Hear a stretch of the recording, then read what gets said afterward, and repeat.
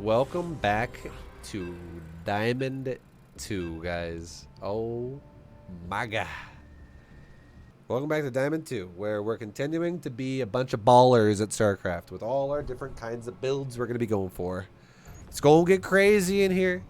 It's going to get crazy, boy. It's going to get crazy up in this bitch. Alright, so let's go ahead and do it. Let's go ahead and make our droney boy, stack our patches, make our overlordy boy. And yeah, we're gonna be doing everything we talked about in Diamond 1, or rather, sorry, everything we did in Diamond 3 is still going to be relevant in Diamond 2. The only thing that's going to be even more now is we're just gonna do everything a bit more intensely. Like we're gonna actually start using our units a little bit more in depth throughout these games. And we'll break it down as well throughout these games. We're going to be going more intense through the videos.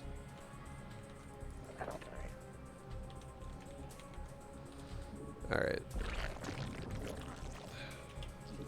Let's go ahead and rally our droney boys to the gas so I can get a speedling opener.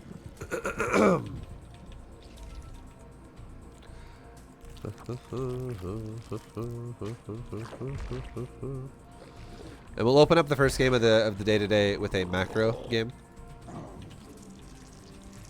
And we'll go from there. We'll do a standard build versus Terran. Let's get our drones on the gas.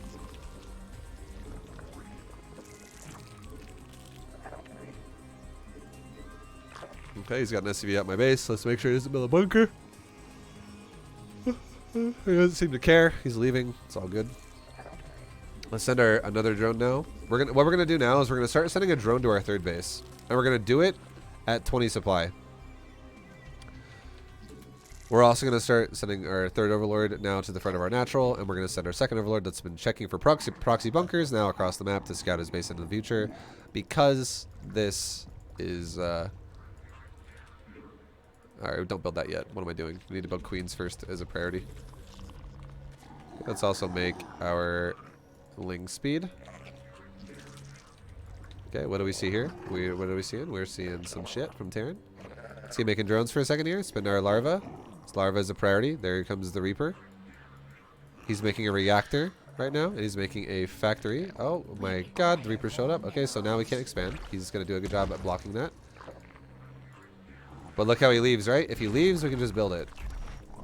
Nice. Okay, let's build our gas here. Save the drone. Build a sport color there. Save the drone. Let's cancel these two buildings and go back to mining minerals properly. And now we can leave our lings here, because if he jumps back to the main base, it's going to be super annoying. And the queen at our natural is able to kind of cover ourselves as it is anyways. And really, all we're going for is, notice how we're also leaving. Okay, now we shouldn't leave our overlord anymore because he actually is making marines two at a time. So this overlord might actually die. Run our drone away. Okay, lings come back and help. Invibe your coin from rally.io. Thank you very much for the Vibe coin. Brian, much love for the dono, dude. Thank you. Very much appreciated, dude. Okay, let's go ahead and get my overlord to the cliff here. And now we can have this queen go forward and get rid of these reapers. Now here's an interesting thing to think about, okay guys? So my opponent went for a, what's it called? He went for a reactored barracks. Now, does that mean he's going to for sure let that finish? I don't know. He may or may not let that finish. It's all good. But what are we going to do against this? We're going to scout him again right now to confirm more things that are going on. He might actually be going for more factories. We'll have to see. But okay, there we go. There's a third command center. That's one thing we really, really wanted to see. Make sure this overlord's asshole is sitting over the high ground like that. Now it can't die. Unless he lifts a building off. And now that we know he's got a third command center, we know that we're safe. We'll break this. I know this game is also going to feel like it's going to be going kind of fast through while we play it, but we'll break it down when this is over. Okay, so he lifted off, and now our overlord's going to die. It's okay. But now look what we see. Oh, he's a mech player. We just confirmed what style he's going for. So if you see someone's going to go for mech, you know what you should do? If you let the Baneling Nest finish, it's okay. You can let it finish. It's not the end of the world. It's not the end of the world if the Baneling Nest finishes. But if you can, honestly, cancel it. Don't let it finish because it's worthless. Banelings against mech are not that great. Alright? Now, what did we see there? Now, here's another sign of mech, right? He was floating the barracks. Who the fuck is going to float the barracks around while they go mech? Or while they go bio? They can't build marines while they're floating the barracks around. So it's a little bit awkward, right? So now we have a few queens. Let's make a few roaches now that my roach warren's done. We can send one zergling. Alright, just kidding. Have our lings go fight with these hellions if he pushes my base. Hey, what's up, hellions? How you doing? Get out of here. Shoo! Leave! Off with you! Leave me alone. Let's saturate our gases properly. Saturate our gases properly. Saturate our gases properly. Fix our mineral line there. Fix our mineral line there. This base is still looking pretty good. And now we can go into a roach speed upgrade. And just for the sake of keeping this game super simple, just to show you how easy this can be. I like how Boom is like, what face? Cancel a Vane Nest? You never cancel Vane Nest. The fuck are you doing? Just to make this game really easy, guys, you know what we can do? Let's make mass roaches. Literally. Let's make mass roaches. Let's send one of our queens now back to that hatchery to inject it. And we have a nice, good, healthy amount of roaches now to keep ourselves safe on our defensive area here. See, now notice how the Terran's trying to push me here too, but we have more roaches, and this isn't doing anything. We're good to go. Let's take a quick second and make a round of drones here for this base.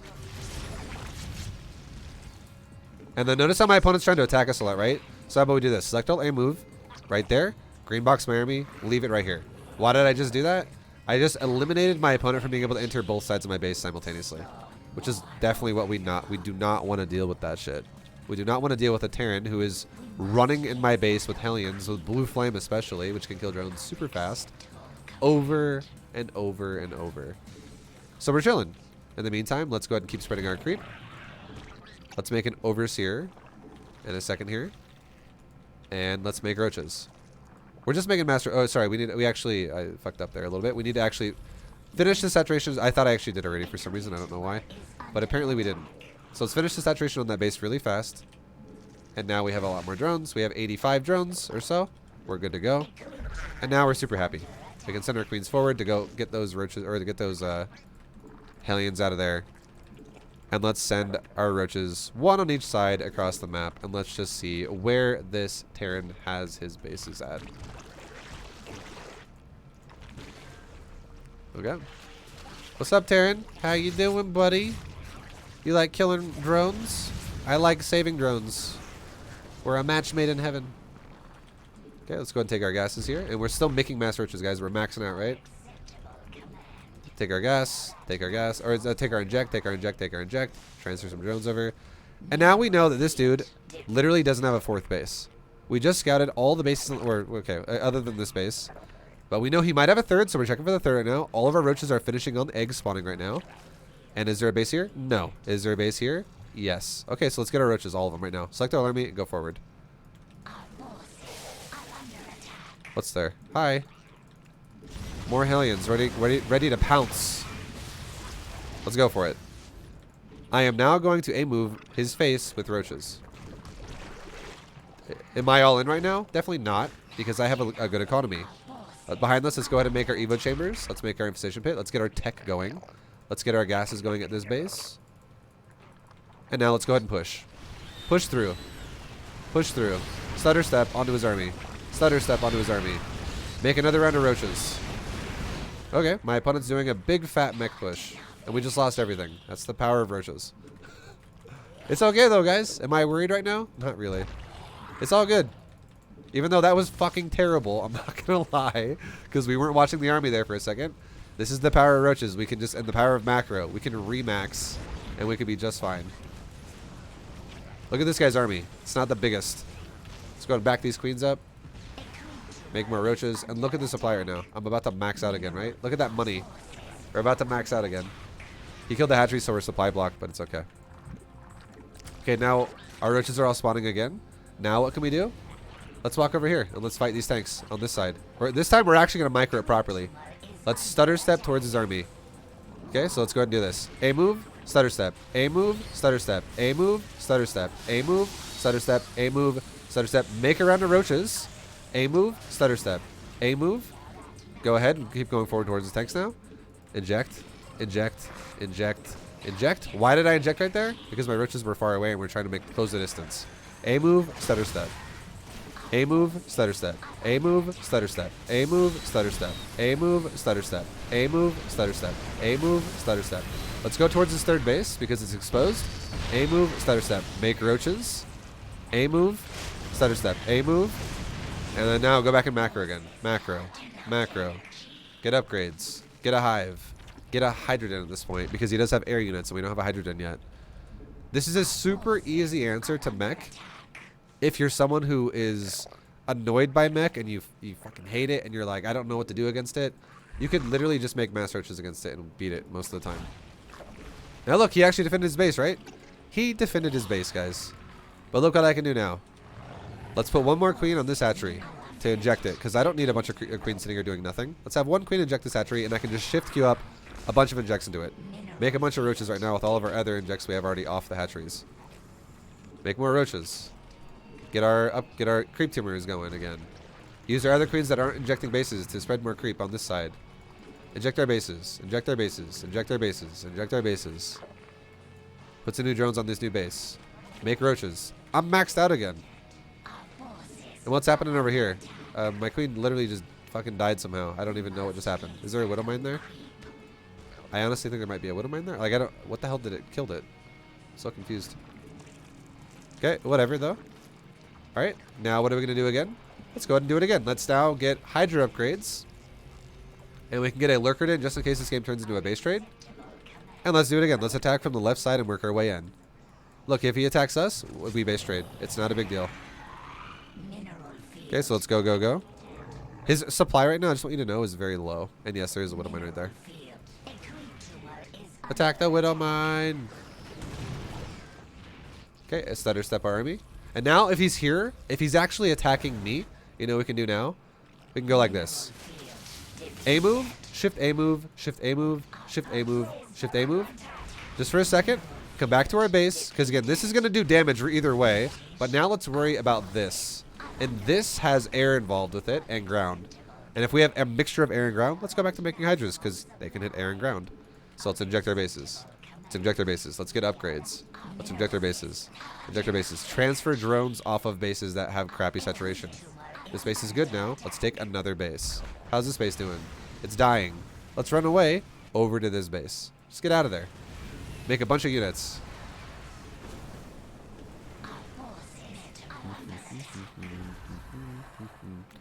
Inject, inject, inject. Let's go ahead and make some lurkers. And why am I making lurkers?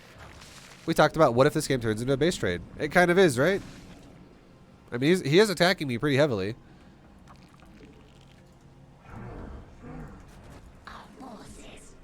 Okay, and now we don't have a lot of gas anymore, so we can just make lings instead.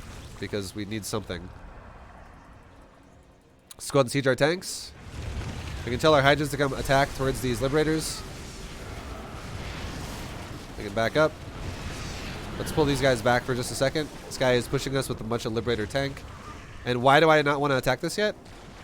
Because we're not maxed out yet, and I still have it into my power spike. Also, we're still waiting on a Hydro upgrade as well on top of that. This makes no sense to push right now. And if he's pushing me further, run away from the base. This is where a lot of people like to freak out and panic and just die. When if I just sit here and wait on my upgrade and my max supply to finish, the chances of us winning this fight go way up. I'm just chilling, guys. I'm literally chilling right now. Let's spread some creep. Let's also take another base because we're losing bases, right? Let's take another base. Let's transfer some drones off this base to this base. Now 18. This one's at 17. We can take our gases. We can take our gases. And now let's actually take the fight. So we're going to go like this. 1 A move with hydras and lings. And we're going to go 2 move command, get close, burrow, and go for it. We're going to make hydras behind that because he has a big army. And then we can stutter step, stutter step, stutter step, stutter step.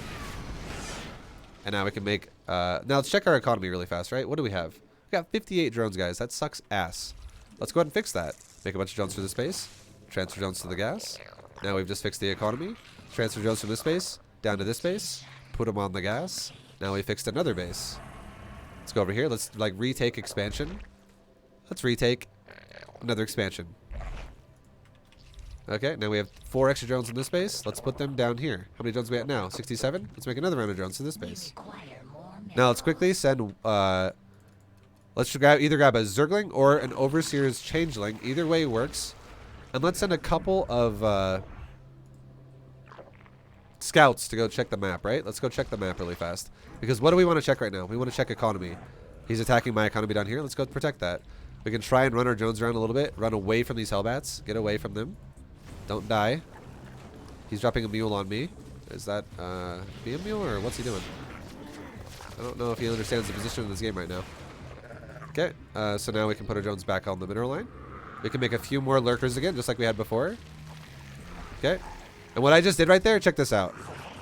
Check this out. I can literally control click my lurkers, hit shift 2 because there's already a unit in 2, and then I can now hit 2. Only 2, and then I hold Alt and hit 2 again, and I can now delete these lurkers. I can add these lurkers into this lurker control group, and I can delete these lurkers from the Hydra group. Okay, drone count is mostly pretty good. We're missing a few, and we just made a few more. Let's go up to like 80. Just call it a day on 80. Transfer, or not transfer, sorry, but inject hatcheries, inject hatcheries, inject hatcheries. We can start building some drones for this base. We're on 82. Good shit. 82 drones, guys, is how many we got right now. Fucking wonderful, right? Super nice. Super duper nice. Let's go ahead and send out our stuff. We can have some Hydras attack up there. But do we want to send all of our Hydras? No. Why do we not want to send all of our Hydras? Because he's doing the same thing he did before, which is he's multitasking us. He's like multi-pronging us. We just lost a few drones. Let's make a few drones for this base. It's all good. And now transfer a drone. And where's our changelings? There they are. Let's send a couple changelings out. You go there. You go there. You go up top right. And over there, and you can go in the base. So we just had changelings literally scout around the center of his base and scout around the sides of his base. We want to see where his expansions are. Behind this too, we could just be like, how about we go spore, spine, spine, spore. Spore, spine, spine. Spore, spine, spine. Just to protect our drones, because again, this guy likes to do Hellion run-bys, right? Spore, spine, spine. Spore, spine, spine. And then we can do a spore spine in the main base. Spore, spine, spine. Make 2 more drones for that gas because we just took a couple off. Make a bunch of new drones for this space right here. And go spore, spine, spine. And now we're still at like 80 drones. Okay, now he's pushing us again. Let's go ahead and fight it. Let's go ahead and... We can do this, right? Hold on for a second. Get my army together because it is staggered. My army was spread out. Let's go like this. Lurkers here. Main army of Hydras up here. And this army of Hydras over here. I see where he is, guys. I can take a second to set this up. I don't have to shit my pants and freak out. This army's on this side. This army's on this side. This army's on this side. 1 A move, 2 move command. Get my lurkers close. Burrow them. Now we stutter step Hydras closer. 1 stutter step. Stutter step. Stutter step. Stutter step. Make a bunch of Hydras again behind this. And we lost the fight. Am I shitting my pants though? No, it's okay. Yeah, we can transfer these drones away. Maybe I should micro a little bit more.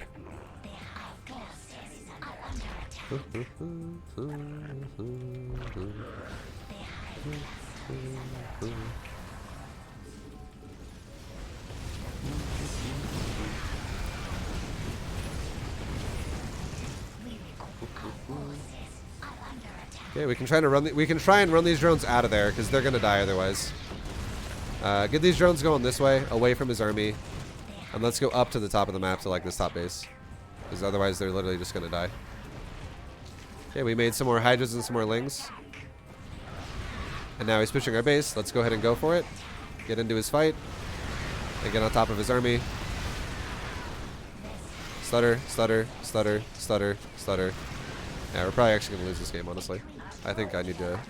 I guess I need to play a little harder here. And we're probably gonna die, guys. We're probably gonna die.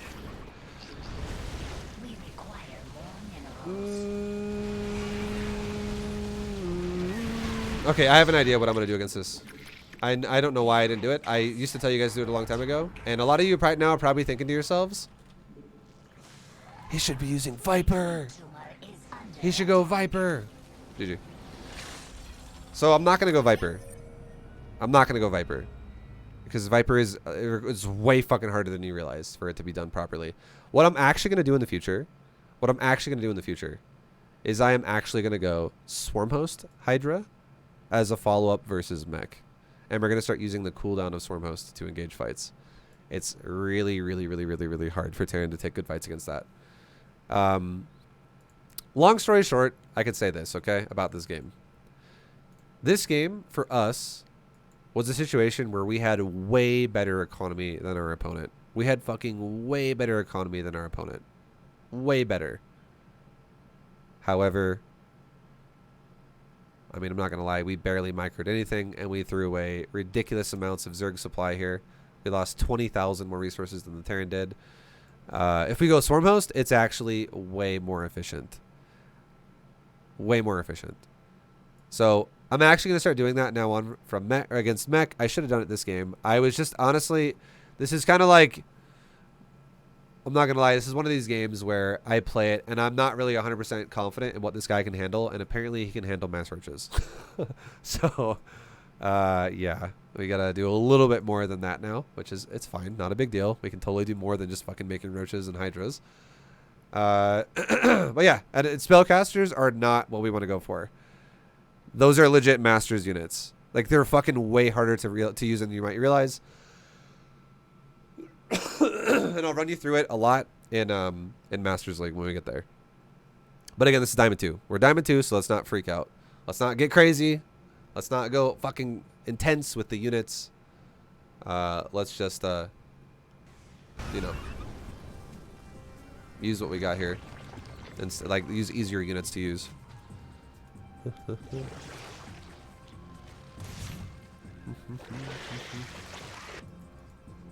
Alright, so in this game, as you can see, look at our setup throughout this game right now. Yo, Snowy Mole, thank you for getting Vibe coins. Rally.io. Thank you, Snowy Mole, for buying some Vibe coin. Hell yeah, dude. Much love.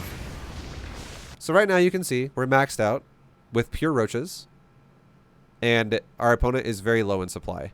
If you ever find yourself in a position where you're going mass roaches, and your opponent is in a situation where they're not going, obviously, the equivalent of like mass Hellions, so your supply is super high compared to your opponent, this is very normal. This is how it should look, and this is what we should be going for. So, or what it should look like. So what we can do here, if you want me to tell you... Oh, yeah. Costi and Claire, thank you for the sub. For the 8, thanks so much, love. Love the series. Is it fine to practice macro versus AI? Sure. Or better in ranked matches? Still learning. Thanks. Yeah, you can do against AI if you want to. Honestly, I'll tell you this. If you practice macro against AI, it's a confidence booster. It's not actually going to make you that much better. And the reason why is because you're making a controlled environment where you can control things. For instance, if I say I'm going to practice holding my phone in my hand like this. I'm going to balance my phone in my hand like this. I just want to balance it. Or if I want to balance it with my fingertips like this. Well, against AI, you have really, I'm not going to lie, like no opponent. It's kind of just like seeing if you can actually do the build properly, more or less. Which is fine. Again, that's why it's fine. If you want to do that, it's fine. But if you actually want to practice as a player, it's not good to put yourself in a controlled environment, because what happens is when you play against people on ladder, they're not going to let you do whatever you want. A person in ladder would be like, if my goal is to balance my phone on my fingers here, it'd be like having someone in ladder grab your wrist with their hand and shake your fucking hand. And I almost broke my phone for that example. Thank God it fell on the case, and it has a case. That was kind of a stupid example. That's a fucking expensive phone. It's totally fine though. It didn't hurt my phone at all. I kind of like caught it as it was falling, and I made it fall softer. But you get the point, right? If someone's disrupting your build, you can't have a controlled environment anymore. So much better for you as a player, if you want to actually get better, to play in uncontrolled environments where you have to handle all the annoying shit that happens to you while focusing on the build.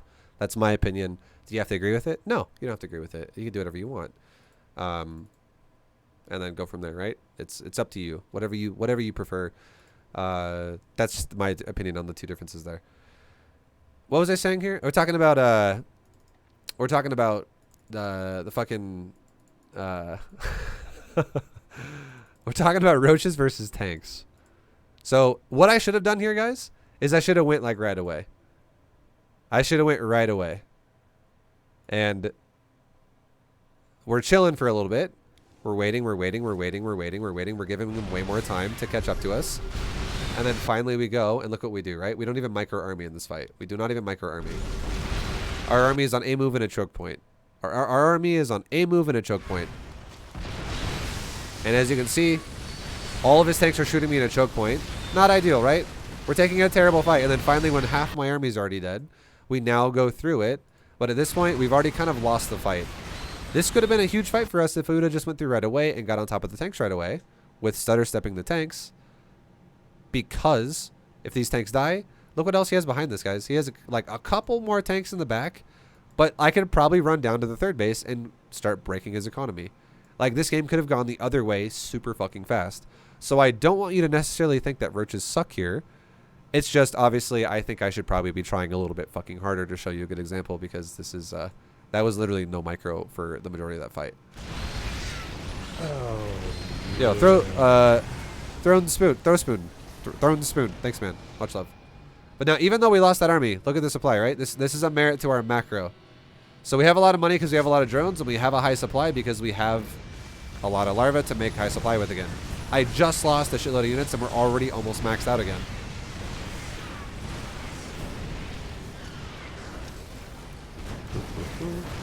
And now this time we can see, this is what it could look like the first time, right? This is what it looks like if you actually stutter step the whole time, and suddenly roaches run over the army. Stutter step the army, get on top of it, and then you kill everything.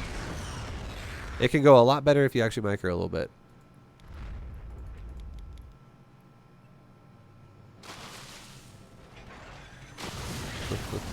And then we're stutter stepping again, getting on top of more units, getting on top of his economy. And at this point in this game, this is a really good position for us. This is super nice. We could do multiple things, like we can make Ravagers with this army at the next push that we do and actually try to corrosive bile the Liberators out, which is something we could do in the future as well. Or we could make Mass Roaches still and just keep trying to kill his tanks and his SCVs. We could make Hydras to deal with the Liberators. There's a lot of things we could do, right? There's a lot of things we can do.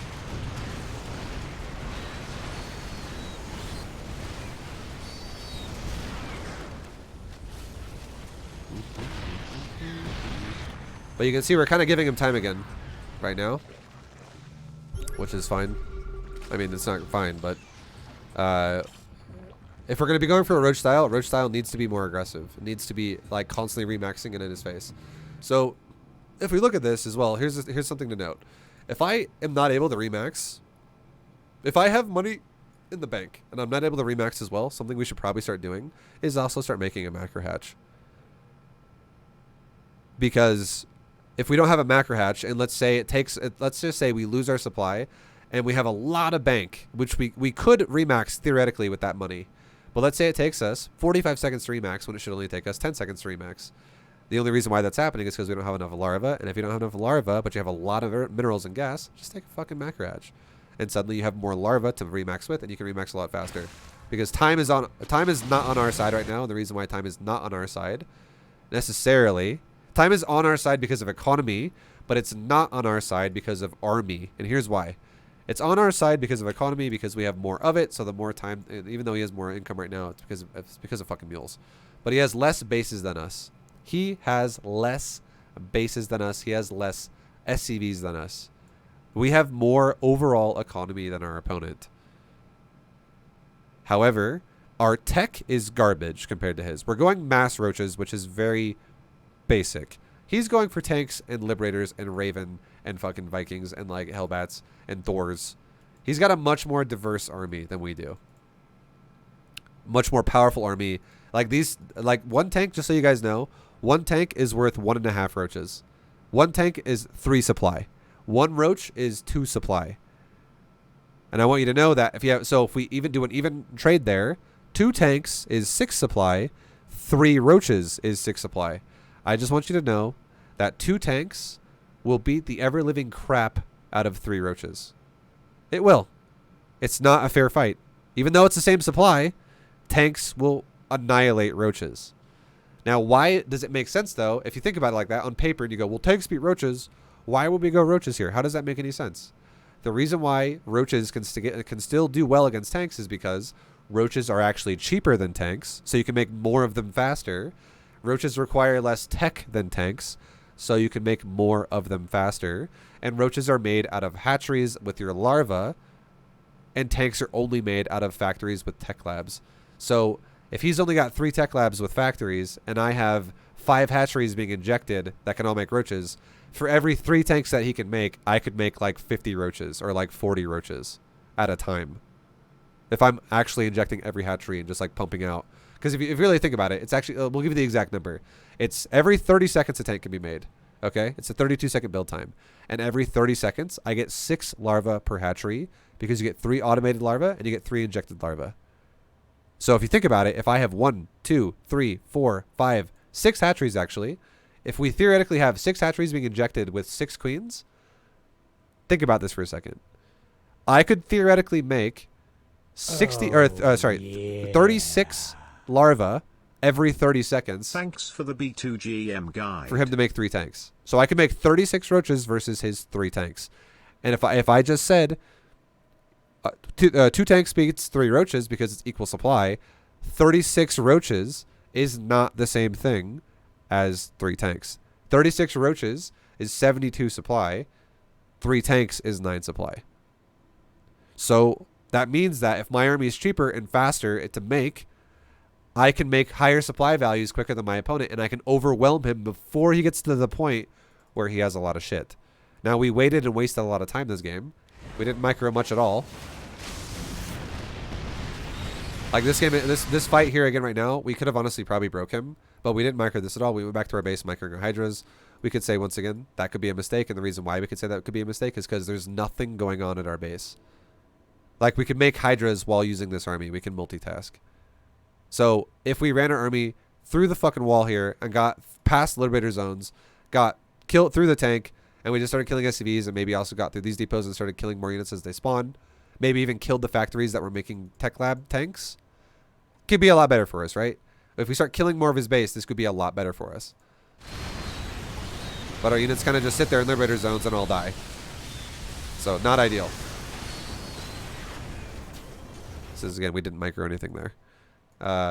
So yeah, we definitely, I feel like this game I kind of undervalue, like I'm kind of underestimating the micro required in Diamond. And now, theoretically, lurkers are good in a base trade, but this is no longer a base trade. And why is it no longer a base trade? Because our fucking roaches died. So now we're actually playing defensive lurkers versus aggressive liberator tank. And just to throw it out there, aggressive liberator tank is actually a counter to lurker because these have superior siege to this siege. So it's not the greatest position for us now. The only way we make this work now, honestly, is with Vipers. And I'm not going to make Vipers in Diamond. I don't give a shit how good people in Diamond are. I'm not making Vipers. I'm definitely not making Vipers in Diamond 2. I can already tell this game, if we would have just microed the Roaches more, we would have won the game. So we'll just focus more on the easy shit, not the hard shit. We'll focus more on Viper usage and like Masters, because that unit is hard to use properly. People fuck it up all the time.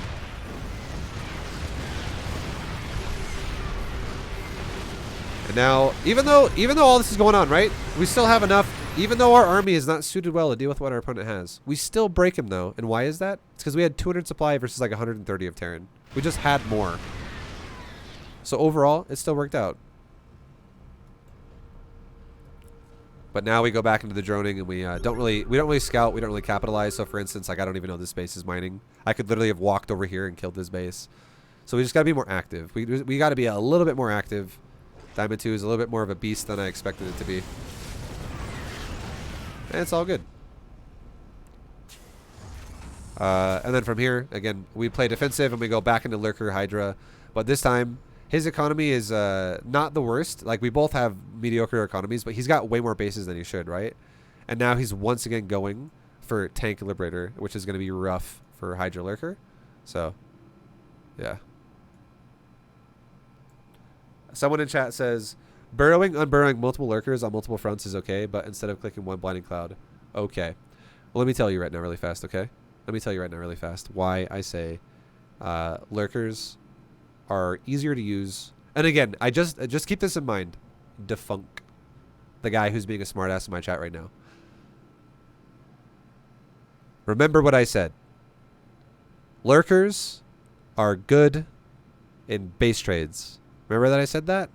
And then we didn't micro the roaches. So the base trade kind of stopped happening, right? The base trade kind of fell apart. It became it just became irrelevant. It no longer became a base trade. Now it was actually just siege versus siege. Tank Liberator versus Lurker Hydra. So in theory, we don't even want the situation to look like that. We want our opponent to be more feeling, overwhelmed because his base is fucking dying. If he wants to counter all in us. But we didn't micro roaches, and we literally stood in Liberator zones and let all of our fucking roaches die. Lurkers, in theory, are supposed to fucking sit there defensively and absorb your opponent as they walk into you. And you know what's also really good with it? If you fucking base trade a Terran, or anybody, and you kill their detection, they can't fucking scan your lurkers, right? And your lurkers are now invisible underground. It's super nice. It's quite a fucking beautiful thing. Now, he did have a Raven, but it slows him down. It literally, you can't just walk into lurkers and go, fuck it. It slows him down. Okay? Now, that's all it really is. Now, with Viper, you know what Vipers are? Vipers have spells that have very fragile windows of time to use. So Viper is what a new concept that we haven't really gone into a whole lot in this video, or in these videos so far. Vipers require timing. Because if you fly your Vipers in way too fast and you attack way too late because your Viper's going way too early, you'll blinding cloud his army, and then it'll wear off and you'll fucking die. Vice versa, if you move your army in way too early and you move your Vipers in way too late, you'll blinding cloud after your army has taken a shitload of damage, and there's a chance your army will fall apart and die, even though you now blinding cloud his army, because the rest of his army that's not blinding cloud might still be enough to overpower your army. So for Vipers to work properly, you need to not only be good at timing your spells at the exact proper time. It'd be like saying if there's like a line here that's like this, where like you know those games that go like where the line goes like ding ding ding ding, and you have to like get it in that one little window of time, and you have to like time it perfectly. That's what Vipers are like. The Vipers are like that. It requires a very small window of time to be used properly to make sure your army doesn't go too late or too early. Then, on top of that, Vipers also are very fragile air units that you need to scout further forward and know if you fly your Viper into fucking fog of war towards your opponent's army, you're not just going to throw your Viper away. Because there are plenty of times as well where people will fly Vipers in their opponent's army and they'll not realize from the angle that they're engaging, they're going to where all the anti-air is located. Could be Vikings, could be Thors, and they fucking lose Vipers as they try to set up spells. So there is much more meticulous play that needs to happen when Vipers are used, and if you don't think so, you don't know how to use Vipers. The idea of Lurker is not actually harder than Viper. But Lurker literally burrows in the fucking ground, and then it just sits there. And if you don't agree with me, hey, you know what? Fine, that's fine. You do you, dude. I don't care. You do what the fuck you want to do.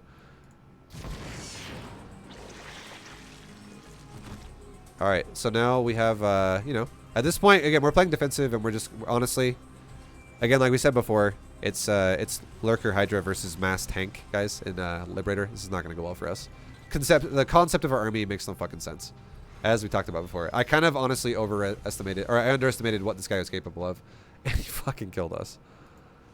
So again, if we just go Swarm Most, we'll talk about it next time we do that, and it'll be a lot easier.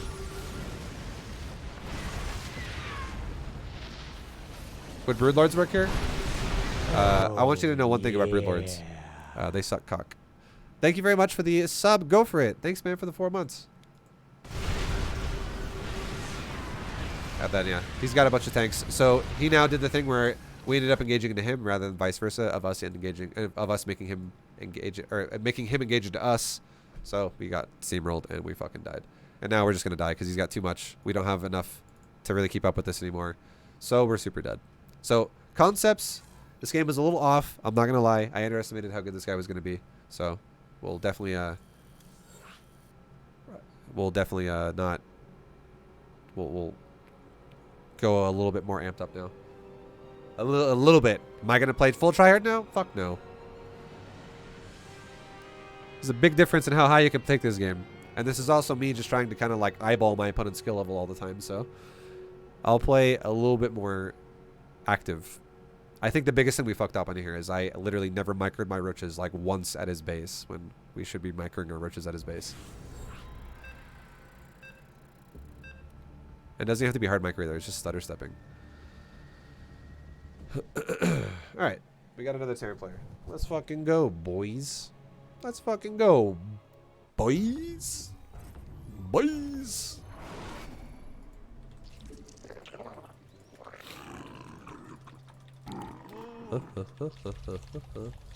Also, Defunk. Use Vipers. You use Vipers. Everyone else listening to me right now that actually, you know, thinks that I know what I'm talking about, don't use Vipers. Don't use Vipers yet, guys. It's gonna hurt you more than it's gonna help you. You're gonna realize you're gonna be wasting so much fucking time trying to use Vipers and you're gonna lose. But you, Defunk, you use Vipers. Go for it. I want you to use Vipers.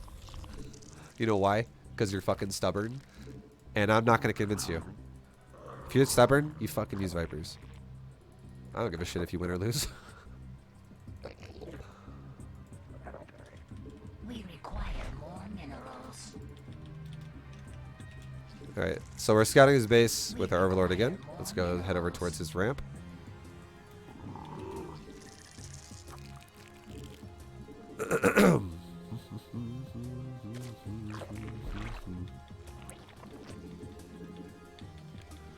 We require more minerals. You gonna bunker me? You going to bunker me? No? Okay.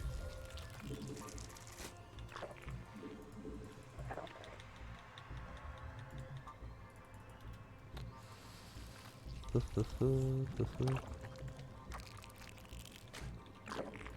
let's go ahead and take our third.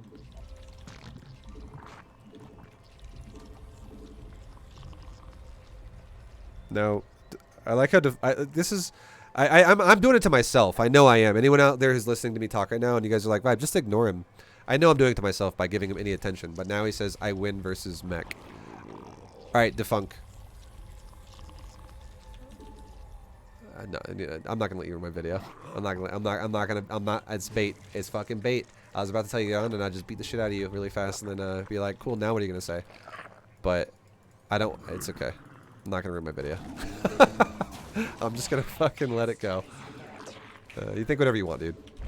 Clearly, you're watching my stream, so you know what you're talking about. You're the expert. This is anyone out there who's like, Vibe, why are you so exhausted when you do B2GM series? People like Defunk are why I'm exhausted doing this fucking series. Bunch of fucking gold players that think they know what they're talking about. We require And more argue. minerals. We require more minerals. Alright. Let's go ahead and make our, you know, our overlords. We're going to put them in the front of our base. Spawn more overlords. Dun, dun, dun, dun.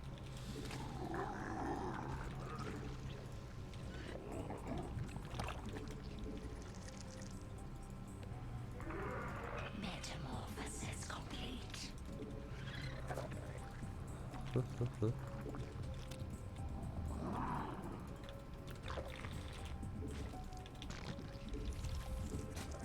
We require more minerals.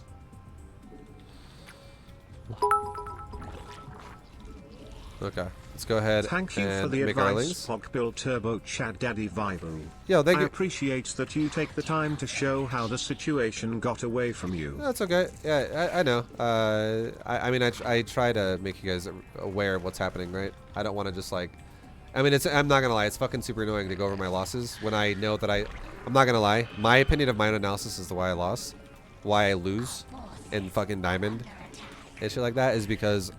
It's not because, oh, I need to learn how to play ZVT. It's because I'm trying to make a game that's relevant to Diamond, and I underestimated how good my opponent would fucking be. And I'm trying to think of easy ways for you guys to get better at the game. And anyone who comes up with a complicated way about how to get better at the game, I'm just watching people just like make a mistake right there. It's like, let's do this super hard technical thing to do to deal with things that don't need to be so complicated. It doesn't need to be so complicated. So I try to break it down. It's exhausting to do it. I'm already, like, I've been making this video for all of what, like 15 minutes now, 20 minutes, and I'm already getting annoyed. But it's okay. I'll power through it. Thank you very much for the support, though. Much love, man. Okay, let's go over to our main base and let's get rid of these aliens.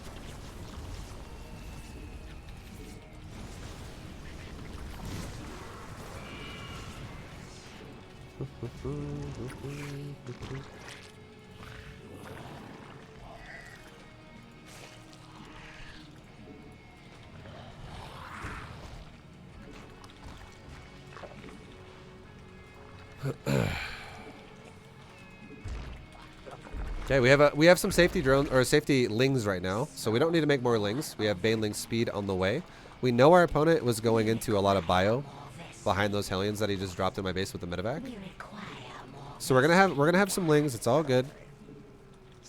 And yeah, we're just gonna fully saturate our 3 bases and set up a Ling Bane Hydra style this game. We'll go for a macro Ling Bane Hydra.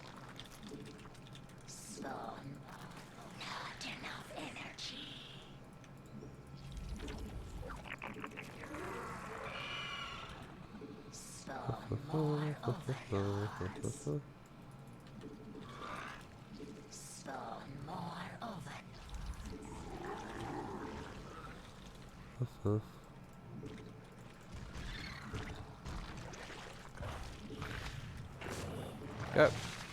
Let's go and get our macro hatch now because we're going to have a lot of money otherwise. Get our Evo chambers and get a Hydra den. Transfer over some drones to a new base, like this base up here. And now let's go back in a new safety round of lings. And the reason why is because we don't know if our opponent's going to attack us really hard. Our overlords died this game. And we didn't really, I'm not going to lie, we didn't scout properly. I'm playing a little distracted. And look, he's pushing us, right? So it's now that we know he's pushing us, now we want to go for more safety units. Now he's going Widow Mines. Let's talk about how to fight Widow Mines in a super fucking easy way. All you do is you make banelings before the fight starts. You don't grab your whole army, you just grab a chunk of it and you go like this. Hey, go towards the Marines and the stuff. And now I can send the rest of my army forward. Yeah. I sent a tiny chunk of Ling Bane. I set off the Widow Mines and then I can engage after. And now I'm good to go. Thank you very much, Disgustipate, for the sub, man. Much love. Yeah. Thank you, dude.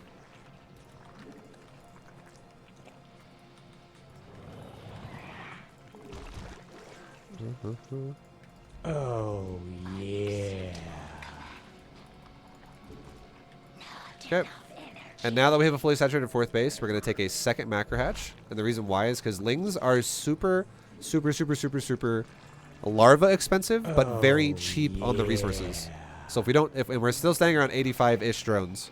So if we don't take a macro hatch, again, like now that we have a fully saturated 4th, we're never going to be able to spend our money. It's going to be so hard to get our money down. Okay, so we're just injecting. Notice how at this point in the game, we're focusing so much on injecting. We just took a big fight against the Terran. We could have chose to go for an aggressive attack behind that. Or we could have chose to go for what we just did, which is a macro follow-up to it. And, you know, macro follow-up is our choice, so we committed to it. It's all good. That means we saturated the 4th. We took another macro hatch. We're good to go.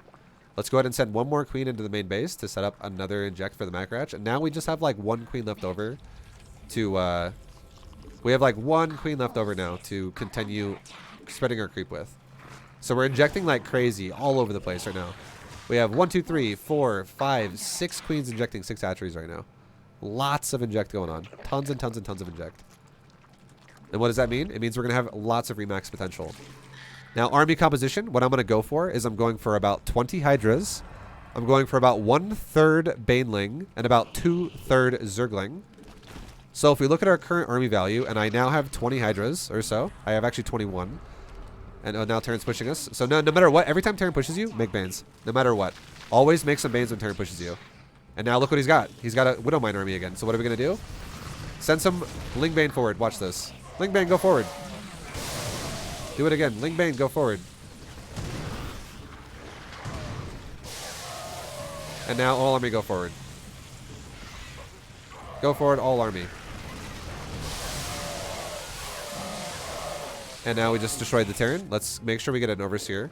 Because our Overseers actually... We accidentally sent our Overseers in as well. But now there are still Widow Mines in this area underneath my army. So let's go ahead and do this. Split my army up. Split my army up. Split my army up. Split my army up. Split my army up. Split my army up. Split my army up. And why did I just do that? What if they go off again like they just did, right? Now I can go back to injecting while my Overseer comes over to come reveal them so I can kill them. Overseer, keep coming. Let's get maybe a couple more too. This guy's going crazy amounts of Widow Mines. And now... yeah, there's another Widow Mine right there, and we're good to go. Now, the aggressive option is in our position. Let's go ahead and make more Banelings, because we want to have about 1/3 Bane, 2/3 Zergling. I would say now that's about 1/3 Bane right there. And now, on top of that, we're about to take a fight.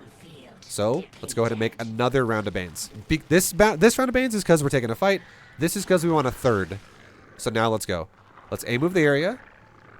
And let's click into his mineral line. This is a mobile army. We want to kill workers over army.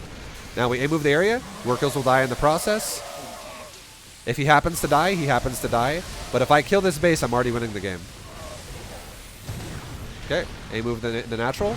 And now look at our base. Look at our larva. We have so much fucking larva on our hatcheries. We can just be like, and remaxed. Well, I lost a couple overseers, so we lost supply, but yeah. Great series vibe, keep it going. Yo, Kavla, thank you, man. Much love. Let's go ahead and transfer our economy off of our mineral lines. Transfer over to a new base. Let's build another base so we can have more drones go to a new base again. And let's continue to pile the pressure on. We should probably think about this logically, though. It probably makes sense, though. Get the fuck away from that ramp. Because we broke the natural, we could continue to kill the upgrade buildings here. That would be fine. Don't go back into that tank. Let's kill the armory. Let's kill the engineering bay. And let's kill like another engineering bay. Let's kill this engineering bay because we can kill his upgrades. And now fall back to this base instead. We can macro while we do it. We can do a quick round of inject, quick round of inject, quick inject, quick inject, quick inject. Select our army, get my army grouped up, back up, just until my army arrives. We have so many fucking new units. We don't need to throw this army away. And now my army's now arrived, and if he wants to keep fighting me, we can chase him, but if he doesn't fight me, let's make like about 1/3 Banes. 1/3 of my Lings will now be Banes. We just made 40 Banelings. Now how do I know that? You can click Banelings in your control group, and you can control click the eggs of Banelings, and you can make them a bind, and you go, oh, I put them on 3. I have 43. Do you have to calculate it like that? Not necessarily, but I'll tell you why I do that after this game's over, though. It's important. So, now I have a new army. Now I can take the fight, and if I'm going to take the fight, you know what I'm going to do? I'm going to make another round of a quick round of Banes, because now I have 1/3 Bane, 2/3 Ling, but let's make one more quick round of Banes, because I need to have Banes just in case I lose this fight. It's a good habit to develop. Now let's push this base. Once again, click behind it. Now attack it, break this fucking base, and then we can progress forward into his base. Behind it, make new units. Let's go for more injects, more injects, more injects. More injects, more injects. Transfer drones to new base. More our queen's gone for some reason. Where the hell did that queen go? I don't fucking know. Behind that, we should also be injecting when we have time too. Yeah, boy. Yeah, boy. Yeah. Alright, let's talk about this game. Let's talk about this game. Bio is so much easier to deal with than mech and diamond. Trust me, that's not true. I'm telling you right now, guys. I fucking wish this guy went mech. This is what always sucks. This is anyone out there. Someone has to relate to this, or someone know. I think so. I know at least one person's gonna believe what I'm about to say is true. If I win a game on stream and I'm explaining something, everyone automatically looks at that because it was a win. It doesn't matter if my opponent was fucking bronze. It doesn't matter if my opponent is fucking GM. If I win the game, generally speaking, everyone will look at that and go, wow, that looks so easy. He makes it look so easy. And if I lose, everyone's like, wow, that sucks. He makes it look so hard. That doesn't work very well. Swarmhost is really good against mech. Trust me. When we play against another mech player, we'll go Hydra Swarmhost against it, and it will be so fucking easy. It's not going to be very complicated. It's super easy concepts. I should have done it last game, but I kind of just wasn't thinking about it. I'm not perfect. I'm a human being, right? But after I lost, I was like, God damn it, why didn't I do that? And now I will do that in the future again. Because I'm trying to calculate what I think players can handle at every league. And it's and I really try not to make it too hard. So I will never teach you guys how to play like pros before you're a fucking GM player. Or at least masters. Like at the fucking least masters. Like I will actually teach you how to do higher level builds in masters. So I don't want to say only GM. I will teach you higher level builds in masters. Like I have a process of what I already have in mind for what I'm going to be doing in Masters League. It's going to be very interesting for people who want to get super advanced at this game. But up until then, definitely don't want to teach you how to play like a pro gamer.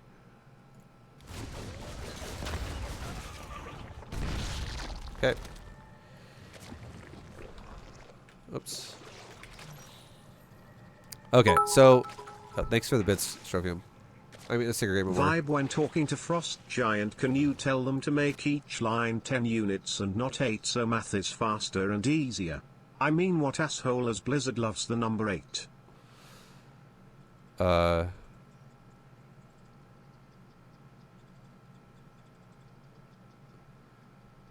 be fair, it's only gotten bigger since... Also, you got to realize, too, if it was 10 per row, units would be smaller, and sometimes people would micro units through the command card. I don't think it happens nearly as much in StarCraft as it did in Warcraft 3. But in Warcraft 3 and in StarCraft Brood War, you only had 6 per row. You had 2 rows of 6. Believe that? You want that? Huh? That's okay. Make sure the bits are game more. Alright, so the theory of this build, guys, the theory of our build right now is we go, okay, cool, my opponent has a natural, right? He has a natural. Awesome. And that's what we care about. Cool. We now know he's also making Hellions. He's got a natural. Hunky-dory. We're happy. We're doing our build as normal. We're making our speedlings. We're making our queens. We're making drones. The order of what we do it in is we go... I'll give you, again, if you want the replay, if you want the build order, you have access to download it, and you can break it down, and you can get it exactly point for point for point for point. But just to give you a quick rundown, this is the concept of the build. Okay, listen. This is the concept of the build. Against Terran, for a standard Ling speed opener that goes into like Ling Bane Hydra, we can go 17 hatch, 18 gas, 17 pool. We mine 100 gas and then take 2 drones off when we get speed. We make only 4 lings when our pool is done to not let the Reaper kill us and kill drones. We make 1 queen per hatchery at first to start our creep spread and our injects. We then also go back to making drones, and we literally drone all the way until 2 things happen. 1, our natural's fully saturated, and our ling speed is just about done. They're going to happen together if you do it properly. And then we start making more lings, and we only make about like 12 more lings on top of the 4 originally that we made. So we can go to probably about a total of 16. Doesn't have to be perfect, but if you miss 1 here or 1 there, or you add 1 extra 1 here or there, it's okay. Just the idea is we want to have around 16 lings. As soon as this natural mainline is fully saturated, we make 2 more drones going back into this gas to go back to 3 out of 3. So we're still only on 1 gas with 2 full mineral lines. And then we start a layer, and we continue to make drones for our 3rd base. We do not take gases 2 and 3 until our third base has more than half saturation. We're talking about 8 to 12 drones on it, somewhere around there. That's a great timing to take your second and third gas. And then we do not take gases 4, 5, and 6 until our third base is fully saturated and also those 2 gases are saturated. So realistically, if we think about it, gas number 1 is going to go down really early in the game. Gas number 2 and 3 are going to go down, honestly, around like maybe like 4:30 or so, roughly. And then gases 4, 5, 6 are going to go down really close to gases 2 and 3. So you're literally taking gas 2, 3, 4, 5, 6 all somewhat close together. So a lot of people fuck this up a lot of the time, and they go 3 gas right away when they should only be on 1 gas. And they're like, why does my economy suck? Because you're over-investing into gas and you're under-investing into minerals. And what is our build? Queens, Overlords, Zerglings, drones, hatcheries. What do all these things have in common? None of them cost gas. 0 of those things cost gas.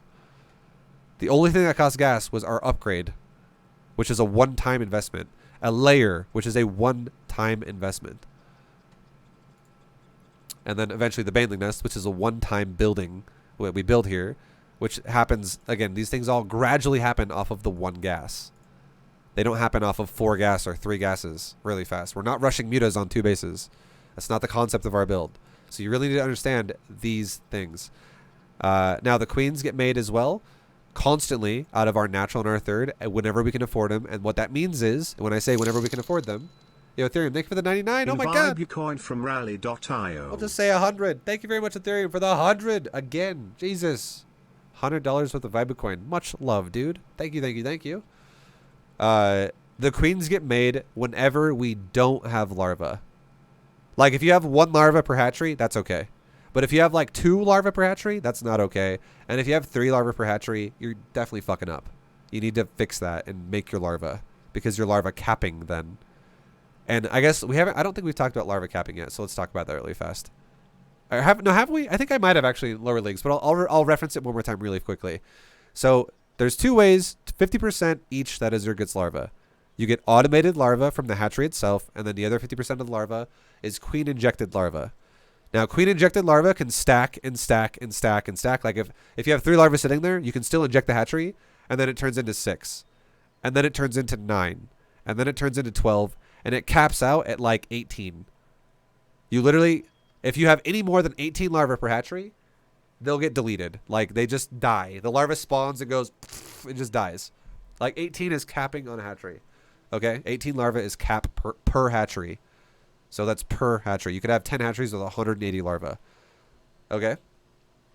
So, now, every 30 seconds, you'll spawn 3 larvae with an inject. It's actually 29, but we're going to round it off to make it easy peasy for 30 for people to understand. And again, we'll round it off with larva spawning. You spawn about 1 larva every 10 seconds. So in 30 seconds, both ways, you're spawning 3 larvae, which means in total, you can make 6 larvae every 30 seconds, which is what we kind of just referenced earlier in the other game when we talked about how we can make roaches like crazy. So 50% larva automation, 50% larva inject is all of our larva. Now, here's the thing that's really important to know. If you don't know this yet, if you ever have 3 larvae at your hatchery, you can no longer generate larvae from the hatchery. So 50% of your larva stops happening when you have 3 sitting there. So that's why you really, really, really want to prioritize your larva, because you're literally losing units if you can't make units. Like, larva is how you build units for Zerg, and if you don't have larva, you don't have units. And there's no, like, catch-up mechanic that's like, oh, well, okay, if you do this, it's free and you get all your larvae back. No, there's nothing that's free to get your larvae back. The only way to give yourself more larvae is by making macro hatcheries. And if you have to make macro hatcheries because you physically don't macro early game, like when you're just making drones off of like 2 bases, well, you have a fucking problem then, right? That means you're definitely not going to be in Diamond League anymore. It means you're going to fall back and way back into like probably Silver League or some shit. So that is something important to know, though. I think a lot of people don't think about it like this, but we are not making queens over the larva. I am making queens after I spin the larva every time. I always spin larva first, and then I make queen. Larva first, make queen. Larva first, make queen. I don't want to fucking queue up 2 queens in my hatchery and tie up 300 resources and then have 7 larvae sitting in my hatcheries. That sucks ass. Don't do that. That's really bad. That'll make you fall so far behind, and you won't even realize how far that makes you fall behind, because you don't realize, oh, I'm just not generating larvae anymore, until you understand that concept. So yeah, the last thing I said, like I said before, is queens are after we spin larvae.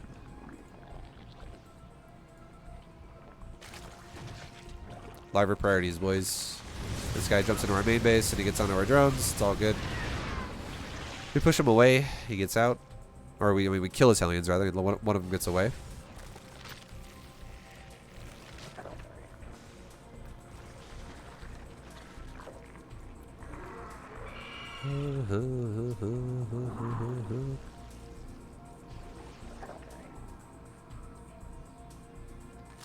And now we're scouting a little bit.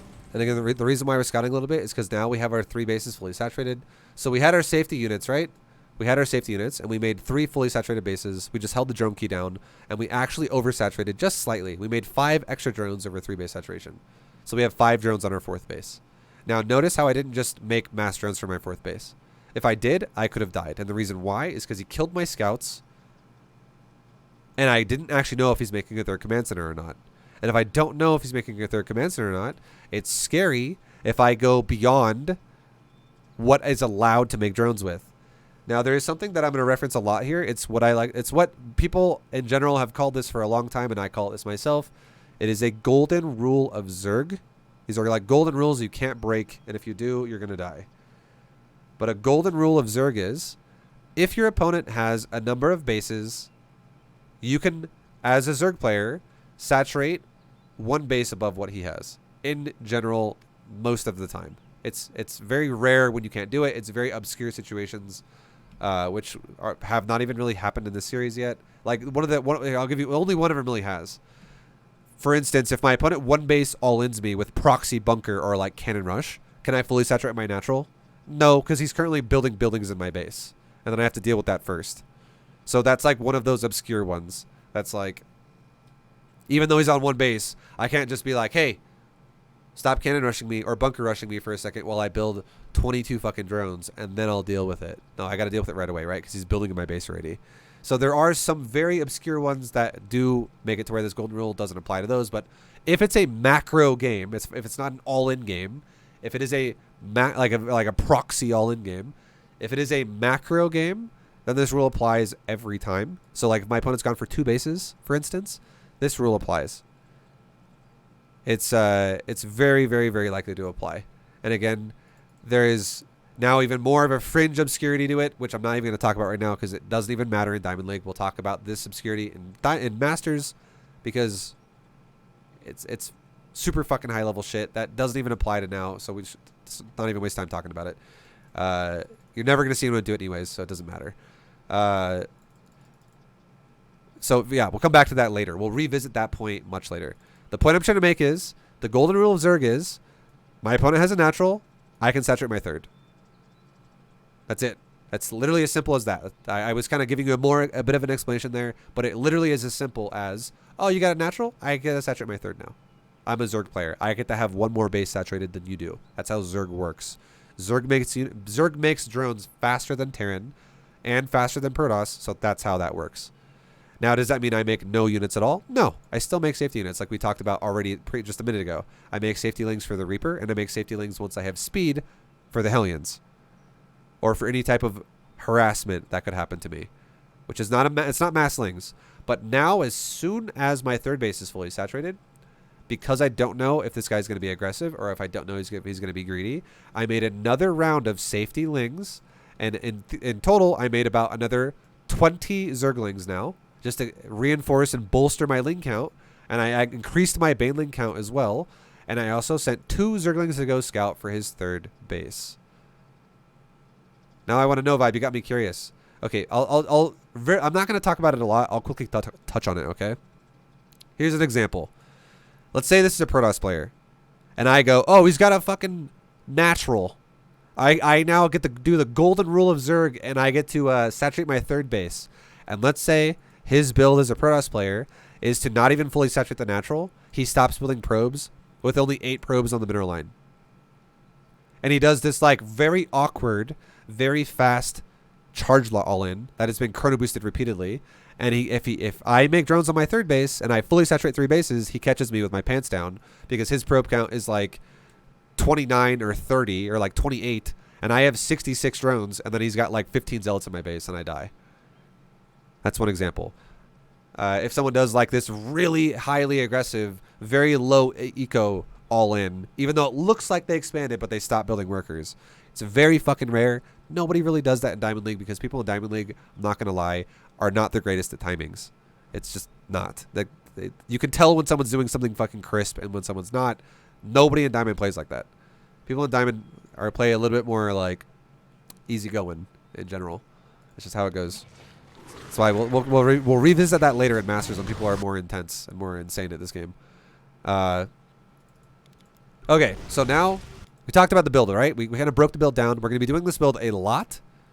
So we're not going to break this build down every time, and I didn't go through the full build order because, again, if you want the build order, I did a lot of discussion about it, though, but if you want the full build order, just download the replay, honestly, right? This is like game 3 of this video. So game 3 ZVT of Diamond 2 Zerg video.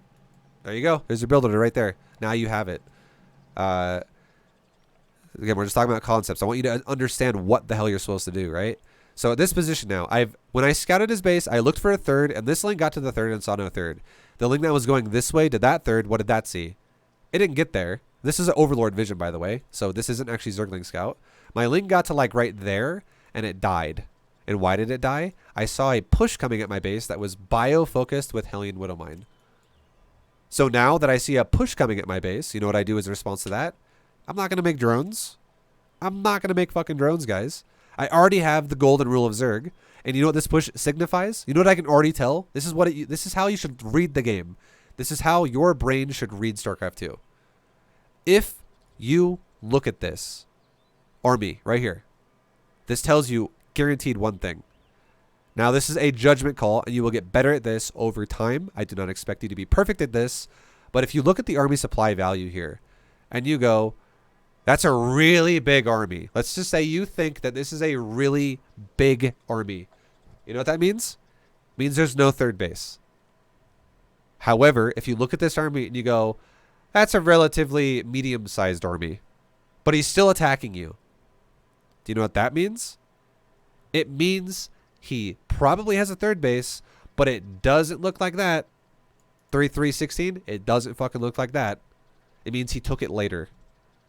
And now if he doesn't attack you at all, or if he's got, instead of an attack coming at you, let's say he has 1 medevac or 2 medevacs loaded up with a couple of units. Like let's say he has 1 medevac of Hellion and 1 medevac of Widowmine or a medevac of Marines. Like just medevac only, and they're loaded, and it just looks like a medevac is flying at your base, and that's it. You know what that means? It means he's got a fucking 3rd base, and it probably looks pretty similar to that. That's what that means. So if we look at this and we go, is this a very tiny army that's harassing very lightly? No. Is this a big fat all-in that also has like twice the bio count and like 4 tanks with it or some shit? Or like 3 tanks with it? No. It's a medium-sized army. And again, this is something that you'll start to... this takes experience. I cannot explain this because you have no reference. If what I'm saying makes no sense to you, it means you have no reference of what a big army looks like or what a small army looks like at this point in the game. You have no reference. So building reference requires experience. But if you look at this and you go, this army is medium. It's not that small, but it's also not that big. It's like an average army. If I look at his 3rd base, it's going to look a little bit worse than this. And the reason why is because he delayed his 3rd to do this, but it's not big enough to be all in. So it means he didn't skip a 3rd. It just means his 3rd's delayed. So if my 3rd looks like this, his 3rd's probably going to have like 10 SCVs on it or something like that. Like half of what I have here, like 12 SCVs, 10 SCVs, because I have 22 here. Really, I have 24 because I built 2 drones in the gases. So I imagine he's going to have around 12, which is later than mine. So if we go to his 3rd, he's got 14. This is fucking important to know that. Because now, without even scouting his base, because my Ling died in the process, I already know what he's doing. And this is assuming he doesn't have shit macro. Which is why I cannot teach this shit in Platinum or below, because in Platinum or below, somebody would be doing this and they would have no fucking third. And then you'd be like scratching your head like, why the fuck doesn't he have a third? And you'd look at his bank and he has 2,000 minerals. And it's just because he doesn't fucking macro. And you're like, oh, well, now it doesn't make any sense, right? That is why I don't teach this shit in lower leagues, because you can't even play a proper game of StarCraft in lower leagues. That's why I teach you guys so fucking hard in lower leagues. Macro, macro, macro, macro, so you can actually play the game. Because if you can't fucking macro, you can't even play the game. You have to be able to macro to at least a little bit of a degree that is somewhat normal to play the game. And you can see that this guy is falling in the realm of what I think he should be doing, which means he can actually macro, right? Means he actually belongs in Diamond League. So now we can read what he has by looking at his army. We can read what he probably has by looking at his army, and now we can understand our position in the game. So if I understand this, okay, so now if we can go deeper into the concepts here, let's go deeper into the concepts here and go, okay, well, if we're up against a medium-sized army, what should I do? I would say, in general, I should make units right now. And you know why you should make units? Because what if we don't have godlike micro, and what if we take a miss micro, and what if we actually fucking lose our units? And we have nothing but drones, and then suddenly our little tiny army dies, and then he kills all my drones. And I'm like, oh, God. Okay, well, that's a waste. We don't want that to happen, right? So what we can do is we can make units up until the fight starts. And if we can identify that this is a medium army, we can 100% without fail guarantee, based on the fact that it is a medium army, that we do not need to make units once we initiate the fight anymore, because we already have units that are going to pop out after the fight starts and reinforce anyways. So I know the second I take this fight, I can make drones. If this was a big army, that means I need to make units the whole fucking time, because it means he's all in and he's probably parade pushing me. And if I don't make units anymore, I'm going to die. So I need to then make drones against a big army once I guarantee I've won the fight. Like, I keep making units even when I initiate the fight until I see that I win the fight. And then I can make drones. And if this was a harass, if this was just a medevac, you know what I could do right now? I could make fucking drones right now and not be making units. And why does that make sense? Because if this was a harass, there would be a faster third base. And there'd probably even be a fourth command center building somewhere. Just like I have a fourth base. That's how you can identify the game here and your position and what you are. So you need to understand the differences between these things based on you're comparing your build to their build. I just got saturated 3 bases. What does his army look like that's attacking me right now? Experience, right? It's not going to be easy. It takes a little bit of experience, but this is medium. So we're going to not make units once we initiate. We're going to make drones after we initiate. Secondly, if we talk about how to micro against this, look at what it is. It's Marine, Medevac, a couple Marauder, Widowmine, Hellion. So I'm going to tell you right now, nothing in this army matters. Lingbane is a thumbs up versus everything in this army except for one unit. This is the only unit that matters, and there's only one reason why this unit matters. The Hellion matters a tiny little bit, but not really. And the reason why it doesn't matter is because, number one, they're not Hell Bats, and number two, they don't have Blue Flame either. So they're not nearly as powerful as they could be. Realistically, the Widowmine is the one unit who matters, and the reason why is because of one term. It's because of something called AoE, Area of Effect. One Marine versus one Zergling and one Baneling. That's one supply versus one supply. I can A-move and win the fight. One Marauder versus 2 Zerglings and 2 Banelings. That is 2 supply versus 2 supply. I can A-move and win the fight. One Hellion versus 2 Zerglings and 2 Banelings. I can A-move and win the fight. However, one Widowmine versus 2 Zerglings and 2 Banelings, which is again equal supply, I will not win that fight. Especially if he has an armory that makes him stay cloaked forever, which he doesn't quite have yet. But the point is this just one Widowmine could actually shoot right there in the middle and blow up this entire fucking army. A Widowmine's radius is literally like that big. It's fucking huge. So if you put that box on top of my army, it could blow up like the fucking whole army. It's actually scary, okay? It's actually super scary. So what are we going to do? If we identify that Widowmines are part of his army, and that is a scary thing to be dealing with here, what we can do is we can go into splitting our units apart. And am I telling you to go fucking crazy and be like, all right, so I need you to I need to click, click, click, click, click, click, click, click, click, click, and go like just like all 10 different directions when you engage. No, that's advanced. All you got to do is literally green box a chunk of your army, and the correct chunk to go for, you're gonna have to eyeball it. If it's not perfect, it's okay. Try to get it roughly close to what you're going for here. And a good number to go for is 4, 5, or 6 banelings. Just get a handful of like literally a handful of banelings, 4, 5, or 6, and get double that in zerglings. Try not to send like 12 zerglings and only 4 banelings. If you do, it's not the biggest of deals, but try to double zergling with half baneling of that. So if I send 4 banelings, I should send 8 zerglings. If I send 5 banelings, I should send 10 zerglings. If I send 6 banelings, I should send 12 zerglings. And then try to keep it around those numbers. And again, if you fuck it up and you're like, whoops, I sent 5 banelings and 8 zerglings, I don't care. It's not the end of the world for you. It's not like, well, you fucked up, dude. The reason why I tell you to do it like this is because of 2 reasons. You want to have, number 1, enough of your lings that they're like, the more you invest in your banelings to go up there, you want to have a respectable ratio of zergling to go up there as well, to now absorb hits while your banelings actually try to blow shit up. Oh, yeah. If you send too many banelings, you're not going to have enough of a meat shield. 2 more months. Yeah, thank you very much, Depthifying. Appreciate the 67, dude. Yeah, you're going to get to that meme sub count. Fuck yeah. Thanks, dude. If you have not enough zerglings and you send too many banelings, you're not going to have enough of a meat shield, and your banelings are going to get killed really easily. Vice versa, if you don't send enough banelings and you send too many zerglings, you're not going to have enough of an actual power hit. And this is the less worse alternative, which I'll explain in a second. But at the same time, there's a good chance if the Terran knows what he's doing, he'll shut you down and nothing will happen. Now, what is our goal? Okay, so I told you what to do, but what is our goal?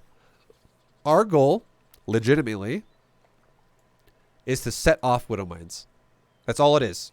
Our goal is to set off the Widow Mines. It'd be like saying this. Here's an example, okay? You know how a lot of people out there say, man, if we got a really good RTS player as like a commander of our actual military, we'd be fucking way better off. I've heard people say this shit all the time, and I'm just like, you're fucking crazy. Because no, you wouldn't be. Because you would fucking hate me if I commanded your army. Because you want to know what a common strategy of a good RTS player is? Sacrifice a few to save the many. Every fucking time. And if every strategy I pick someone out of the room and I go, well, you're going to die so that the rest of you can live. No one's going to fucking like that. Everyone's like, how can we make this work to where we all live? Oh, sorry. This is StarCraft 2. It's not a perfect world. You got to fucking sacrifice some people sometimes. You got to sacrifice some of those lings to make the rest live. So, the goal is, I'm going to send up a chunk of army to make him, if it's just lings, you know what he can do? He can stand there and kill lings, and he doesn't have to run away. But if it's lings and banes, you know what he has to do? He has to run away, because suddenly there's bombs coming at his fucking army, and if he doesn't run away, my banelings will blow him up just like the Widow Mines will blow me up. Either way, it's like a fucking mess of death. So we need to send both. And if I send, that's why I send both.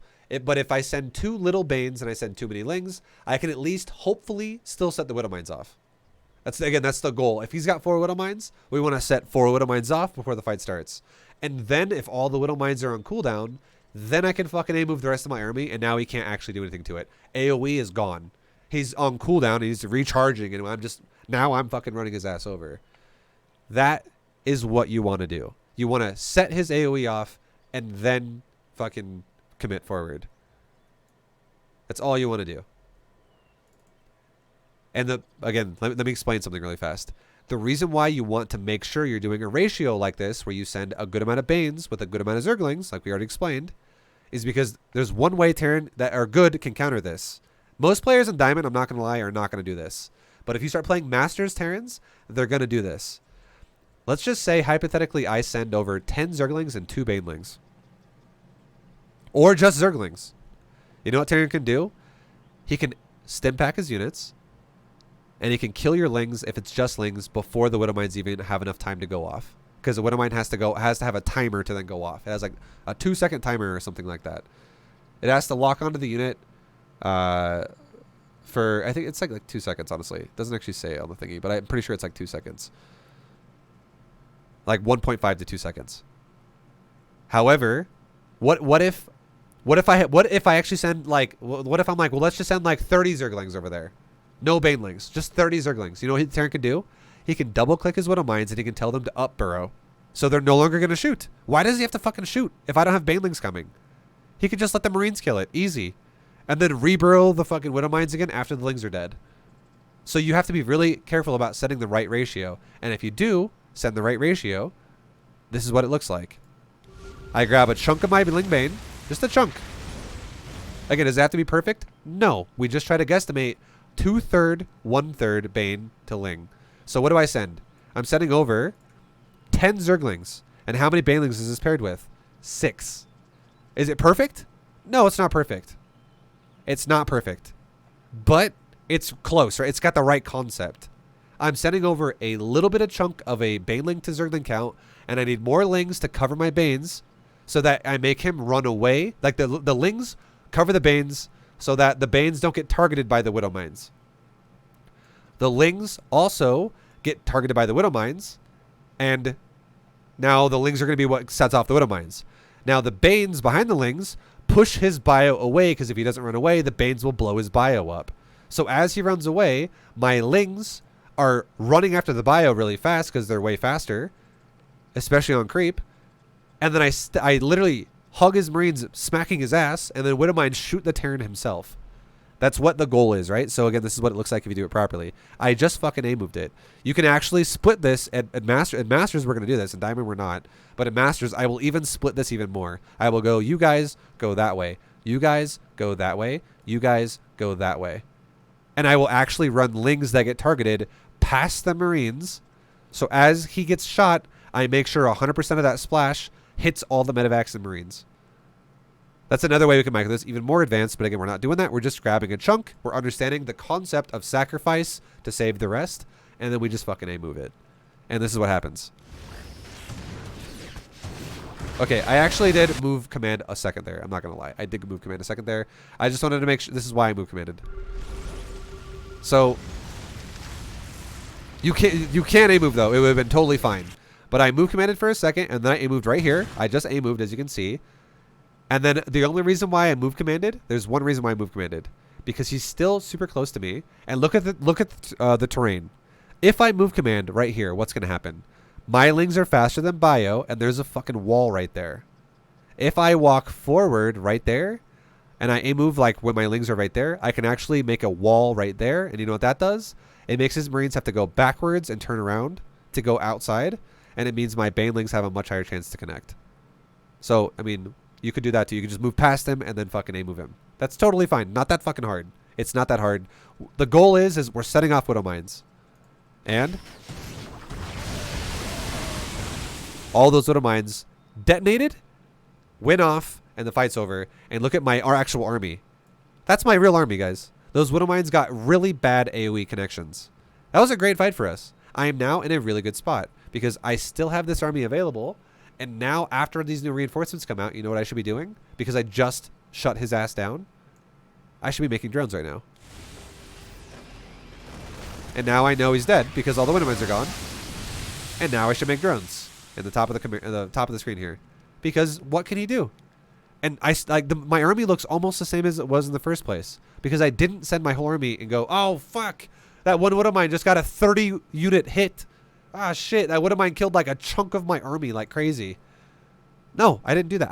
I made his Widow Mines get the worst connections ever because I sent only a small chunk. That is so important to understand that concept against Widow Mines, because so many Zergs don't know how to micro against Widow Mines, and if you don't know how to micro against Widow Mines, you're going to send everything at once, and you're going to lose all of it so often. And then Terran's the one who's going to take fights like in reverse of what we just did to him, where he gets a super efficient trade, where he loads up medevacs and he flies away as you like lose all your units every time.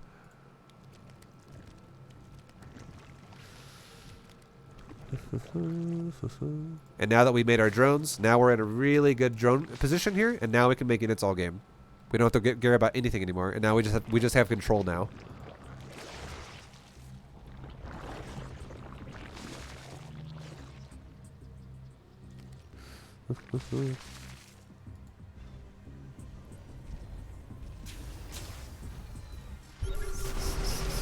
And now he's doing it again, right? Second round of Widow Mines, guys. What are we going to do? The same concept we just explained. I'm going to grab a chunk of my Widow Mines and Zerglings. And look at this one. This one is all Banelings and no Zerglings. So this chunk sucks. This is a bad chunk. Because now I have no cover for the Banes. But the Terran still runs away, and he, you know, I mean, it's still working. So even if you fuck it up, it can still work. But notice how I'm not sending my whole army. That's my army, guys.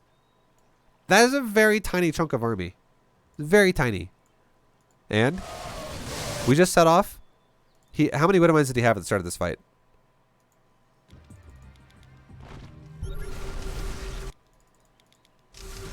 Look at this. Look at this. He has 8 Widow Mines. I just sent forward like 6 Banelings and like 2 Zerglings. That's a terrible ratio. We just explained. So that's wrong what I did here. The concept is still right, but the execution was wrong. Not great. But it still worked out good for us overall because the Terran fucking stacks his Widow Mines too hard. And it makes it work great because our Banes also do AoE. He backs up to the point of Widow Mines. And we make him splash himself while also our Banelings are chasing the Marines to the point to where they get on top of the Widow Mines. And now my Widow Mines kill the Marines. Or, sorry, kill my Banelings kill the Widow Mines. And he just went from 8 Widow Mines to 3 Widow Mines. That is a lot less scary. Yo, thank you, Larsa, for the raid. What's up, Anna? Hope you had a good stream. Thank you, thank you. And now our Overseers, we also accidentally sent our Overseers in. It's whatever. Shit happens, right? Shit happens. But now look.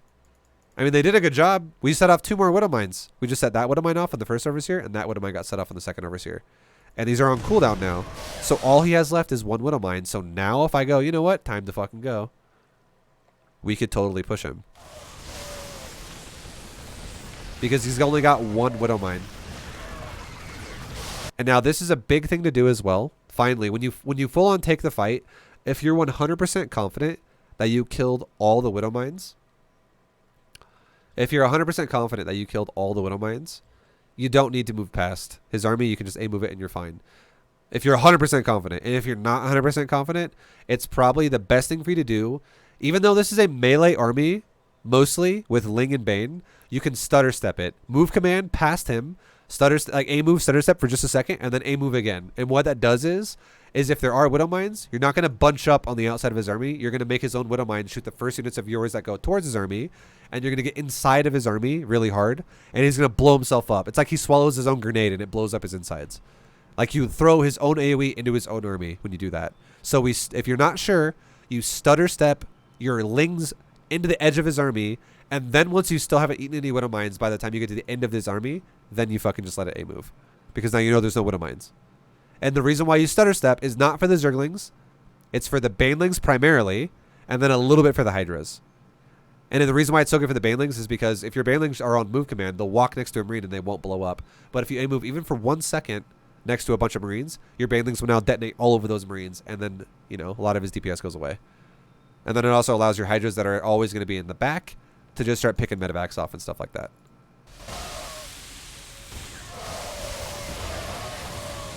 And now this game from this point is just like unlosable. And the reason why is simply because the game set up really well for us. We had a good economy, and now we have control. And it's not necessarily unlosable. That's not entirely true. But if we just get aggressive now at 200 supply, we're going to win. And we throw our Overseers away, so we're making more to fix this. We also need to get Overlord speed. And now honestly, we can go. We should be attacking him right now. We should go.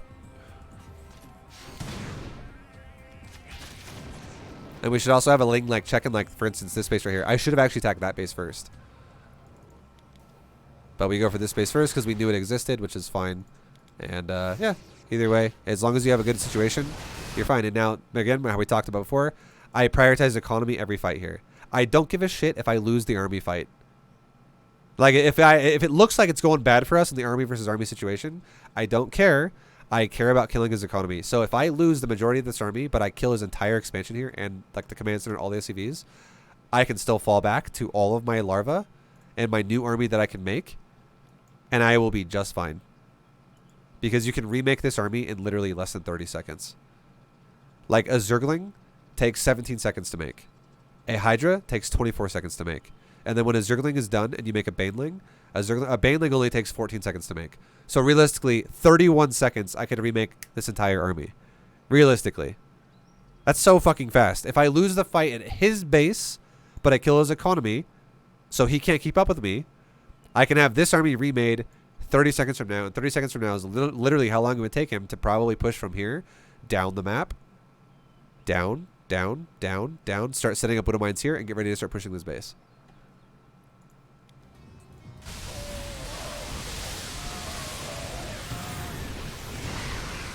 If you're a vibe, it's unlosable. Well, I mean, to be fair as well, I'm not playing like me either, right? I'm not trying to play super tryhard here. I've already lost in this fucking video to another Terran player. And yeah, now that the economy's breaking, he can't keep up ever. He'll just die.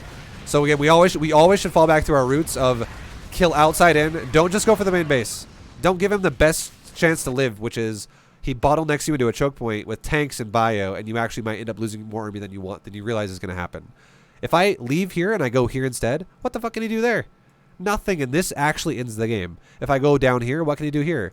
I can blow that base up super fast with Lingbane, and then it's all the SCVs are dead, and then suddenly he has no economy to make units anyways. Because look what he's got there. That's not going to maintain production of all these buildings. He's also got no supply anymore because all of his base is dead everywhere.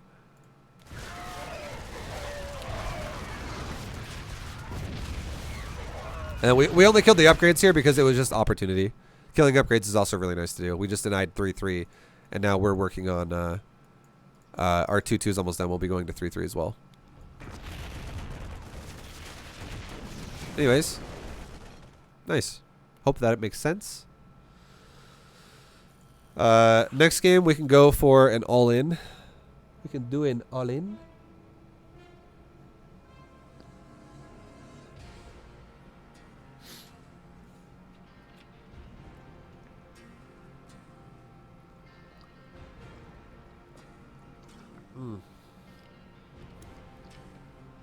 This is the same Mountain Dew from yesterday. I didn't finish it. Normally I would chug this in about 1 hour. This is a 1.25 liter bottle.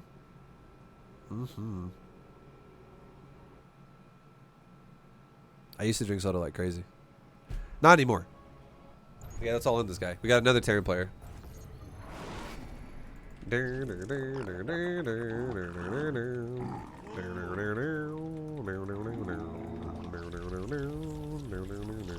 So the real question now is what all-in do we want to do? Let's go for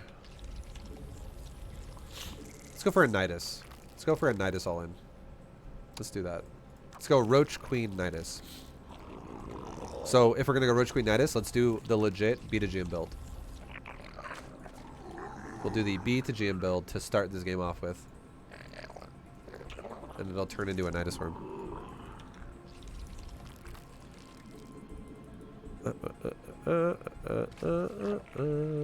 How far do you think someone can go if they only all-in every game? You can honestly get GM being that way. You could literally be GM being only someone who all-ins.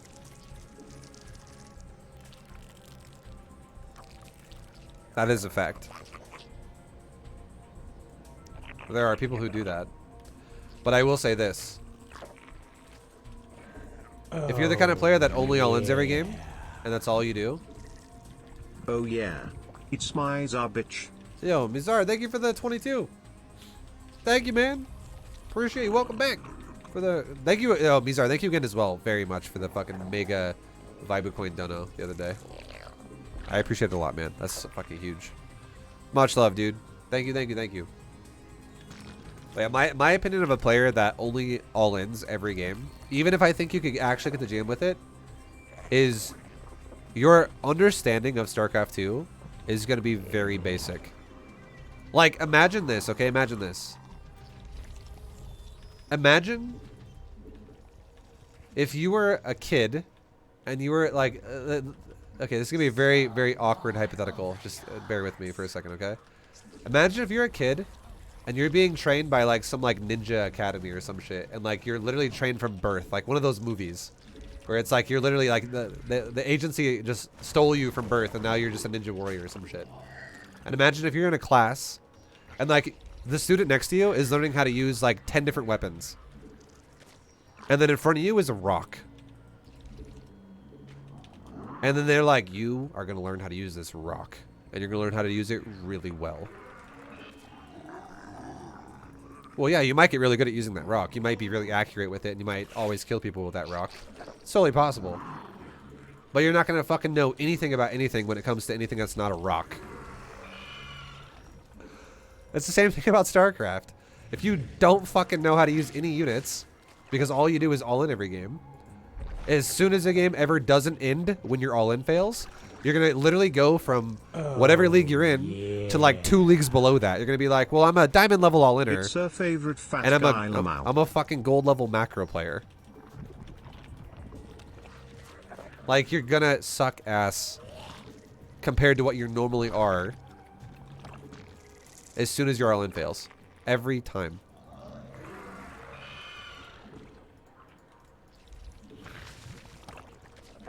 Okay. Let's go ahead and get my Overlord down towards... My Overlord fucking died, which sucks. And I didn't send a second Overlord because we're talking about analogies and shit.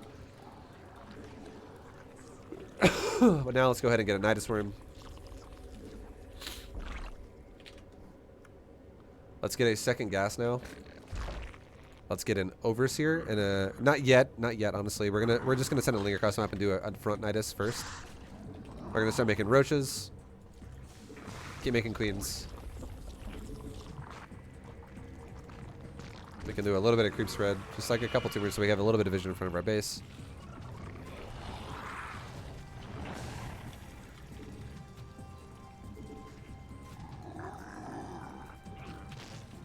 Put our drones on that gas, and now let's make an Overseer, because now we're about to make our Nidus Worm.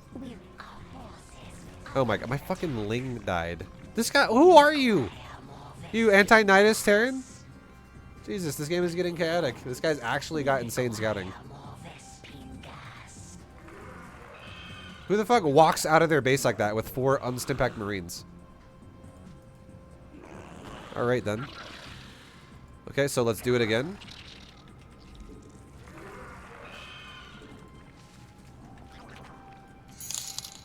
He's still fucking... Oh, okay, we're going right to the main. We're gonna have to work on these hypotheticals, my dude. No. Thank you very much for the sub. The 5. Thank you. This guy's nuts. This guy's got the super scouting. And now he's killing my Overseer. Jesus. Okay, let's go ahead and unload our Queens. And now it doesn't matter. We're going to kill him. We drop 1 creep tumor in the base as well, so we can start spreading creep through his base. And then just literally go for economy. Just go for economy. We can send our Overseer as well over towards the other base. And just go for economy.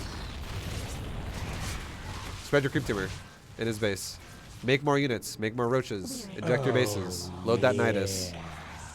Let's set up another Nidus in his other base.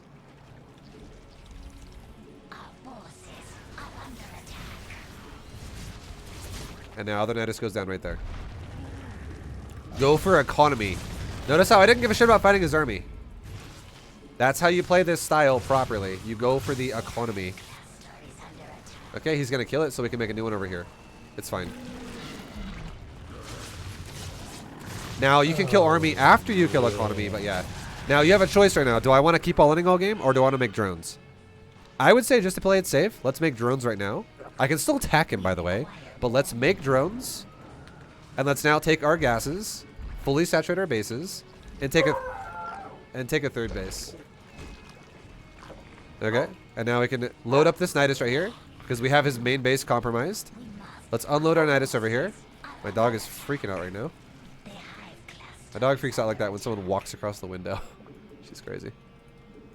Okay, we're going to saturate our gases properly. Yeah. Let's get Roach speed now. And now let's do a push in the front of his base. Make another creep tumor so we can spread creep again.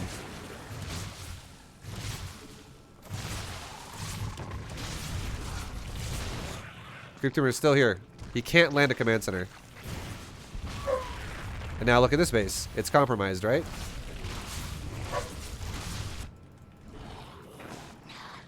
Okay, let's re-rally our hatcheries to this base now. And now we can go into like a Bane nest, or sorry, an Evo chamber and an Evo chamber. Let's just go for like a Roach style. Fuck it. Spread a creep tumor further in. This creep tumor is still there. Let's make a new Nidus right there. What if we get it off? We get it off. If not, it's okay. Try and save these queens. Yeah, let's go ahead and load into that Nidus. Try and get in there and see if we can actually fuck this over. No, we're not going to be able to. It's okay. Now I would say we know what we should do. Let's make 100% sure this guy does not have a hidden third base, because what this guy could have done is he could have hid a base somewhere else on the map. Like, logically think about it. Why is he still in the game? If he's not mining anything off of either base, he's super dead. So it would make sense if he has another base somewhere. Let's go ahead and push this creep forward now. We can go back to killing these because my Nidus in the main died, so I can just kill the depots here.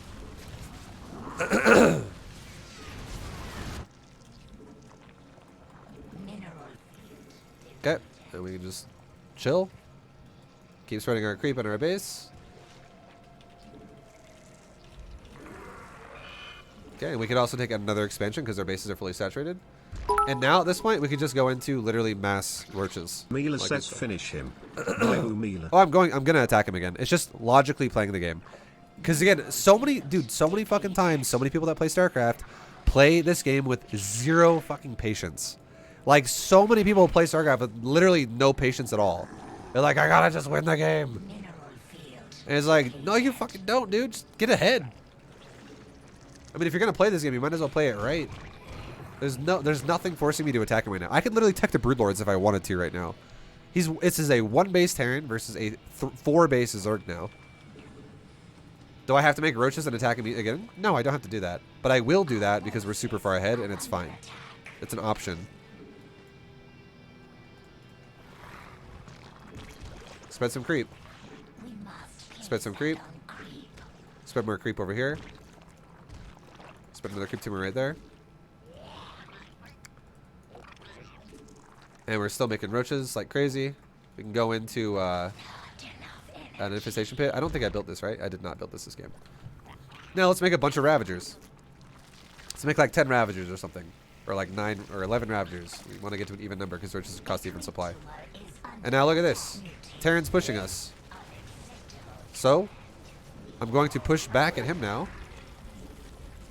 And I'm going to run his ass over. We can now rapid fire this fight as well. Let's do a cool trick here. Queens, right click right there. Ravagers, right click right here.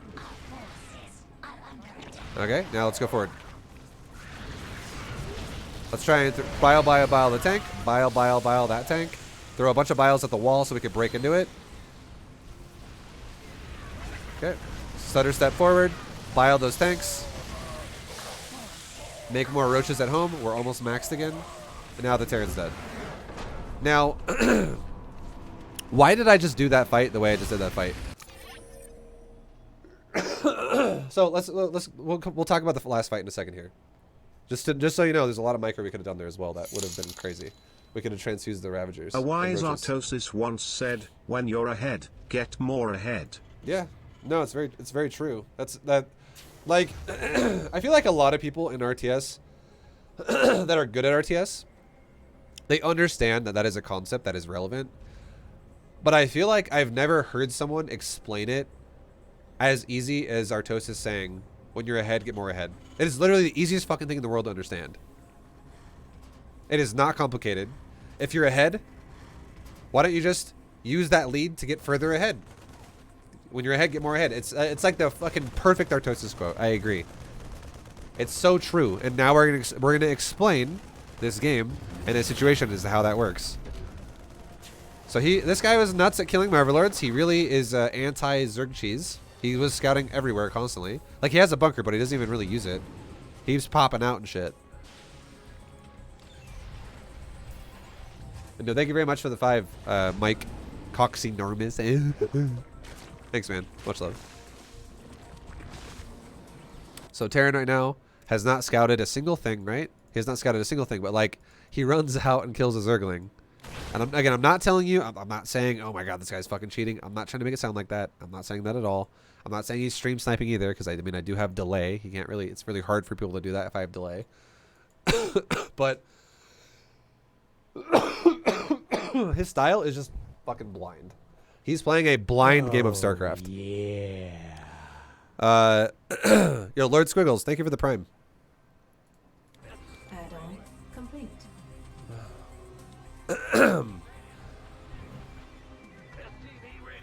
Whew, Jesus.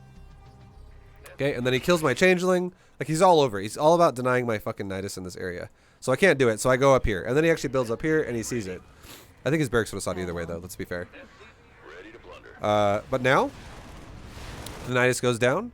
If he would have landed these Vikings and killed the Nidus before it finished, let's just say that was going to happen, I could have flew my Overseer over here, and I could have made a Nidus over there.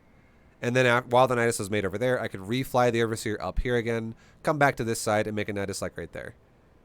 That would also work. That would also work. Okay? Just so you know, that if this got denied, we wouldn't just lose the game and quit the game. Now, he doesn't have, because he chooses to chase the Overseer for a little bit with these Vikings, he doesn't have enough DPS to stop the Nidus.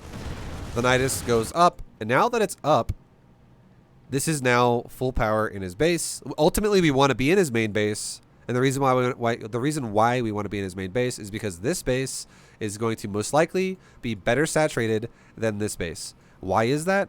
We're doing an early all-in, and there's not enough time in the game for him to have, realistically, 2 fully saturated bases with most builds. Unless he went for, like, literally a build that was Depot, Racks, Command Center. He's not going to have a fully saturated natural, like, with gases included. So, if we can disrupt the main mineral line, we can disrupt the most of his economy possible. Okay? So we're unloading the Nidus. We load Queens in first. We talked about this before in the previous video, so I'm not going to go super deep into that again. We'll just reference it. We loaded up Queens first so that they can transfuse the Nidus, because they load the way they unload the way they loaded. Priority of what goes in first also comes out first. And then we're killing the the command center. And now notice how I'm not walking through that choke point. A lot of people in this position don't know what to do. And they'll, a lot of times, be like, I gotta go kill the fucking bio. Well, look, you know what would happen if I went and killed the bio? I would be walking through a choke point and look at these 2 tanks. Do I even know those tanks are there? Not necessarily. I don't even know they're there. I didn't see them there. But if I walked through that choke point, it would be getting pounded in a little tiny choke point with tank damage, and that would suck ass. However, you know what these tanks are not covering? They're not covering the more important part of the base right now, which is his economy. So now, if his economy goes to crap, because he has to run away, this is super nice. And remember how I said I made a changeling? Or sorry, I made a creep tumor? That's really good for us too, because now he can't land this command center anymore. As soon as he lifts off, he can't land it again unless he burns scan. So he's even deeper in trouble with his economy. I don't care about these tanks. If these tanks unsieged and move closer, then I'll kill them because they overcommit and move closer.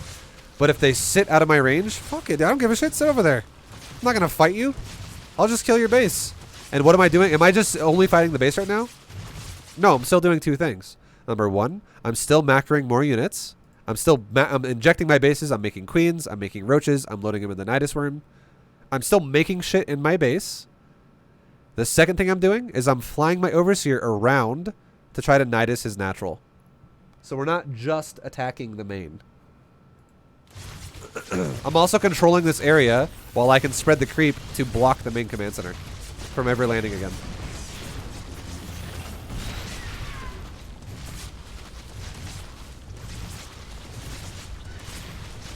And now he lost the factory. He's about to lose the starport, possibly. He's getting Nidused again. And his 3rd command center up here is almost going to die. Like, it's not done yet, and we can go up and deny the SCV and stuff. And now the command center cannot land here anymore. It's blocked by creep. So this sucks. This is terrible. And now he actually spots he lands the Vikings and he spots my Nidus, so it doesn't go up. So, again, do I GG right now? Am I like, oh, fuck, it got killed? No, I just make it outside of his base now. It's all good. I don't care. And now that starport blew up because it didn't get repaired. Like, things are falling apart for Terran, right? Things are hectic. This Terran is now so deep into a hole here. It's crazy. And now he's turtling on 1 base. He is turtling on 1 base. Now, there's a lot of options I could do here. Let me give an example. One thing I could do is what we started doing, which is we have a lot of control. I have a very large amount of units in this Nidus Worm again. I have 2 pages of units, like almost like 1.5 pages of units in the Nidus. I have like another like 11 units in the Nidus Worm or some shit. That's a lot of units in the Nidus. I have another army already in his main still. I got a lot of Queen Roach. And you know what? I have control of the game right now. And why do I have control of the game? Because his base just got destroyed and he's contained. So I can make drones behind this. Yeah, that's nice. I don't have to fucking rush tanks and try to win the game. There's no... like, this guy needs to use his tanks to push me back rather than me needing to push the tanks. If I really want to take the advantage, I have the advantage right now. I could just hold it and macro behind it. Here's another cool thing I could do. Another interesting thing I could do. I could literally... if you look at the terrain of the map, okay? I'm going to show you something in the main base. Watch this camera really fast.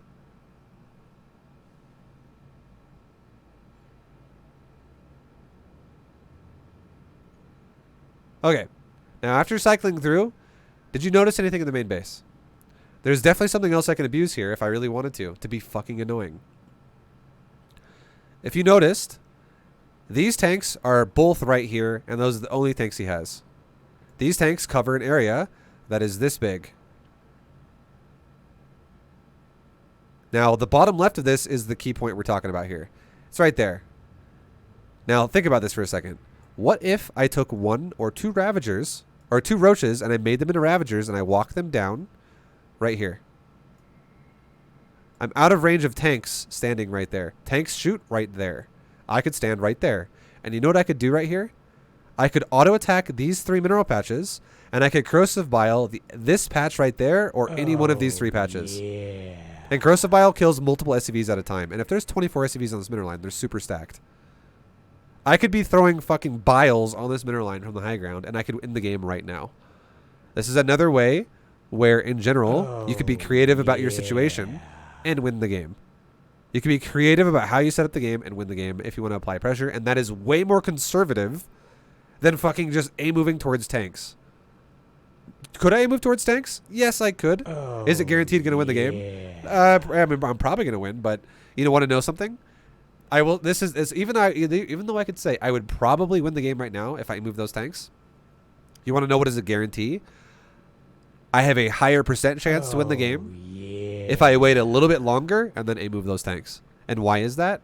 Because I am fucking crushing this guy's economy. Because I am going to take a 3rd base right now, and I'm on 2 bases fully saturated after I made these drones versus a Terran who's on 1 base with 1 floating command center.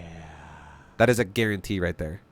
And he has to not only that, but not only does he have a floating command center, he has to burn scans just to get rid of the creep in his main base. And he has to rebuild all that tech that died. So the longer I make this game take, the further ahead I get.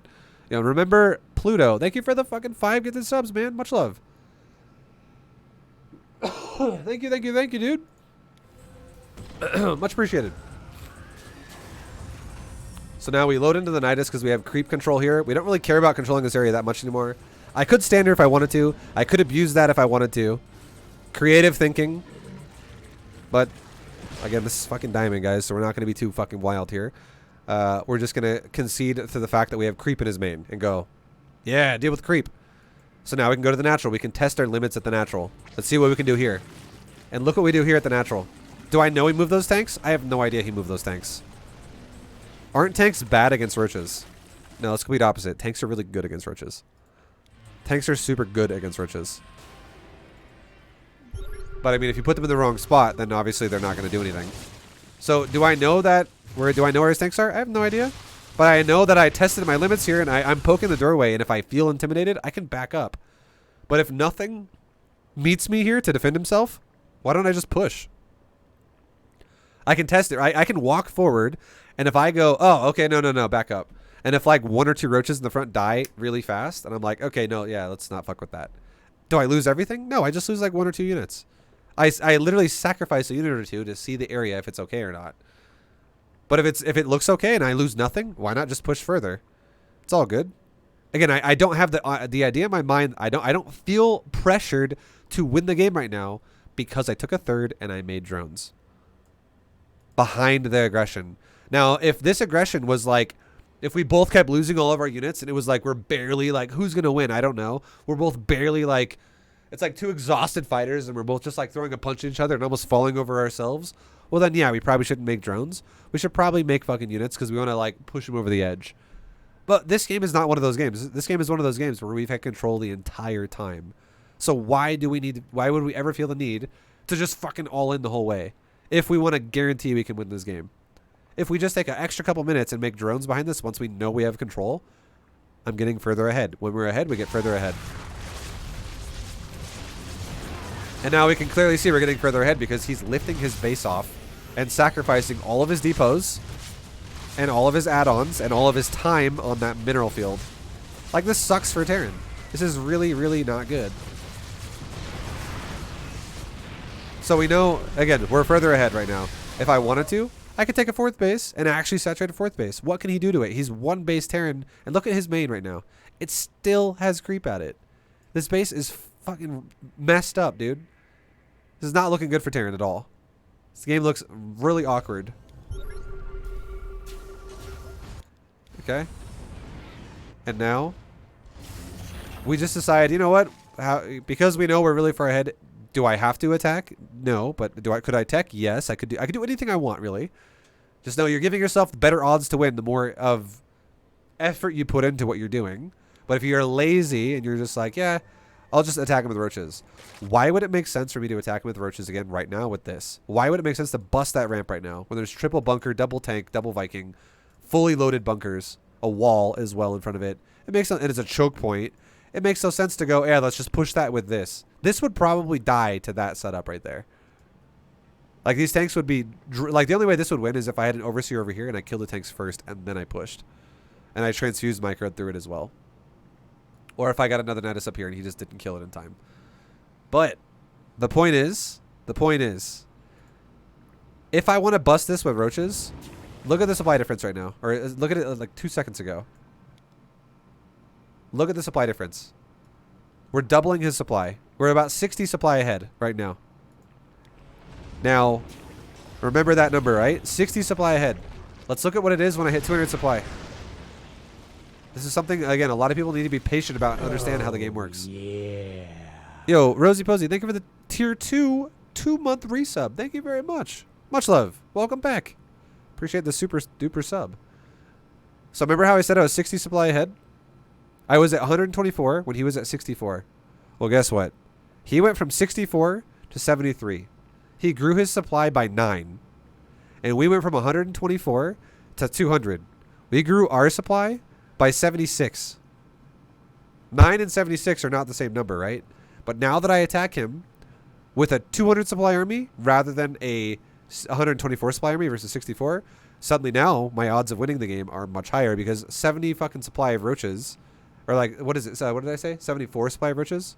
Or 76 supply of roaches. That is 38 roaches right there.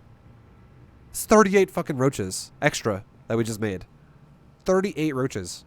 It's a lot of roaches. Now my army's humongous. And there's even more roaches over here. Okay, so now is our power spike. Now we can go kill him. Makes sense, because I can't get any stronger than this, because now we're limited by 200 supply. You could grow supply of the tanks from the bottom. I know, that's what I'm saying, right? There's a lot of shit we can do here, but this is fucking Diamond. People play impatient. I'm just trying to teach you guys concepts. That's the whole point.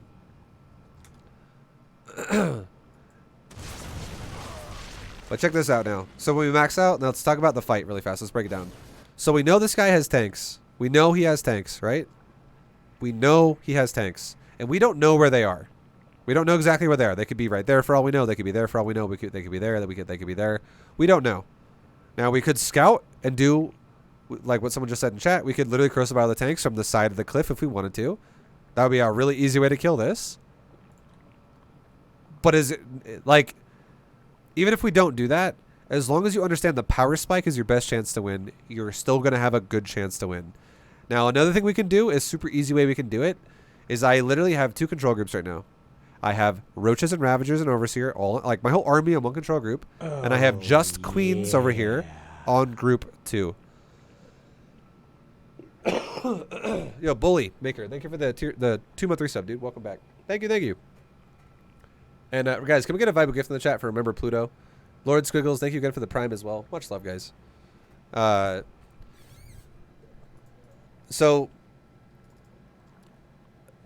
a cool thing I can do here. So give me more. Thank you. Vibe, why do the Terran building catch fire on this map? Isn't it underwater? Please explain, is this game not real? Then what is MMR worth? Is this all for nothing? It's not actually underwater. It's just it's a weird planet. Their oxygen is actually it's like a heavier oxygen. It's not actually water. It's just it's like a less gravity, heavier oxygen that you can kind of float in. There you go. Plot hole filled. It's a different planet. It has a different atmosphere. Thank you for the bits, Social Gamer More. So what we're gonna do here is we can make our roaches. Like, okay, now let's think about concepts really fast again. I don't want to get ahead of myself here. Look at it takes damage, right? 40 damage, 70 versus armored. Look at a roach. It's armored. It has the armored tag on it, so it takes bonus damage from the tank shot. Armored. Let's look at a Ravager. It is just biological, but this unit is also kind of squishy, and it's also really expensive. It's also got more range than everything here, so it's going to probably by default be in the back all the time. Now let's go to Queen. Biological Psionic. This unit is actually very good at taking, very good at absorbing siege tank shots, because this unit is slow as fuck. It's got the most health out of any unit in my entire army, and it also does not have the armored tag to get owned by siege tanks. So, if I want to go up that ramp, okay, I don't want to go with my queens first because they will block the shit out of everything. But I don't need to go to the ramp to get shot by tanks because tanks have long siege range. They're a siege unit. So if I move my queens right here on the edge of the ramp, like just here, literally, to stand there, they will initiate, and they tell them to go first, and then right after tell my army to go around the back and then go forward up the ramp. My queens will all draw fire of the tanks. They'll be like, hey, tanks, look at me, shoot me, tanks. And the tanks will shoot the queens unless otherwise microed and redirected, which most people in Diamond won't do. But again, it's an idea, right? We have the queens. We might as well use them. Send them in first. Let them fucking die to tanks because they're kind of useless otherwise at this point. They don't really do much. The Ravager Roach is way more efficient at killing this guy's base. So if we actually send the queens in first, right there, we then send our army in, push up the ramp, and Crucible tanks and base and whatever, and A move, stutter step, A move, focus fire, the building down to get an opening of the doorway, go forward.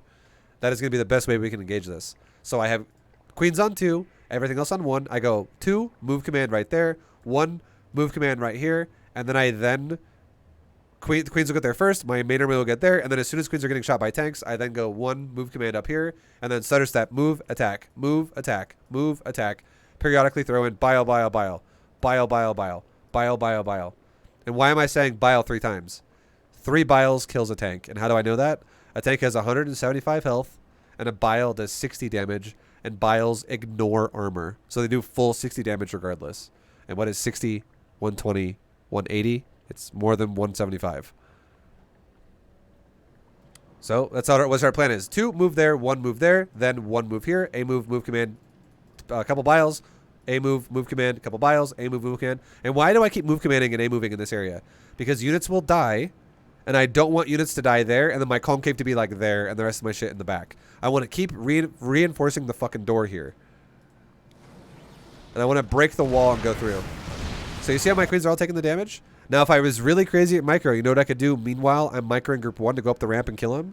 I could go 2, transfuse, transfuse, transfuse, transfuse, transfuse, transfuse. And I could make these queens transfuse through the siege tank shots to make the siege tanks waste even more time to kill the queens because they're fully fucking energied up. And I could waste so much time for the tanks to kill my queens. But we don't micro the queens at all, so it's whatever, it's fine. And we break through the base, and then eventually we get through, and we kill him. And we break him. That was our biggest power spike right there. For the Roach style we went for, which is great. Again, it doesn't make any sense to feel the need to rush it like right away and be like, I have to kill him now. I gotta kill him now. I have no choice. You don't gotta kill him now. You're fine.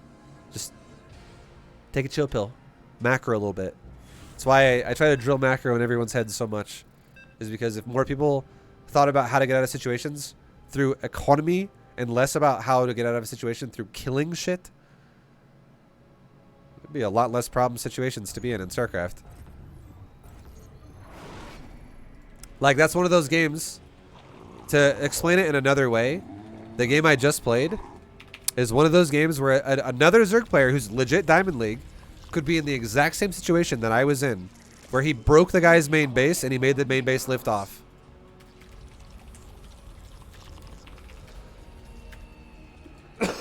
Okay. Another Diamond player could actually have made the Terran's base lift off, just like we did.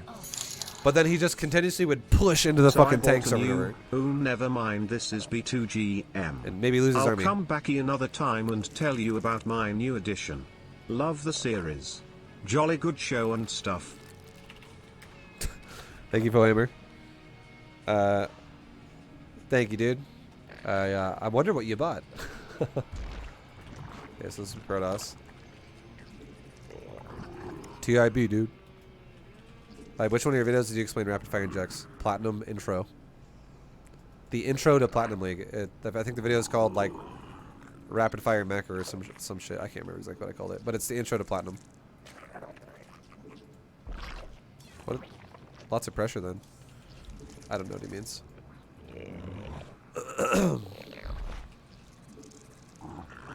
Oh, he's saying, never mind. I thought he was saying lots of pressure like he's going to attack me a lot.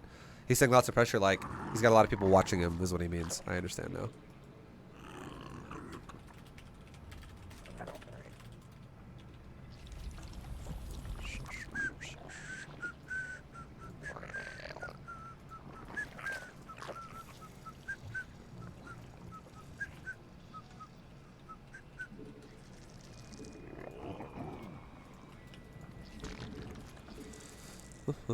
Two.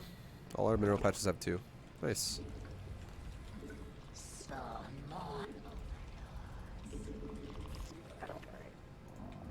That Nexus is somewhat late, I would say. Like and how do I know that? His core is done already, and his Nexus is still pretty far out. So I already know what build he went for. If I understand how long it takes a building to make, I can already tell you by looking at this. I can go, okay, his building was pylon, gateway, core, nexus, and it's probably pylon, gateway, gas, core, nexus. And with people who play like this, I would not be surprised if he has double gas already. I would not be surprised. Even though he expanded, I would not be surprised if this is already double gas. And there's double gas. Now he's mined 200 on that gas, and he's mined 100 on that gas. Really early double gas. So you know what this means? This guy is going to go for something tech related. This is one of those games where, again, it's not going to be surprising to see our opponent go for Dark Templars or Void Rays or some shit like that. Just in general. We can already tell what he's doing. He's going less macro focused, more aggressively focused through tech. I already know it's tech. I can already look at that and see that it's tech. And again, we'll break down the replay and break down the scout even more, again, after this is over. You know what that probe just came from? Probably a fucking proxied Stargate. I'm dead serious. And you know what I'm going to do? I'm going to do a B2GM-esque build right now. Very, very similar to B2GM build. We'll just go defensive 2 base Roaches. And we'll take a 3rd base. But I would not be surprised, and if about 20 seconds, a fucking Oracle or a Void Ray flies over here. Is it guaranteed? No. It's not guaranteed. Or just, again, we're playing odds. It's like when you play fucking poker. I mean, can you just, psychically say, I know what card that's always going to be? No. But you fucking play odds. You kind of can, when you see the table, the flop and everything, and you see what's going on, you can kind of think, okay, well, these things probably exist because other things make sense for that.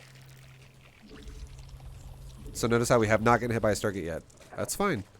Not a big deal. If we don't get hit by a Stargate, it's okay. It's just we know our opponent's going tech heavy. So let's go ahead and get a changeling out, and let's go scout his base again. Let's also send our Overlord back into his base. Another Overlord into his base. Let's see what's going on. Let's make safety Roaches.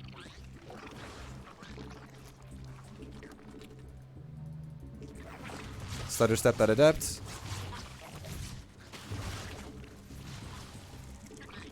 He's making a Void Ray, and he's also making a Robo, and he's making gateways. Okay, so now he's actually going into... this is not no longer an all-in or anything like that. This is now more of a macro build, and the reason why is because the gateways aren't even done yet. So I wouldn't be surprised if there's a third base getting set up soon. Yeah. So now how can I read this build? Well, Vibe, you said he's gonna fucking all in you, and he didn't. Explain that now, tough guy. Sure. His build's inefficient.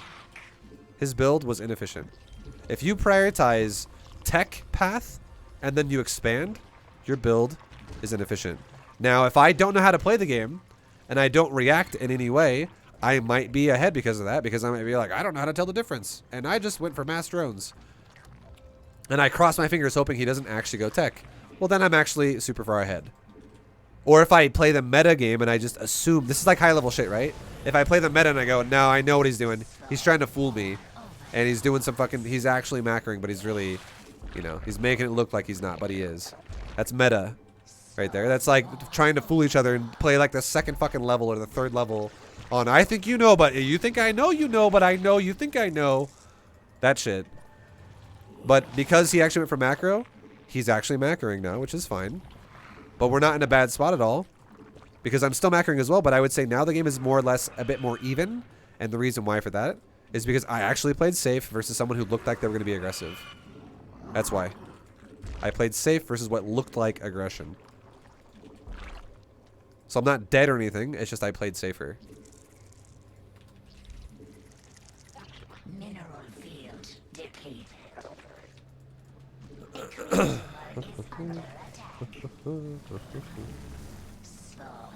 Yeah, let's go save that base really quick if we can.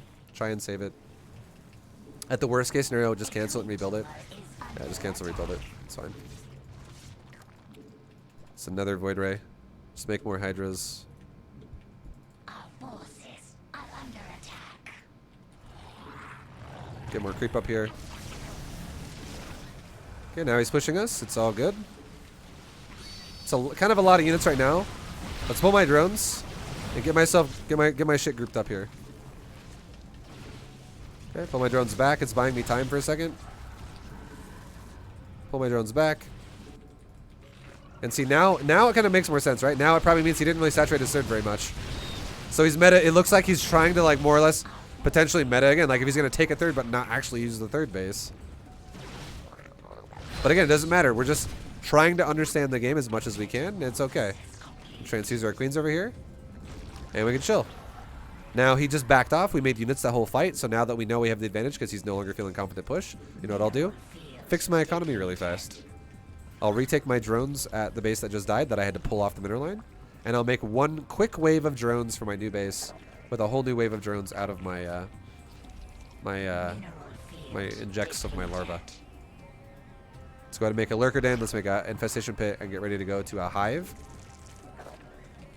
And now we can go, after that wave of drones, we're in the high 70s. Let's send one more queen to become an injector. And let's make one tiny round of drones. Now we're in the 80s. And now let's go ahead and make hydras and, you know, get ready to push again.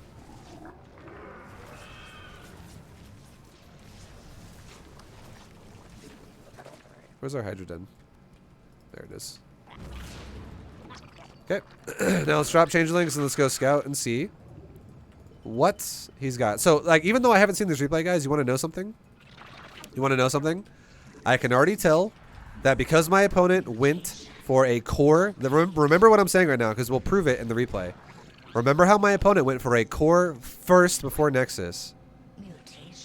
That means that I have an economy lead early game. Perdos should have economy lead before queens are out. That's just a fact. But because my opponent delayed expansions, I get an economy lead even before my queens are out. Zerg should not have economy lead until queens are out. Now that's number one. Number two, because my opponent attacked me, even though he had a third base, his third base is undersaturated. He does not have a fully saturated third when he attacks me. He has a mediocrely saturated third base. Was it a massive all-in? No. So I would assume there's probably some probes on it. This is like, remember how we identified the Terran game earlier? It wasn't a full-fledged all-in. There was like not mass units at my base with like disruptors and fucking archons and colossus. It was a mediocrely sized army. So if it was a mediocre army, you know what that means? There's probably a mediocrely sized mineral line at his third base. These are things you need to start being able to read out of your opponent. It's hard to learn, but once you do, once you can actually start committing to like knowledge, like, oh, what should he have right now? Yeah, that looks medium. That looks large. And now we just have too much. He's going to break here because unless he's got, well, Storm is good, right? Storm's fucking super good, so he's not going to break. I'm just joking. I didn't know if he had Storm yet. He has Storm, so what are we going to do? Are we going to just back off and just forget about it? Forget about it? No. He's also doing counterattacks. Let's run these drones away. And let's go save my drones. And now if my opponent's showing us he likes the counterattack. How can, okay, cancel these lurkers. He's all over us. Make new lurkers over here. Fight over the ramp over here. Let's go like this. He's in our main base too. Send my whole army to the main. This is where people fall apart, guys. Do I need to send everything? No. Send the whole army and then green box a lot of it to come back. Go like this. Spore. Spine, spine. Send the army over here now because he's attacking this base. Burrow my lurkers in this area because this is the area where he's pushing. Okay. And we're just owning his army. Now we'll bring our army back. Let's send our lurkers further forward again to come help. He's really all over us right now. He's super aggressive. Attack this area. Drone count currently 70. Let's remake some new drones for this base. And now let's go. Spore. Spine, spine, spine. Spore, spine, spine, spine. Spine. Spore, spine, spine, spine, spine. Just make some spores and spines. Make some more drones just to recover the drones that we lost. What's my drone count at? 82 still. Cool. Let's burrow our lurkers. Attack with our hydras.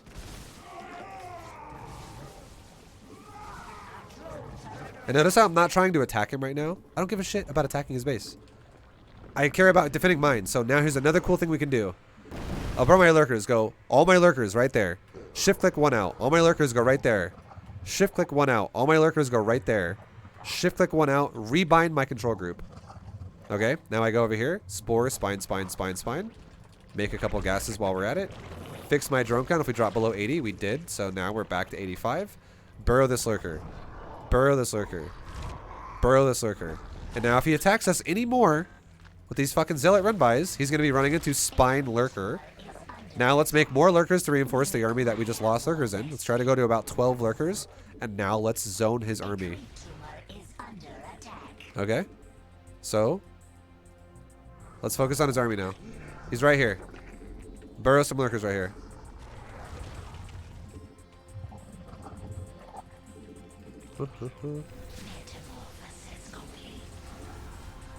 Okay, now let's leapfrog lurkers forward. Burrow the lurkers. Unburrow some of the lurkers in the back. Move forward. Burrow. Yeah. He's backing up. Okay, not really. So if he's not going to back up, 67 months leapfrog. until my 69th sub anniversary. Leapfrog. Okay, he's back. Yeah, thank you, Summerlux. Thank you, man. If he backs up, we can go forward with everything. It's all good. He's not going back anymore. Let's burrow here. Max range lurker. Okay, he's not there anymore. Let's burrow lurkers. Notice how we're leading with lurker. Okay, burrow lurker. He's not moving back this time. He's still kind of there. Let's, because we're at his base now. Leapfrog lurker. Burrow. Burrow. Take a moment and try to inject your bases. Try to inject your bases. We have no queens, actually. They're all dead. What's going on? Oh, he's attacking over the lurkers. We're pulling him into us. So now we can fight with our army. He backs up. Are we going to commit to that? No. Look, we're getting counterattacked. But look at the defense we gave ourselves. Lurker, shredding, zealots with spines. The spine color died. Let's make like 3 more spines. And let's remake like 3 drones here. Just to be extra safe. Now let's go back to doing what we were doing before. Let's do a couple leapfrog lurkers. Pull the units back. Let's spread some creep in the meantime while we're at it. Spread some creep. Because again, we want to keep gaining control of this game the whole time. We don't want to just stop controlling the map. And there we go. We did a whole round of creep. What's going on here? Okay, lurker count's getting kind of low. Let's make new lurkers. Okay, we have 13. Oh, cool. And now let's go ahead and, you know, saturate our gases over here. Let's take another base while we're at it. And let's leapfrog lurkers again. Leapfrog lurkers. Leapfrog lurkers. Leapfrog lurkers. Leapfrog lurkers. We can even send an overseer changeling into his base and find out where he is. Go to the middle. Go to the middle. Send one changeling on the left side of the map. See if he has any of those bases. Burrow lurkers. Burrow, he's pushing. Burrow everything. If he pushes, burrow everything and let him engage. He's backing up. Leapfrog lurkers. Look how easy this is if you just bait the lurkers. He's attacking again. Go defend my lurkers. Okay. And now our opponent's army is mostly gone. Now it's all air. So now we can move our army a bit more forward, a bit more aggressively because there's no more ground anymore. So burrow into the mineral line after the interceptors are all dead. That was a big thing to know there. We did not want to uproar the lurkers before the interceptors died, and we'll explain that. And now let's go deeper into the guy's base. There's no army anymore. So now let's push further into his natural. Attack, burrow lurkers.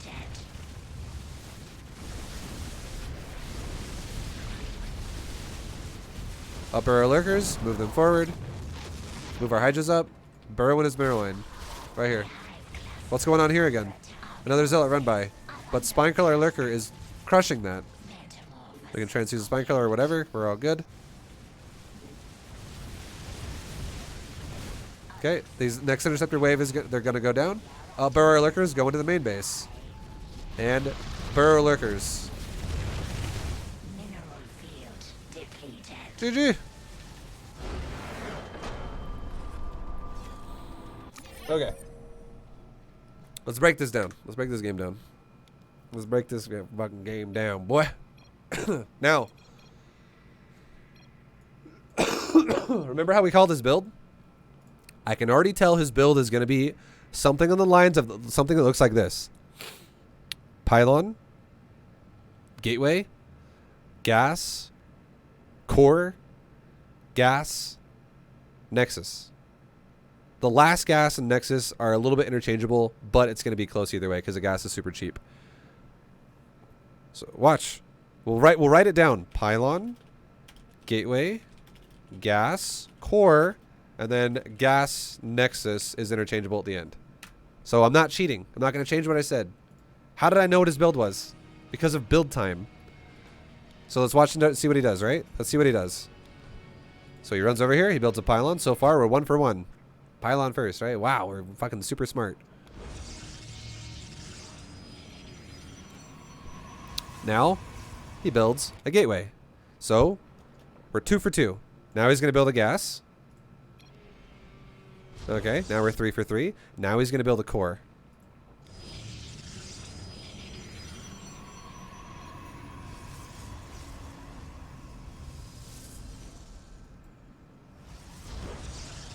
See? Okay, to be fair, let me say something right now. To be fair. Even though I'm wrong, let me explain something really fast. Even though I am wrong, it's the reason why I'm wrong is because I don't know anything about StarCraft. Video's over. No, it's because he waited until he had enough minerals to build both a fucking core and a nexus. So, yeah, that is why the nexus was just unnecessarily late. He waited way too long to build the nexus. He probably was typing and he just forgot to build it. So I'm not gonna really. I'm not trying to get on his ass about it and be like, "Yo, Fatal Glory, you gotta stop fucking talking to me and build properly." So he's just excited to play. It's totally fine, but that is why. It's because he delayed the nexus, which is why it looked off. So that's how you can go, well, why is your nexus late? You must have gone core first.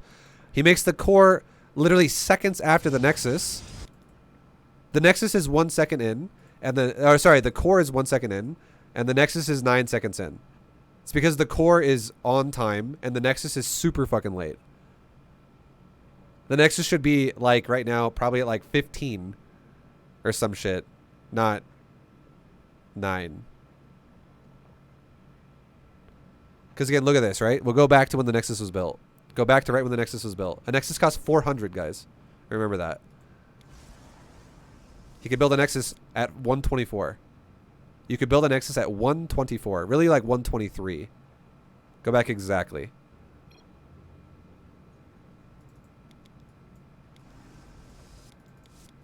Alright, whatever. We'll just say 124. Fuck, I just like double clicked the goddamn button again. 124. We'll just say 124. We don't have to be exact. You guys get the point, right? 124, a Nexus could go down, right? So you assume if they're gonna, if you're assuming your opponent's playing efficient whenever they play,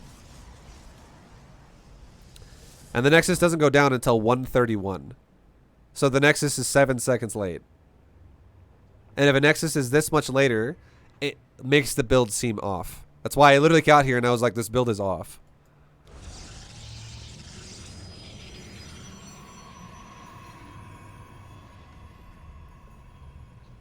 And remember what we said?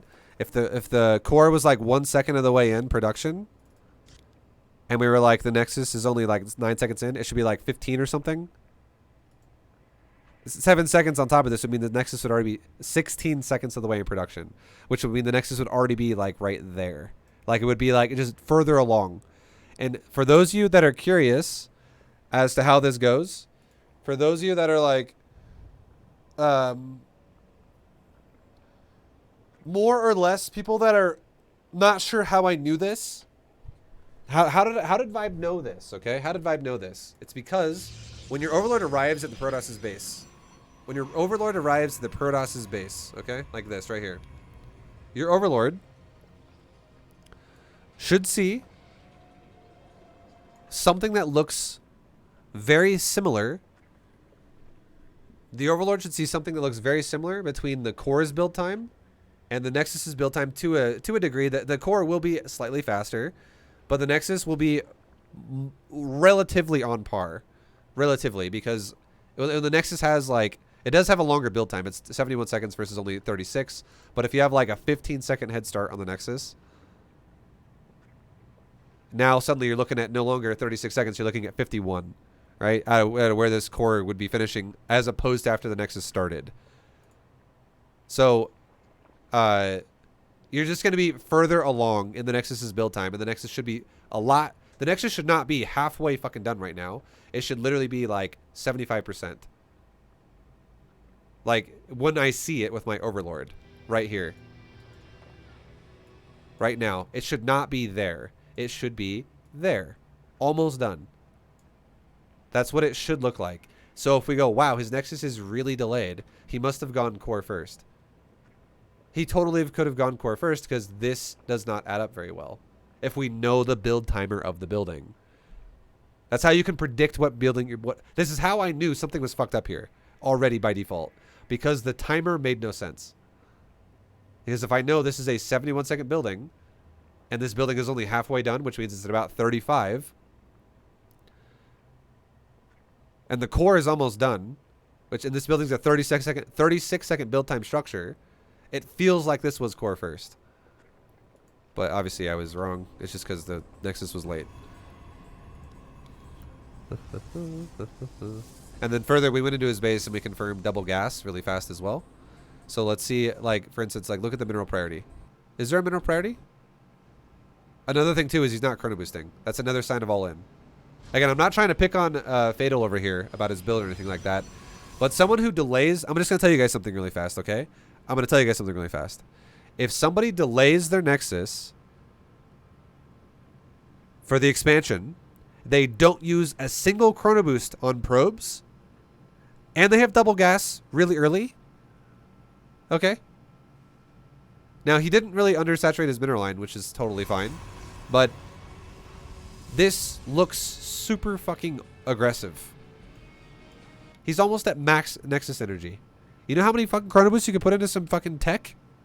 If there was a... This is why I literally thought there was a proxy Stargate. I was like, he's totally going to fucking hit us with some Stargate shit. It seemed like it. Because it looked like he prioritized the core, and he's also prioritizing some type of aggression. Not probes. It's tendencies.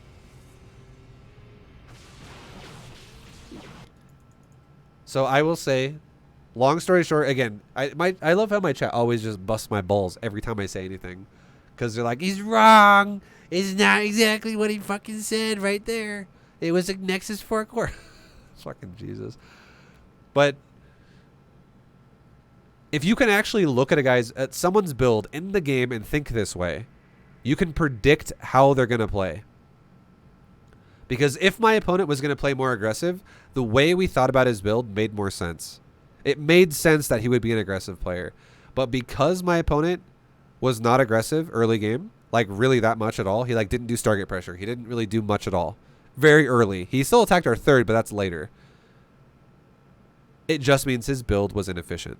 And we just showed it. He's taking a natural. He's not chrono boosting probes. And he's also delayed his Nexus. So his build is slow. And now, see how he's chrono boosting probes now? It's fucking delayed. He's now just going to be... Now, remember how we talked about the drone count? How we're going to be in a good spot before our queens are out? Our queens... Well, so our queens haven't even injected the hatchery yet. This is the first inject, and it's about to pop off. And to be fair, he's making drones probes a little bit faster. Again, I'm a little bit of an over-exaggeration. I don't actually have the lead yet. But Perdos is further behind than he should be. He's further behind than he should be. It's, again, just trying to understand the concept of how your opponent plays. Just trying to really get a feel for what you're actually in for in the game. And then now, lastly, the last thing we'll look at here about the opener, because we talked about a lot of this throughout the game in the beginning. Let's look at his third base saturation when he attacks us with what we think is a medium-sized looking army.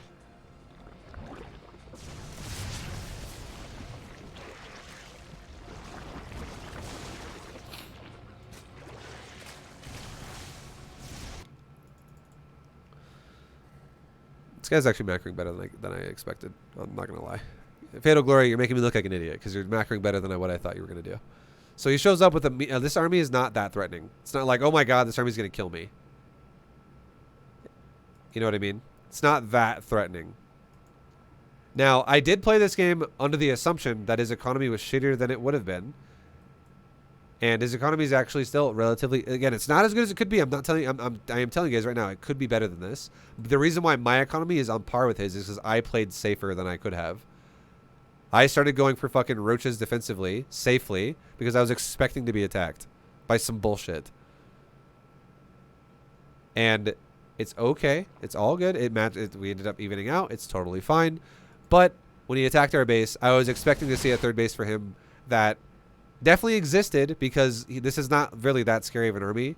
If this was a full all-in, this army would be much bigger. This would be like 3 immortals and like 8 sentries with it, or like 5 sentries with it or some shit if this was an all-in. This is not an all-in.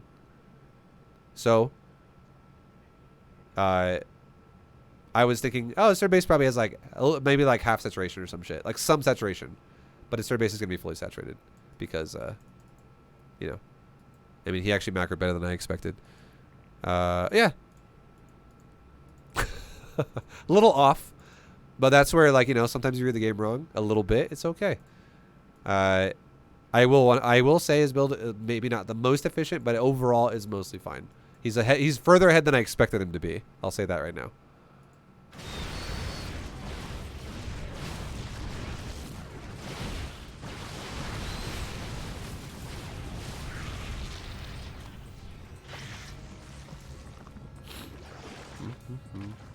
And then now, economy phase of the game is mostly over. Now it doesn't matter. So you got to realize, early, heavy. This is another thing you guys need to understand. In StarCraft 2, you don't need to scout like crazy all game for someone's economy. It doesn't exist all game. It only exists until you're done making your own workers. Once you're in the stage of the game where your worker count is done, you don't need to be like, how many workers you got? How many workers you got? How many workers you got? How many workers you got? Because you want to know why? You're making army the whole fucking time anyways. Either way, what are you going to do? Scout him and make army? Or are you going to not scout him and make army? It doesn't fucking matter. At this stage of the game now, when we don't give a shit about the opening choices of our opponent, is he going down an aggressive route? Is he going down a macro route? We don't give a shit about his opener anymore because the game is no longer in the opening stages. Now we care about where his expansions are located and what his composition looks like and where his army is located. Those are the things that we care about now, not necessarily worker lines. It's different scouting now. The scouting has changed to different, more important things at this point in time. Okay? Maybe versus a greedy Zerg, he would be behind then. Yes, I already said I played safe because it looked like he was going to play aggressive. I slowed my own build down to play safer by making more roaches faster because I literally thought he was going to fucking attack us. It doesn't matter, guys. I'm just trying to, again, do I give a shit if I was ahead or behind this game? That's not the point I'm trying to make. The point I'm trying to make is I'm trying to make you understand how to read an opponent, right? It's how the fuck do I look at someone and I assume what his plan is. Like, for instance, if you fucking stand next to someone in person, right? And the person looks at you and they go like this. They like cock their fucking hand back with a fist. Are you just gonna fucking stand there and let him punch you in the face? No, you can read body language, right? You can be like, this guy looks like he's gonna fucking punch me, and you're probably gonna, if you don't even know this guy and he looks like he's fucking crazy, you might immediately react with yourself by going like this, like, what the fuck? What the fuck is this guy doing? It's you're identifying something out of your opponent. So if I see aggressive tendencies out of my opponent, if I know how to recognize them, I can assume aggression. And most of the time when you can do this properly, you'll be correct. Because again, if your opponent just plays a little inefficient and it makes you meta yourself kind of, and you're like, wait, what the fuck? He's macroing more than I expected when his build looked aggressive because he wasn't spinning Chrono Boost and he expanded late. If you're wrong, it's okay. Like, this is what I've said before. If you're still wrong and you think of a way to react, but you're wrong, you still don't lose because it's the fucking core concept I said in B2GM. Efficiency beats not efficiency. Every single time, motherfucker. Every time. Efficiency beats non-efficiency. Every time.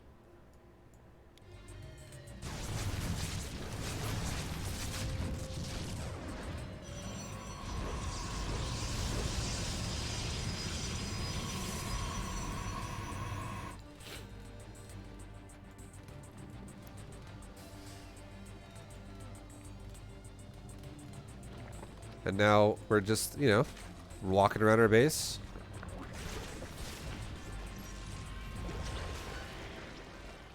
And am I saying that he played so goddamn inefficient that he's just dead? No.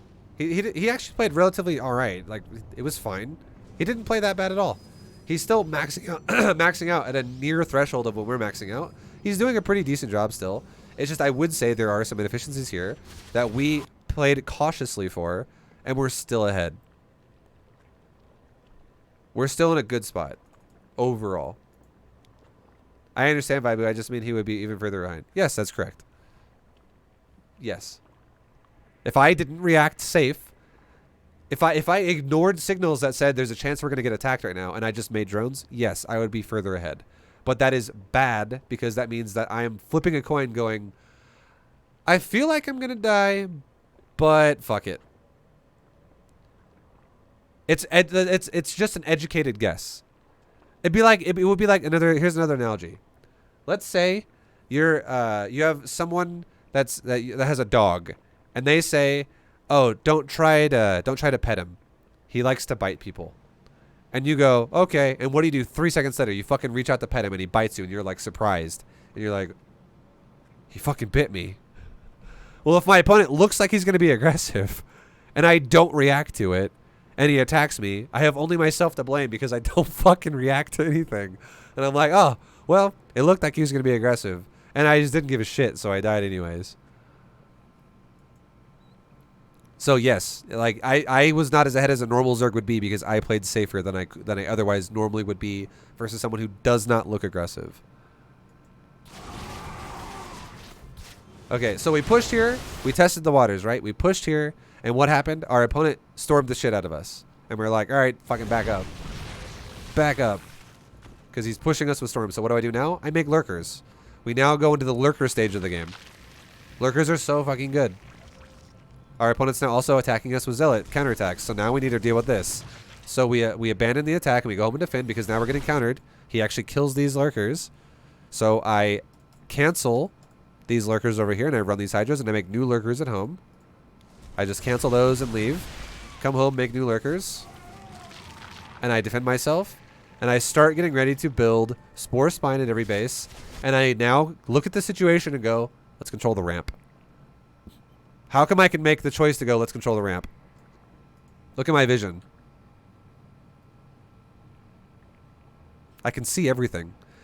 You know what this tells me? This tells me two things. Number one, I can see where he is, and I can see that this ramp is a good location to fight at. Number two, here's an even more interesting thing to know. He doesn't have an observer. So, if these lurkers finish, I'm fine. And how do I know he doesn't have an observer? Because every creep tumor that he just walked over is still not dead. And these are cloaked buildings.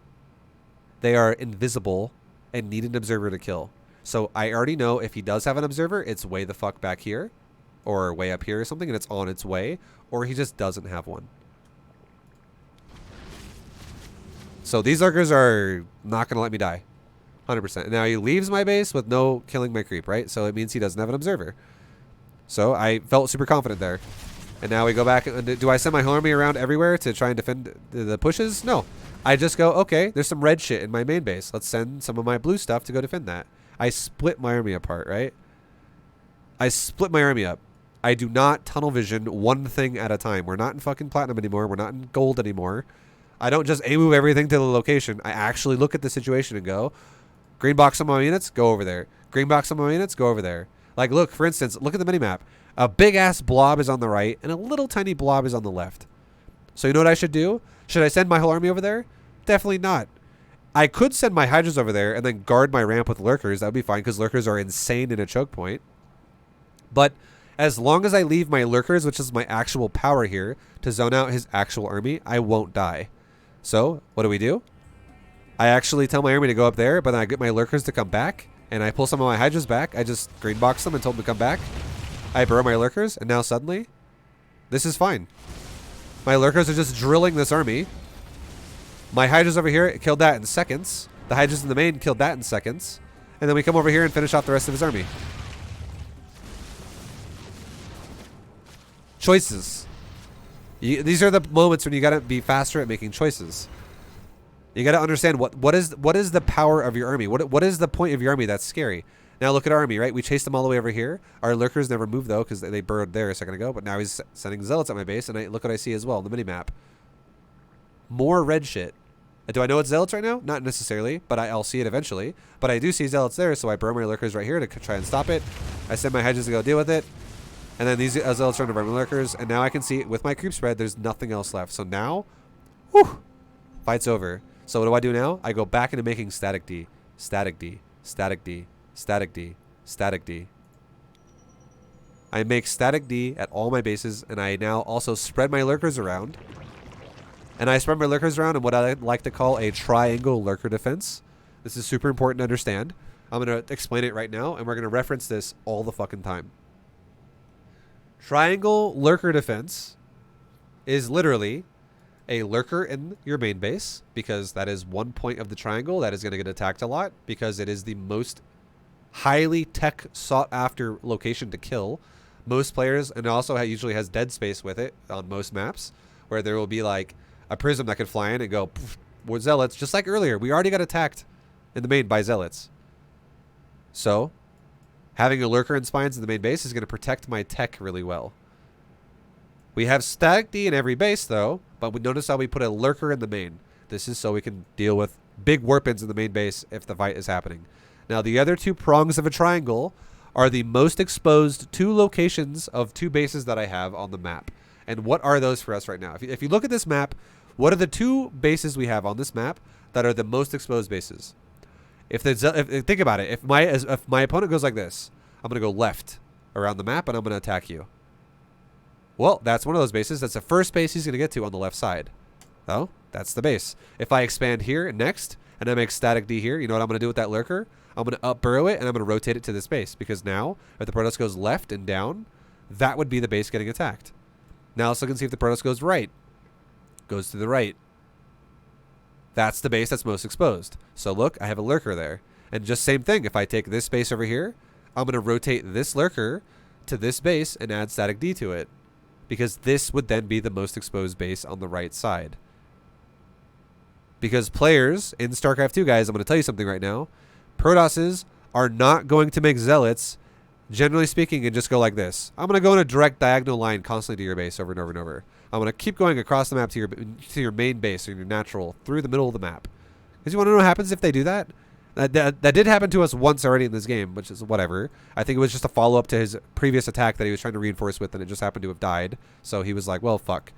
And he was trying to keep us defensive or whatever. It's not a big deal. But generally speaking, Protosses won't attack in the middle of the map, and the reason why is because your creep spread is going to alert you forever. Like, here's another analogy. Imagine if there was a bug that saw a spider and a spider web. And if this bug gets caught by the spider, it's dead. So if the bug, like, let's say the bug walks around the wall where the spider web is not quite touching yet. The spider might not realize the bug is there, and then the spider might not kill the bug. So there's a higher chance it's gonna do wherever it's gonna get to wherever its location that it wants to go to. But let's now say a fucking bug decides to walk directly onto a spider web and then just walk right to the fucking middle of it.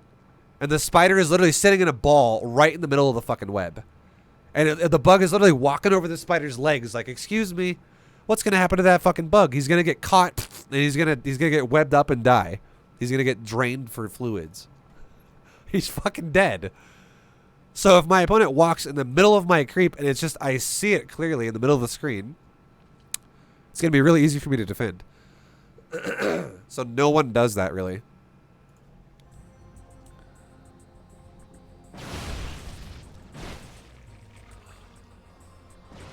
The only reason why a person would ever walk on your creep is with an intention to kill it.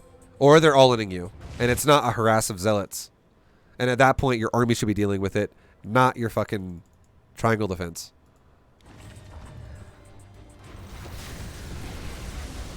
Wrong, but good analogy. Okay. Everyone's such a nitpicker. My God. Teaching people is exhausting.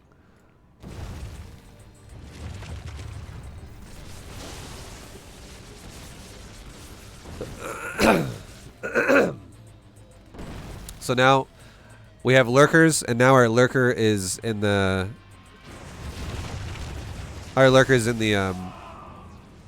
you know, the aggressive situation. And now notice how my hydras never go in front of my lurkers.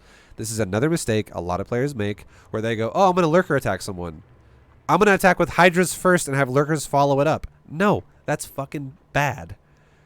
Literally push with lurkers. Let lurkers absorb damage for your hydras and defend your lurkers. The mistake most people make is in this situation, they would attack with their fucking hydras. Lurkers would follow the hydras. All their hydras would get stormed by Templars.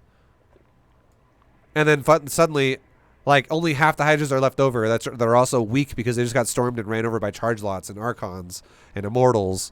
And they fall back to the lurkers. Now you have really bad defense on your lurkers. So, like, this sucks if you do it that way. However, if all my hydras stay alive and I just slowly push the lurkers, what can my opponent really do? I leapfrog them forward to his base. Little by little, I push them forward. Look what happens every time the Protoss tries to take a fight. Watch resources lost. We're at 46. He's at 96. We're ahead by 5k in terms of what we haven't lost. Look at this shit. He's trying to set up, right? And he's like, God damn! My hydras aren't even helping yet. Remember how we were ahead by 5k? Look at it now. It was 4.6 versus 9.6, right? I think I just said a second ago. Now it's 4.9. So we've lost a unit, basically. We lost like one lurker. And he's lost like to almost, what, like 1,500 resources? 1,800 some shit? Whatever. You get the point. He's lost a lot more.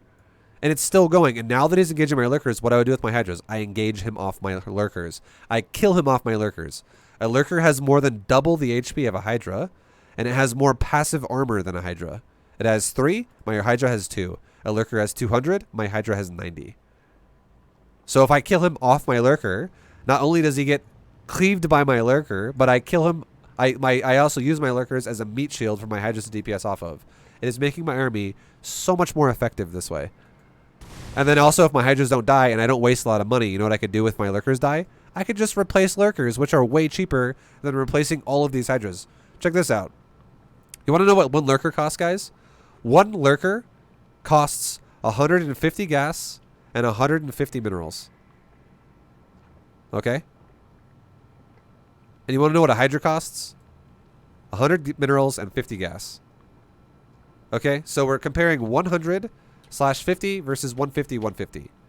Now, if I take a fight with Protoss and I lose, let's say, 3 lurkers, like what just happened right there. I just killed so much Protoss there, and I lost 3 lurkers. What if instead of losing, this Protoss army just got fucking grinded apart? Like, half of his army is almost dead as well. That was a lot of damage by us. But what if I engaged with Hydras first and I ate storm on my fucking Hydras, out of range of lurkers because I engaged with the Hydra, and I run away, and let's say I lose...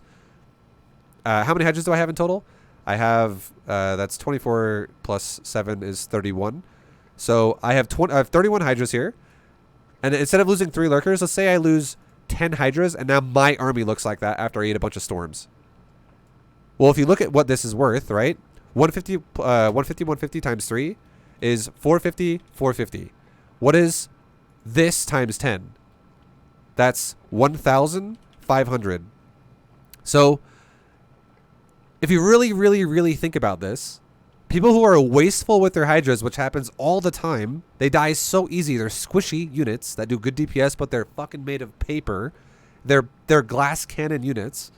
If you lose a bunch of Hydras and you don't lose your lurkers, you actually lose more resources than if you just lose a couple lurkers here and there, and then you just remake lurkers aggressively in the fight. You go, oh, I lost a couple lurkers. How about we make a couple more? You can morph them in with your Hydras. Easy fucking peasy. It's so easy to do that. Now we see he's doing counterattacks with Zealots. Look at the triangle lurker defense. Like, watch how the Zealots ran around the map. Look at the Zealots. Watch this shit, right? So here's the Warp Prism. He didn't scout this base, which is fine. He probably can assume I don't have it, right? And now he knows I don't have this base either. So let's look at the Zealots for a second. The Zealots warp in, and what do? They're going down here.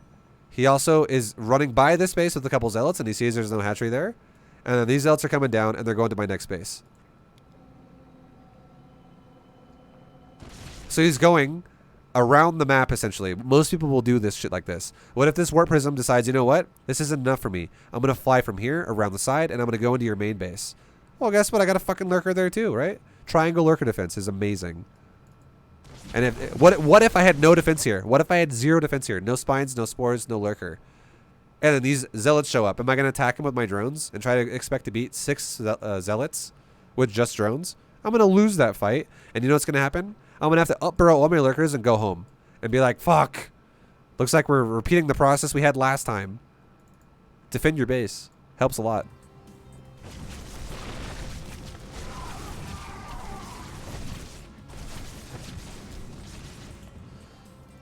See? And then now a spine color died, so we can just make a couple more spines, make a couple more drones to replace it. It's all good. And now we're going right back into triangle lurker defense.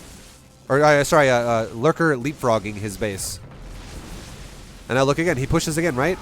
Look at resources lost as he takes this fight. It's crazy how good value this is if people do this right. Most Zergs are so sloppy with their Hydras, and they just run into storms all day. Lurkers can eat, like, one Hydra will basically almost die to one storm. It'll live with red health. Like, these Hydras got stormed because I backed up and I got stormed or some shit. I was, like, looking at this. But if one Lurker eats a storm, it's not even 50% of its health bar. One storm is 80 damage. A Lurker has 200 health. A Hydra has 90. So one storm almost kills one Hydra, and it doesn't even do 50% of the health of a Lurker.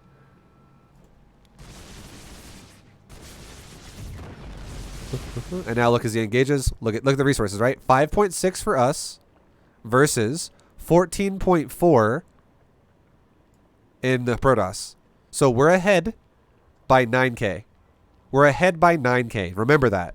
We are ahead by 9,000 resources in terms of what we've lost. Now look at this fight. Is this the most optimally spread out lurker setup? No. These lurkers are more exposed than those are. But I'm leapfrogging my army. It's fine. It's whatever. Now look at this fight. I'm defending my lurkers with my Hydras, but I'm not over-engaging. And now look at this, right? We were behind by 9k. And now we're still we're ahead by 9k, and now we're still ahead by 9k. That fight. Jesus. was a little bit of a wash. We kind of like took equal trade there. But you want to know something? His army got battered again like crazy. All of his units are like always about to die. And our army in the back is chilling. Vibe your coin from rally.io. Oh, Jesus. Thank you very much, Ethereum, for another $100 dono, man, at Vibecoin.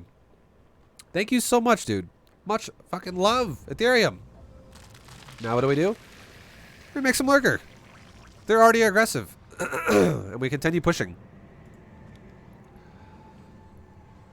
And now I'm getting to his base. I'm actually pushing into his base at this point. We have a couple changelings going out as well, checking to see what's going on. And now it looks like the Protoss is engaging, so what do? We engage on our lurkers. This is like the middle ground. We engage with our lurkers with the Protoss. If the Protoss backs up, am I going to chase him over my lurkers? No.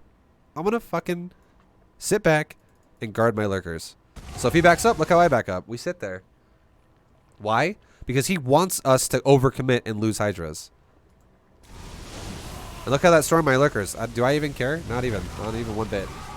And now here's a cool thing to know as well. Here's a cool thing to understand about lurkers. So look how his whole army just died, and I lost 0 lurkers there. Right? I lost 0 lurkers. Okay? I lost 0 lurkers there. That was a great fight for us. We killed his whole ground army. But check this out. A carrier is a unit that does very weak damage very fast. Let me explain the math to you on a carrier. This is a new concept we haven't talked about yet. This is something we're going to reference a lot versus Skytoss. And we're going to play more Skytoss the higher we get against an MMR. I guarantee it. Now, look at a carrier. It says it does 5 damage times 2 every 2.14 seconds. Now, to explain what that means, guys, is it actually does 5 times 2 times 8 every 2.14 seconds. Now, how do I know that? Why does that make any fucking sense? The damage of this carrier represents 1 interceptor. And there are 8 interceptors in a carrier, as you can see, right there. 8 interceptors in a carrier. So what if a carrier only has vibe? What if it only has 5? See how it has 1, 2, 3, 4, 5? Well, then it's 8, or then it would be 5 times 2 times 5 because there's 5 interceptors, and then it would slowly go up more over time because you'll make more interceptors. But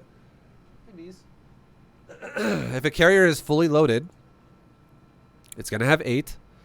And it's going to be doing 5 times 2 times 8. Now, 2.14 attack speed represents how long it takes for all the interceptors to like swoop in and attack and then swoop out. And then 2 seconds later, they swoop in and attack again. It represents all of their attacks together. So if we do that, if we do the math on this, think about this for a second. That means a carrier has 2 attacks per interceptors. Each carrier has 2 attacks per interceptor because it says attacks times 2.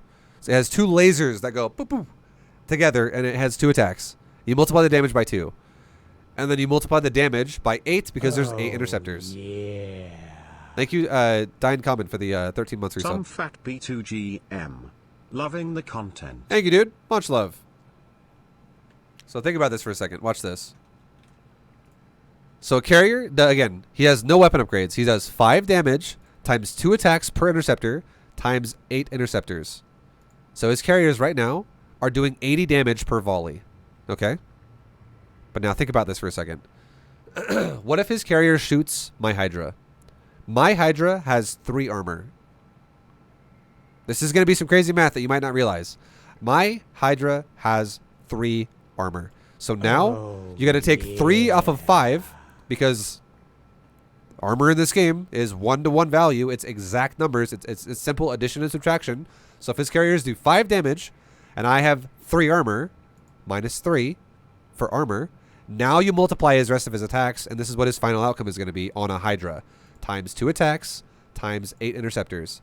So his carrier, each volley on my Hydras will be doing 32 damage. And you want to know what 32 damage is? It's a little bit more than a third of a Hydra's health bar.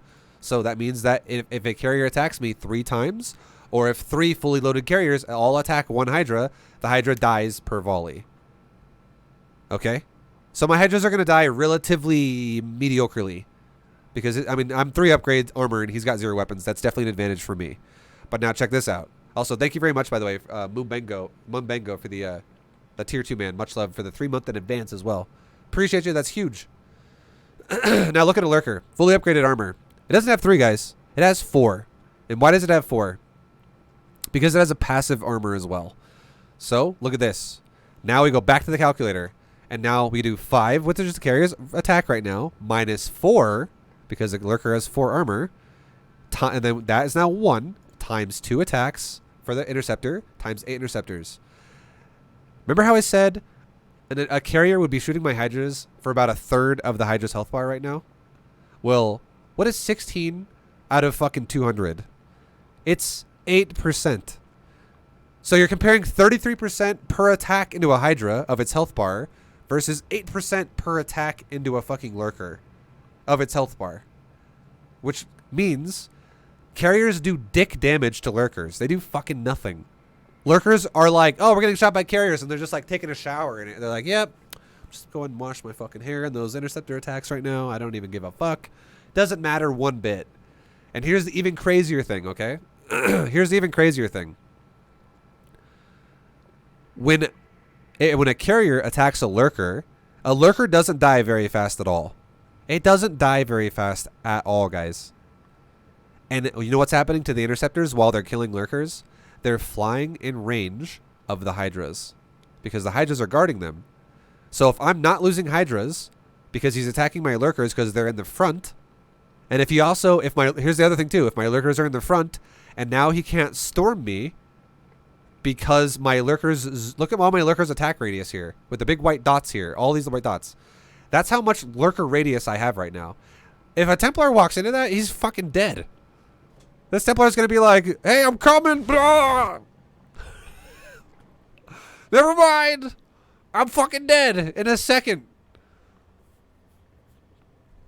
I'm not getting stormed. So what's happening is my Lurkers are taking damage while my Hydras are killing interceptors, and I am not losing Hydras very fast at all. So now if you back it up here and look at this, look at units lost when the carriers engage here. Watch this shit. It's fucking crazy. So right now, we're actually starting to really fight the interceptors. The ground army is mostly dead, okay? Don't look at resources lost anymore. Look at units lost.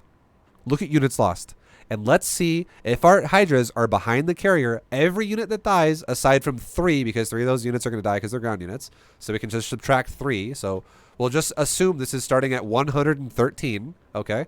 Or we'll just do 116 minus 3. Well, remember that. Because those Stalker, Templar don't count.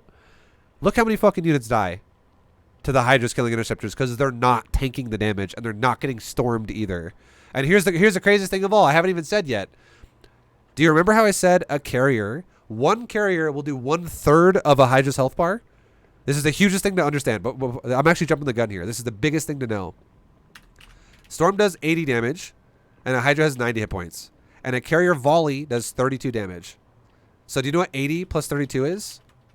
It's 112, guys. Okay. And what's 112? It's greater than 90. So you know what that means? If my Hydra gets fucking stormed, which is AoE, like 10 Hydras at once can get stormed.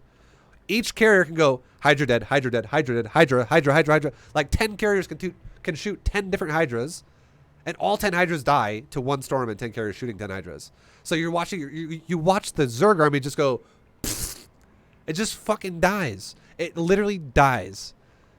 But with all these numbers we just talked about, if we understand that a Lurker is a god, and it not only zones out Storm and all the ground units, but it absorbs the hits for the interceptors, look at the units lost now. And now we go back to the 116 minus 3, because we're not going to count the 2 Stalkers and the Templar that are here. Look at how fast units die for... Like, I want your eyeballs to be in top left right now. Look at units lost. Look at how good it is when your Lurkers tank. Ready? Here we go. We lost 1 unit.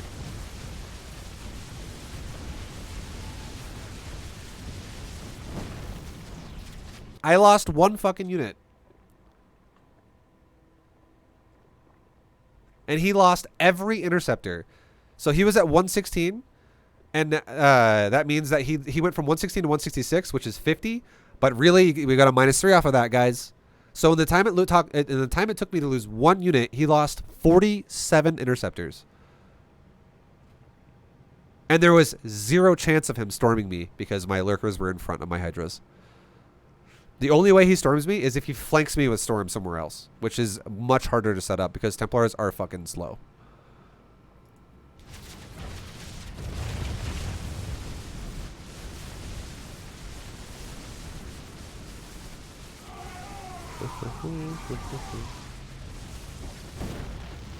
So this is something we're going to reference a lot versus Skytoss. And you want to know something too? This is not even as advanced as Zerg can be versus Skytoss. There's even more you can do than this. But again, that's above Diamond League. Using things like Infestors and using things like Vipers is very fucking hard. So we're not going to do that right now. That's something that'll come later. But it is something we will eventually do. But you can see that now this dude is dead because we played fucking Lurker Hydra right.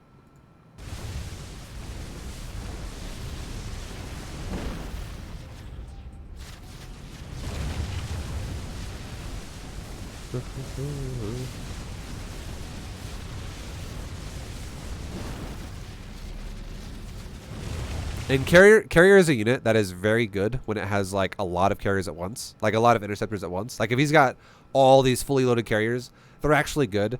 But as soon as carrier payload literally goes down, like as soon as the carrier, like the capacity for the carriers goes down, the final thing we haven't talked about carriers yet is it takes 9 seconds per interceptor to rebuild.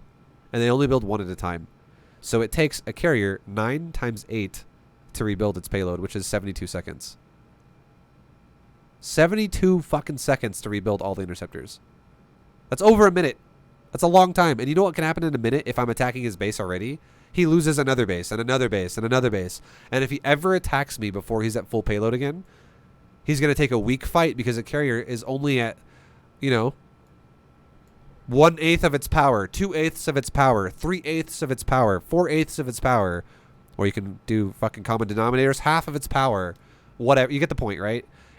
The carrier's only scary when it's at full payload. And if we just play the lurker build properly, so like now that the carriers are just like paperweights, I don't have to give a fuck that much anymore as long as I'm not going to run into Templar. And so if you understand it, you can then start getting. If you ever see a player that's really good at this game, and you're like, but Vibe said stand behind the lurkers. Why is he not doing it? And how come he's winning? It's probably because he already broke the fucking interceptor count, and now he's just going to capitalize on time. But if you're someone who doesn't understand that concept, or if you're someone who's not sure about it, you're not comfortable with it yet, if you always go behind your lurkers, your chances of winning go way the fuck up. They're like really good a chance of winning there. And that's a great way you can break Skytoss with just Hydra Lurker. There's so much more shit you can do with it too. You can proxy creep spread with spores with it. You can pull vipers with it. You can use infestors with it. We can also do things like use Ling counterattacks with it to break expansions. We can then also add in banelings with it to break cannons, or ultras with it to break cannons. We can also go into mass corruptors versus it, which all these things we'll talk about are so much later in the game of Masters League. But for now in Diamond, again, if we just understand the concept of how to use Lurker Hydra, you fucking are going to crush people in Diamond. Like, you're going to have a good chance. You have a good chance.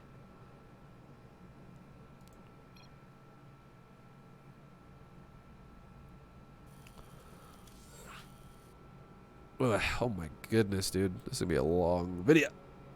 Alright, I'm going to stream for 2 more hours, guys. Wherever we're at. I'm not going to try to sacrifice quality of these videos to just speed up the games. I do want these to be informative. So, I'm going to just go for 2 more hours. I'm not going to go until I get fucking Diamond 1. There's no way. I would be streaming for the next 9 hours still. Yeah. We've done a lot of explanation in this game. Or in these games. But... And I'm not going to try to be redundant either. I'll try to not be as redundant as possible. But yeah. We've been talking about some new shit we haven't really talked about. So there's a lot of relevant stuff we talked about.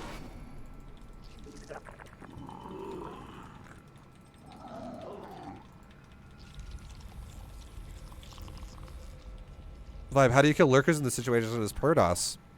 Go watch my Protoss B2GM series. Or come back when I'm doing a Protoss video. I I try to prevent myself from repeating myself 500 times in this series. And if I read every question in Twitch chat, I would repeat myself over and over and over. I will 100% tell you how to break Lurker Hydra with Protoss from the Protoss's perspective in a Protoss version. So I hope you understand that. A lot of people get mad at me for that, and they're like, fuck you for not answering my question. I'm sorry. But I'm going to keep the Zerg video focused on Zerg because I already have so much shit I'm talking about as it is for Zerg.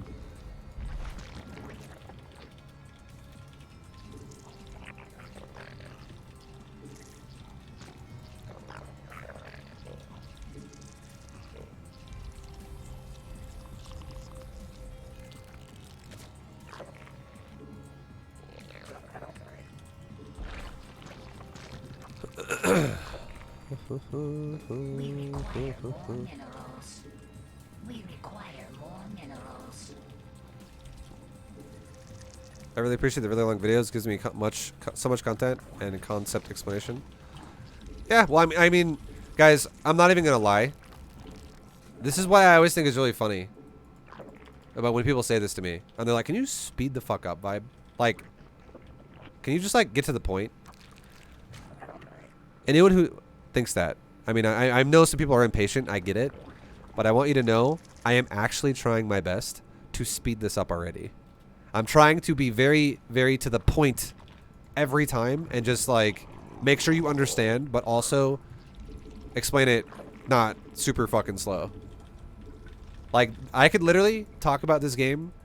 Like, the last game I just played, I could literally talk about that game by itself for probably 5 hours. There's just so much fucking info about this game, and it's hard to fucking put it into words. Especially when you do it really fast. You can't just be like, hey, this is how you get to GM in StarCraft in 10 minutes. You might want to go play a different game if that's what you want, because this game doesn't work like that. This game is fucking hard. Our forces are under attack. More overlords.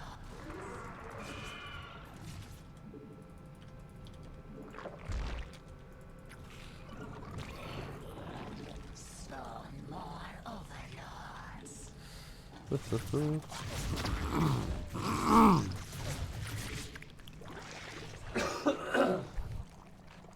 Okay. I'm reading another thing that says, Vibe, you should do this. I'm just gonna let you know something. Every time someone says, Vibe, you should do this, I always immediately get turned off on reading that comment. Because I always feel like I'm always getting critiqued on people that don't even do what I'm doing until they're telling me what to do. And it's like people with no experience are telling me how to do better. This guy's probably going mech, by the way. Who the fuck lifts their barracks like that when they're going by, right? It's really rare. But let me read it. I'm assuming, right? But I'm gonna read what you said. You should make not talking about the races a rule to reference. Oh, that's whatever. Never mind. That's way more tame than I thought you were gonna say. I thought you were gonna tell me how to like run the series better again. Like most people tell me what to do. I'm just like, thanks for the info. I'll take it as an advisement. But no, I don't care. It's whatever. For the amount of times people tell me shit, repeatedly, constantly, over and over and over, I do ignore most of the comments, like, that are just like, you know, derailing me, essentially. It happens sometimes, because I'm a human being, and I get exhausted about reading the same shit over and over and over, especially when it's multiple, like, derailing me multiple times. I'm a human. I get annoyed by it. Everyone does at some point. But yeah, it's okay. For long story short, it's not a big deal. I stay on point most of the series. Okay, let's go ahead and send a couple lings out to this guy's base. I'm also making a Roach Warren first, because it looks like this guy is going for mech. Because who the fuck lifts their barracks off? He went for a reactor factory, and then he floated the racks all the way to the Overlord. Means there's probably not a lot of emphasis on making drones. Okay, so let's make roaches. Let's make queens. And let's make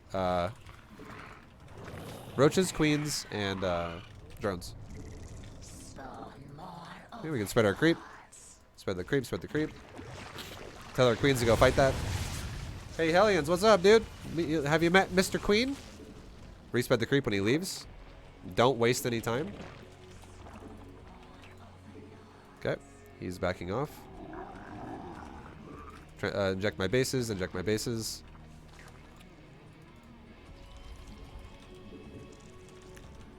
Let's try and get a scout off on his third base if possible. Keep spreading creep, keep spreading creep. Let's make 2 more queens to finish it off. We're going to go to a total of 9 queens. And now let's take our gases because we have safety units and now we want to saturate all of our gases properly. He's got a third base. He's actually going bio. So never mind. It's bio, guys. How do I know it's bio? Now he's going medevacs and marines. So it looked like it could be mech opener, but it's not. So now it's bio, and now if it's bio, what are we going to do? Let's go right back into Lingbane Hydra. It's okay. I was going to go Hydra Swarm, like Roach into Hydra Swarm host if it was mech. But now that it's bio, we'll go back into Lingbane Hydra. We're at 66 drones. That's a really nice saturation. So we're just waiting until our roaches, or until our drones, you know, finish, essentially. Keep making our little boys here. Transfer a couple drones to the third. Transfer 3 drones to that gas. And let's go take a 4th base now. And now that we know he's got a 3rd base, this is that moment where we can go, okay, well, if our opponent has a 3rd base, we can now make some safety lings. We don't have to go crazy, because if he attacks us, it's going to be a minor attack. It's not going to be this, like, fucking monster hit, because it's not a 2-base all-in. Okay? So let's get our queens down, going down to the bottom now. So I made a few safety lings. I made probably another, like, 20 zerglings. I made a few banelings with it. Let's get some more creep going. We need to make sure our creep doesn't suck. And try to get our queens to cover the satchery. Let's cancel it and rebuild it. It died, so we can just build another one. It's totally fine. Because we didn't want the hatchery to die, because if it dies, we just lose money. Okay. And I would say now, let's take another macro hatch. And why are we doing that? And let's also get one of our queens to go inject that macro hatch we already made. Why are we doing that? Because we just made drones for the 4th base. It kind of sucks that we had to cancel it, but it's whatever. We're now at 80 plus drones. 80 plus drones, guys. We're in a really good drone count. So now we can go into making units and not feel like we're going to die. Also, finally, let's take one more hatchery again. And why are we taking one more hatchery again? Because this base is fully saturated, and we need to be able to transfer drones now to another base that is not already fully saturated. Okay, so now we're going back into making an army. And now he's pushing. So perfect. He's pushing right as we want to make army. Let's get our units together. Let's get them all grouped up. Get a couple overseers, because it looks like he has widow mines. I think I heard widow mines. Let's just chill for a second. Don't engage the tanks yet. Just hold on. Don't panic. Now my banelings are ready. Now let's go. Keep making units the whole time. Yeah, there was only one widow mine. That was not a widow mine focused build. Okay. So we're still making units. Re-inject our bases. Re-inject our bases. Re-inject our bases. Re-inject our bases. Inject all of our bases. Let's pull back for a second. And let's make our next queen go on the main base to inject again. Let's make another queen inject this hatchery. Why do we need so much inject? Because wings are fucking expensive on larva. Now let's make the rest of our army. Let's get a, keep making army the whole time. Get 2/2 upgrades. Get an infestation pit. Get hydra upgrades. Get baneling speed. I thought we got that already, but we didn't. And yeah, we're just chilling, right? Make some more banelings because we need banes. We need to have some banes. We can rapid fire some creep timbers here, like we talked about before. Let's throw some more creep down to the bottom. Inject, inject, inject, inject, inject, inject, inject. Look at all these fucking injects we got. It's crazy amounts of injects. Let's make a few more hydras. And now let's make a bunch of lings. And now suddenly we're about to max out. We're about to max out.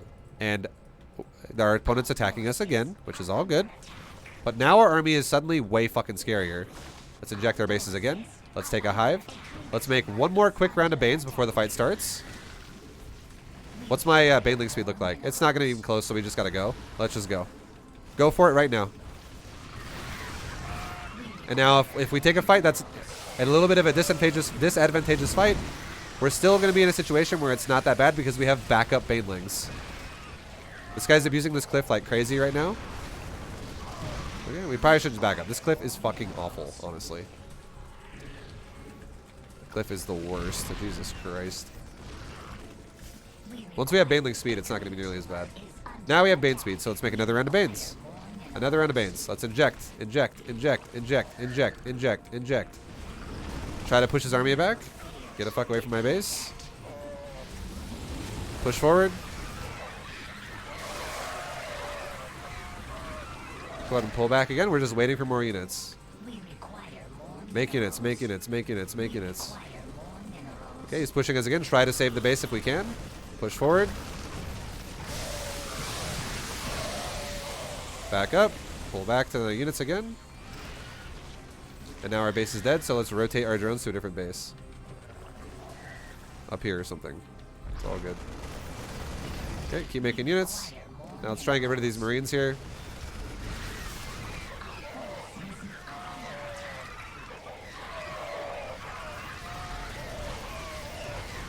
Well, we're getting kind of fucked up. That's what happens when you don't use banelings.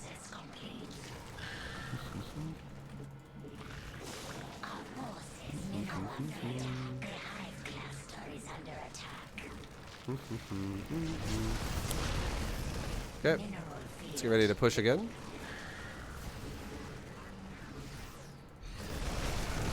Try and get rid of his army. I definitely think we're gonna die.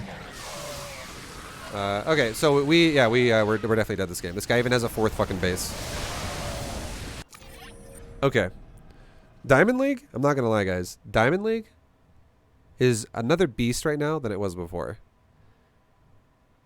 Maybe people got better at this game in COVID, but I'm actually getting really surprised by these Diamond players. Like, this dude has 300 fucking... I mean, I do too, but I've just been macroing the entire time. But Jesus Christ, dude. Like, Zerg APM should be high because you're just making fucking mass lings, mass lings, mass lings. Like, if you look at the APM here, like, you have ridiculous APM cycles when you make rounds of lings. Like, look at the production here when I make those 44 lings. Look at APM for a second here. Like, it's fucking insane, right? APM just spikes up like crazy. So, production, watch when we make the lings. We're making some banes. APM will go up a little bit to like 400. Now when we make lings.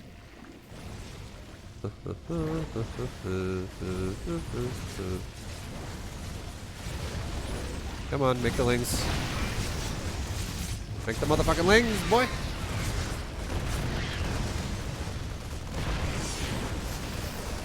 How the fuck far did I back it up? Jesus Christ. Okay, there we go. So now, like, we make lings, and now your APM just spikes up to 800. Right? Like, Zerg is going to have high APM because of the way Zerg inject cycles work, especially if you're doing ling styles. It fluctuates your APM like crazy. But yeah, okay. Guys, I'm just going to throw it out there again and say this. I'm surprised as fuck by these players in Diamond. And, I am now going to add in a new thing into this series because I don't really feel like losing half the games here. So it looks like I'm gonna fucking whip your ass into gear a little bit faster than I thought I was gonna have to. I'm not adding in new units. I am not adding in new units. I am instead going to add in a new concept, which is going to be, I'm going to be adding in the concept of counterattacking.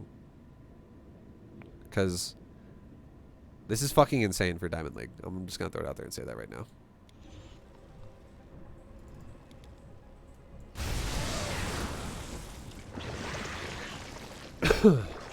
Counterattacking is now going to be a new thing we're going to do. And I can't do it this game because we're dead. But yeah, we're going to start doing it from now on. Like, this guy is playing fucking nuts for a Diamond 2 player. I'm not saying that he's a smurf. I do think overall the ladder is a little bit stronger than it was the last time I made this series. Just in general. Like, this game has also been on this meta, this era of StarCraft for a long time, so people get more used to it. We're going to start doing counterattacks now. I feel like I'm going to lose a lot if I don't start doing that, which is a mandatory thing Zerg needs to do versus better Terrans, and these Terrans are better than what I expect right now.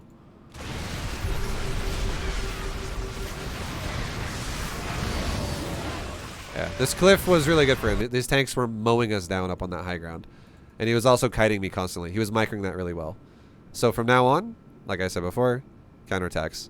And this game is just this game is literally a game where I would literally describe it like this. Vibe, what could you do differently in this game? Why did you die? How could you do something different? The reason why we died. Long story short, you could say hundreds of things about we could add in different units. We could engage differently around the cliff here. We could do all these different defensive things. But the one thing that is relevant repeatedly is that our opponent is constantly trying to pressure us with good locations of his setup of siege, and he is trying to literally kite me and pull me into fucking tank damage and repeatedly pressure me with marines. Every time I back up, he shoots the hatchery. Every time I go forward, he pulls me to tanks. He's going to be aggressive. And although there are things we can do defensively, I think they're harder to do than counterattack. If we just throw in some Ling Bane and counterattacks, I can throw a fucking mineral line in the trash. I can throw a mineral line in the trash. Look at this guy's defense. There's some units there. There's nothing here. There's obviously nothing here, but it's like in the main and shit. But I could run Lings, for instance, into his base.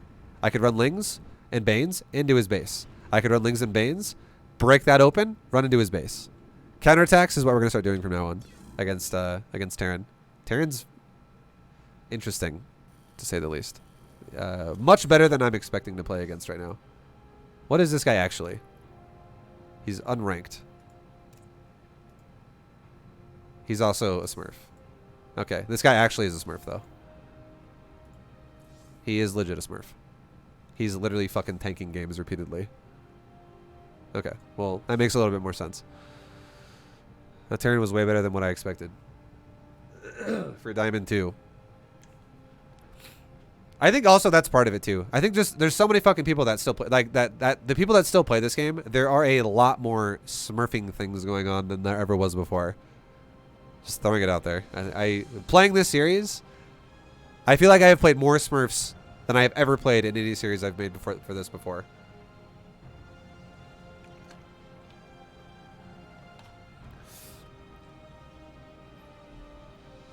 So I'm going to teach you guys counterattacks now. Yep. Counterattacks.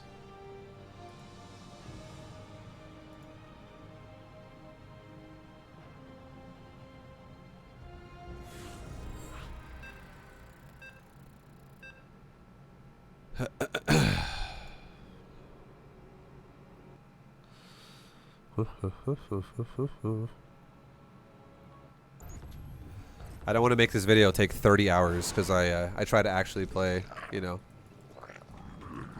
against Smurfs and fucking die every time. So I'm just gonna teach you guys how to counterattack. This is another reason why this series is fucking exhausting.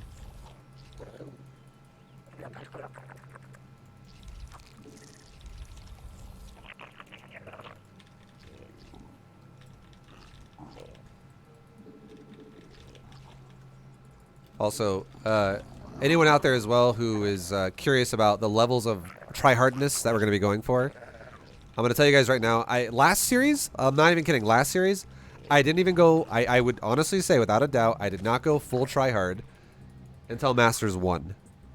This year, this time, I'm going tryhard at Masters 3. I'm going to be fucking tryhard at Masters 3. And we're going to go from Masters, just getting into Masters is going to be now fucking all limits are off and we're just going. Whatever we can do, we're doing it. Anything I think is a good idea, we'll do it and we'll explain it. Fucking series is exhausting, dude. So many people are like question marks as to what they actually are.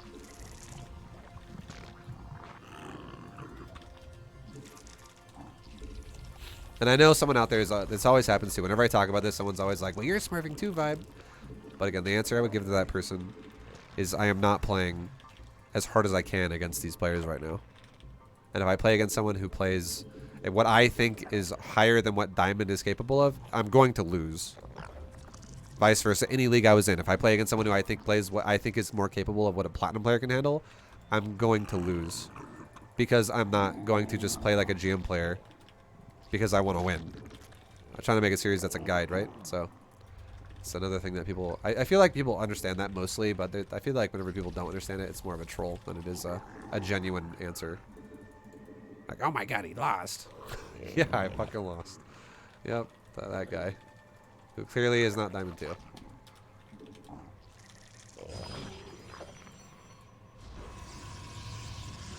Okay, we got a second Nexus quickly before the core is done.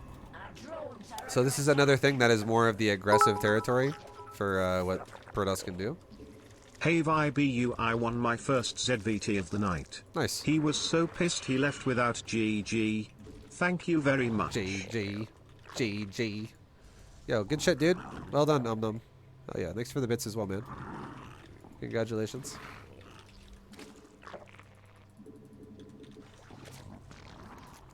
Let's go and take my third. Okay, so we're just making drones right now, guys. We're making queens and drones. Queens and drones, queens and drones, queens and drones, queens and drones, queens and drones. This game, let's not go for 4 base all like super macro. This game, let's go for 3 base heavy aggression, okay? This game, we will go for 3 base heavy aggression. It will be Roach Ravager if he does not go Stargate. It will be Roach Hydra if he goes Stargate.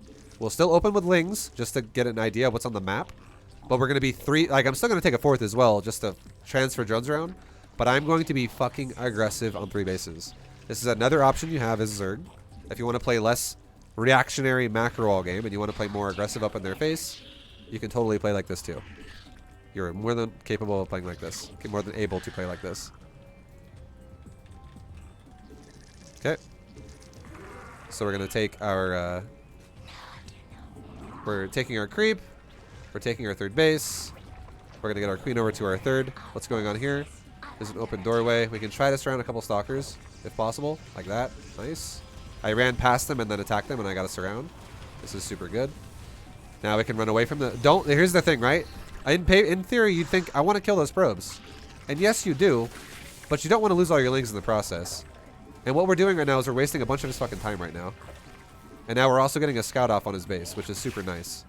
So we're running around his base. Behind this, we can take a layer. Behind this as well, we can take a Roach Horn. And now we know he's doing Stargate with Oracle, so let's make a Spore. Let's make a Spore. Let's make a Spore. And now we got a full scout of his base, and now let's just finish off on killing some drones. Some probes or whatever. It would have made more sense for me to kill those probes if I was going to continue to flood Lings. But I feel like it's more value if I make him lose mineral time and then also scout his base and then also do damage to the probes for whatever's excess afterwards if I'm not going to flood his base. Because now I know what I'm up against. Now I know I'm going to lose no drones myself because I have spores. Now I know it's Stargate. Now I know I'm not going Roach Ravager. Now I know I'm going Roach Hydra. Like, I have so much more information now that I wouldn't have had if I just killed like 6 probes or 8 probes. I still killed like 2 probes or 3 probes. The difference is like literally 5 or 6 probes there, but now I know everything versus not knowing anything. So look at this Oracle when it shows up. I'm just like, bye. And see ya. And the Oracle fucking doesn't... I didn't micro anything there. We could have microed, but it's whatever. You get the point, right? You understand the point, hopefully. It's comparing what you're doing and what you're going for. Okay. And now we're going into, like I said before, Roach Hydra. And we're going to play super aggressive. This is a super aggressive game now. Let's go ahead and take a 4th base. And you can take it over here or the base below my main. Either way is fine. Doesn't matter. Let's go ahead and get like 1, or we can get 2 Evos. It's all good to get double upgrades. Yeah, let's put our Overlords over our... so I didn't know he was going to go Mass Phoenix, but he's going Mass Phoenix, which is fine, again. Put them over our Spore Crawlers. Grab them all and tell them, hey, go, hey, Spores! Or hey, Overlords! Go to the Spores!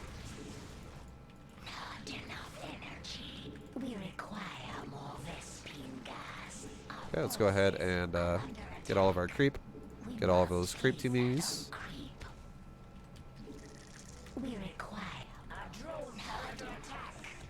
Fix our resources because he's killing some of my shit with the Phoenix right now.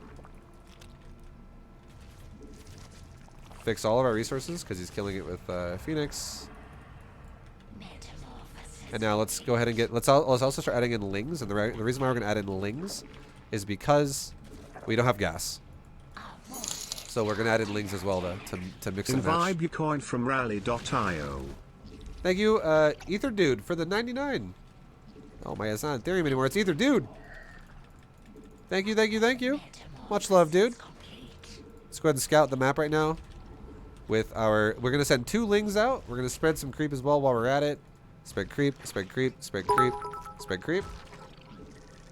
Go ahead and inject their At hatcheries. Bible, all your bronze and silver vids helped me get to Masters for the first time. Hell I yeah. appreciate all the help, smile. Fuck yeah, dude. I'm glad it's been helping you, man. Much love.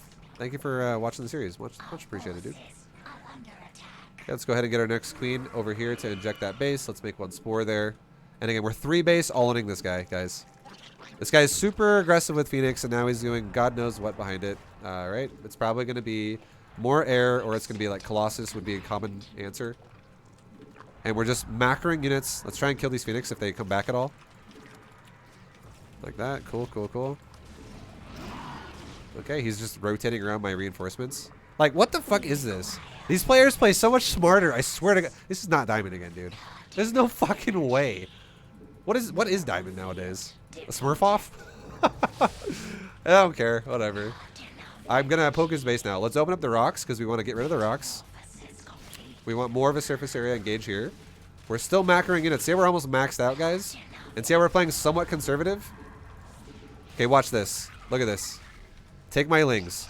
Alt 2 on my lings. Alt 2 on my lings. Now I'm going to get his attention again, and I'm going to poke him. Hey, Protoss. Get the fuck over here, Protoss. Come the fuck over here, Protoss, huh? Now I'm going to go like this. 2, move into his natural. 1, attack his natural, or attack his third base. Hey, 2, how's it going on your counterattack right now? Oh, sick. Go on the fucking main. Go on the natural. Right-click his both his mineral lines. Now focus on this. Stutter step. Stutter step. Stutter step. Ah. A simple click of the mouse. And we just fucking killed the player. Counterattacks. I'm not fucking stopping counterattacks. We're doing this now from now on. Counterattacks, guys. It's gonna make your world a different world for Zerg. Oh my god.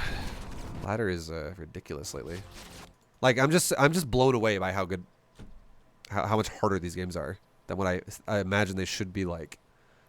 Like, am I struggling to win games here? Not necessarily. I'm not saying that.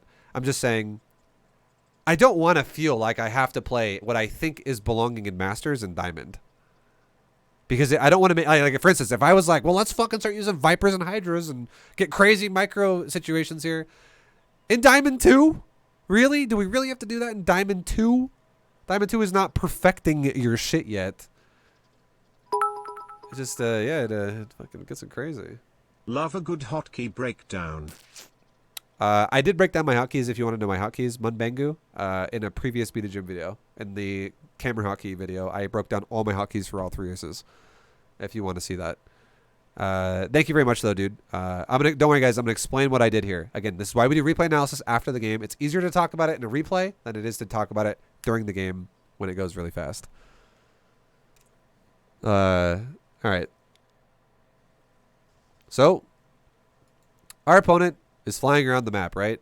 With a lot of Phoenix pressure. Lots of Phoenix pressure. Fucking flying around my base, killing shit, boys. Fuck. Damn, there's a lot of Phoenix killing stuff. Resources lost so far. Protoss is doing good. He's killed 26 things of mine, and he's only lost 3 units. He's doing a good job. Honestly. He's doing a good job.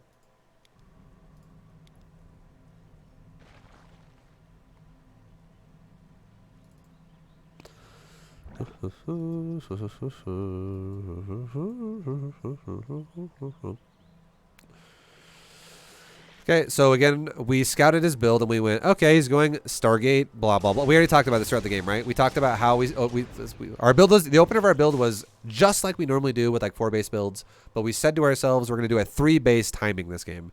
I saturated 3 bases. I took a 4th, but I did not saturate it. I just took a 4th to set it up for future drones to transfer to it, but I 3 based it with a lot of units. Okay? So Ling, Hydra, Roach, whatever I can afford. Hydra's focused with a little bit of Roaches, and then if I have excess minerals and no gas, make some fucking Lings. Okay? And we're doing it again. We're not going Ravagers. We're going Hydras because we saw Stargate. We would have gone Ravagers or something if it was like a Robo, and I wanted to like Curse of Bile him forward and pressure him hard against like sentries or whatever. But it was Stargate, which is fine. Again, I'm doing a 3-base aggressive attack. This is very similar to like this is like an all-in essentially. It's very aggro.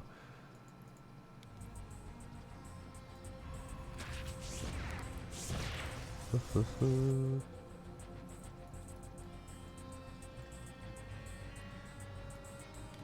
now we're kind of just moving around. We're trying to get in position to get ready to attack him. We're getting closer and closer to maxing out. Notice how we kind of stay on the safety of our creep mostly. And if we do decide, I'll say this too though. If we do decide to attack him, I want you to know this. This is actually a big thing to point out. If this is Stargate, the way I'm attacking him right now is okay. Because we know he's made a bunch of Phoenix. If this was Robo, I could still attack him like this to a degree, but I would need to be more conservative about when I get to his base. Because we got to be careful about possible things like force fields and getting caught off with like immortals fucking me up, whatever. We don't want to like overcommit when our army is not at a power spike. If, you know, if we don't want to get in a weird position where it's like, ah, fuck, okay, well, you know, I'm losing my army before the rest of my army gets here. We don't want that to happen, but we know that most of his army is invested into that, so he's not really punishing me very much. Players got it tough as Zerg dealing with Skytoss every game frown. I think you're okay, honestly. Skytoss is manageable with Lurker Hydra.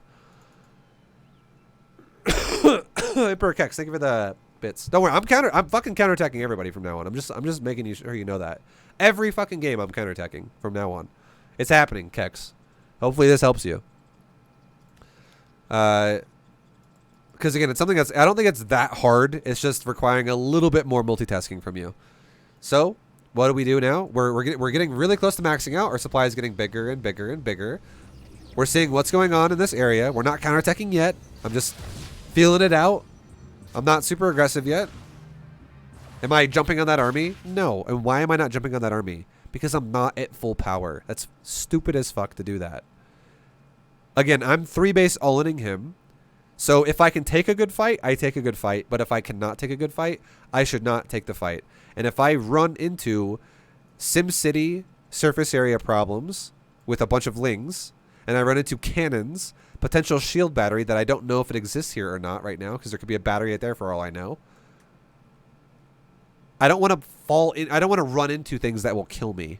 I want to pick at him, make him come forward, and pick him off a little bit. And I am also waiting for a lot more of my reinforcements to keep coming across the map. I am fucking hammering on the all-in right now. I am powering up like crazy. So every time he comes forward, I pressure. I'll open up the rocks while I'm waiting. And now suddenly look at the supply, right? I am fucking huge supply. And now we're almost maxed out. So now we set up a counterattack. So now what we do... Jesus Christ, dude, my throat.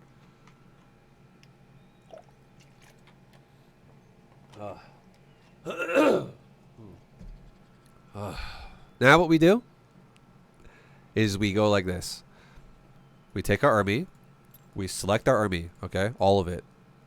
We then control-click our Zerglings. Control-click them. We then hit Alt-2. Alt plus 2 at the same time. And what that does is it's called a... Again, I've explained this before. I'll explain it again really fast. It's called a steal command. It will actually make whatever number you press with Alt, it makes a new control group for your current selection, which is 2. But it also deletes those units from any other control group they exist in. So if those lings were in control group 7, 8, 9, 0, 1, it would literally delete them out of every group at once. So if they're in one group only, it deletes them out of one group only. If they're in 5 groups at once, it deletes them out of all 5 at once. And puts them into whatever number you pressed with Alt number. So I pushed Alt 2. So it put my lings in 2 and deleted them from 1. Okay? Did this us actually attack vibe in this game? No, he harassed me with Phoenix the entire time. And Oracle. So, Alt 2 is how we get rid of the lings. Now we tell 2 to go over here. And we tell 1 to go over here. Okay? Alright? And now what are we doing with 1? We are doing the same thing we were doing before, where we are conservatively trying to get his attention. I want him to react to this army. So I'm going to poke his gateways, and I'm going to back up, and I'm going to get his attention. See how I keep backing up, guys? Notice how I'm not pushing forward. This is important to know this. Why does this make sense? It makes sense because we want this Protoss to focus on this point and not focus other places. We want this fight to last longer because even if we don't do any damage here, if our counterattack does damage, the Protoss is fucking dead. Okay? So we do not want to push this and lose this army, which makes it easier for Protoss to deal with counterattack. Best case scenario, here, think about this for a second. If I back up and I play conservative, and I back up and play conservative, like this, I keep backing up. I keep backing up. If I back up all the way to the point to where the Protoss goes, oh, fuck. Lings are running in my base. And let's say Protoss runs back now to deal with that. You know what we can do then? If he now runs back to deal with those Lings in his base, I can now attack with this army at an undefended base. We pull him one way, and we push him the other way, and then we pull him another way, and we fucking push him the other way. We over and over just pull him, push him, pull him, push him. We literally control his movements with counterattacks. So, if he doesn't properly build his base and he fucks up the wall in some way, and we get into his base, well, now that's huge. Now, am I going to just A-move this counterattack? No, that's silly. Because if we kill a cannon, and my Lings also bottleneck on this cannon, that sucks. We don't want to do that. Killing that cannon is not that much value. It's the same value as 3 probes. But to be fair, not even. Because if we kill 3 probes, it actually reduces some of his mining, which is harder to get back. Like, if we actually take away his economy, 3 probes is actually worth more than 150 minerals. Even though that's what they cost, they actually generate money for you. So they're actually worth more than what they cost. So, what we want to do is we want to kill probes. Okay? And if we want to kill probes, the best thing we can do is let's move command into his mineral line, and let's scan the area for just a second. And notice how when I'm scanning the mineral line, before I do that, if I feel confident that this is a very advantageous position for us, we can then A-move it.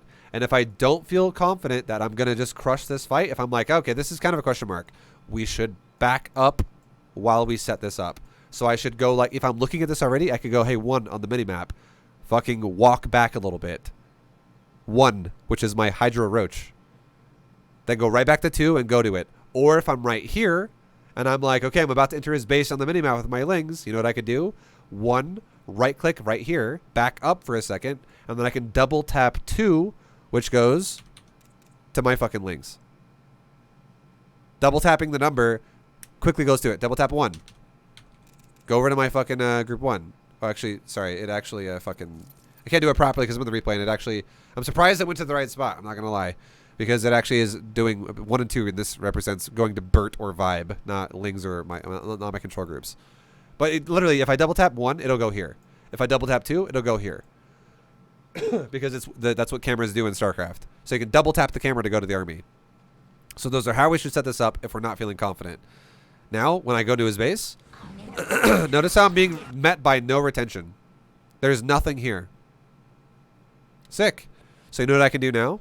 Because there's nothing here, I have 2 ways to do this.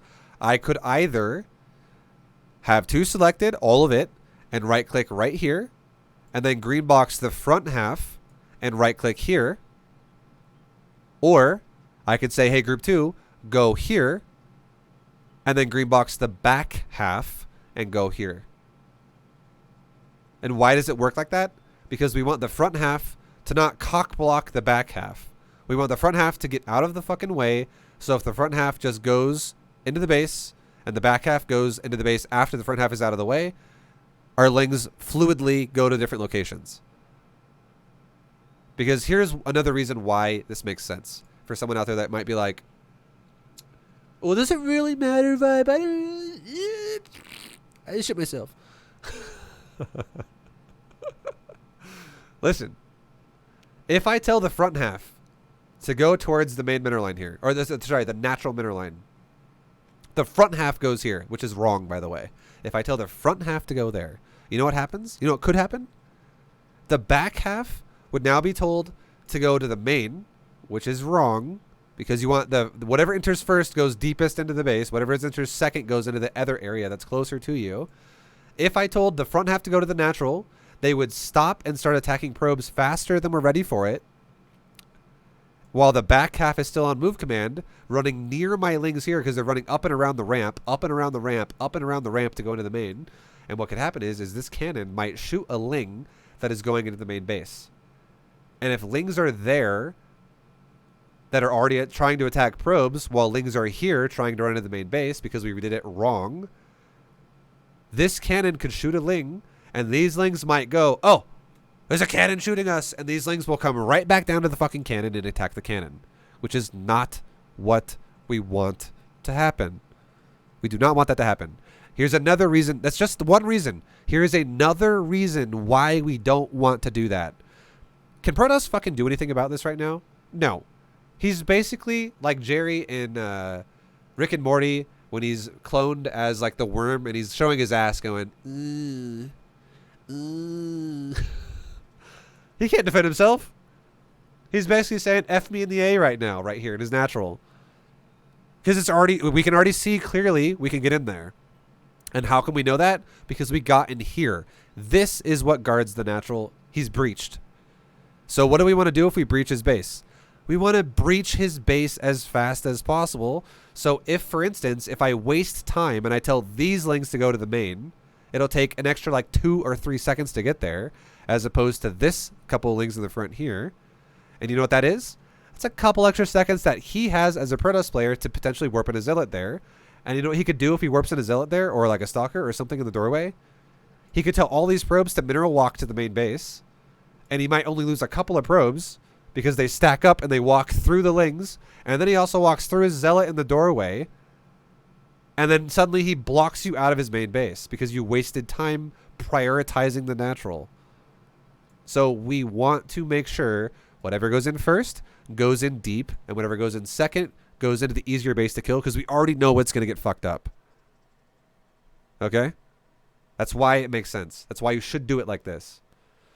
So the way we micro it, again, is we could go group 2, go there, green box the first half and go to the main. Or group 2, go to the main, and then green box the second half and go to the natural. Either way, it makes the first half go to the main, and it makes the second half go to the natural. Does it have to be perfect? No. It just needs to be mostly right. Because wherever you tell your whole army to go, it's all going to go there, and whatever you green box, that's going to be the difference that goes somewhere else. Right? Okay? So when we set it up properly, this is what it looks like. Goes in the main, goes in the natural, and now look at these mineral lines. Look at this fight over here. This fight's going well for us, right? But we're not basing the whole game off of this, even though we're already winning the game with this. But look at this. Look at the natural. Holy fuck, probes are getting owned. Look at the main. Oh my god, probes are getting owned. Probes are dying like crazy right now, and this is unrecoverable damage from Protoss. So we're going to initiate counterattack maneuvers on our opponents a lot. Because fuck these games. I'm not taking advantage of no more, boy. Now, if I had to profile this guy, I would say he did a good job with the Phoenix, I'm not going to lie. But I don't think this guy is someone who leaves games repeatedly. He actually lost that game. He actually lost that game. He actually lost that game. See, like, this guy's actually playing games. This guy is actually not a smurf. Fucking Terran was. Fucking every loss is like 5 seconds, 2 seconds, 1 second, 3 seconds. And then his wins are fucking, you know, playing a game. Now, am I afraid of that smurf? Do I think I would lose to him in a real game? No, I'm not afraid of that shit. I ain't afraid. But I'm also trying to play diamond levels, and I don't. I'm trying to calculate where I think I should be playing at. And diamond is becoming more of a cesspool than it ever was before.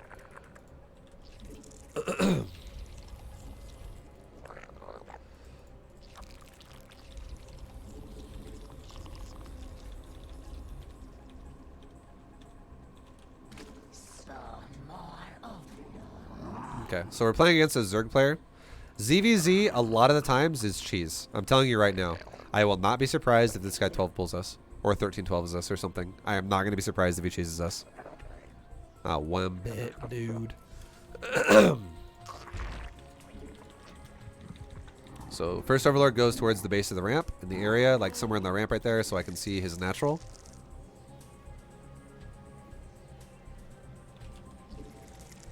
Is there a race you seem to find more with that's smurfing? No. Not necessarily. It's not really like based off of a race, to be honest. I would say no to that. It just happens. Like, I'm not going to say every game is a smurf. I'm definitely not saying that. You're still going to play more non-smurfs than smurfs. But, I mean, I'm not going to lie. Going through B2GM before and going through B2GM now, I play way more smurfs than this time around than I did before. Like, it's very noticeable. But again, like I said before, though, don't get angry about it. Don't get angry about it, guys. The only reason why I'm getting a little exhausted is because I'm not just doing Zerg. I'm doing Protoss and fucking Terran as well. So I'm doing this 3 times over, and I'm just getting kind of exhausted. Like, I've already spent, in content hours, I think about, like, 80 hours on B2GM already. And I'm just fucking getting tired. It's a lot of B2GM. And I'm not even close to being done, because I'm not even halfway through halfway through Diamond yet, and I still have to do all of Masters. So it's a lot of games. Okay, this is really our first Diamond 2 ZVZ that we've played. So now we're going to talk about Overlord placement. Put our Overlord there, put our Overlord here, move our next Overlord up here. So we're looking at all of his potential third bases. And now we're going to put more Overlords on the same reverse locations at our base. So 6 Overlords, 3 on his side, 3 on our side. Behind this, let's also get our third base, and let's get our Baneling Nest going. Now, there's 2 ways you can build a Bane Nest. You can build it 1 grid off the hatchery, which allows you to tuck a queen inside of it. Or you can build it in a wall in front of your base, which allows you to wall your base off if you need to. And I would say the grid spot or the wall spots are fine if your opponent's macroing. But if your opponent 1 base summons you, you should definitely do the wall spot. Okay, let's go ahead and leave a couple extra lings now. Let's make 2 more lings.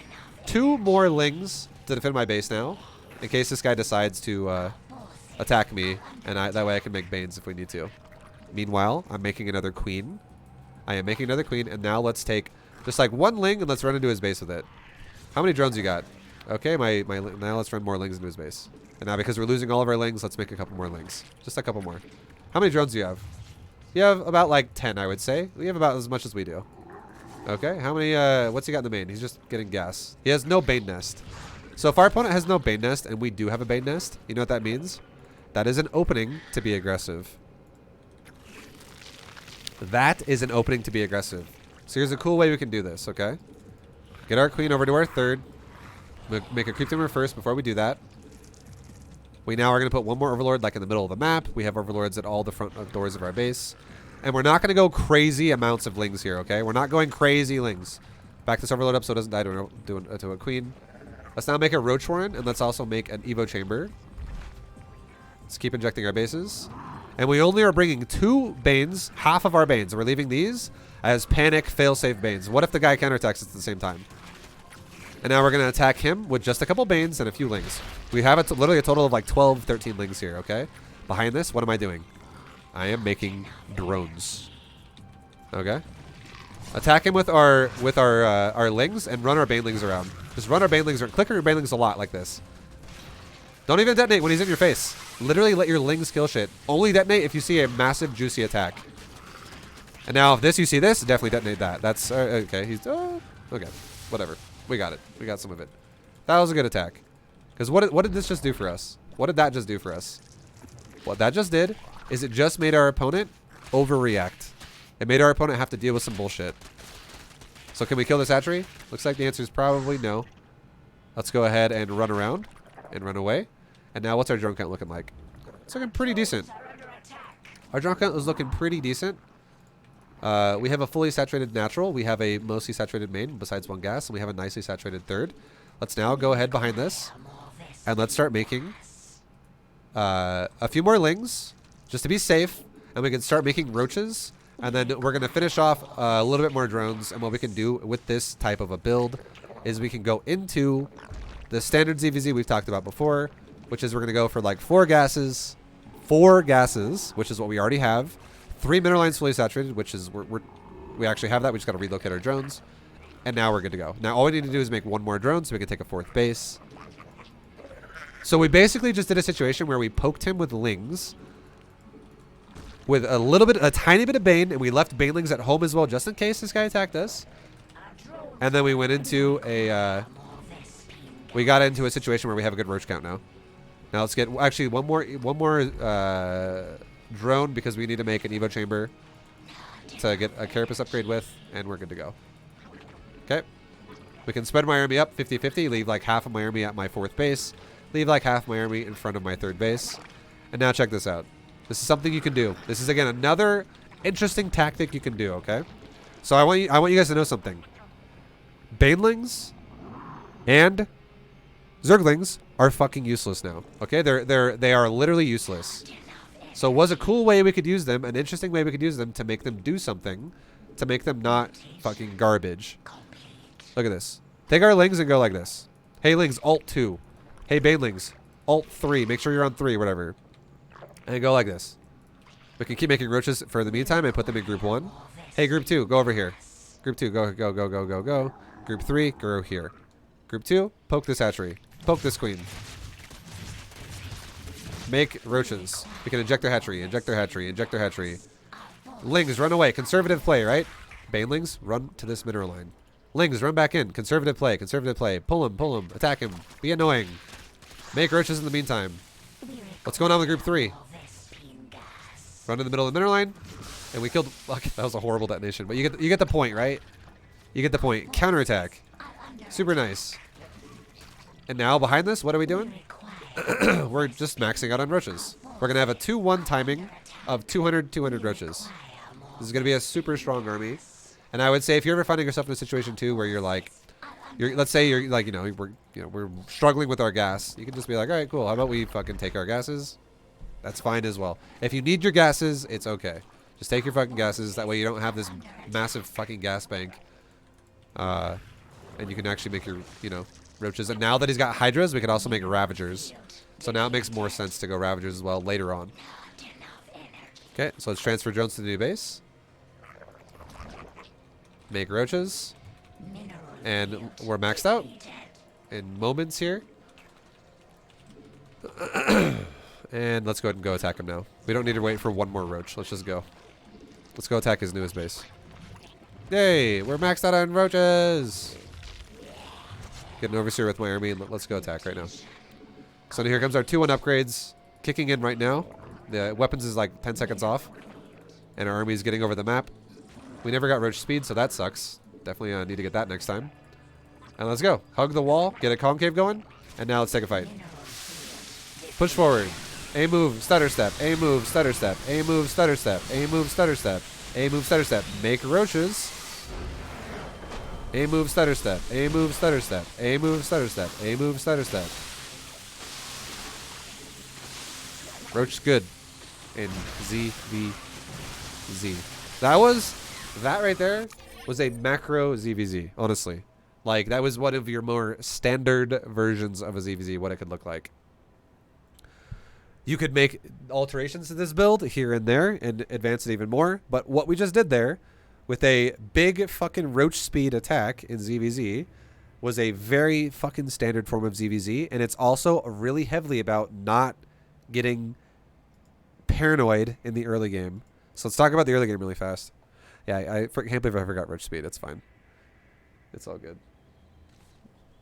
As you can see, you can forget roach speed, you can still win. I mean, obviously it's better, but yeah.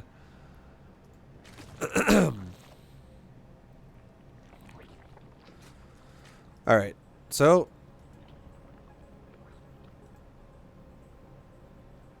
let's look at the early game is a big deal, by the way. The early game is a huge deal in ZVZ, and a lot of players get really uncomfortable playing it. They don't know how to play it. They just freak out and they overreact to shit, and they fall apart. Now, I want to tell you guys something. There is a key to ZVZ to feeling confident in early game.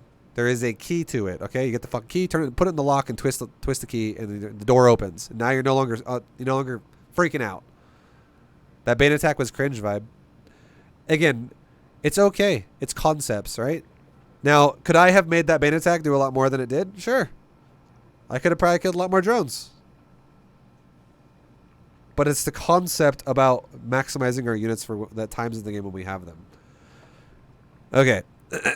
So think about it for a second. Think about this for a second, okay? We are in a situation where we have 4 lings across the map, and we have a baling nest that is on the way. Now, we know our opponent went for an expansion just like we did because we scouted it with an overlord. We already saw his expansion with an overlord. Okay? So, we know he's 2-basing us. Now, think about this for a second. If I am going to have Zergling speed in like 30-ish seconds, and my baling nest is going to finish in like 30-ish seconds, very close together, because I made, and how did I make this work? How did I get to the point where these are close together? My build was 16 hatchery, 18 gas, 17 pool. I mined with 3 on the gas until I got speed. Once I got speed, I took 1 drone off of gas. So I went to 2 out of 3 after I started speed. And I told that 3rd drone to go mine minerals at the natural. And then as soon as I got 50 gas, roughly, I might be off by 8 or 4 or whatever. I might not have done it right at the millisecond that I got it. But the goal is I build the baling nest with my next 50 gas after I start ling speed with 2 drones now mining gas. I can time it to where a ling speed and a baling nest will finish together. And why is this relevant? Why is this nice to know this? Because if my opponent decides to flood us with lings and we have banelings, it's really hard for us to die. So it gives us what's called drone security. We can make drones and we can make up the difference of larva usage. If he's going mass lings, we don't feel threatened to die if I have banelings. So we make a baneling nest with our next 50 gas after ling speed, and we take 1 drone off after ling speed. So we eventually get baneling nest. Now my opponent doesn't have a bane nest. So my opponent is playing a risky game of ZVZ, where if he makes drones, which he is, if I was making mass lings right now, and I was getting ready to all in his base, like right at this point when the ling speed's like 5 to 10 seconds from being done, if I start walking out of my base with like 30 lings, he would die. Because he would have a very low chance of winning the game because he has no security. This is not a Roach build, and this is also not a baneling build. This is just stockpiled gas. This is fucking scary for Zerg. Does it automatically 100% mean he loses? No, you can get creative with Evo chambers and wall and shit like that. But it's really scary. Now, let's also take a look at the vision. This is another thing that's scary because my opponent doesn't even know if I flood him. He has no idea, right? Blarg would be confused if I all-end him because he would actually, if I, like, just pretend my lings went like this. This way, right here.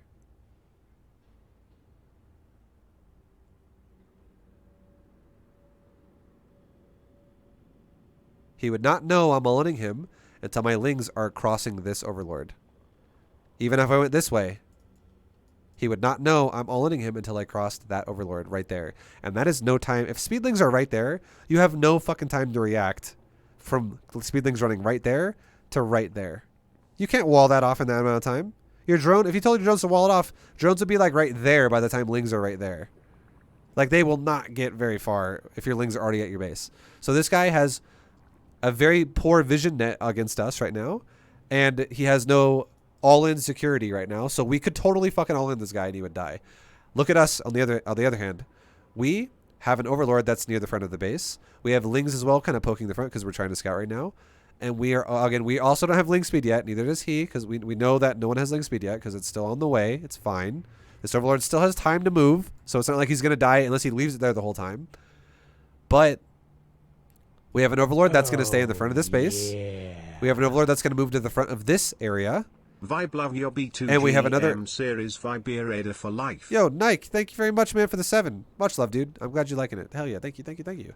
And we have another Overlord that's going to move to this area. And what happens? What happens if we fully reveal this choke point?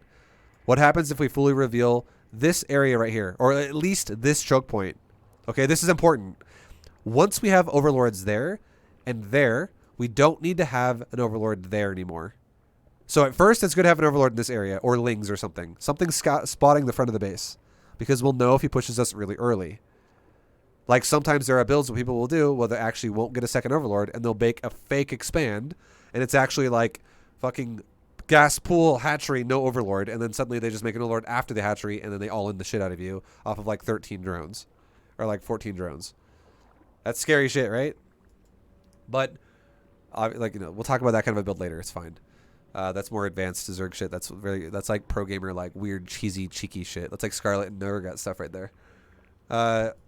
But if we see the front of his base early before link speed's done, this is nice. We know he's not all-inning us. But then as soon as we have more Overlords across the map, which is why we talk about 3, we can cover this exit of his base, which is one of our 3. Overlord could be right there to do it. It also spots for a 3rd.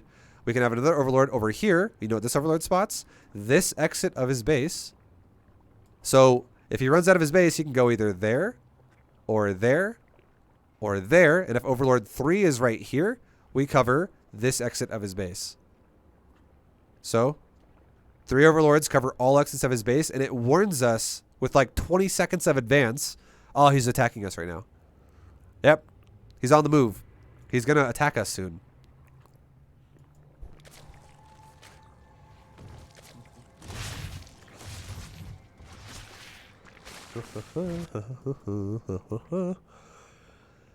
So yeah, we want to make sure we scout that, and now we have Overlord 2 here, 1 here, and Overlord 3 is on its way to fill in right there, right? It's getting close. Now we have safety banelings. We have banelings. This is important to know. So look at the drone count right now. 35 for my opponent, 32 for me. I'm behind right now, right? It's like, oh shit, Vibe, you're behind, dude. Ah, no, Vibe, you're messing up, bro. You're behind. What are you doing? But look at my opponent. My opponent is playing a coin flippy ZVZ. Any Zerg who plays like this and says the matchup is a coin flip, this is why you say it's a coin flip. Because you have no vision of anything and you have no preparation of a safety net. Us, on the other hand, we have visions of his exits of his base, and we're making safety banes because I don't know if he's owning me yet, guys. We did run a Ling into his base a second ago, though, right here. This Ling right here. This is also something I need to talk about because we kind of skipped over it. So our Ling speed, or our Lings are running into the base, and I try to get in, right? And I'm like, okay, what's he got? My Ling gets fucking owned. And I'm like, oh, I didn't get to see literally anything. That sucked for my vision. I didn't get to know how many drones he has. So what do? I'm like, okay, well, fuck it. Now I get to run the other Lings in. And why do I care about running these Lings into the base? Why do I care? I care because I want to know how many drones he has. How many fucking drones do you have, and how much larva do you have? Because I'm going to tell you guys something. If this guy has mass eggs or mass larva and no drones, you're getting all in right now. And you want to know what you need to do if you're getting all in right now? You need to start making fucking units and not making drones if you're getting all in right now. So this next inject we have popping off, if this was an all in, this next inject that pops off in the next like 7 seconds or 8 seconds, all units, all units, all units, all units. And then our links still aren't dead. So even though this already gives me information to know if it's all in or not. And I go, all right, not all in. Look at that mineral line. Look at it. Look at that mineral line right there. Now look at this mineral line. That's about the same. So how do I know that I'm not getting all in right now? Am I all-inning him? No. What have I been doing in the meantime? I've been making fucking drones. So is he. Cool. We're both making drones right now. Neither one of us is all in yet. That's the thing about ZVZ. You got to know if they're all in because you can do it in the snap of a finger. You're like, now I'm fucking all-inning you. You got to be aware of it, right? So now we go deeper into his base and we go, okay, well, now that we know he's not all in, this is great information for now. But now I want to know even furthermore, I want to get an idea of what tech he's going for, if possible. Like, what is he building? And we go into his base and we see no layer. That's a sign. That means he's not tech rushing us. He's not going for really greedy mutas or some shit like that. And I go even deeper into his base. Vibe, how did you split two? How did split 2 Zerglings off so perfectly on your Banes near 3rd at this level? What? Welcome to Diamond, where no butthole is safe. Thank you, Doug. Volsum. I'm not. I don't know if I'm okay. I'm not gonna. I was about to say something that might have sounded rude. I'm not trying to make it sound rude. Okay. I'm trying to understand what you're trying to say. I'm trying to understand what you're trying to say about what that question means, but we never did a single split this game. I think what you're talking about is how did I control my banelings when I was like, just move command them, just move command them. I have them in their own control group. That's it. We'll talk about that in a minute. We're not there yet. We'll get there. So again, we're talking about scouting, right? We see no layer. We see drones. This is not all in. We also already know there's a third because we already scouted that too. So I go deeper into his base, and what do I see? No second gas, no fucking tech. This guy has no tech, guys. So you want to know what that means? It means we're both playing for a third base. We're both playing economical, but he is playing. What is this? What does that sign represent right there? He's playing fucking greedy. Super greedy. He's skipping all safety. He's going pure fucking drones. He's like, yeah, I see your drones and I'll raise you more drones. You got baneling nest? I'll build drones, boy. Fuck it. I got drones, dude. He's making drones. He just cares about drones. So if our opponent cares about drones, we now send over some of our banelings. And is this supposed to all in him? No. I do not all in him with this. I could. I just want you to know I could. This is definitely a moment where if you decided, I'm going to fucking all in now, you could. I totally could. Because he's unprepared.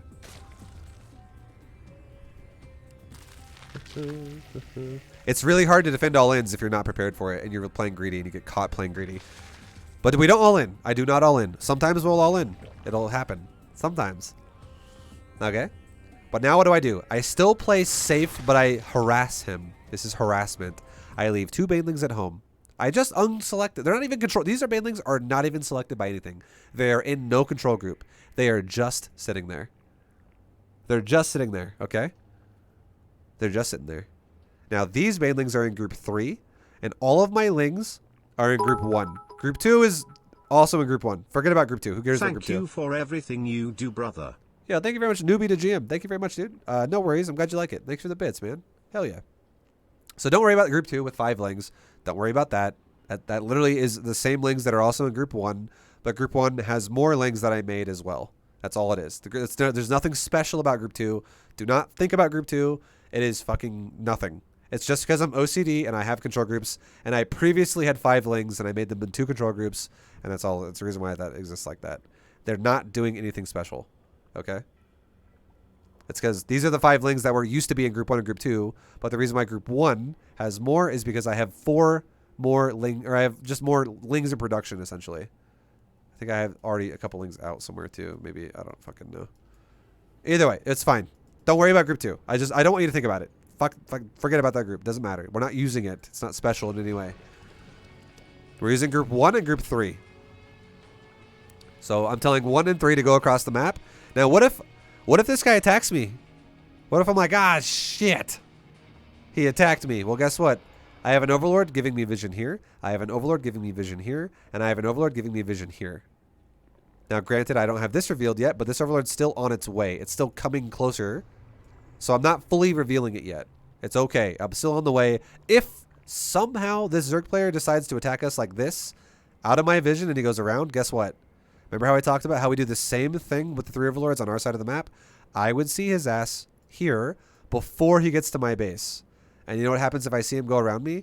I have the option to use these safety banelings. That's why I leave banelings at home. Stop talking about group 2. We shouldn't think about it.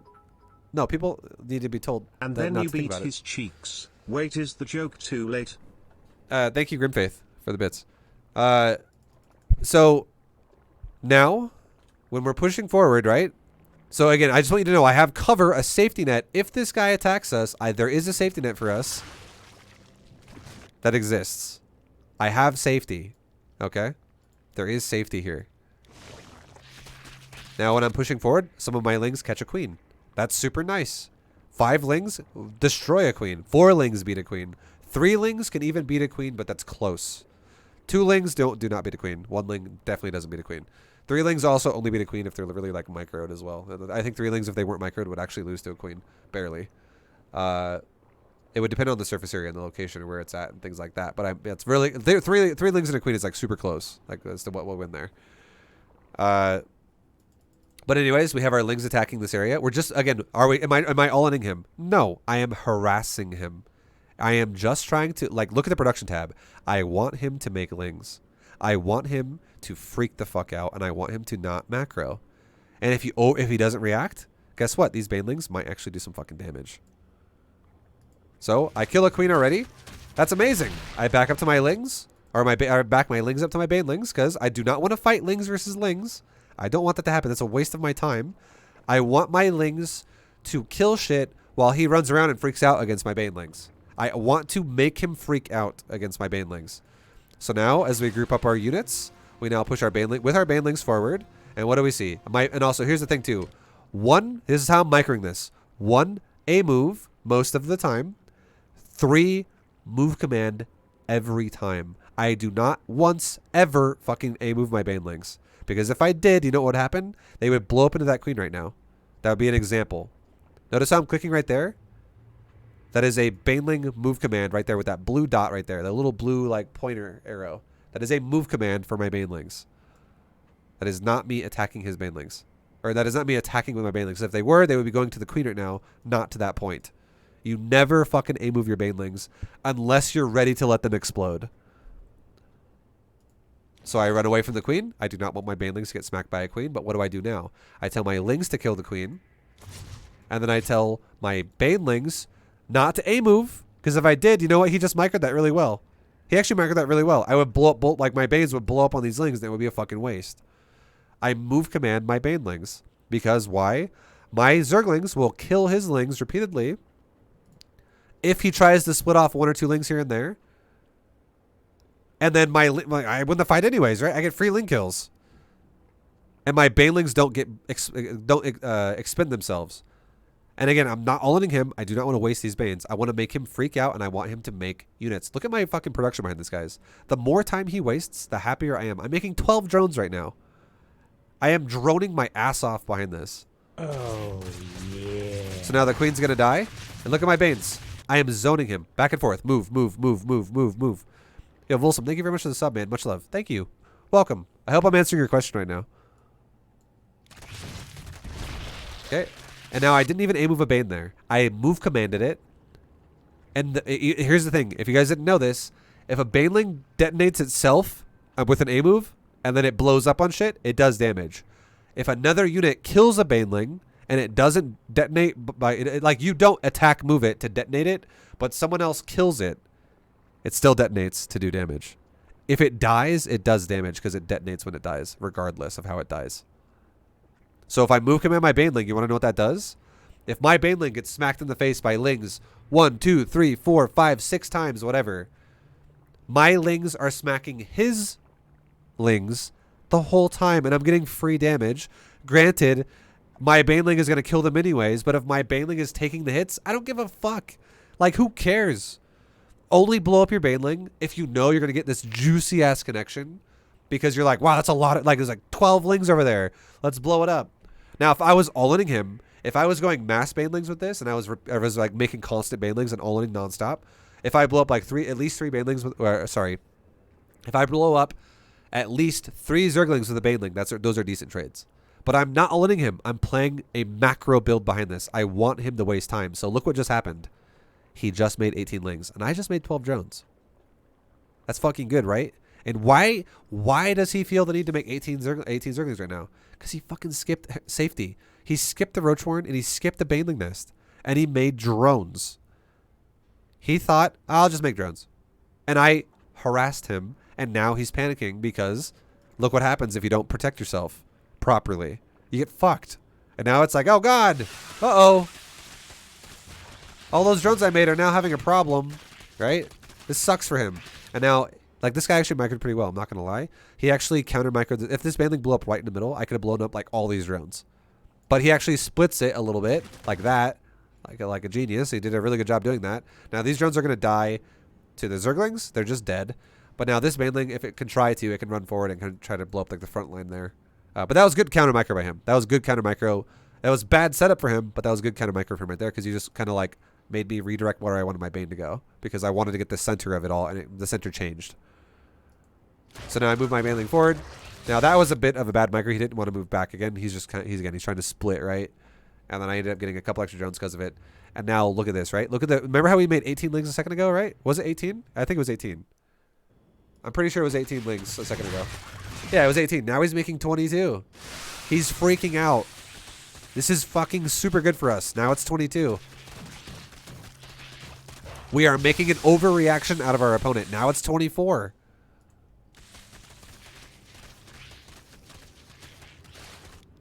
And now look at the drone count. Oops. 43 for us versus 38 for him. And we have control of this game right now. This is super good for us. Look at production again. Let's see what goes on. Look at my drone count. 13. Look at him. He's making roaches now. This is when Zergs feel the need to all in you. When they freak out because they don't make safety early. They lose control of the game. To a harass. Because they just play so fucking greedy. And now, we had an equal drone count before, but now we don't have one anymore. And what if this guy decides to attack me right now? Look at this. Units tab. He's got 22 lings. I have 10. But I have 2 Banes. So even if he gets an advantage, if I make him overreact and he makes a bunch of fucking lings, not only do I have Banes still, but I can run home if I'm like, Jesus Christ, that's a lot of units. I can either use these units to run around his base and make more units to prepare for the attack at home, or I could run home with these units and make more Banes while I use these Banes. There's so many options you have if you make a fucking Bane nest. It's not really an overreaction if he's getting mauled. Oh, 100%. This is an overreaction. He's not getting mauled. Dude, this is harass. Are you joking? This is fucking harass. I'm not all-inning him. The fact that this is doing damage is only because he didn't prepare for it. Like, it'd be literally like this, okay? It's as simple as this. Let's just say someone tells you, hey, I brought my pet tarantula to your house, and all you got to do is make sure you put the top on the tarantula cage so that he can't get out. It's like a simple thing to do, right? You just got to invest a few seconds. Invest a few seconds to do something that's going to keep you safe in your mental state. And then let's say you forget, and then you go look at the tarantula cage, and then you fucking don't see it in there, and you're like, where is it? And you spend the next, like, instead of only spending like 20 seconds to go grab a top and then put it on it, now you spend 20 minutes trying to find out where the fuck it is. And you start like panicking. It's the same thing here. It's not hard to build a Bane nest. He could have afforded it. It's not hard to build a Roach horn. He could have afforded it, but because he didn't, he is now spending so much fucking larva on lings. Again, overreaction. This is why people that talk to me about StarCraft, like, it's so hard to fucking explain shit. Look at units lost. Look at units lost. He's already lost 19. Let's take the drones off of that. He's lost 9 drones. So in total, he's lost 10 Zerglings, which is 5 larvae. I have lost 4 lings, which is a total of I also lost some Banelings, but it's based off the Zerglings because the Banelings are why it's a higher resource count. I have lost 8 Zerglings, which is a total of 4 larvae. 5 larvae versus 4 larvae so far, right?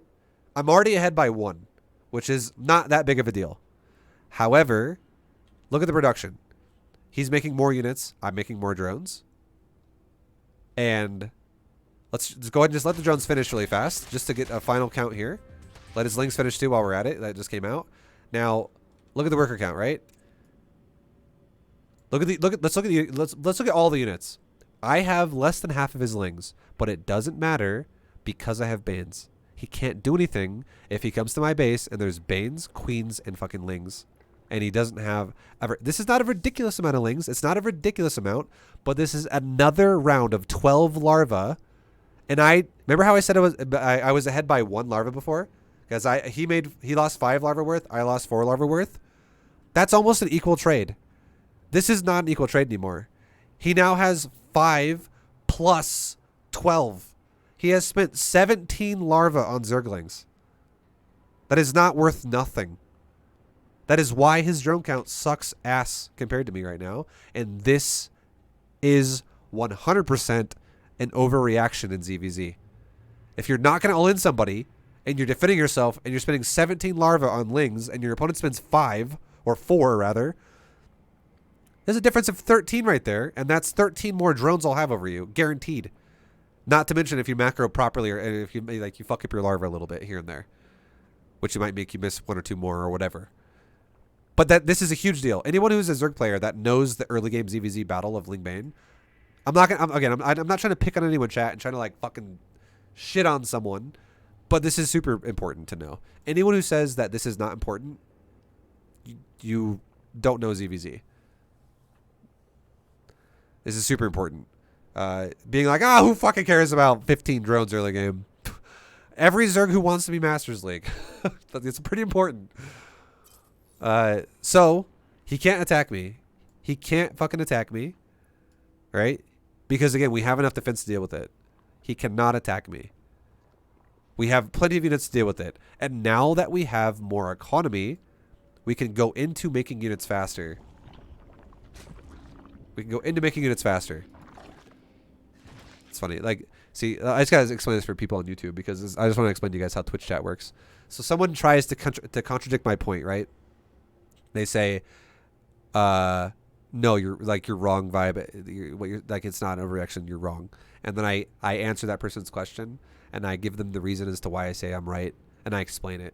And then they answer me with, sorry, I went AFK. What'd you say? I know my chat is full of fucking trolls on Twitch. And like, again, on a normal day, I love it and I don't give a shit.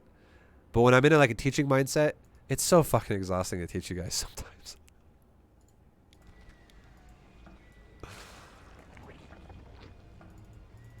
Oh my god. Okay. So yeah, and now we're in the stage of the game where we have a good drone count. We have our saturation that's ideal with the 4 gas saturation, 3 base mineral line, the Roach heavy thing. We're done droning. We just got to transfer a couple over here and we're good. And now supply is going to explode for us. It looks really similar right now, right? It looks similar right now. But the person who gets a faster drone count first is going to be able to explode units first. And then it's going to start having a supply fluctuation that's going to be a lot more than 9 supply a few minutes from now. Like 2 minutes from now, it's not going to be 9 supply, guys. It's going to be like 40 supply or something.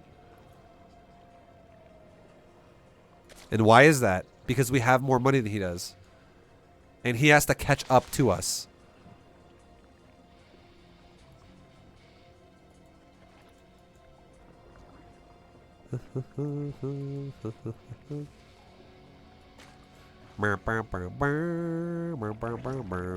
See how he's catching up to us? He's actually taken drone lead now. Our opponent is now in the drone lead, which is fine. But now it's no longer a 9 supply difference. It's getting bigger and bigger and bigger. And then this is us attempting a little bit of a counterattack. It's not a big deal. It's whatever. We try to do some Baneling hit in his natural while we get his attention with the Zerglings. It's all good. We could have done a lot more here. It's not a big deal, guys. I could have also used these lings to kill his fucking 3rd base. That also could have happened. But again, that was good by him. Honestly, this guy has good pullback micro against Banelings. That was actually, I would not say that was really bad by us. That was actually better by him because he actually reacted to it before it blew his lings up. But again, it's okay. Yo, Gecko, thank you for the Not really 10. that relevant. I'm number 1 on ladder and this doesn't really matter ever vibe. Okay. Fuck, dude. You're number 1 on ladder. Thanks for watching the stream. Really, I feel like I'm a celebrity now. Thanks for the 10, Gecko.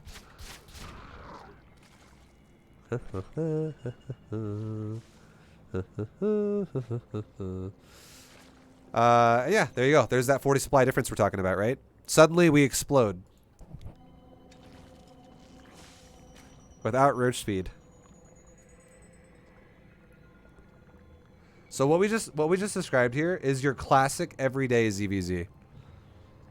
Players need to understand how to scout someone to understand if they're like, you know what ZVZ is? Legit.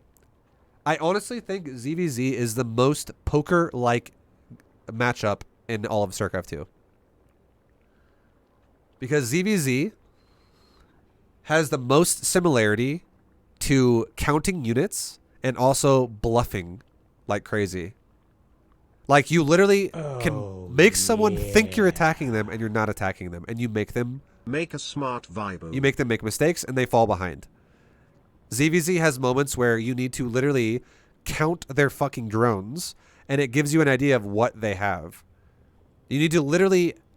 You don't know exactly what they have. You don't know exactly what they have. But if you actually count drones... Like, for instance, the main base is like one card in their hand. The natural is like another card. You know. Blah, blah, blah. Okay. It'd be like the first card is revealed with their main. The second card is revealed with their natural. The third card is revealed with their third. And it's like you're playing Texas Hold'em or some shit. And you're like, okay, well, if I see what's on the table right now, and I can see what my fucking opponent is doing with his units at the moment, you can really read what their game plan is. And it literally is based off of your opponent trying to make you think he's doing something or actually doing something. It literally is a lot of bluffing in this fucking matchup. And if you don't know how to read the matchup, that's why I spent so long in this game telling you to read the matchup. It is so important to read it. And if you don't, here's the thing. It would be like this. If you play Texas Hold'em, and by default, everybody has the same chance. Everybody gets 2 cards. And you're like, okay, I got pocket aces, or I got fucking a pair, or I got a suited hand here. You know what it is, though? If you don't fucking build a Roach Warren, or if you don't build a Baneling Nest, it's like the dealer gave you 1 card, and you're like, all right, what do I do with that? I guess I'm at a disadvantage now. It's fucking how it is, because you can't play the game properly anymore if you don't have a Roach Warren or a Bane Nest if you also take a third base. The only way you can make your way out of it, the only way you can make it work, is if you go mass Zerglings and you don't have any Roach Warren or any Bane Nest and you have godlike Zergling Micro. That is the only way out of this equation. That makes you actually not behind. And if you're not 100% confident in godlike Zergling Micro, you need a Bane Nest and you need a Roach Warren, one or the other. And eventually, if you open with the Bane Nest and then you get a Roach Warren later, that is a super standard way to play because roaches are expensive and we don't want to make roaches until later. But once you go roaches, you completely nullify the Ling Bane phase of ZVZ because roaches are better, like when you have a high number. So I hope that makes sense, but literally ZVZ is about understanding what your opponent's doing, bluffing you, or if he's actually committing to something. He's like all-inning you right now, and he's going to go for it.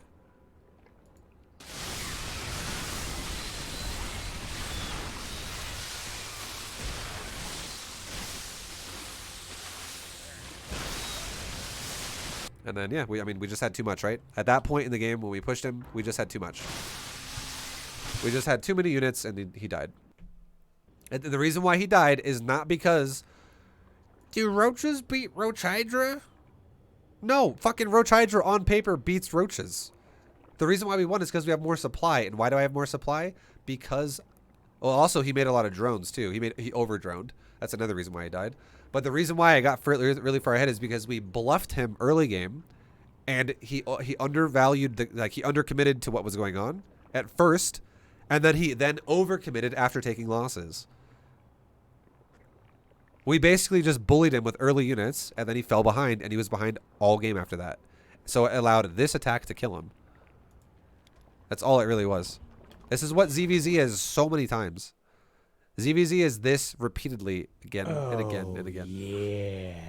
Yo, thank you very much for the sub, Shadow Vagrant. Much love. Thanks for always showing us not only some good StarCraft, but also teaching us to be better. Yeah. Thank you for being such a positive contributor to the Yeah. SC2 community. Much love. Thank you very much, Shadow Imbibe Vagrant. your coin from rally.io. Oh my god. Alpha Mega Aloha, thank you as well for the 7-month resub, dude. Much love, man. And Gecko, thank you for the 10. And also, Ether Dude, thank you again for the $100 Vibucoin dono. $100 worth of Vibucoin dono, man. Much fucking love. Much appreciated. Thank you, thank you, thank you. Okay, we're playing a 4,300 player now. So this is actually Masters right here for this guy. For the record, I did not make that $10 donation. Look at the donor. You know it isn't me. I'm still upset about being fraudulently donated. Well, I mean, if you don't want to be fraudulently donated with, why don't you just donate for real and prove that who you are? Huh? Ever thought about that? Really put your money where your mouth is. Shut that guy up with a hefty dono. I'm joking.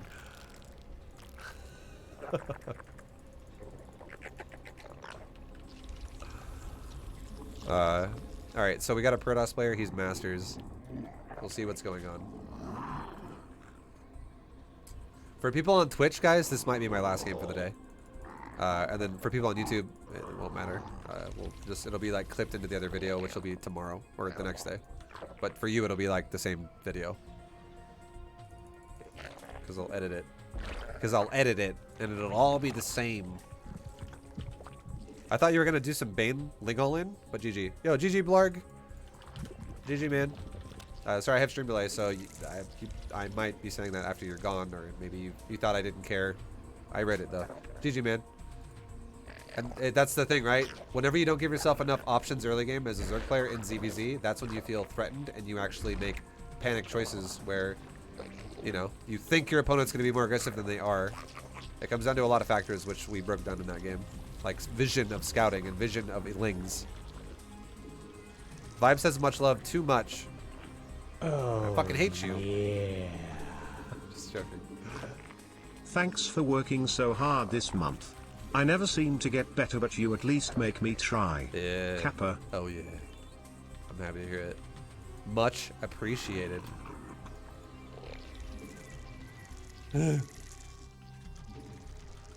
what's this guy doing?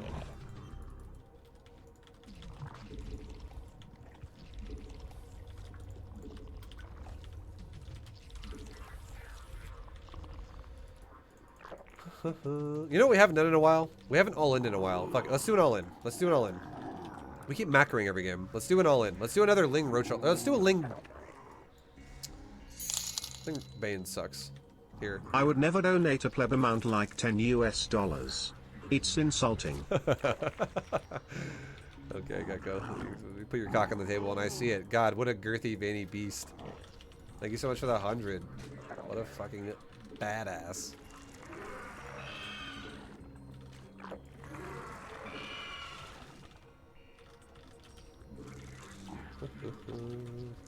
Also, I did tell someone was asking me about like making the Roach Warren at 33 supply or 33 supply or 33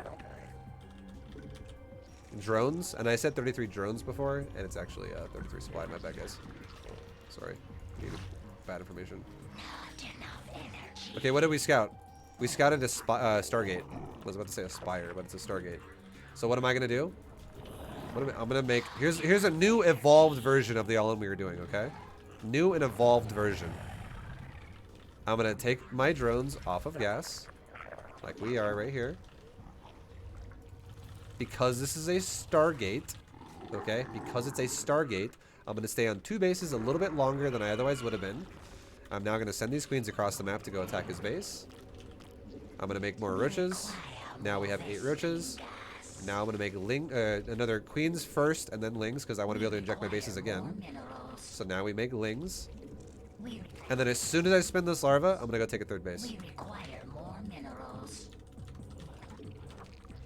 So we're doing a ling roach queen all in. Okay, now I have all my larvae spent. Let's get my send my drone to the base now, but my inject's about to pop off, so let's do one more round of larva. Spend it. My drone will be at the 3rd, ready to go. And now, in a second, now we're going to save money because I just spent all my larvae. And now all the lings, which are the fastest, go last because they're going to get there the quickest. Now let's inject our hatchery, take our 3rd base. And let's attack this shit let's attack this dude with a nice, big, fat all-in of queens, zerglings, and roaches.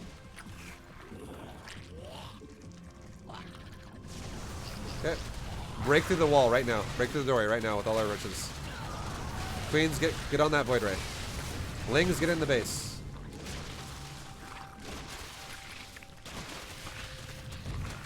Lings, get in the base. Underpower that gateway. Kill these units. And now probably back up. And the reason why we want to back up is because our main army is not even helping right now. And what's happening as well? Let's kill the Nexus. Let's kill these units. Let's kill these buildings. Let's get our queens deeper in the main base. Get our queens going further forward. Hey, queens, go, go, go, go, go. We're waiting on the queens anyways. And now the queens are coming forward. Get our units all grouped up. Okay.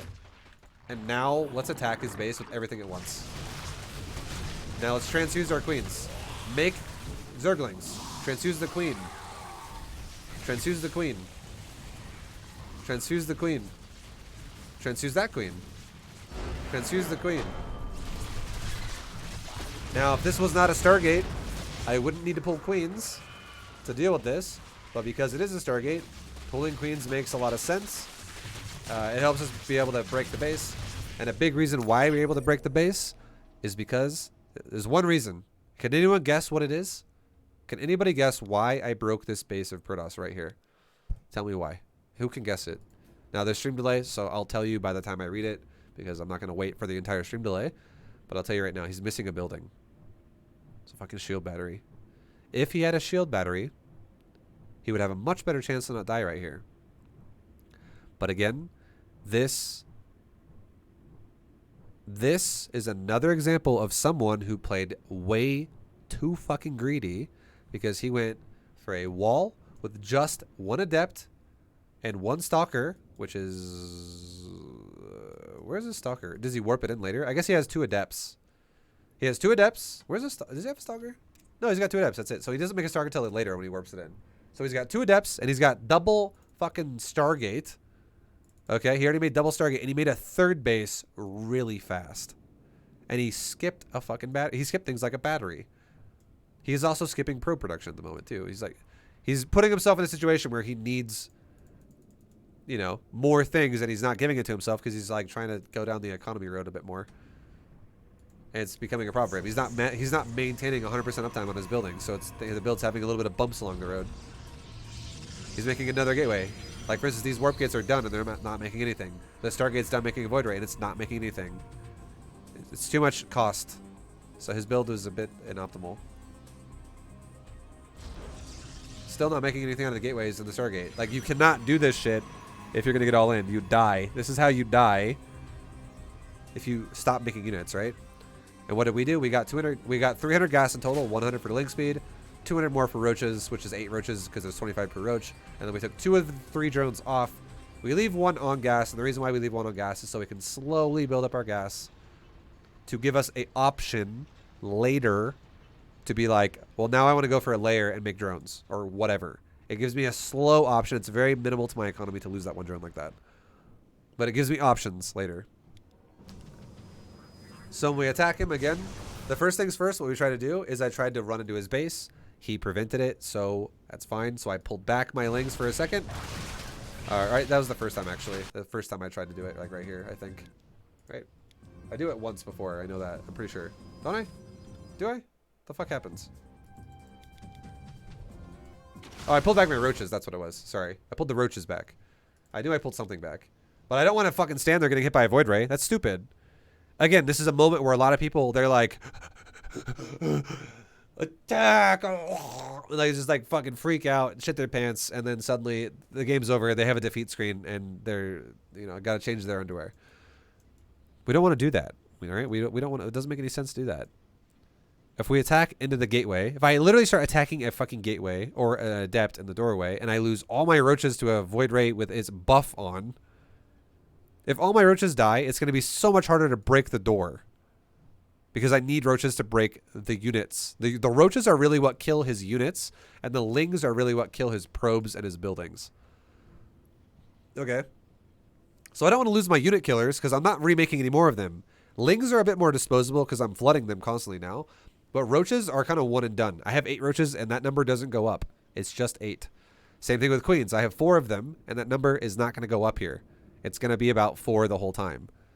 So I don't want to overcommit my roaches before my queens get there. So I back up. He now sees my queens. He backs up.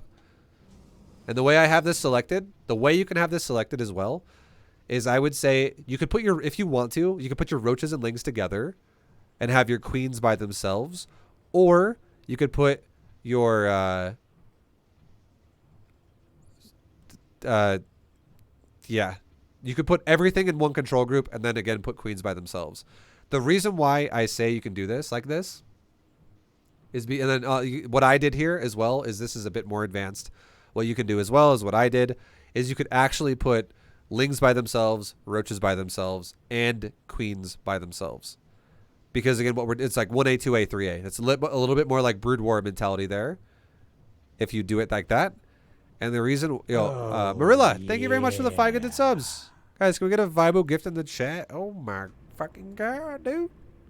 Thank you very much for the support.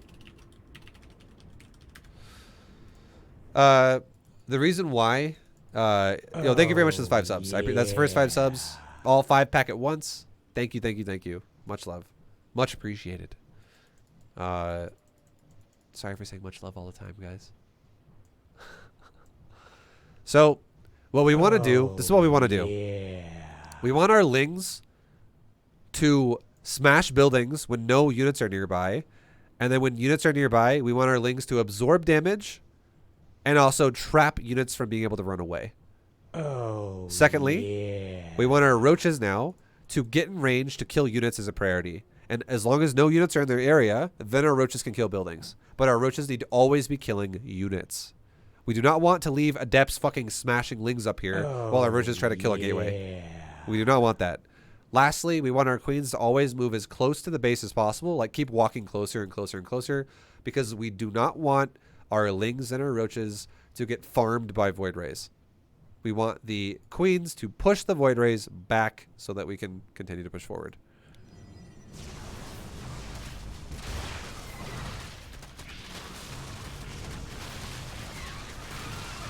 And now that the units are dead, we can push forward through the wall now and make the lings kill the probes.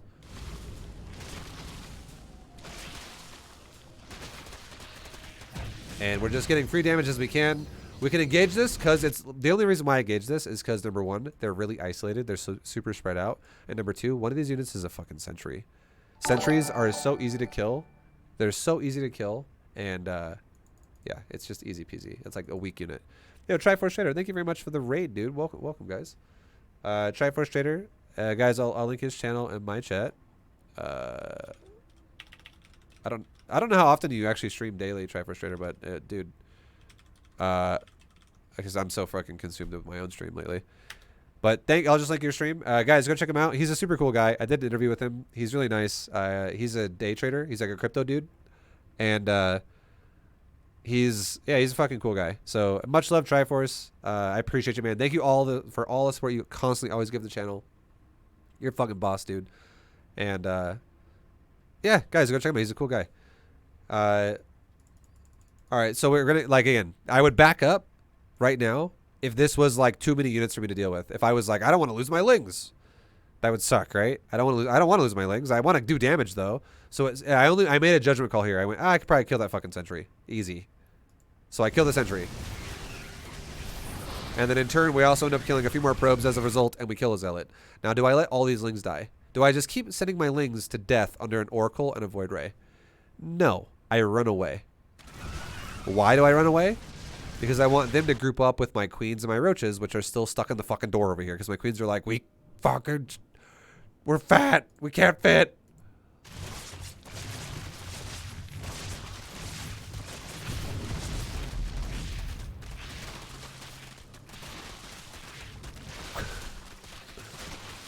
Okay, now look at my queens. Are my queens smacking the buildings? No, they're trying to make distance going into the main base because I know he's making void rays and I want to reduce the amount of time he's going to have to do that by making my queens go kill him. How did you get voids? How did you get queens across the map? I just walked them across the map, yeah.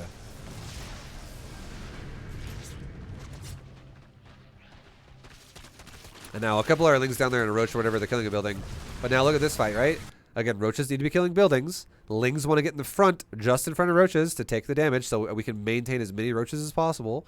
And we want our queens to engage the Stargate units. Now, all I do as a micro result of this is I go queen group, transfuse, transfuse. I don't spam it. I just periodically do it. Transfuse. Transfuse. Transfuse.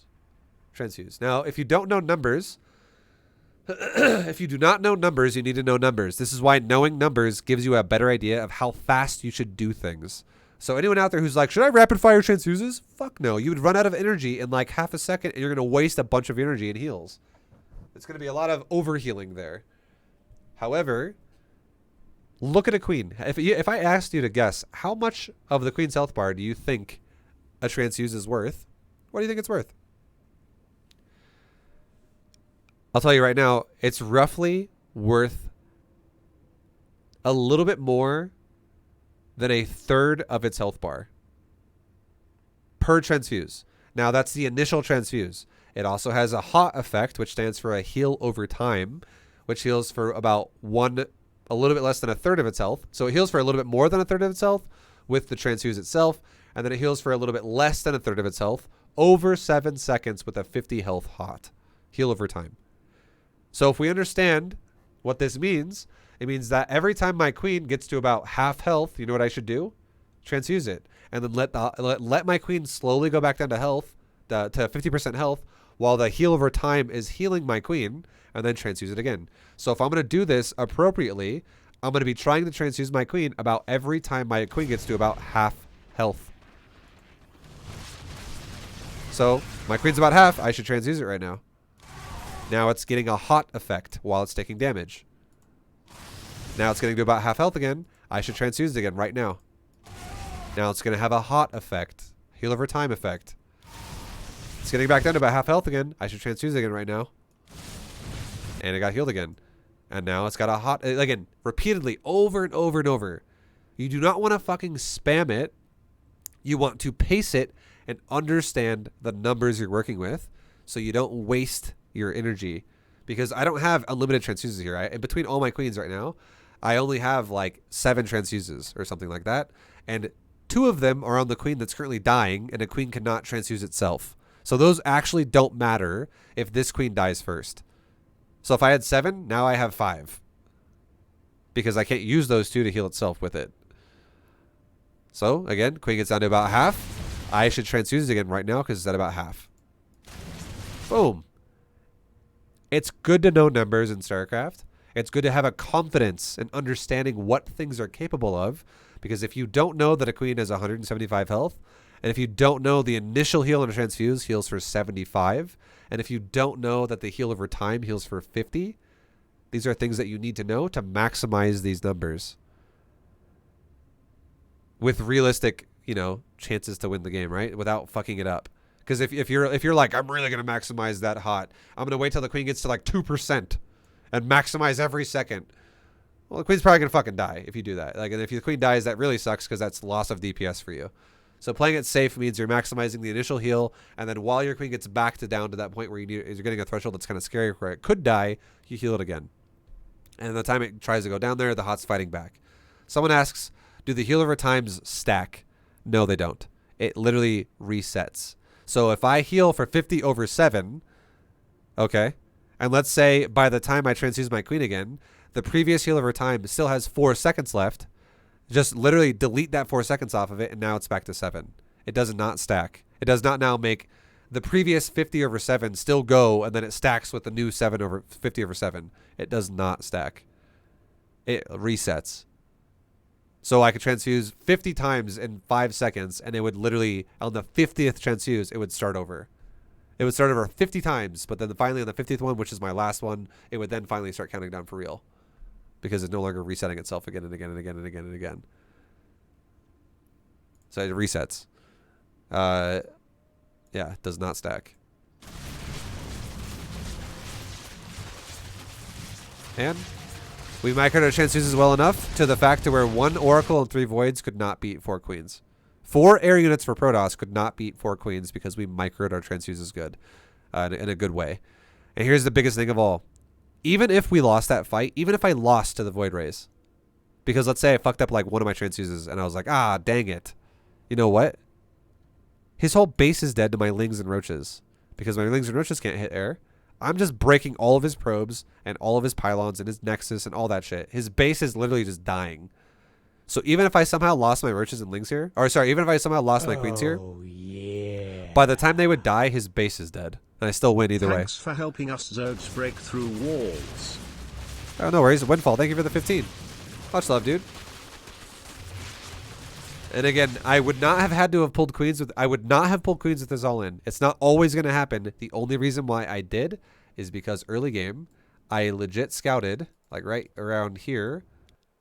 I scouted a Stargate. I scouted the Stargate. And I went, okay, well, Stargate good against Roachling. So how about we just add some queens to it now? So I started making more queens. So how did I change the build? I made more queens and I delayed my third rather than getting a faster third to make more lings with. So it was less lings, more queens versus more lings, no queens. That's the trade-off, right? They both cost minerals. And I made a choice based on the fact that he has a Stargate. If he doesn't have a Stargate, I'll go more lings.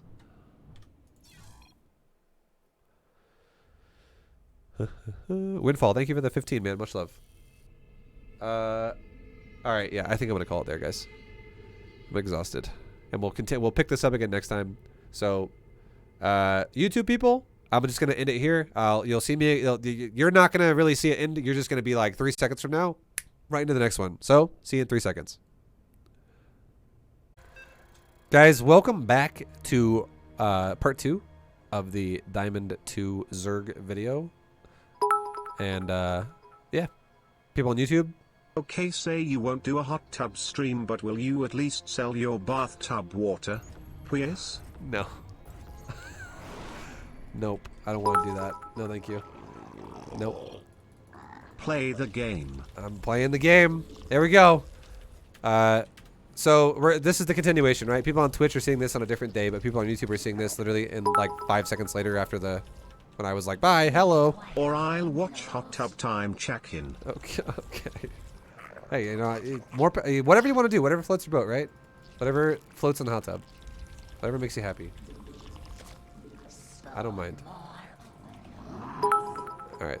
Thank you for the bits, guys. Years. So I'm going to macro this game. We'll do a macro game again this game, okay? And this game, we'll do a style that we haven't done yet, okay? We'll do a different kind of a style. This game, we're going to go for macro roaches into Muta. Okay? Macro roaches into Muta.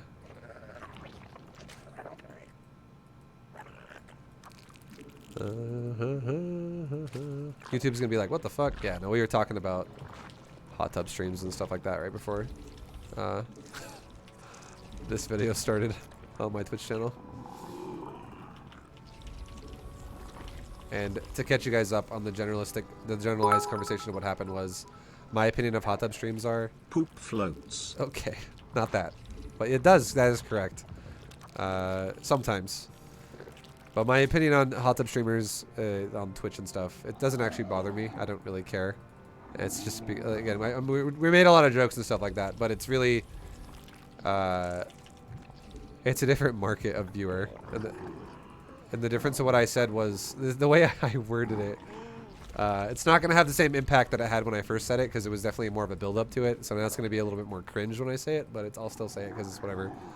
Basically what I said was, anyone who watches, the majority, not all, because some do have crossover, very little have crossover, I bet. But the majority of people who genuinely only want to watch Twitch to watch tits. Hi PE. The only reason why there are people who only want to watch like hot tub streamer girls and shit like that, and then that's all they want to watch, is because they're on cooldown from their last visit to Pornhub, and they're getting ready for their next round. That's basically all it is. It's not a big deal. I'm not gonna get those viewers. In no world will I ever get those viewers. Do I give a shit if they don't watch me? Not at all. We can just get more of an inflated number on Twitch, saying now we have more, like, million more viewers on the whole website. Even though I'll never interact with any of them. It's all good.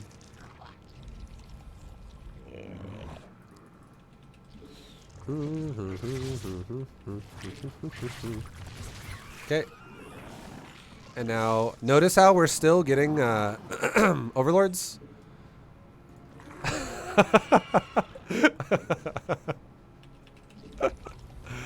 Oh, I didn't take a third. Fuck. Whoops. Sorry, I'm like so distracted this game. My chat's making me laugh with stuff. Start your video over, vibe. No, it's fine. It's my videos have a profanity warning. I'm pretty tame though overall as a person, so the profanity warning on my channel is pretty PG-13 friendly. Alright, so now we're going to harass him just like we harassed the other Zerg player in a previous game. And we're going to make drones behind this. We're making drones. We're making drones. We're making drones. We're fully saturating our bases, and then we can take our gas. Let's go poke his third. Poke the third base. Again, we want to make this guy overreact. I am also not going to rush mutas, by the way, guys. This is not a build that says, how do we get the fastest mutas possible? It's not that. It's a rotation into mutas later. So look what's happening right now. He's playing greedy. He's not scouting. We just killed 2 drones, and now we're killing a queen. And now there's more drones again, right? Let's go back here, because he's rolling back to a queen. We don't want to get fucked too hard here. We don't want to get too much into a fight. And now look, more drones. Okay, let's run this baneling away, because the queen killed the other one. And now let's fully back up, because we just killed a lot of stuff. Yeah. Now let's go ahead and send like 3... Oh, look, he's running at my base, right? He's actually walking to my base. So we need to pay attention to that. He's also making more roaches. You know what I need to do now? I need to make roaches. Because if I don't make roaches, I'm going to die. So this is the moment when you scout their base and you go, now I know what he's doing. I just saw roaches were crossing the map for a second there, and he's still crossing the map. So I make roaches. Notice how I still haven't made mutas. Again, the build is going to be mutas eventually, but he's making mass roaches. So let's make... here's another thing you can do. If you get a layer and you're getting all in like this, cancel your upgrades to give you more gas to make roaches, because each one of these upgrades represents 4 roaches in terms of gas. So now I have way more roaches to defend myself than I would have otherwise had. I now, instead of only having... I have another 8 roaches here, bonus, because I canceled those upgrades. So I can have these roaches reinforce my base. And I'm winning the fight. We're doing a good job in the fight. Make a few more roaches. And now it looks like we're doing okay. So now let's restart those upgrades. And we're no longer feeling threatened by the Zerg. And now look at his base, right? What's he doing? He's still sending roaches at me. Now look at him. Now he's not. He turned around. So I can now make drones. I can now make droney boys. So now let's take our gas in our main, because we're making drones again. Also, we're making drones really fast. So let's take gases at our 3rd base. And let's also take a 4th base, because again, drones are coming like crazy now. And we're going to max out on 66 drones super quick here. Okay. And let's take 3 drones on that gas. Put drones on the gases over here. Drone count now is at 68. And we're good to go. And now we can go back into making roaches again. Roaches, roaches, roaches, roaches, roaches, roaches, roaches. Roaches, roaches, roaches, roaches, roaches. Let's also get rid of that overseer between my bases. So let's say, hey, queen over here, go to there. Queen over here, go to the other side. We can kill this, because this is not an unkillable spot for that overlord. This way he won't be able to see me going mutas. I'll get rid of that overlord. It's dead. Good stuff. And he also doesn't know if I'm making hydras. He doesn't know if I'm making more roaches. He doesn't know what I'm doing. Now we have a lot of gas, and I can't spend all my larva properly. Or I can't spend all my money properly with my larva. So now we start a spire. We start a spire. I'm not making mutas yet. Even though I said this is going to be roaches into mutas, guys, it is not rushing mutas. People need to understand that that's what this is. A lot of people will hear me say mutas, and they're like, 2 base muta? 32 drones and stop? And then make 7 mutas and all in with that? No. Fuck no, dude. Make drones. Okay. And now we're still roaching. We have 68 drones, guys. It's fine. Again, this is 3 base saturation. This is ZVZ. That's standard. We're making roaches all the way to maxed out. We're not making ravagers, though, because ravagers cost a lot of gas. Get coins at rally.io. Yo, Ethereum. Oh my god, bro. Thank you again for buying $1,000 worth of Vibacoin. This Ethereum is always popping off every day. My goodness. Transfer drones oversaturated to the new base. Throw a couple creep timbers out that we have. And we're maxed out, so now let's go. Let's go attack right now. And we have a changeling in his base. We're scouting him. And what do we see? Hydrogen and Roach Hydra. That's all good. Let's take a couple of gases here, because again, we're doing mutas, which is more of a gas focus. And let's get our roaches going to the outside base and work our way in. Let's kill the rocks so we can have a bigger entrance to the base.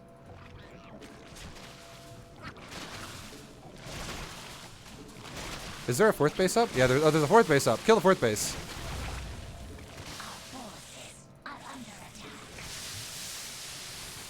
Now the real question is there a fifth base up? I saw a Hydra coming this way. Does he have a fifth base? No. Okay, now we go back into the third base. And now notice how units are going to start dying from my roaches. What am I going to do with that? With the units that die? I'm going to remake mutas with my open supply. All mutas. All mutas. All mutas. All mutas. All mutas. And now if I don't have any more gas to make mutas and any roaches die still, you know what I can do then? I just make Zergling. And if I'm going to start making Zerglings, I should do a macro hatch. And I could also even like expand again. That way, because also this base is going to start getting more saturated because more of my base is getting mined out. Okay, more mutas, more mutas, more mutas, more mutas. Muta. This is Roach muta. Again, it opens roaches and then it leaves roaches. GG. So now at this point, we already have 14 mutas out, and I have another 5 in production. So we have 9 mutas, or 19 mutas behind this. We have 19 mutas behind this. Oh my god! How many Vibacoin is 1,000? Is how much? Just rather, how much is the Vibacoin worth? As of this video right now on April 20th, 420. Is anyone blazing up today? Oh, shit. Oh, April 20 of 2021. Vibacoin is worth $6.59. That's what it's currently worth right now. So when you say thank you for the $1,000 worth of Vibacoin, you would just do 1,000 divided by $6.59, 6.59, and then whatever the answer is how many Vibacoin he just purchased. So Ethereum, much love, man. Thank you. And the answer that on the website that I see, it says 172 with a decimal, or 152 with a decimal. So yeah, thanks, man. Much love. Thank you. Thank you for buying Vibacoin. What a fucking boss. Hell yeah. So let's quickly go through this game really fast, guys. This build is terrifying. This build is super good because a lot of times players, if they don't realize you're going mutas and they underreact with not enough Hydra, you run their Hydras over crazy fast. And then it's just a bunch of Hydras killing a bunch of undefended roaches.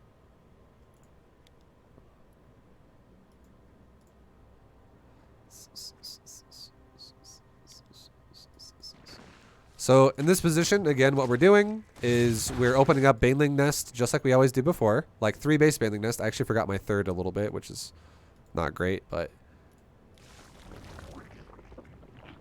yeah.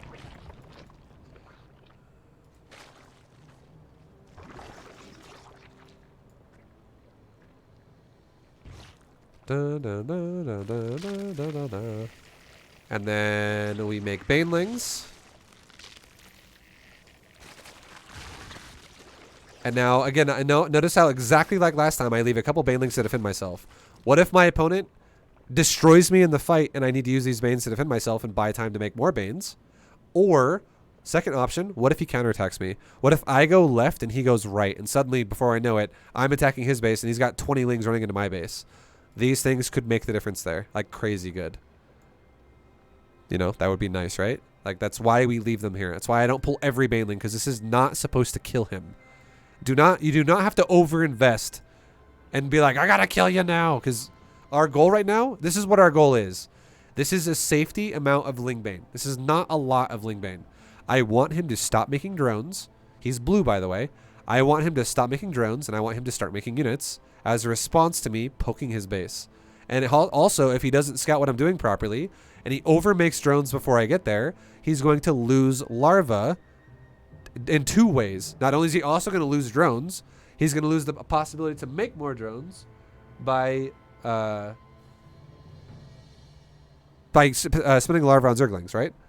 So check this out. So we push across the map. This is, again, a poke. It's not all in. It's not an aggressive timing attack. It's just harassment. This is like a Terran harassing a Zerg with 4 Hellions. It's very small. So I get across the map, and what do I see? Right now, drone count-wise, notice how I'm behind. Notice how I am behind right now, right? By 2 drones.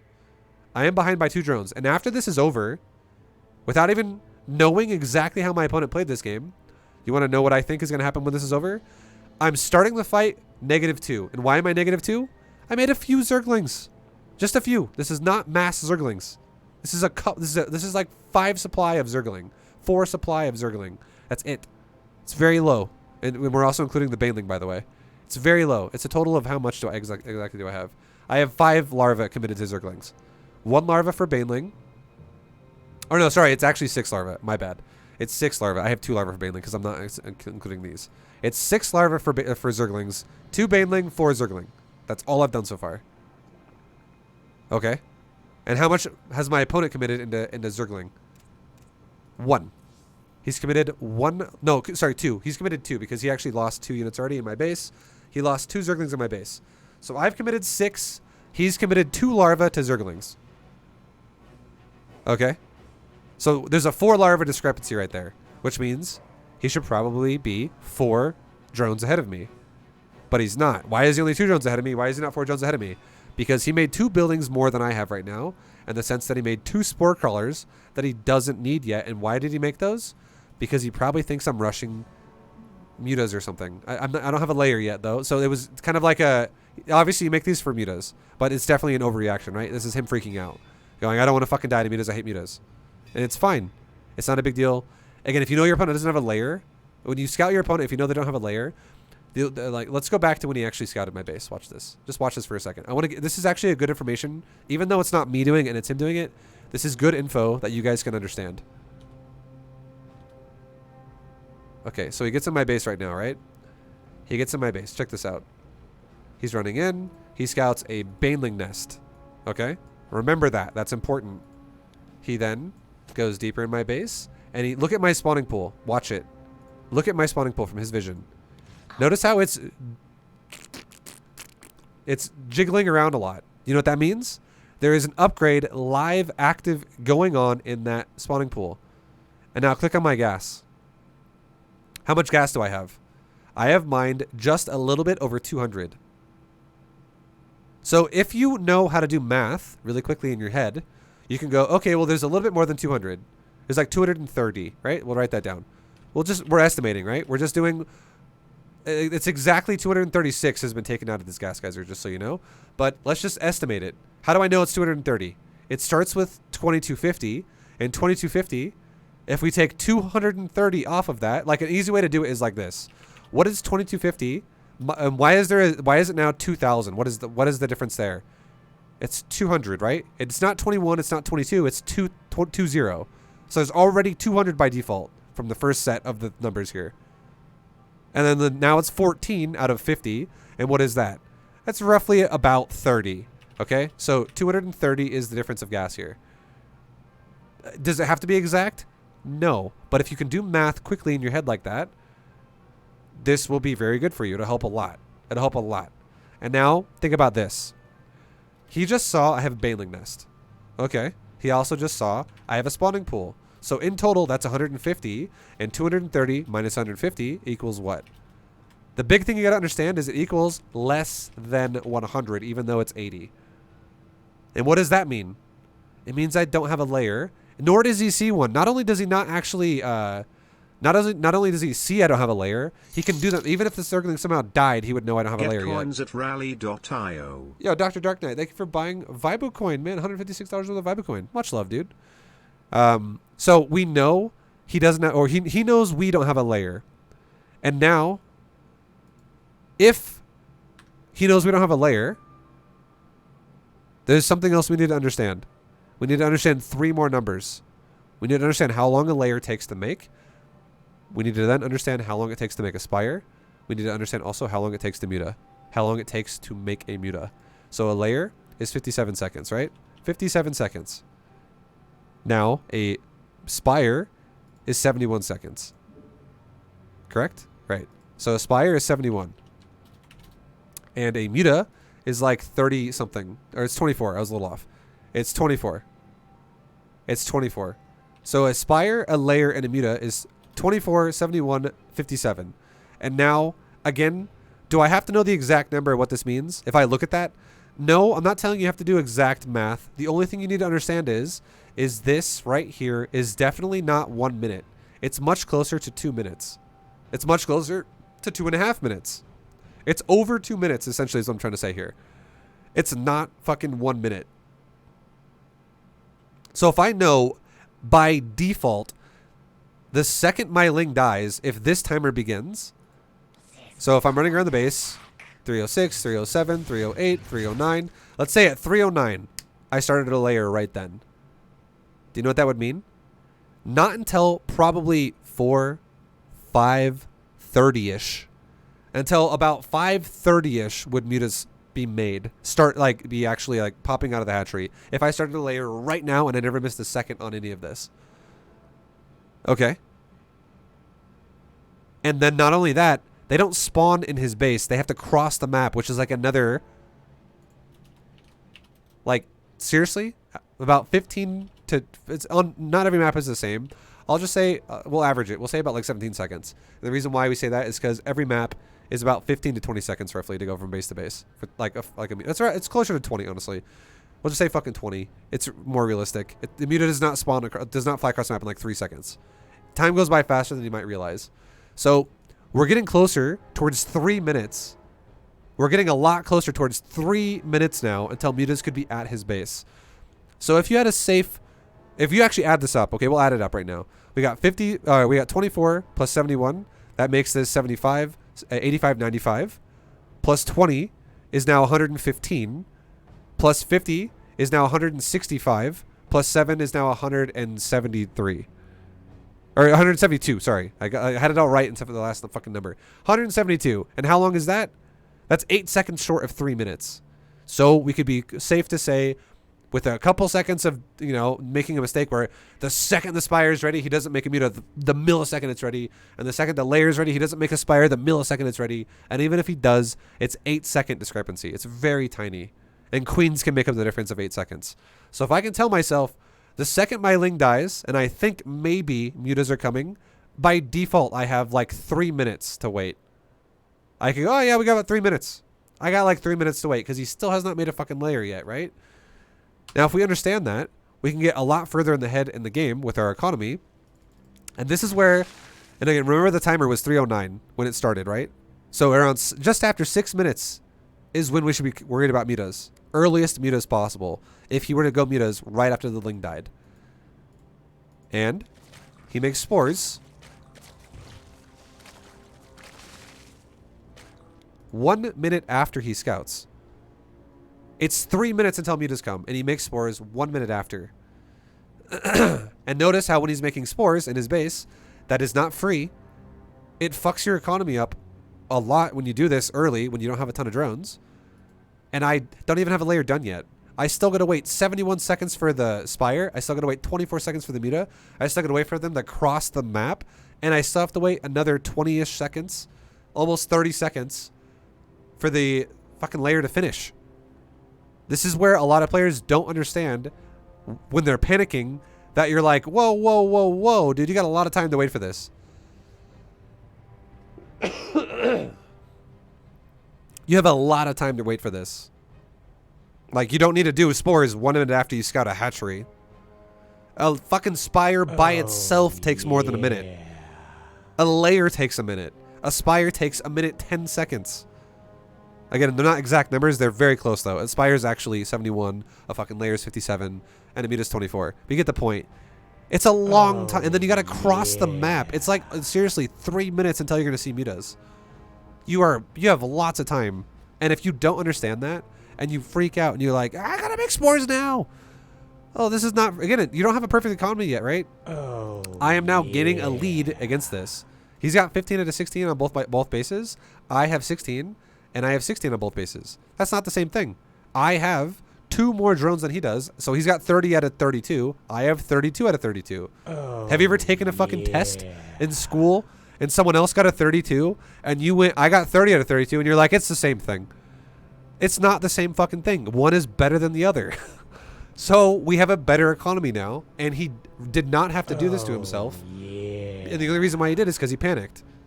And he, you know, overreacted to what mutas are capable of. So you need to understand what you can do with mutas, right? Now, if you know what I just said, and you can tell yourself, the second you see a layer start, if you think it's mutas, you automatically have 3 minutes until they show up at your base. So if you remember what time they happened on the clock, it's if you're like, oh, he started a layer at 3:30.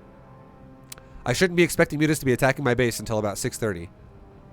Wonderful. You have more understanding of the game now. It means you don't overreact. It means if you understand that a spore only takes 21 seconds to build, and you think mutas are going to come around 6:30, it means right around 6 minutes, you should probably remember now, I should start my spores right now or really soon.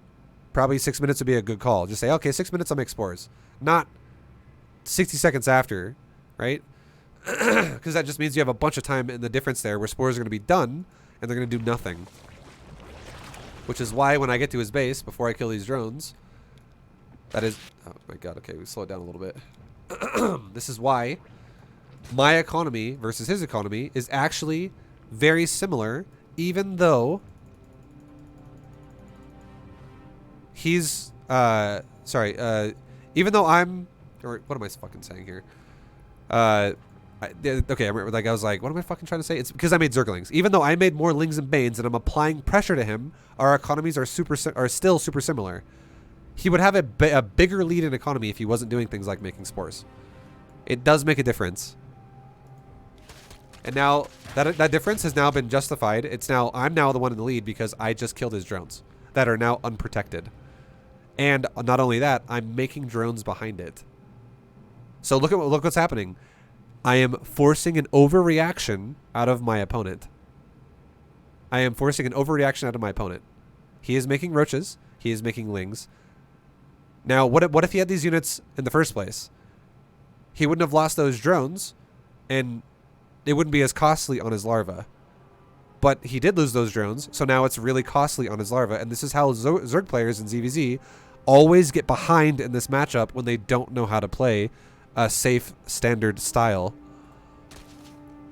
And now he's losing a fucking queen. This is even worse. Now he's losing a full larva inject. Now that's future larva he's no longer going to get. So if you remember, I was behind by a couple of drones when the fight started, right? And again, this is not an all-in. I'm making no Zerglings behind this. This is harassment. And remember how I said even though I was behind by like 1 or 2 drones at the start, I was going to end up being ahead by like 10 plus? If I didn't say that, I thought I was going to say that. I'm pretty sure I said that, though. I say a lot of shit, and I don't even know if I say everything I think. But yeah, I think I said it, and I know for a fact I'm going to be ahead of him by like over 10 drones by the time I leave his base. And the reason why is because I'm making him overreact. So I'm taking a massive lead in this game now. I've been watching this series for a week and I'm already at a point where I'm good enough that I can enjoy the game I've loved for my whole life. You are a saint. Tai. Hell yeah, dude. Highlander, fuck yeah, I'm glad to hear that. That's awesome, dude. And look at this, right? Look at the drone difference. All I did was I poked him. The second he had roaches, what did I do? Did I go in and kill drones? Did I go over here and snipe roaches with more lings? Did I flood him? No. I ran away because I know he's going to win. I didn't even use my second baneling. I just ran away because I wanted him to make units. And now what's he making in production? He's still making more roaches, and now he's like, all right, Zerg's running away. Now I go back to making drones. And although that's not incorrect, it's not wrong to make drones when I run away. It means I'm playing more passive now. But remember how he was 2 drones ahead and I was behind? I'm 12 drones ahead now because I made him make more than he wanted to. Because I remember how I said he invested 2 larvae. I invested 6 larvae. That's a 4 larvae difference. Now he's invested another 6 larvae still in production. Another 6 larvae out already. That's 12 fucking larvae again on top of that. And he's also made another 2 lings. So he's made 13 larvae as a response to my attack while also losing 5 drones. So he's literally inefficiently used 18 fucking larvae at this point in the game. And now, I mean, the drones suck. That definitely sucks because they're dead. But you can't say ultimately the roaches are inefficient because he still could attack me with them, and now it's going to make me make roaches as well. But I'm making roaches off of a better economy, a much better economy, so I have more leeway there. I can be like, I can afford to do this and still not really fall behind in economy because I'm spending my larva flawlessly. I'm not ever having larva sit there like my opponent, because the less money you have, the harder it is to spend your larva.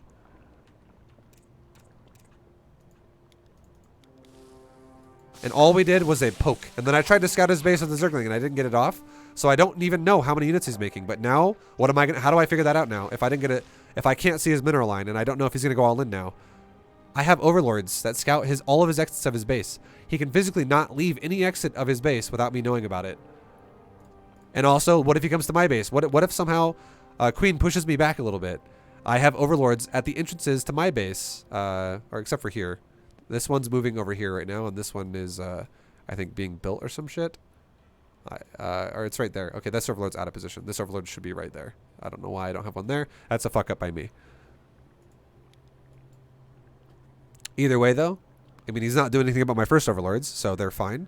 And we go, cool. Now I see roaches, lings. I see him pushing me, and what do I do as a response to that? Back it up for a second. What am I doing right now?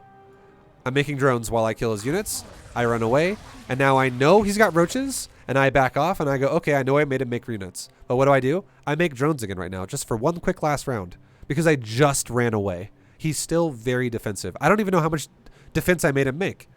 But now watch this, right? Watch the production. Now I see, notice how I went to go, this is huge, what just happened there. Notice, this is very, very, very subtle, very huge. You guys need to pay attention to this. This is how you read players in a very, very good way. So I tell my Zerglings to split. I go, hey, 2 lings, go back into his base. And notice how when I'm running my lings back into his base, what are his roaches doing? They are running down towards my base. They are running away from his base. They're currently in motion to go to me. Do I know if he's going to A-move right there? Or do I know if he's going to A-move right there? No, I don't know that. I don't know which one he's going to go to. But I'm going to tell you right now, if somebody fucking runs roaches away from their hatcheries in the middle of nowhere, it's usually because they're going to attack you. Okay? Just by default. That's usually what it means. So automatically, I'm already thinking to myself, okay, there's a very good chance he's going to attack us now. So as a response to this, I can make some roaches. I don't need to make mass roaches. I just make some. Some means like 6. Just to be safe, because I did just play very greedy. So let's be a little safe now, because it looks like he wants to attack me. And then I run some lings in to go scout his base. And I want to see what's going on. And now what do I see? I see another roach. I see another roach. I see another roach and another roach. And then I die. And now I'm thinking to myself, yeah, he's got... I should definitely make some safety roaches now. Let's make like 6 roaches just to be safe. He's definitely has some roaches himself. But am I going to go mass roaches? Fuck no. I'm just going to make a few roaches. And then I'm going to scout him again a little bit later to confirm if he's going to go back to droning or if he's going to make mass roaches. And how do I scout him? I run another ling to his 3rd base. And I go, okay, well, if I'm making drones again in a second here, are you making drones? And if the answer is I have 8 drones on my 3rd base and he's got 0, he's not fucking making drones, guys. He's making roaches. So then I go back to making roaches and I would defend myself with a drone lead. But here's the thing. If he attacks me right away, right after I leave, now I don't have to scout his 3rd because I already see he's showing me the units he made with my overlords. He's walking through overlords and I go, okay, yeah, no, he's still pushing me. Yep, I need to make those roaches. And then even furthermore, and I'm going to make like 6 by default. That's what I want to go to roughly. Oh, yeah, he's pushing me with the roaches. He's pushing me with more roaches. Now look at my production. I'm making more roaches. Yeah, he's pushing me with more roaches. Now I'm making more roaches than 6. I just made 1 before, and now I'm making even more again. I'll make more roaches because now I'm making another one. Because I know he's attacking me, and I need to defend myself. And this is when I said you could also... If I had +1 speed, +1 weapons and speed, that would be ideal if he never attacks, right? But if he does attack, I would definitely cancel my fucking upgrades because they're not going to be done in time for this timing. And the last thing I want to do in this timing is lose all my fucking drones I just made. So I cancel them. 100 gas for the upgrade for there. 100 gas for the upgrade there. And a roach is only 25 gas. So 25 goes into 100 4 times. And if we're canceling 2 upgrades, you multiply that by 2. 2 times 4 is 8. That is 8 fucking roaches I can afford in my army now that I wouldn't have had otherwise. And right now, look how many roaches I have. I have 1 and out, and I have 7 in production. I would have 0 roaches right now if I didn't cancel those upgrades. 0. If I let them finish. If they wouldn't even be done either. Like this upgrade would be like a third of the way done. This one would be like 40% of the way done. They would be a little bit further in, but they would not even be close. And now look what happens when it gets to my base. I'm still making roaches, right? Because I don't know. Like, he's still making roaches at me. He's like, it looks like he's all in. I'm like, okay, this guy's fucking going for it. I'm going to respond with roaches. And you know what happens? Because he's making roaches, you want to know what I confirm? Well, you know what? You want to know what I can confirm? Not only can I confirm that I have a drone lead over him, I can also confirm that if he has any drones on his third, it's less than mine. I have 9. He has actually 12.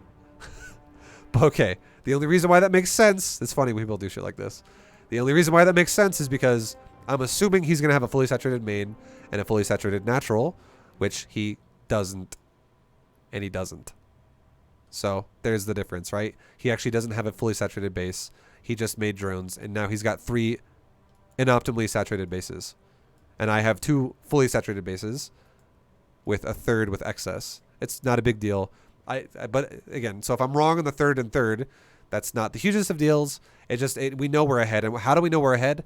Because he made roaches first. I reacted to roaches. I did not make them first. I made them second. I responded to roaches with roaches. And you want to know why that works? Because he has to cross the map, and I'm scouting him right away at his base, and I'm making roaches that get made. As he makes roaches cross the map, I'm starting to make mine out of the eggs, and by the time he gets here, mine spawn, and now we have defender's advantage, right? I like how chat is now getting stream delay, and they're like, "Vibe's wrong. He's got 12 on the third." I'm still the concept is still right though, as we explained. So now when he gets to our base, we have supply lead and drone lead. And now notice how my opponent has kind of stopped flooding roaches on my base. I don't see mass roaches flooding at me anymore. I'm not watching 4 roaches and 5 roaches and 3 roaches flood at a time. So you know what that means? Either he's macroing really poorly, or he's making drones. And if he's macroing poorly, I can get drones away either way. Because I can do defender's advantage and have a bigger economy after that again. And if I really have to, I have the option then to pull drones if I really need to, or make splines. So you have options even if you make too many drones, if you know how to read the game. So if you notice, look at my production tab. Within very, very short amount of time right now, for 2 reasons. Number 1, I'm winning the fight already. And number 2, he's not flooding me anymore. You should see drones starting in Red's production tab up here, which is me, in very, very short amount of time here. Drones should be starting right now. Upgrades are going again because we're feeling confident we don't need roaches anymore. And then drones should be starting. And there you go. And why are you making drones? Because he's not flooding me anymore. Again, he's literally sending nothing to my base. I am watching the minimap while we're A-moving that. I am keeping an eye on the minimap to see movement of dots going constantly across the map over and over and over.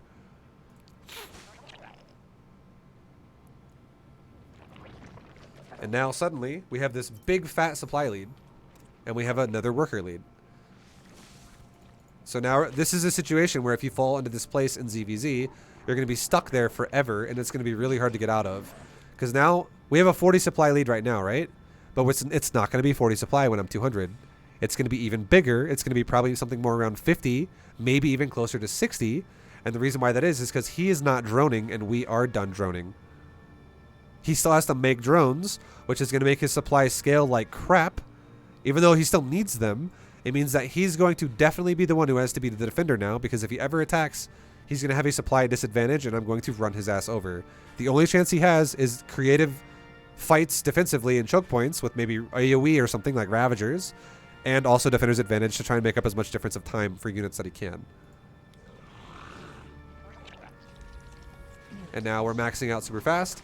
And look what happens when we max out, right? The supply difference is actually now 70. We now have a 70 supply lead. Because like I said before, look what happened. He made drones to catch up to us, right? While I was making nothing but roaches. So I have a monster supply lead now. And now once he goes back to making roaches, he's going to make up a little bit more difference by the time I get to his base, which is fine. But we're still going to have a big fat supply lead when we get to his base.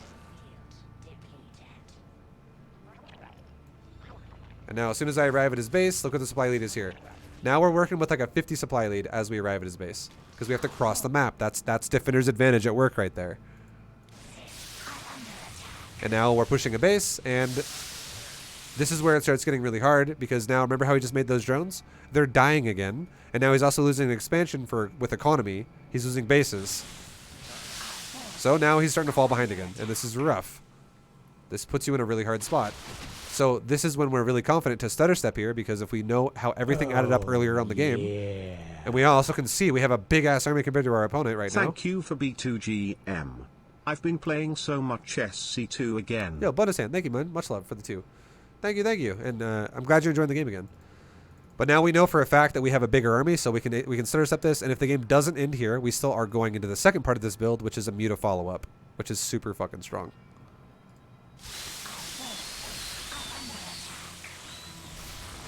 And then also something I didn't say, because the game kind of ended right now. If we're going to go into a Muta follow-up and we start getting +1 weapons, we should also start getting Baneling speed as well. Because the one thing Mutas kind of suck against is if our opponent doesn't actually break and he gets mass Hydras, we kind of need Banelings to break that. If you don't have Banelings and you just try to fight mass Hydras with Mutas, Hydras scale better than Hydras do, 1v1.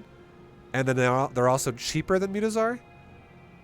So if he's got like fucking 30 Hydras and I have like 22 Mutas, I'm going to die. But if we have Banelings into the army, we can deal with Hydras way better. And the beautiful thing about Mutas is, the reason why they're worth going for, Roaches and Ravagers and Lurkers and Lings and Banes cannot even touch Mutas. They can't even attack. The only thing that's a problem is the Hydras. But Hydras are weak to Banelings. And they're also weak when they're in low numbers if we can have a lead that's even that big.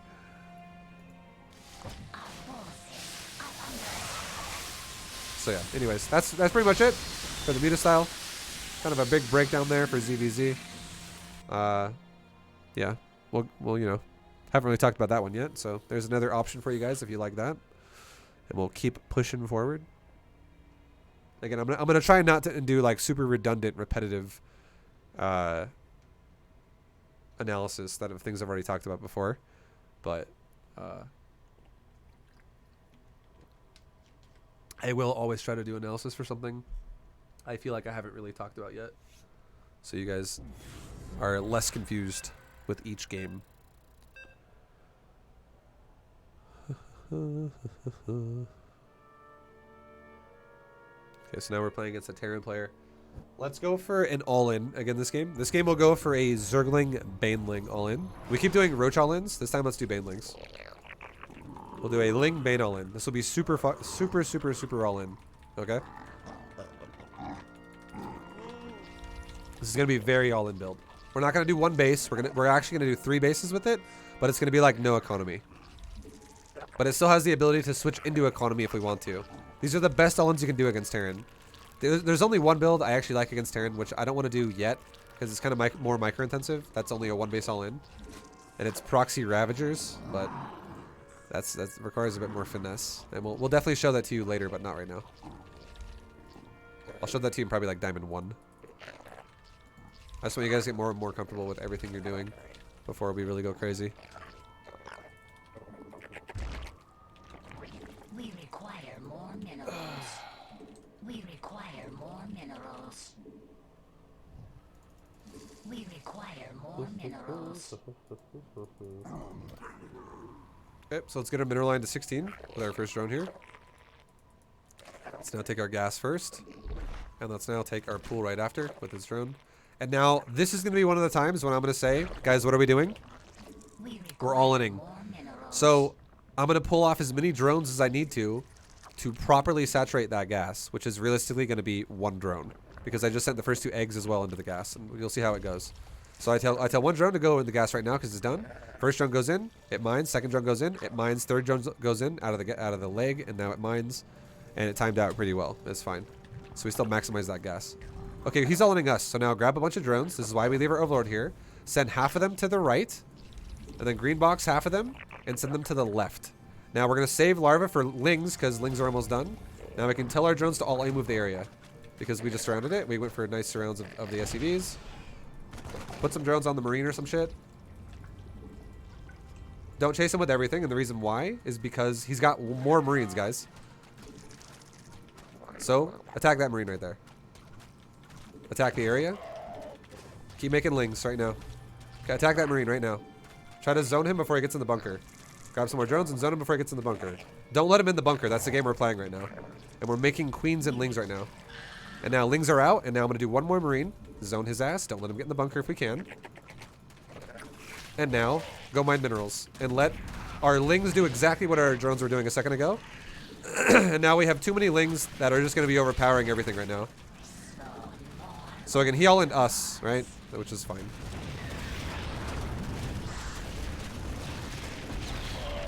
So he waited until lings were out. And now we go into Zergling speed. We can go back into mining gas. And I'll show you another version of this build in a minute. Or like against another player. I can't really do it now anymore because this guy all-inning us kind of threw our game off a little bit. But now what I would say the best thing you could do is, an easy thing you could do now if you still want to go really all in here, is just get Zergling speed. Mine gas again once the all-in's over. Well, for him, go into a Baneling nest. And then go for a Zergling Baneling bust.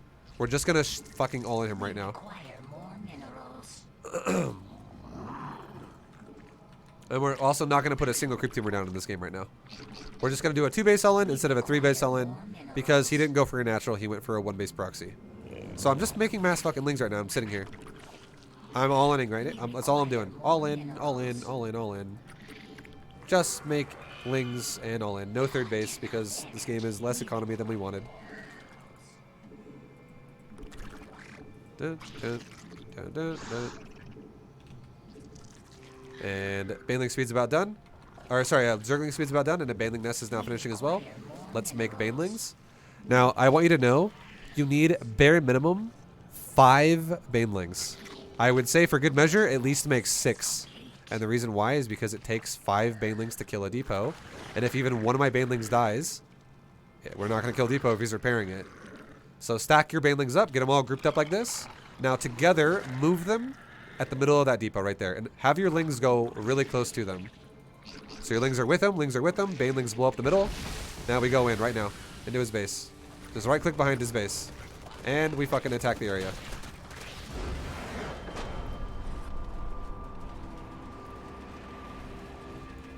And obviously this Terran player tried to wall us out with his base, you know, putting his base in a bunch of areas, which is fine. But yeah, there was a gap there, so we ran through it. It looks like there's also a gap there, honestly. I feel like there's 2 gaps in this guy's wall. Yeah, there's fucking 2 gaps in his wall. So, yeah. Didn't wall properly, right? You gotta... More shit has to be there. There we go. I mean, do I have to all in like that after he all ins me? Do I have to respond this way? No, but it is an option. It is an option. And notice how I didn't just attack the bunker. A lot of people would see this and go, I'm just going to A-move the bunker now with like 4 lings and I have 30 lings behind my lings just sitting in a circle. I clicked behind his base, which guarantees if there's ever a hole in his build, I just run right to it. And there's 2 holes in his build. There's one on the right and left. And now that I surround the bunker, he can't repair it, and then it's definitely going to die. Now let's talk about this game a little bit, because this is kind of a...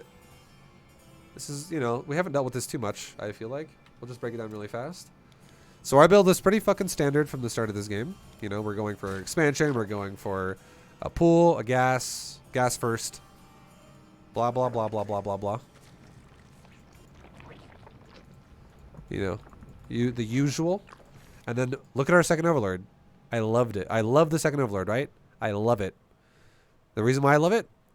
The reason why I'm so happy that my second overlord right now is not like right fucking there in the middle of the map behind my first overlord, which is what it would be if I just sent it across the map right away, is because I would have no idea I'm getting proxied unless I paid attention to the fact that more than one SCV crossed the map onto my overlord. But for all I know, what if I was like, that's probably just a scout.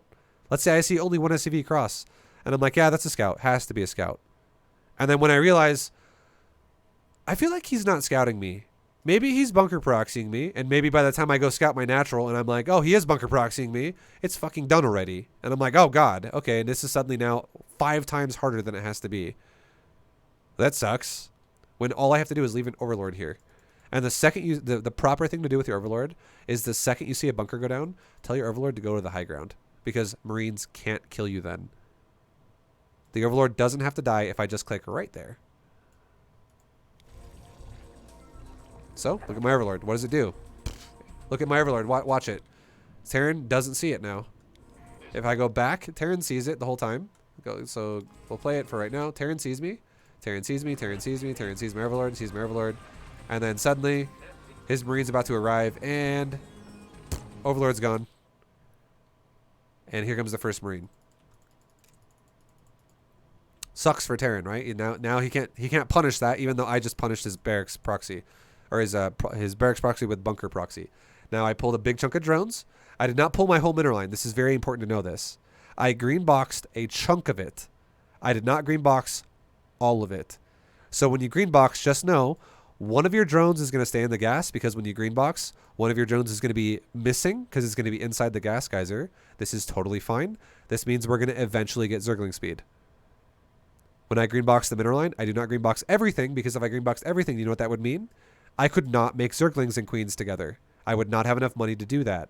But if I leave a few drones to mine minerals, it means I can gradually make Zerglings while I make my Queens. Because I already have enough to make my Queens, and this is going to be enough to continue to make Zerglings. Okay? So that's important to understand that. Also, just know, the order of what we build is we go Ling first with the initial larva wave.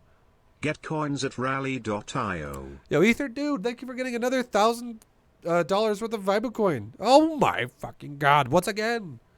Ether dude, much appreciated, bro. God damn. Thank you, thank you, thank you. What a fucking boss. Just know that also the order of what we build is going to be Lings first with the initial larva surplus we're going to collect, because I'm not making drones anymore. I stop making drones when I see this. I go, all right, let's let our larva on the hatchery go all the way to 3. And you're like, well, Vibe, you're really close to supply blocking. You know why I also don't make an overlord right now? Because the hatchery at our natural is going to finish and give us 6 more to go to 28. I don't need to make an overlord right now. And you want to know why I also don't want to make an overlord right now? I'm expecting some of my Lings and some of my drones to die. It's probably going to happen because we're getting fucking all in right now. There's a very good chance you might lose some units.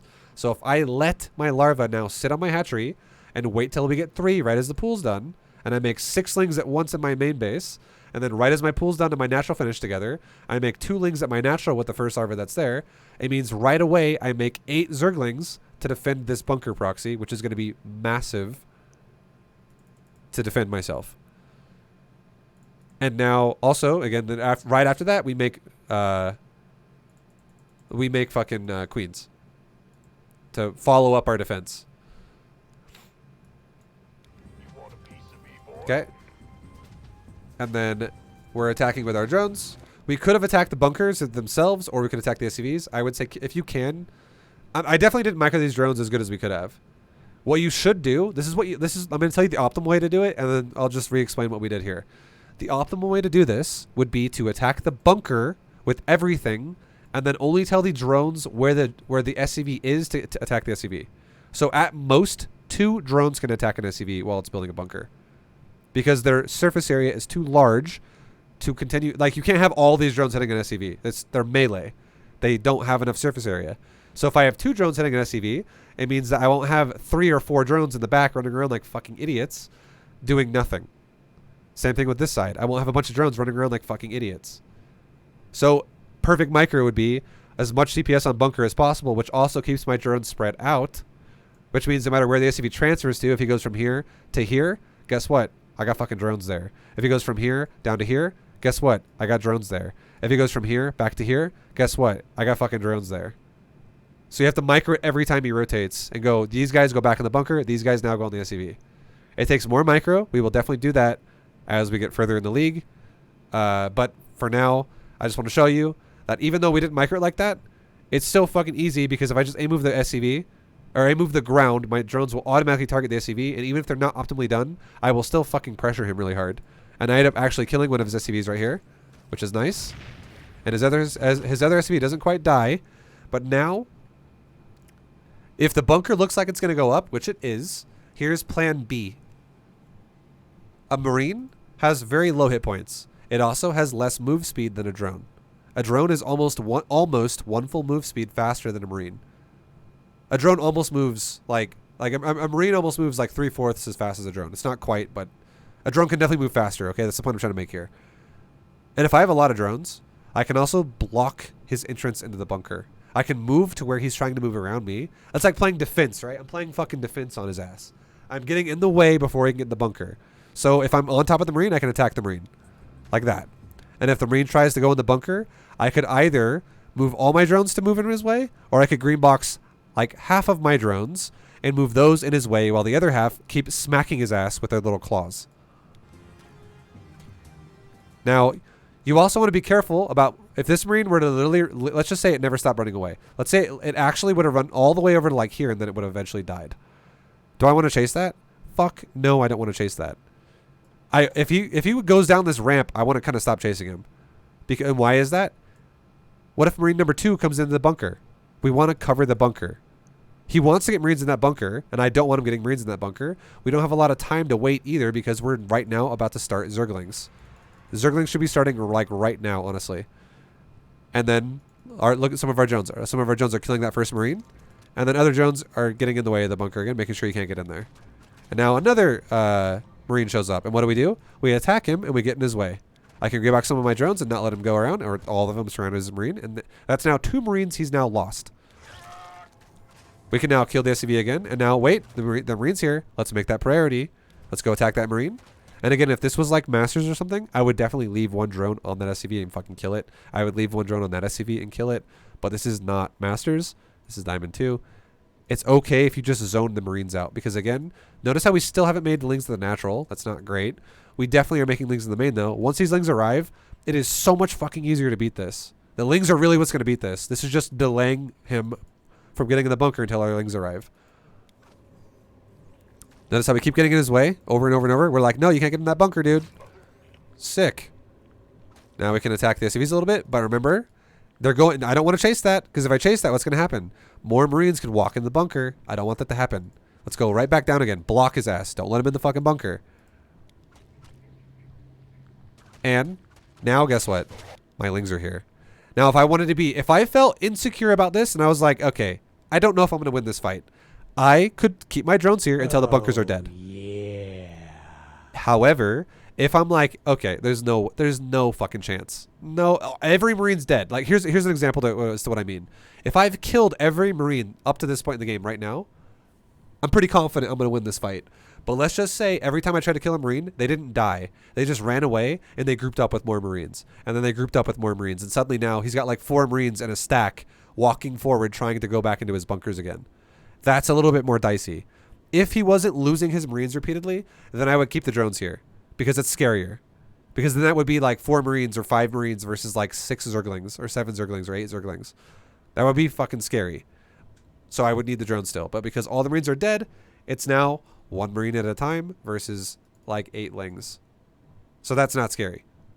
So I send the drones back to the middle lane because of that. And now we're fine. Now it's over. We literally kind of just A-move this for the most part. We try to do the same thing with Lings, but since we don't have nearly as many as we did, we had 13 drones, right, defending that bunker side versus now we only have 6 Lings. So it was way harder to like body block his ass, which is not a big deal. He got in the bunker, but it's 1 Marine in a bunker, and now he's trying to fight 8 Zerglings. I don't care. I can break the bunker so ridiculously fast. And now the bunker's just dead. And now the other bunker's dead. Even though he loads into it, it's dead. And it's over. Again, if you weren't feeling confident, you could leave your drones on it, and you are definitely going to break it. But we just took a choice there to go, hey, drones, go back to mining, because it gets me a little bit more of a lead, because I made all this money, and notice how they didn't even need to help. The Lings still like just demolished it. Wasn't even hard. And now from here, you can do whatever you want. You can go into macro, you can go into micro, all in, whatever. I like this series so much. Next clan war, I'll fight for you, Dolan's duck. Yo, thank you, man. Slubber Bub, thank you for the bits, or the sub, 9 months. I'm glad you'll fight for me, dude. Hell yeah. And Go Edders. Holy fuck, bro. Thank you for the massive bit drop. Bro. That's a $115 bit drop right there. Thank you very much for the 11,500 bits. Thank you, thank you, thank you. What a fucking bounce. Shit. Thank you, man. Hell yeah. That's a big fat dono. That's my biggest bit drop all year. Everyone's all about the Vibacoin nowadays and just traditional donos and subs, which I mean, I'm not complaining. It's fucking, I appreciate it, guys, a lot. That's actually my biggest bit drop all year, though. Thank you so much, dude. Much appreciated.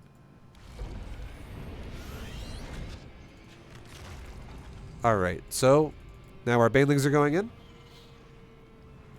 And again, we need 5. And why do we know we need 5? Did you even lose drones? I lost 0 drones. I killed 4 SCVs. I lost 0 drones. It's because he kept trying to get into a bunker, and he wasn't even shooting my drones. He just kept trying to right-click into a bunker and, like, dodge me. And I kept zoning him, and he lost all his Marines. Up to this point in the game, I literally have only lost 4 Zerglings. That's it. So, we're doing great, right? Now, how do I know you only need 5 banelings to kill a bunker? Is there some magic number that I just learned someday, and that's just what it is? Sure, you could say that. You could also say, okay, well, let's just do this. A bunker has 400 health, and a baneling does 80 damage versus a structure. Right there. Banelings deal 80 damage to structures. See that right under my head a second ago? Right there? 80 damage to structures, guys. So how many times does 80 go into 400? It's 5 times. It's exactly 400. So if we know we have 5 banelings, bunker dies. Bunker fucking dies. Or depot dies. A bunker also dies because it has the same HP as a depot. They have both the same HP. So 1, 2, 3, 4, 5. The depots all die. The bunker got AoE'd a little bit because some of the mains actually touched it a little bit because they got a little bit closer to the south end, that's fine. That's nice. Not all the banelings hit it though. Some of the banelings blew up on the top side of the depot. How did I micro that as well? All I did was I went like this. I made 6 banes just to be safe. 6 just to be safe. I did not only go with 4. I didn't go with 3 to not even break the depots. I went with 6, even though 5 is enough to break it. And the reason why I went with 6 is because what if he had no bunker? He had like 12 SCVs on the depots repairing them. And he had like 5 Marines right there. And let's say 5 Marines killed my first baneling right there on the ramp. And I was like, ah, fuck. That baneling died just out of range to kill the depots. And now 4 banelings roll into depots and all blow up on them. But then there's enough SCVs to out-repair my Zergling damage behind it. That's fucking possible. That could totally happen. So if I have 6, even if I lose on engaging his depots, my first baneling to something killing me from his main base, the other banelings still roll in and blow it up. So 6 is safety. And then, again, all I did was I went, hey, banelings, right-click the middle depot. That's all they did. And then afterwards, the other baneling did nothing. You see how it turned around and ran away? It's not a big deal. And then I said group 1. It's on group 3 as well, by the way, but it's not a big deal. You really want to kill the depot, and then later you can use it to like kill SCVs if you can, but really what this is about, if we're just going to use minimum banelings to blow up the wall, it's really about the Zerglings now. So we run past the wall, and he's got a bunker that is now exposed. And if I run past the wall, I can now see, not only can I attack it on this side with these lings, but I can also now attack it on this side with these lings. Right here. This side with these lings. So I can attack the bunker from both sides, and now he's super dead. Because this bunker will break, because I can kill the SCVs repairing it, and then that's too many lings as well. That'll break that bunker super fast. Not only that, even if I ran away from the bunker and I just killed SCVs, I would still win because he wouldn't be able to mine resources. And he can't make units then. So he's dead either way. I would have microed the banelings a bit more if that was more of a baneling all-in than a Zergling all-in. But again, that was a very early all-in because I was a response to his early all-in. So it was more of a Zergling focused all-in. I still want to go for a baneling all-in. But my build kind of got fucked up because he cheesed us. He motherfucking cheesed us.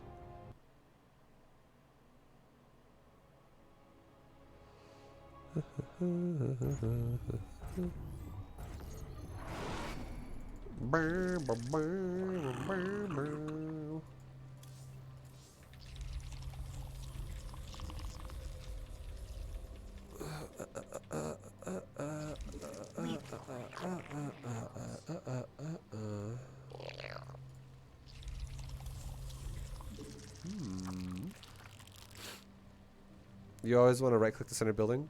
Yeah, the reason why you want to right click the center building is because they AoE. And if you click a side one, like if there's 3 prongs, if I hit the middle one, all 3 get hit. But if I hit a side one, only the middle one and the side one get hit. So if I hit the middle, I get more damage out of all 3.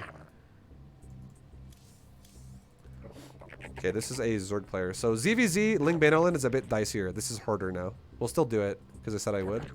But it's harder to do in ZVZ, and the reason why it's harder to do in ZVZ than it is against Protoss and Terran is simply because if my opponent also makes Banelings, and if I don't micro like a champion, all my shit will die. Banelings can kill other Banelings and Zerglings like crazy. So that is scary.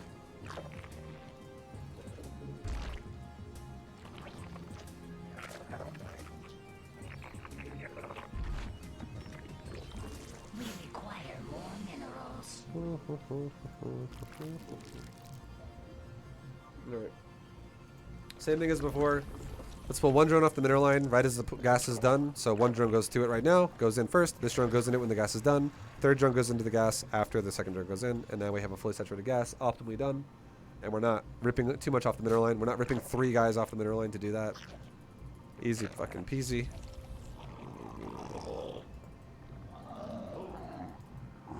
Okay, let's get our 2nd Overlord down towards his 3rd base and just see if he's going to take one. Okay.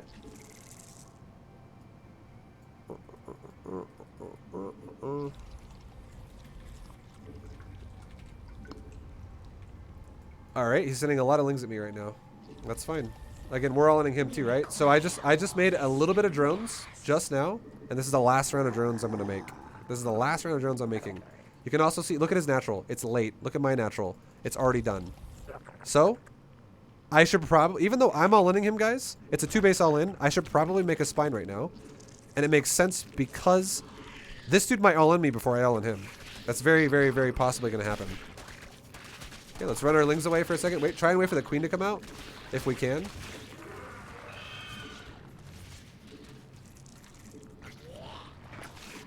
And now let's go ahead and make a Bane Nest.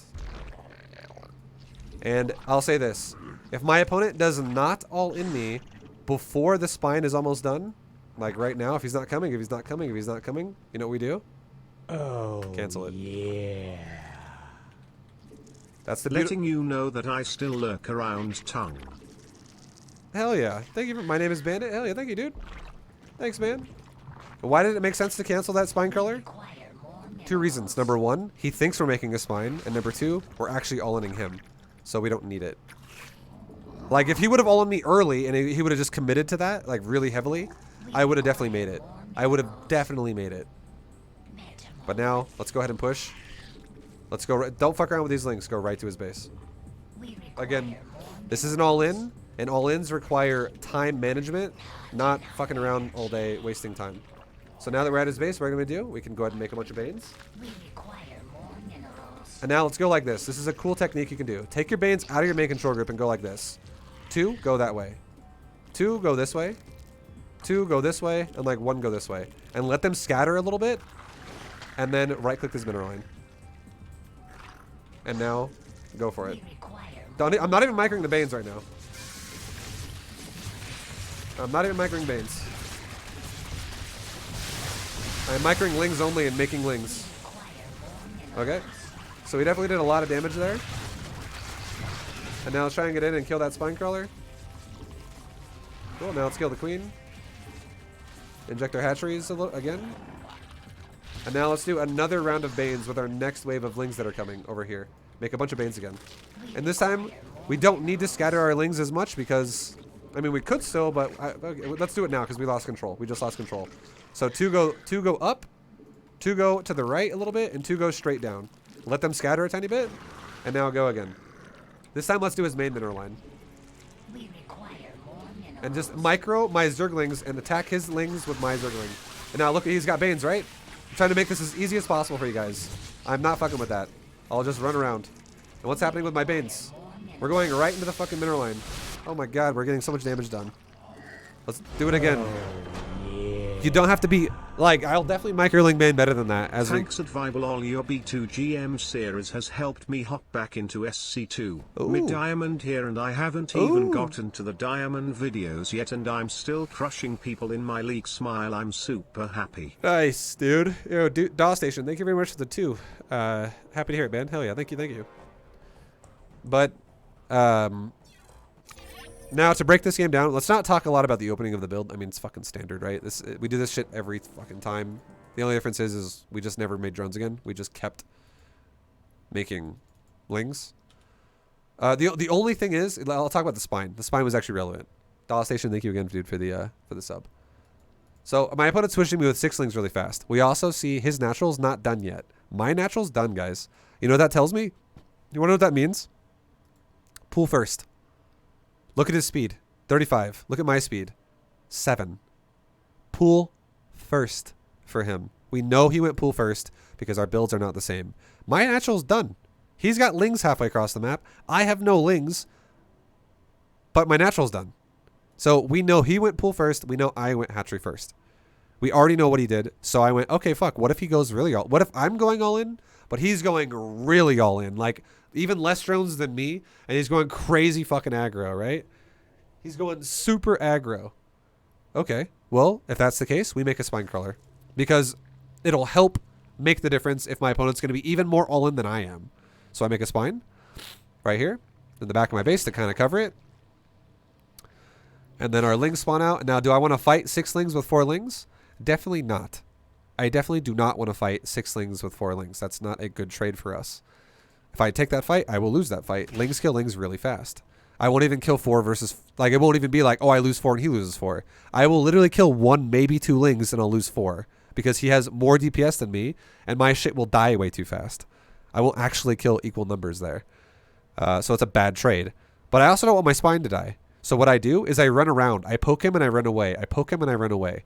And I don't have to do it for a long time. I just got to do it for another like 5 seconds because my queen's almost out and so are more lings. So I poke him, I run away. And now if he attacks my spine crawler and I attack him and he never gets off my spine, you know what I can do then? I can watch my spine's HP, and when it gets really low in that last box, I can cancel it if I need to, and I get free damage on his lings. Suddenly now 4 lings can beat 6 lings if I get free damage while he's trying to kill a spine. Now I don't want him to kill the spine, I want to cancel it. So if I A-move him, I'm going to watch what his lings are attacking. Are they attacking my spine? Or are they going to turn around and attack my lings? If they attack my lings, I run away. If they attack my spine, I get ready to cancel the spine. It goes like those 2 ways. So he turns around and he attacks my lings. He no longer hits the spine. So what do? I react and I run away. I click over here and over here. I'm like, run away. Run away, lings. And now look, he's got 3 lings over there and 3 lings over here. Now this is no longer a bad trade. This is now 3 lings versus 4 lings. Granted, mine are very weak because they just took some damage there. But I've successfully stalled, I would say. And this is not actually a bad trade anymore. At the end of the fight, what happened? He loses 0 lings. I lose 1 ling. But in total damage we both took and sustained in that fight, it's about the same. He's got 3 lings on the verge of death. He's got 2 lings taking a bit of damage, and he's got 1 good ling. I have 3 lings left over that are 2 are on the verge of death, and 1 ling is on like half health. And I have more lings popping out of my base as well, like right now, that are going to make the difference, right? And we have like that same looking army here. The only difference is I lost 1 ling. Not the end of the world. It's very minor. That's actually still good for us because even though I only lost 1 ling and he opened up pool first, I should know for a fact I've had more drones longer than he has. And even though I'm down by 1 right now, the only reason why that is because I made a fucking spine. And I also made more lings than he did. He's actually droning behind this. He's trying to make me overreact. But again, we're all inning, so we don't give a shit. So, and remember how I talked about? Remember this is exactly why I was talking about how if my opponent does not attack us when the spine color is about done, we cancel it. And why is that? Look at the game really fast. We'll watch the spine's HP, and we'll go to my vision, right? So what's my opponent doing with his lings? He's running home with his lings. Where the fuck are they? They're like over here or something. Where are they? Or no, they stopped. That's right. They stopped. It's whatever, right? Not a big deal. They could be becoming banelings for all I know. I don't fucking know. But look what's happening behind my spine. I'm making Zergling speed. I'm making a Bane nest. I have more shit on the way. And if he wants to all in me with 1 base all in, he has a very limited amount of time for that to be effective. Because if he's actually all inning me, you guys have to realize this. If he is actually all-inning me, I have more drones than him because my build was more economical than his, which is why he was attacking my base as I was building my first lings. I had more drones. I did not go pool first. I went hatchery first. You have to understand this difference. If someone goes for a spawning pool and someone goes for a hatchery, the guy who goes for a hatchery is going to have more larvae.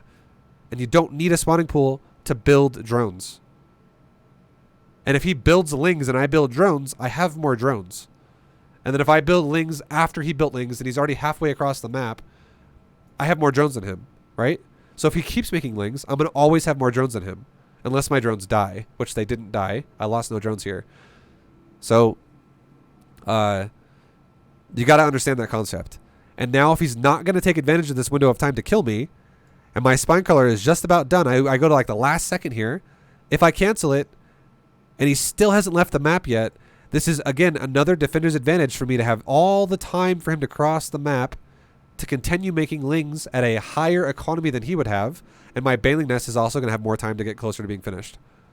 We would be fine if he attacked us. Like, there's still a chance I could die. I'm not going to say I'm invulnerable to death, but the chances of us dying are low if he does not decide to attack us by the time my Zergling speed is almost done as well, and I have more drones because it just means I have way more lings than he does. So, if he doesn't want to attack us yet, it means he probably doesn't give a shit about attacking us at all. He's trying to make me overreact, and I cancel the spine crawler. Secondly, behind that, there's also a chance he was actually going to attack us, but because he saw I made a spine crawler, he changed his plan and he went for drones. There's a chance that he was reacting to me, and now I react to him by not attacking us. So I cancel the spine because, again, we waited a full fucking 36 seconds, and he still didn't attack us yet. He was already attacking my base. Like, my spine crawler started when his lings were, like, right there. And he was already attacking our base the whole time in this whole 36 second window, and he has not once decided to attack again. Okay? Not once. We're not scared about shit right now. So we cancel it, and we're like, cool, how about we just save that money and save that drone and go take a third base?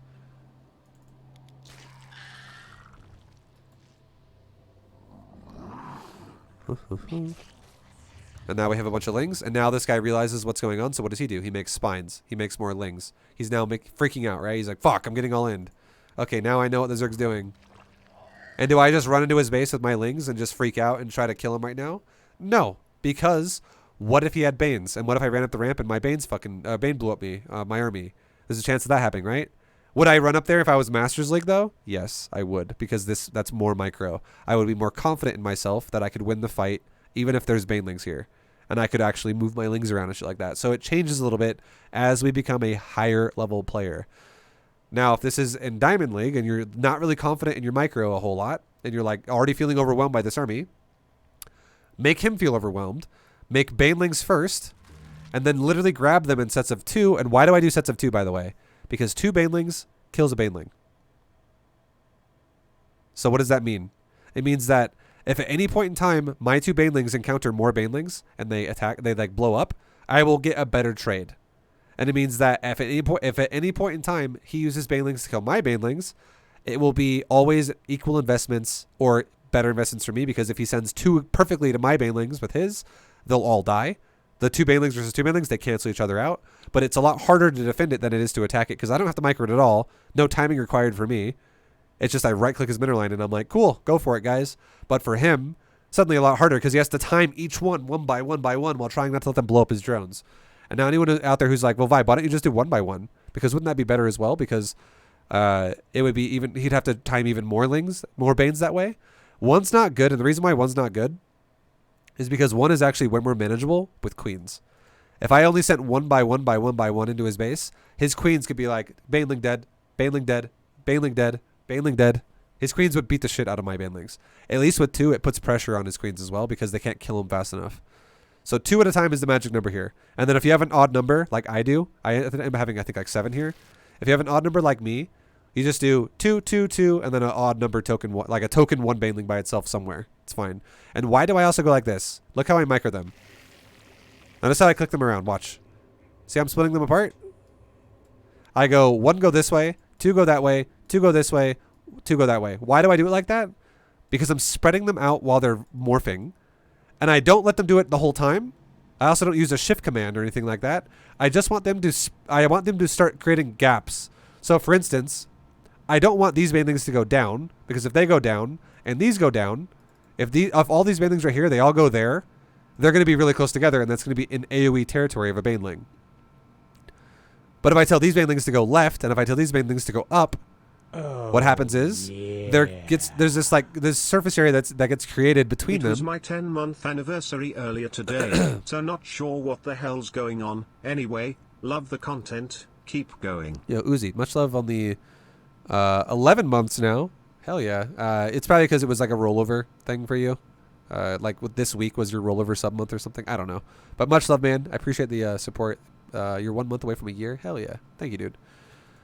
But yeah, we're just trying to create gaps. We're like making banelings move different directions so that when we do click to go here with all of them in this area, they are already pre-spread and I don't have to do it on the fly.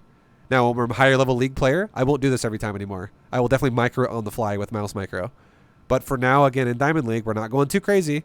We're just pre-spreading them out like that. And now it's so easy. I can click the fucking mineral line and I don't care. Banelings are spread. Okay, now you see they do reconverge a little bit, so we didn't do the greatest spread there. Like banelings here could fuck up 5 banes. If 2 banes walked like this into that clump right there, they could probably get 4 of my banes, maybe 5, but probably 4. So not enough of the spread on those 2.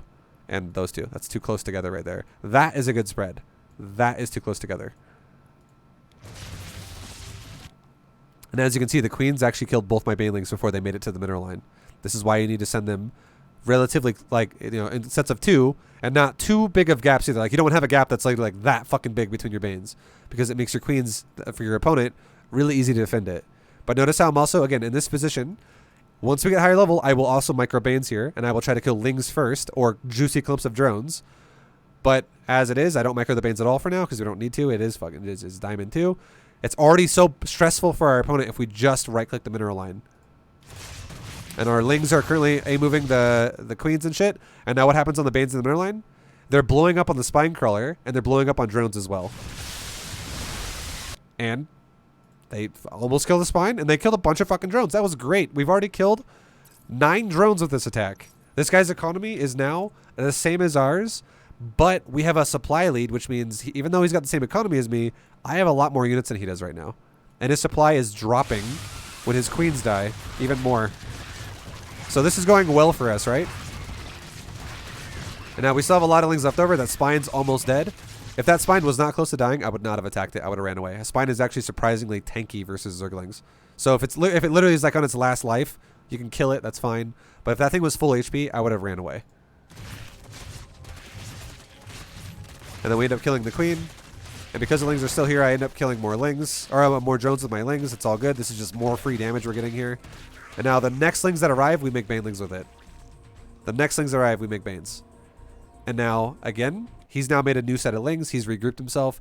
If this was Masters, I would do more here. I would start killing drones in the main, maybe hide banes in the main and shit like that. But again, we're diamond, so I'll make it super easy. This time again, we're going to micro our banes the same way we did last time, and we'll pull back and reset the process. So we get 2 banes going backwards, 2 banes go to the side, 2 banes go forward, and now it starts into a nice, easy fucking spread. And now once they spread, we right-click his main mineral line in the middle of it and let them do their own thing. Don't even touch them again. I don't even use them anymore. Again, in high-level leagues, we will definitely micro-banes a lot more. But for now, this is so much pressure for your opponent. This is so fucking hard to deal with. And if we just worry about the lings, the chances of us fucking up and juggling our banes and our lings and accidentally running our own lings into one of his banes are very low. Very low chance for us to fuck this up now. So now here's the engage for him, right? And now look what we're doing. We're just microing lings only, and we're also periodically, you know, we're not only microing lings either. We are periodically going 5S Zergling, 5S Zergling, 5S Zergling, shift 1, 5S Zergling, shift 1, 5S Zergling, shift 1, 5S Zergling, shift 1. We're still making lings, as you can see. I don't have these like big lulls in my fucking ling production where it's like, oh, I'm all-inning him and I have 2,000 minerals right now. No, we're still making lings. I'm just making it easy on myself to micro my banelings. And look how my banelings perform. I'm not microing the banelings at all. And I'm running away from his banes. I'm like, no, let's not engage those. And look at my banes. Look at my lings. I'm running away. But I'm not even watching my banes. And what do? They run into the fucking spine crawler, and they kill a bunch of drones in the process.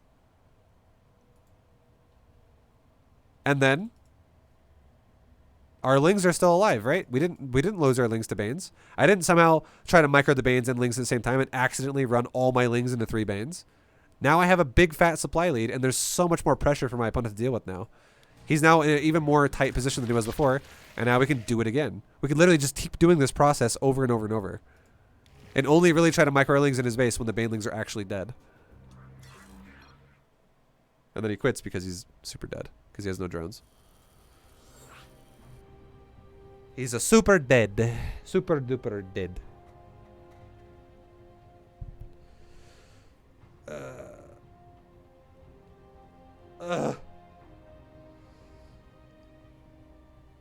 Oh my god.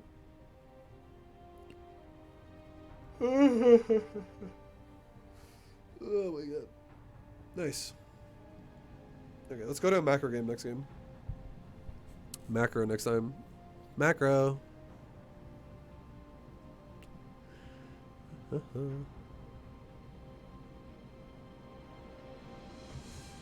Zerg is an A-move race confirmed. I think every race kind of is to a degree if you know how to use the units right. But Ling Bane, I'm not going to lie, Ling Bane gets fucking really hard when you get to like higher level play. It gets super intense with how you need to micro shit. But I'm not going to teach you guys how to micro it like a fucking, you know, high level player when it's your first time microing Ling Bane. It makes no sense.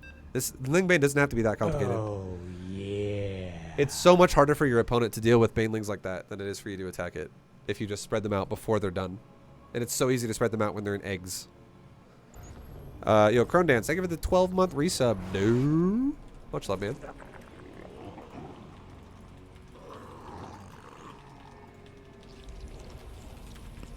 Okay, we're against another Zerg. There's a lot of Zerg today. We'll macro this game. We require more minerals. Hopefully Healing Bane all-ins us. Zerg Bane all in. Damn vibe, you've come a long way, Lou. Hell yeah. Notice how I didn't teach you guys this build, though, in, like, Silver League? Because if you don't macro while you attack your opponent, you lose anyways. Like, if I teach you how to Ling Bane all in a lower level league, and then your opponent loses units like crazy to your first attack, but then you just don't macro behind it, you're still going to lose. Because you have no reinforcements. Okay, so we're making our hatchery at our natural. Let's go to make our drones.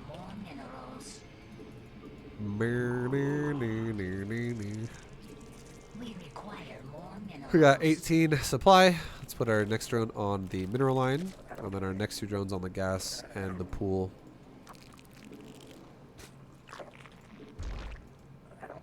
Okay, we're gonna see if this guy is doing an all-in or not in a second.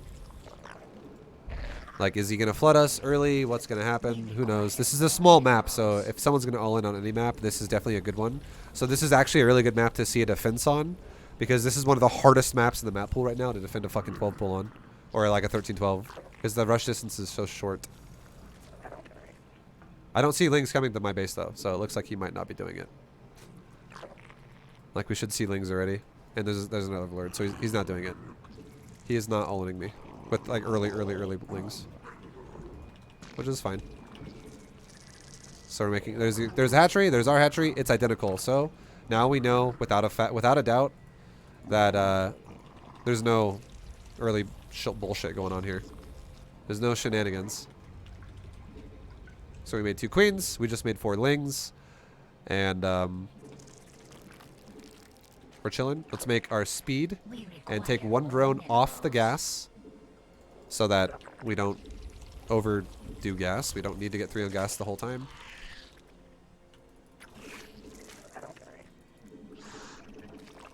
Okay, and he sent lings to my base just now. That's totally fine. Let's go ahead and take our Baneling nest right now, and then let's right after take our 3rd base. So Baneling nest, and then let's take a drone off and go towards our 3rd and go try to set up our 3rd base. We can attack his lings instead because he's going in my base right now, which is fine. And now let's take our 3rd. This game, we will not pressure him at all. I keep telling you guys about how to pressure a Zerg.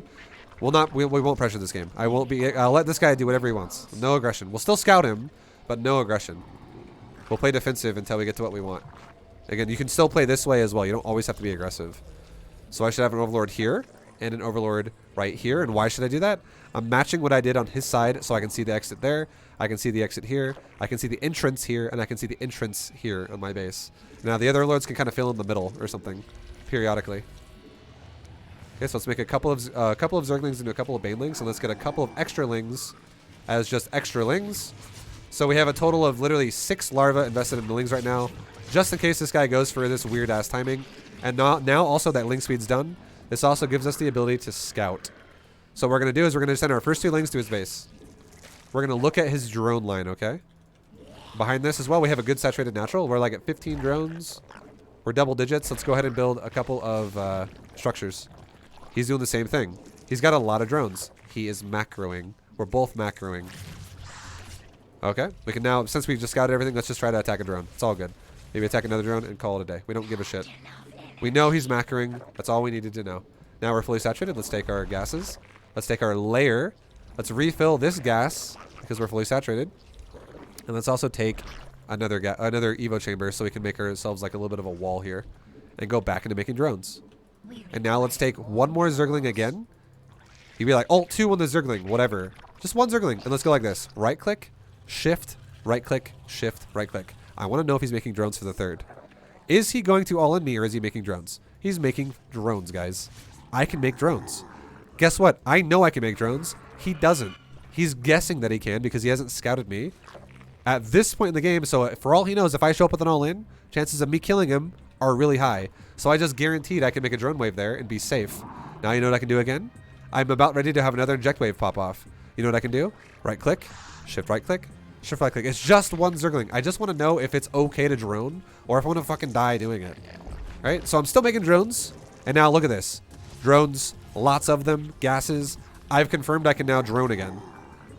Guaranteed. Easy peasy. Let's make Roach speed. And this game looks like it's going to be a super passive Roach versus Roach game, which is totally fine. Not a big deal. Let's go ahead and take our 4th base. We are now fully saturated on our mineral lines. We need to go to 67 drones, and now we're there. Saturate these gases properly. We have more drones popping out of the hatcheries in just a second to finish off those bases. And now we make roaches. And now you know what I can do? I can, honestly, at this point, let's take all the rest of my lings and get them out of my group. And let's put them like over here because they're useless now. They are, for the moment, useless. Let's go ahead and make our injects on our bases. Keep making overlords, and yeah, we'll go into roaches. This game, let's actually go into like Roach Hydra Lurker. Why not? Well, we won't go Roach Ravenger this time. We'll go Roach Hydra. Let's do what he kind of did too. This is not a bad idea right now. Let's go for a overseer and let's go scout the base. Behind this, keep making roaches. And let's see what's going on. Drop a changeling. Let's have it go scout like the natural. We're going to see his tech. We already know he's got a bunch of drones at the 3rd, so we want to scout natural first, and we'll keep going further in after. Okay, what do you got? What do you got? You got a layer. Let's inject our bases. Don't forget to do that. Cancel that overseer. We don't need that. Make a couple overlords. He's got no tech in the main. He just has a Roach Warren. He just has a Roach Warren. That's it. Just Roach Warren. So here's a cool move we can do, okay? This is a cool move you can do, which is a way that you can play this game, and you can definitely fuck your opponent over, right? Let's go like this. Group 2 on those 4 banes. Just group 2. Not a big deal. Group 2. Okay, let's also get a Carapace upgrade on the 2nd Evo chamber in a second here. Get a Carapace upgrade. And now let's push this base. Okay, he's pushing me as well at the same time. So now let's send group 2 up to the fucking natural. This guy's actually counterattacking me, which is kind of nuts. Let's go home and deal with it. So group 2, we can go like this. Group 2, get in the middle lane. You guys blow up these drones. You guys blow up those drones. And there we go. Now all we're making is roaches and we're defending ourselves. Our opponent's going super aggressive right now. Okay, make some more injects on our bases. We can pull our drones here just to be extra safe. We're not going to die because we just killed all his drones too, right? Okay, I would say our fight looks pretty good for us now. We can probably get off the drones here. And now we can actually go back to making drones for a second, fix our economy, and we're good to go. So go back to the drones again, transfer drones back to the next base. We could have also base traded there too. That would have been an option. If we didn't have to not base trade. But again, you have options, right? And we just try to make the most out of that situation for us. Okay, so now we can pile the pressure on for a little bit. I would say in this position, it probably makes the most sense to kill the hatchery and then run away. And why does that make sense? Because we didn't make roaches behind that. We made drones behind that. If we made roaches behind that, I would say kill his army. Kill his fucking army. But because we made drones to fix what we just lost, it makes more sense to fuck over his production and then fall back to a advantageous position defensively. Now I have defender's advantage again. And now I will kill him with defender's advantage. So here we go. Let's fight him in this area. And now I'm still making roaches at a faster pace than my opponent. And that means he cannot break our base, theoretically, right? And he's not breaking it because we didn't make a lot of mistakes this game. So now, just because of how the game's going, and again, it's another super aggressive game, let's just go ahead and add in some Ravagers because we have like no minerals and lots of gas. We have no minerals, but yet lots of gas, so we'll just make Roach Ravager. Transfer drones to the new base. Do we not creep at all in ZVZ? Creep isn't that important in ZVZ, I'm not gonna lie. You wanna know the only time creep spread is actually relevant in ZVZ? Like, it's relevant to a degree in all games, but it's really only actually important in ZVZ when you play against Spire with ground. Get coins at rally.io. Yo, Ether Dude. Ether Dude, thank you very much for the fucking $1,000 worth of Vibercoin purchase again, man. Much love. Now we're rapid firing down some overlords as we cross around the map. We're waiting for our supply to fully spawn out of our base. We can go into an infestation pit to go into a hive. Okay, he's moving his overlords now. Let's just go ahead and push again. And a fun thing you can do is you can try and time it to where you can kill an overlord like this. Oh, you actually turned it around. It's all good. Whatever. And now we want to stagger bile shots. 1, 1, 1, 1, 1. Okay, he moved away. Go forward. He's moving away. 1, 1. He moved away. Okay, don't hit you guys by your own bile. Go forward. 1, 1, 1, 1, 1. Make roaches. Max out. Attack. Now, a lot of Zerg players that play Ravager, Roach, ZVZ love to just fucking rapid fire every time. And it's really bad in my opinion. And the reason why is because of this main reason. This is a concept. I'm going to explain a concept in this game. I'll come back to this concept. I won't forget. I'll finish it off with this. We'll talk about the other part of the game first before we get there. So this game was just defensive play. It was just defensive macro.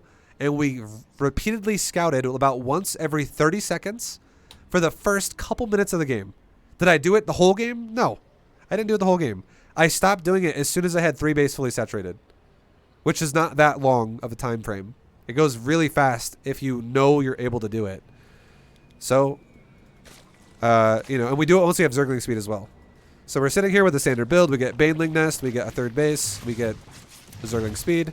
Super fucking normal right here. Super easy.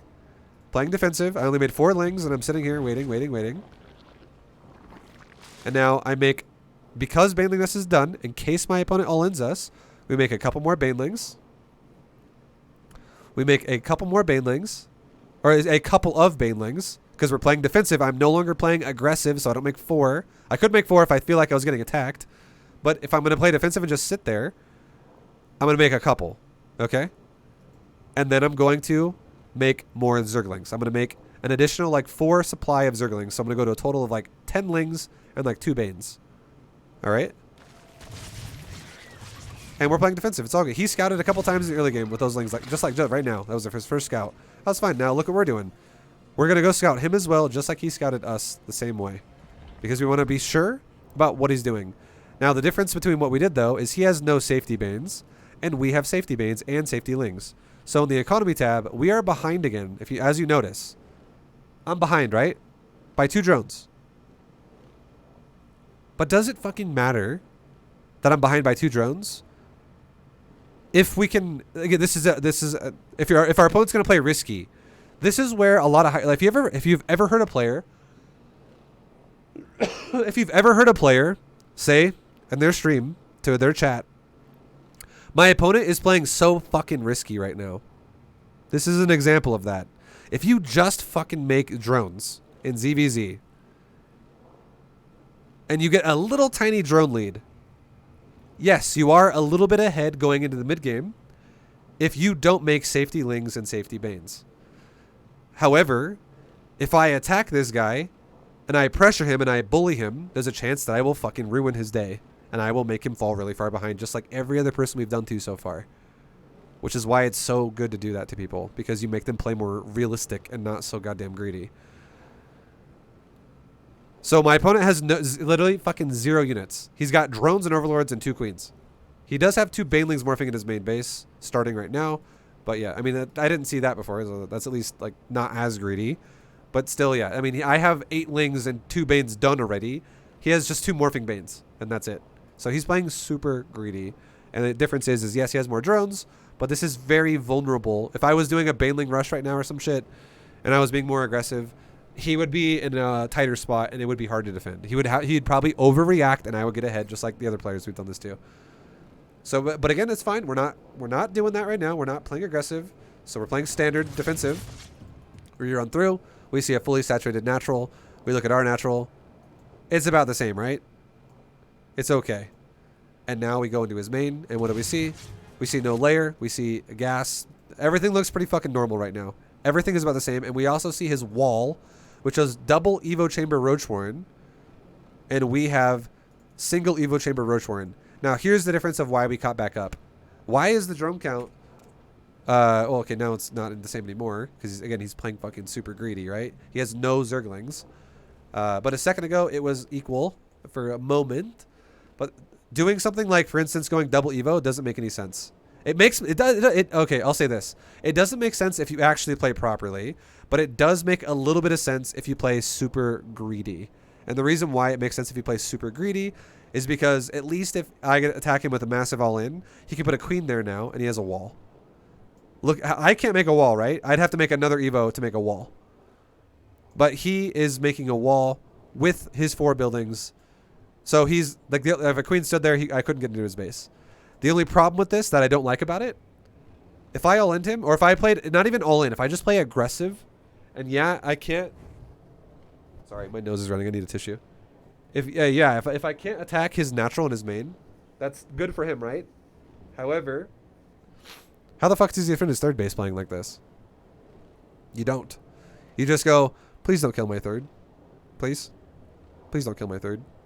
Because if I attack his third, this wall doesn't mean shit. Which is why we are not prioritizing the wall, because you can't even use a second Evo Chamber right now. You can use the first Evo Chamber and start getting +1 weapons through your Roaches really soon. You cannot get Carapace at the same time. We don't have the fucking resources for that. And I scouted him, and he's playing drone heavy like I am. But even so, you still don't have the resources for that. So his third base is exposed because of this. His build is not bad, but it is a very greedy third base. You cannot defend this properly. It's a very, very easy to abuse. My third base is more defensible because I actually have Lings that are mobile. So it's much more realistic. But again, if we look at the vision, right? Look at the vision. So my opponent, for instance, he knows we have a third with an Overlord that sees creep, which is fine. But he has no idea what I have in terms of what's in my base for a while now. He has no idea. Like, he saw I made it, like, with the first couple links, he saw I made a Bane Nest, and he saw that I made a, my main base. Like, from the very early game when I was like, oh, he's got 15 drones in the natural. We have, like, 15 on ours. That's the last time he scouted us, right? So right now he's playing blind, and he's making mass drones. And if you play like this, even furthermore, how the fuck do you not lose your third base if I decide to attack you with anything? You don't defend it, you die. However, us, on the other hand, we are sending a Zergling over periodically to go check and see drone waves if it makes sense, right? And I think we just literally sent one a second ago. So yeah, we send one right here, right? This Zergling is so fucking important. This Ling is so important because we'll watch it from my vision for a second here. Watch from my vision. From 435. What do we see? We see drones, drones, drones, and I'm dead. So you know what that means? If I make drones, I know I'm okay. I know I can't die. If I go back to the 430 realm of my opponent's vision now, look what he's doing. He's got no vision what's going on here. He's got no vision what's going on here. He's got no vision what's going on here. And he's making drones right now, right? He's just fucking making drones. And let's see. Here's when Myling gets to his base, right about now. Myling comes in right about now and scouts. And I see drones. He doesn't fucking see anything. So for all he knows, he could be fully saturating this base with 12 drones. And I could have spent 12 larvae on mass lings or roaches. And if I do that, Oh yeah. and you never scout, and you just fully saturate 3 bases, you could totally fucking die. This is the stage of ZVZ a lot of players don't know how to play. You have to read a mineral line to know you can make a mineral line. If you don't do that, you're literally going like this in ZVZ. You're basically, you know what you're doing? You're doing this. This is a better way to explain it. If you scout with a Zergling, just one, and scout the drone count, you know what that means? It's guaranteed situations. It's 100% chance that you're correct with what you see. And if you don't scout the mineral line, this is what you're doing. Oh, it's heads. Looks like I don't die this game. Or next time you flip the coin again and you're like, oh, it's tails. Looks like I die this game. You're a fucking coin flipper. You're just hoping for the 50% chance that you don't die. You're like, I don't know. We'll see, right? If my opponent all-ins, looks like we die. If he doesn't all-in, looks like we're going to be okay. So you have to scout if you want to have a consistent ZVZ. You have to scout. And look, we scout again. What do I do this time? Look at my second scout, right? My second scout now not only confirms there's more than like 5 drones here, and this is with the next wave of units we're making. I'm like, all right, lots of drones. And what is that compared to? It's compared to lots of drones. We're both having lots of drones. And then I go deeper into the base and I see more drones, more fucking drones, more drones. And I die to a queen in the main base and I don't quite see the layer, which is not a big deal. But I see drones. I know what he's doing. Now, what has my opponent seen? Fucking nothing. And if you make drones for like, again, 2 minutes, it's not even just, remember how I said it was like 12 larvae a second ago? Now you got 6 larvae plus 14 is 20 larvae plus 2 more here is 22 fucking larvae that I could have in 44 lings or 22 roaches or a mixture of those things. You are definitely going to die if you don't scout and you make this many drones and I am all-inning you. And I decide to stockpile and then now, right now, I go, let's push. You're dead. You just fucking die. That's why you cannot play like that. This is good macro, but bad scouting. And this is coin flip play. This is very coin flippy.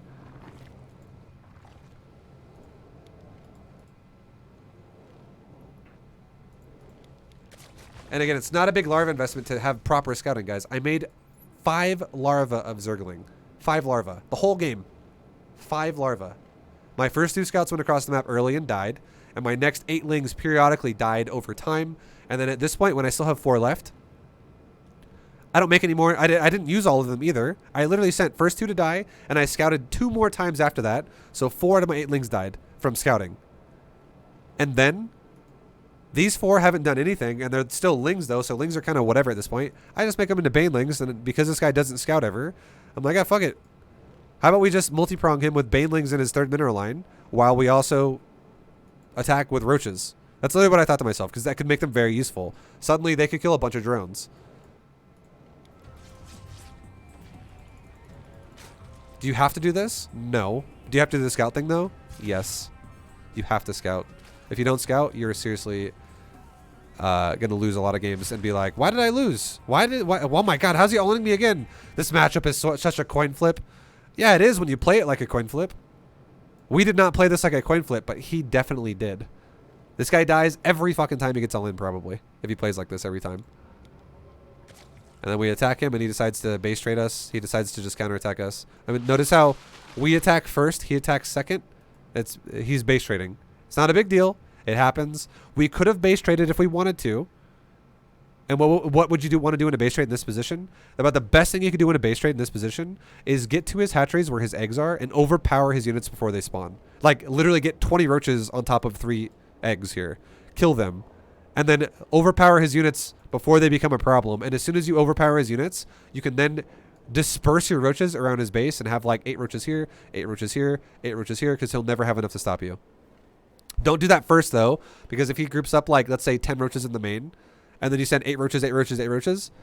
And also, what if he runs drones around? You might kill a couple hatcheries, but then he actually restages the defense while your roaches in the main go sacrifice themselves. And then he might kill the roaches at the natural while they're killing the hatchery. And then he has enough to now overpower the third while they're spread out. So, you want to be careful about that, right? You don't want to split your units up in a base trade right off the bat if there's a chance your opponent might have something on defense. But we don't base trade. We go home and defend it. It's not a big deal. We literally turn around with our roaches. We go back to defend. He kills my fourth. We're still making roaches the whole time. And we end up getting back here and we end up defending ourselves. And we pull drones because we were kind of scared about the fact that there's, you know, my roaches were coming back to defend, so I was a little out of position. So, you know, now we pull drones just to be extra safe here, and it works great. A lot of my drones die in the process. We send some of them back to the mineral line after a lot of them die, but that buys my roaches a lot of time to do a lot of damage. But then in the meantime, when we did our counterattack, we did 4 Banes in the mineral line, right? And this thing, again, once again, did a lot. We had 4 Banes, and we right-clicked the drone in the middle here. And then we immediately right-clicked a drone over here in the next middle of the mineral line.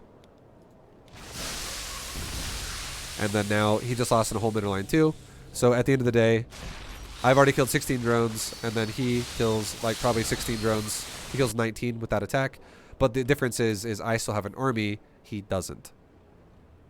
Because those banelings did damage by themselves, and I killed all those drones, but my drones died at the cost of his roaches dying to my roaches. So better trade for us. And then now that's why I said I could have honestly not done this attack at all. Just made drones again, got back to my power spike, and then went for it again. We could have done that, but you want to know something? If we have army, here's how you bully your opponent. If you understand what you're doing. If we have army lead, what happens if we push across the map? If he makes drones, he dies. So what does he have to do then? He has to make roaches to not die. And what if we force our opponent to make roaches when he's got less economy than us? You know what happens then? It means he has less drones than us, and it means he'll never have as many drones as us ever again.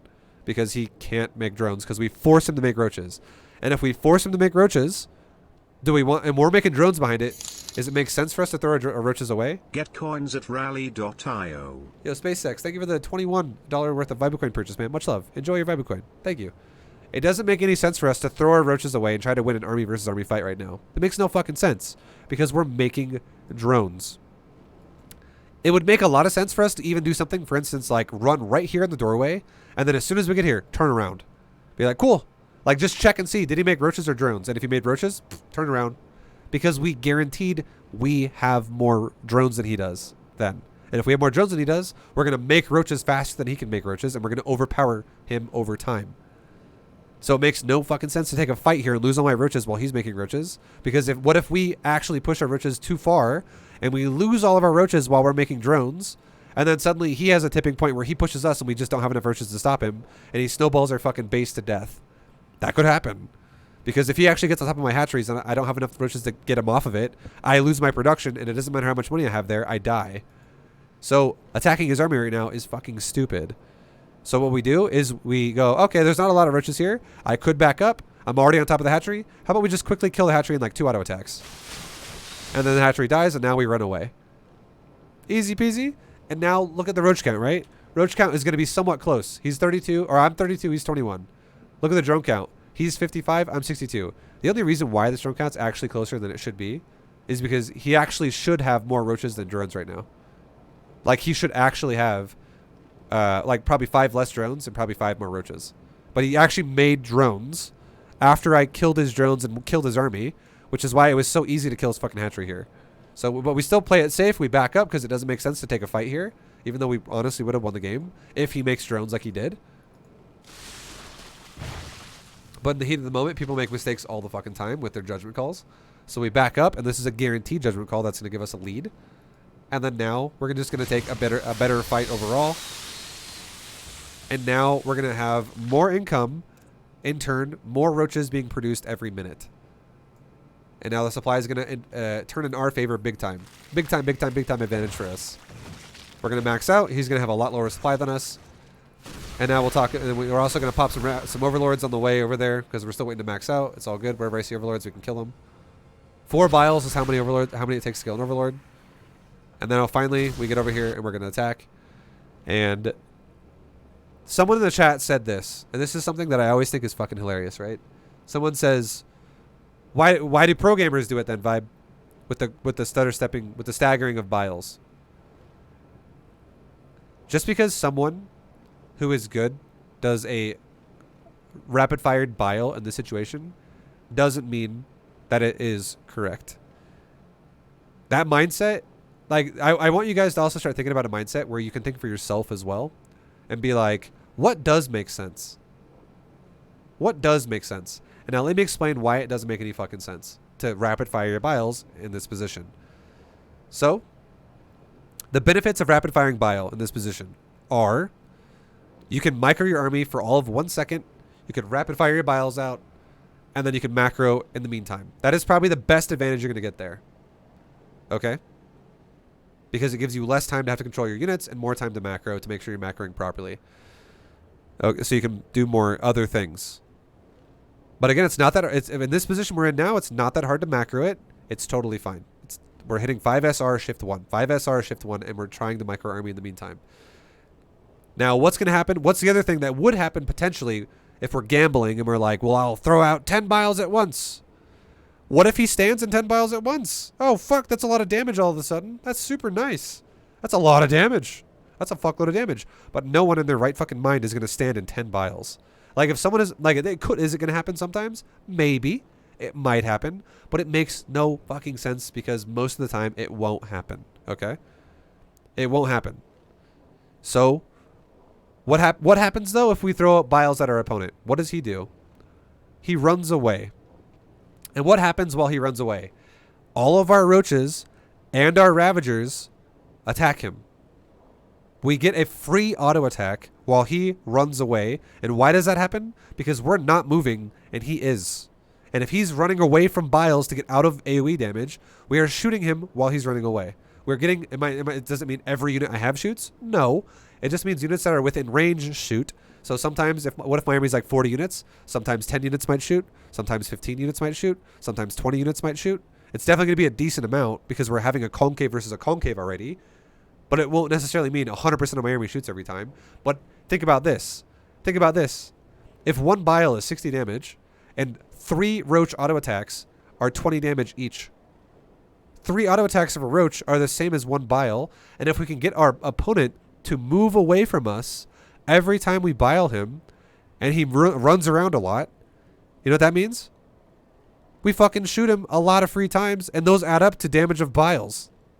Like pretty fast. If I have 10 roaches out of my 40, shoot him.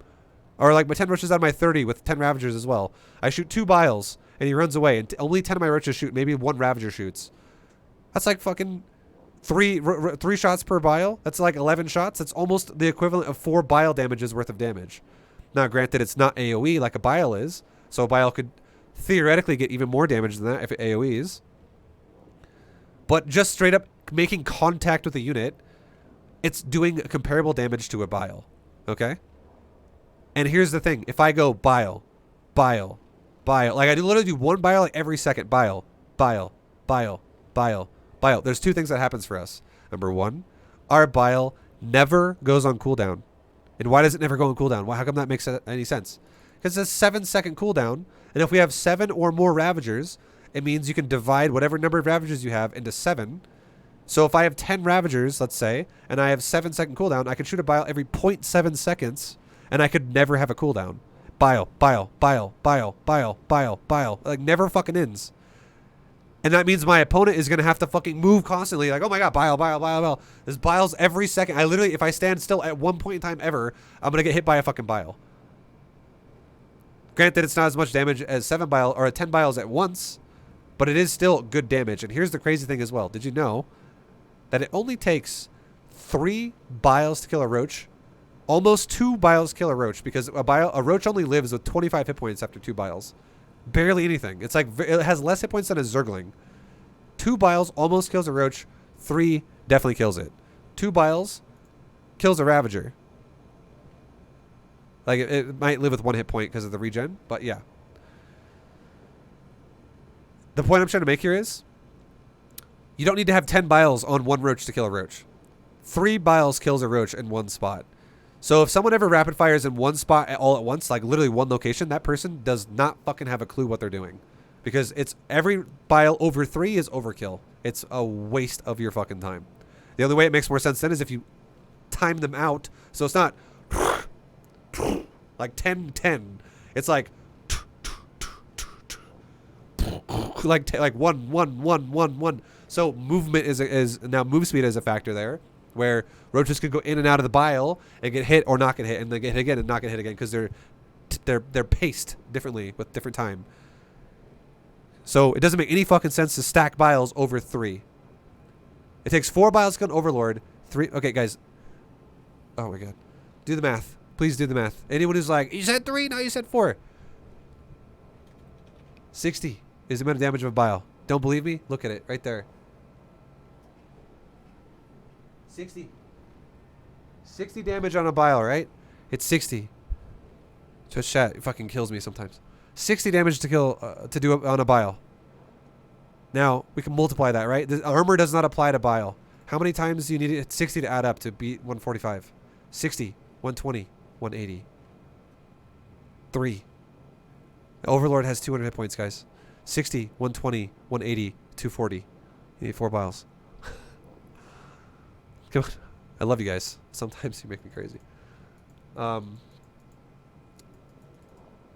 Yeah.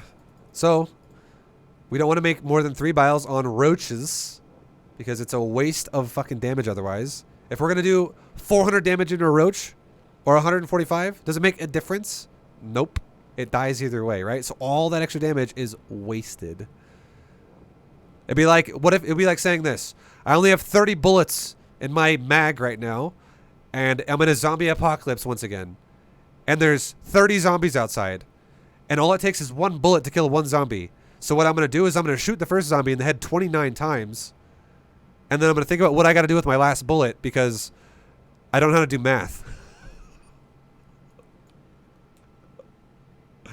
I'm really going to kill him. I'm not only going to kill him, I'm going to fucking desecrate his corpse even more. You don't need to do more than 3 biles on a Ravager or on a Roach, guys. It doesn't fucking make a difference. So, again, if we bile, we make him have to constantly run around.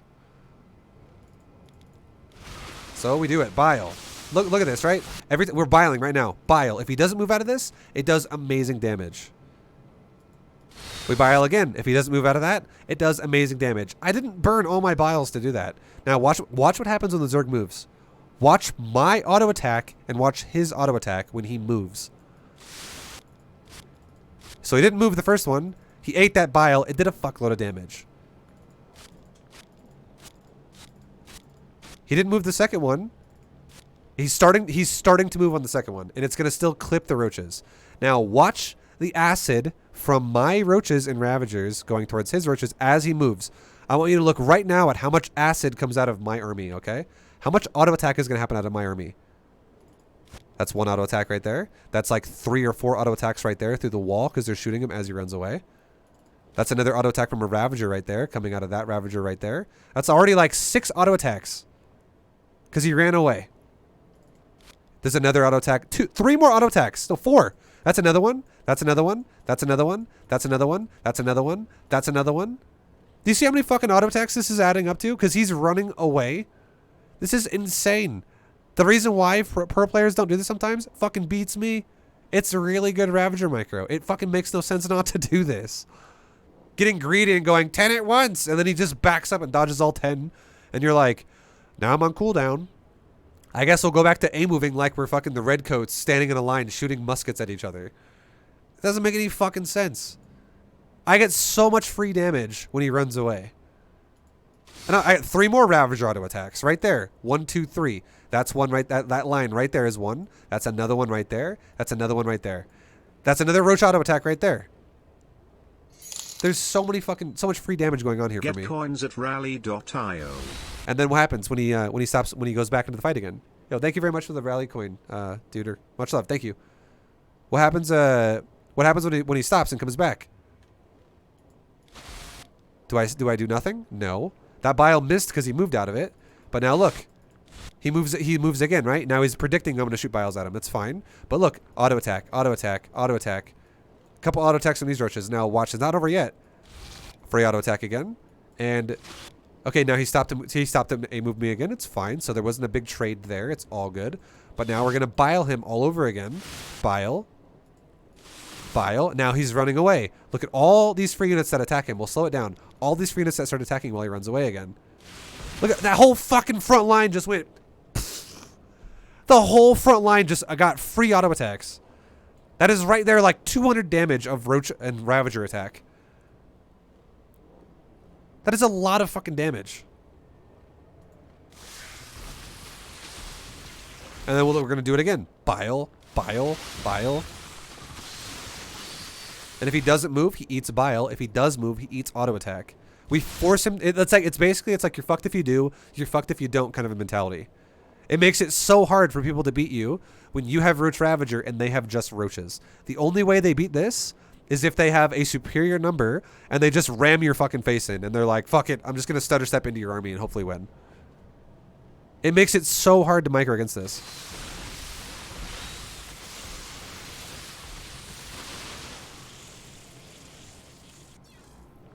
It is the superior way to micro roaches.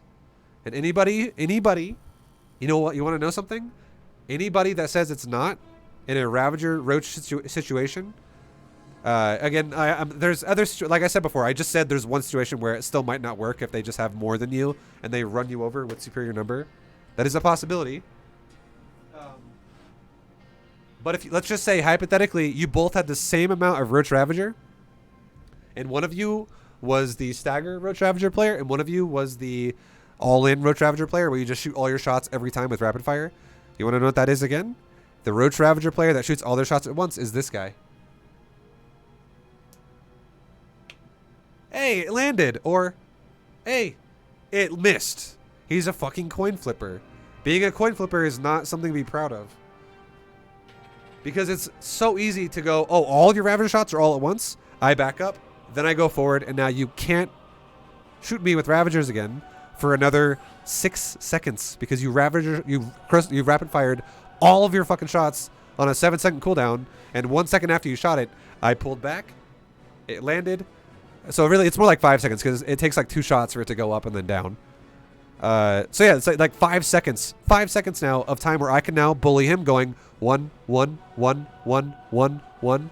He shoots all fucking at once again. I back up. They land. I go forward. 1, 1, 1, 1, 1, 1. It's just better because if you don't move out of the 1, 1, 1, 1, 1, 1, 1, they add up really fast because it doesn't take many hits to kill a Roach. 2 hits kill a Ravager. 1 hit kills a Roach. Really, realistically, 3 hits kills a Ravager and a Roach, to be fair, because a Ravager will literally live with like 1 hit point. Because it doesn't actually, it regens health, so I can't say 2. Yeah. On paper, it says it does 60 and a Ravager has 120, When but in a it does zombie regen. apocalypse, it's always important to save one final bullet for yourself. That's why I was saying that, right? That's why I was saying you would spend 29 because you're going to realize you made a mistake and you're just going to fucking shoot yourself in the head because you're like, well, I'm Yo dead. vibe, been playing Zerg 3 to 5 times a week since 2019. Today I got Damon for the first time. Couldn't have done it without you. Yo, Alan. Thanks for everything. Much love. No worries, Alan. Thank you very much for the 500 biddies. I'm proud of you, dude. Congratulations. Congrats, dude. Thank you for the bits. This is a Protoss player. And then also Rosewood, thank you very much for the 18, man. Thank you. The boss 0250, thank you for the 4 months as well. Much love, guys. Appreciate the support, boys. If I missed anyone as well, I apologize. Sorry, I'm explaining a lot today, so I don't mean to miss anybody, but it does happen sometimes. We require more minerals. He gets this map so much. I know. It's unlucky. I don't really want to get this map repeatedly, but it's just what we're getting.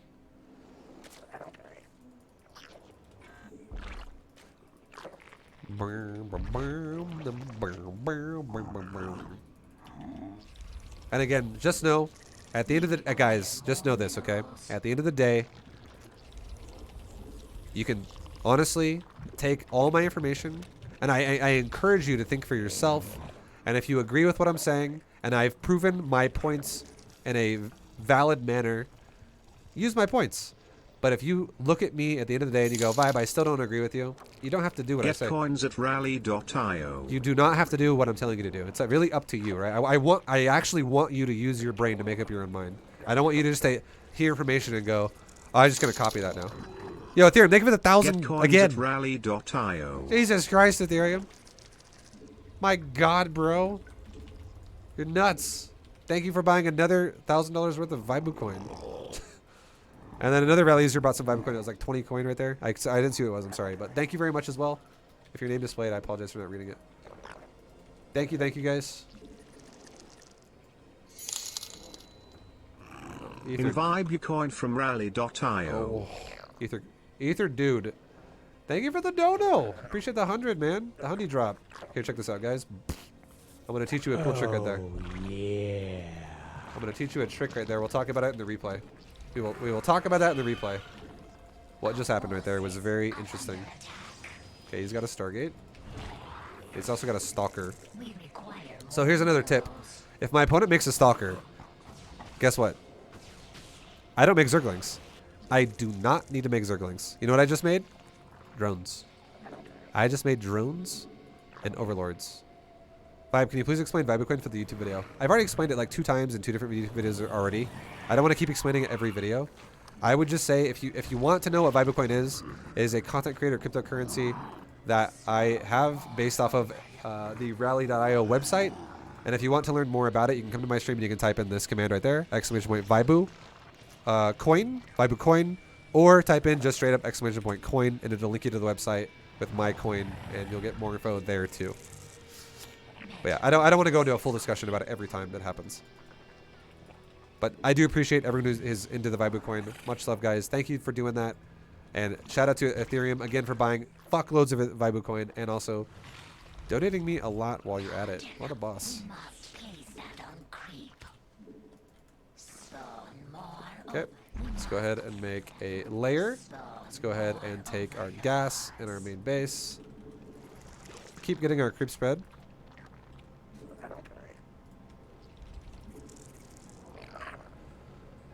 Okay, and now let's go scout this guy's third base in just a second. We want to see if he's expanding or not. We really need to know that.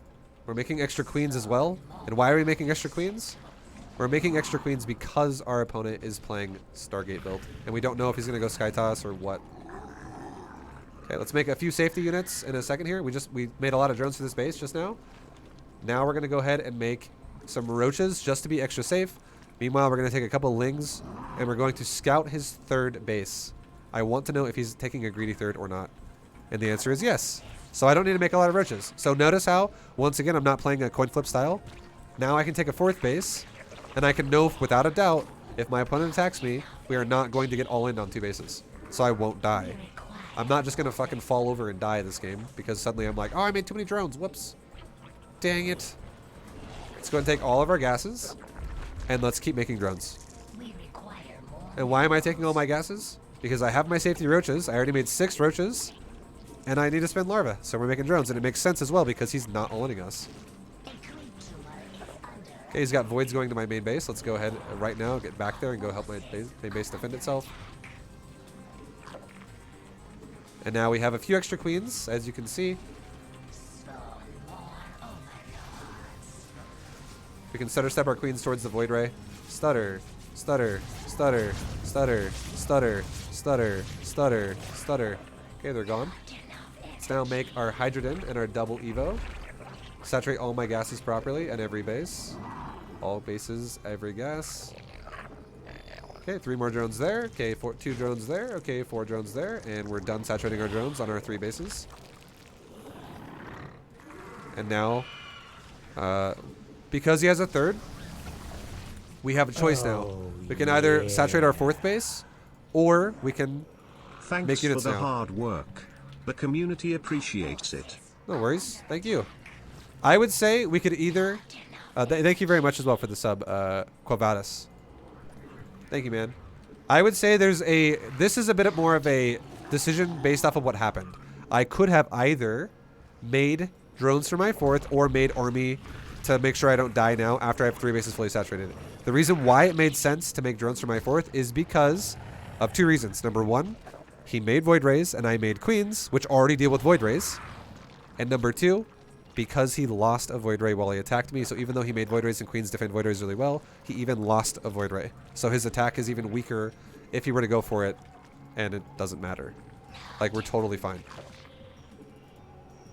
I hope that makes sense. But yeah, Queens can be made without having to sacrifice Larva for it, and we weren't even intimidated by it because of the fact that we had Queens. Queens shut down Void Rays all day. Okay, let's go ahead and get we have a lot of money, so let's go ahead and get another Queen off of our Queen group, and let's go send it over to become an injector. Okay, this guy's going for a lot of gateways now. Let's now go into Hive Tech.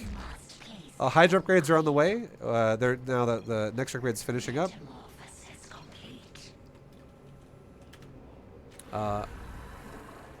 Okay, and then we're gonna get ready to go into the possibility of lurkers later on, which could definitely possibly happen.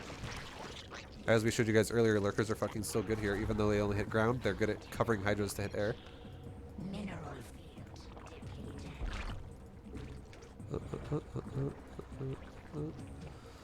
Okay, let's go ahead and take another base because this base is fully saturated and mineral fields are depleting. So we want to have probes, places to send drones to. We require. Okay, keep spreading our creep. Keep spreading our creep. Keep spreading our creep. Keep spreading our creep. Spread that creep, boys. Keep spreading that creep. Creep. And creep. And we can spread creep more on the south side because it's looking a bit sparse down there a little bit. We can get rid of these rocks because they're kind of just in the way. Get a hive. Let's get 2 upgrades. And let's just finish off on Zerglings. Let's just go. Let's go for it. So now let's go pressure is third, and this is the perfect time to go because Hydra's just got fully upgraded. Let's do 1 round of creep while we're moving out. Creep. Creep. Creep. Creep. Wait here for a second because we're really close to his base already. This map's really tiny. Creep, creep. Creep, creep. Creep. Creep. And creep, creep. Okay, now let's go attack. Okay, he's got a base there. So, should we go up and commit my whole army to die here? Probably not. It doesn't make any fucking sense. Let's go ahead and do this. Let's just send a little bit of my army in there. That way I don't sacrifice my whole fucking army to kill this base. I don't know what he has right now. This has been a super turtly macro game. Okay, we can focus fire that battery. And now we can try to A-move the back of his army with our other side of our army. Well, this is the majority, and we can back up if we need to. Let's go ahead and make Hydras. And notice how I lost that fight, right? Well, we still did damage. It was a bit of a trade. We just tested the waters. We wanted to see if we could do damage, and clearly, you know, he's defending himself, so let's not fuck with that. Let's not throw our units away. That would have been really stupid if I would have just threw all my units away and been like, whoops, I just ran into Cannon, Battery, Storm, Archon, fucking Immortal, Sky Toss. I probably shouldn't have done that with just Hydras when I'm going Lurker soon. Right? It was just a poke. So if I lose that army, it is very replaceable. So now what can we do? Let's make lurkers. Okay. Now these queens can continue to push forward with their creep spreading ways. And we 2-2's on the way. It's almost done. We're gonna ready to start 3-3. I would say now would be a good time too to go for a couple of spore crawlers and spines at our base. Just burrow our lurkers really fast. This way, in case he goes into like DT counterattacks or zealot counterattacks, we have some type of a cover for our base. Remake drones in the process so we don't stay in a low supply of drone count for very long. Our queens are kind of dying. That's fine. Let's go ahead and push. See how we notice his army's out of position? Let's go like this. Hey, lurkers and hydras, go push the top of the map. Lurkers burrow over here. Hydras push in. And now that we have lurkers, this is a kind of a different story. Lurkers suddenly allow you to control areas really well. So now watch when the guy pushes us. We now fight him with lurkers pushing back at his army. Suddenly this is a much better trade. These lurkers are fucking grinding Protoss to death right now. And now this Protoss army is dead. We need to get a couple overseers because we just need detection for observers and stuff. Our queens just died. So that sucks. It's all good though. Now let's make maybe a few more lurkers. And our opponent is all-inning us. He's counterattacking us. So I have a choice. Do I want to base trade or do I want to defend? Let's play it safe. Let's go defend. I don't have to defend, but I can if I want to. Get my army over here. A move. Get lurkers over here. Get ready to burrow. Burrow this lurker. Burrow these lurkers. Burrow. Burrow. Rebuild that hatchery that just died. Check my lurkers over here. Burrow. GG. And he just, you know, lost his whole army trying to run away. So Mineral field depleted. playing the game in a smart, intelligent way is what you need to start thinking about. And again, there's one word we haven't used a whole lot in this series, but you're gonna realize this is how you play StarCraft at a higher level once you become a more intelligent player. And the word you need to start understanding as a player is patience. So many players that play StarCraft push the issue and they fucking attack. Aggression, aggression, aggression, aggression, aggression, aggression. And they just attack, attack, attack, attack. But if you understand patience and you think about, you have to start thinking about ways to go, do I have to win the game right now? Does it make sense?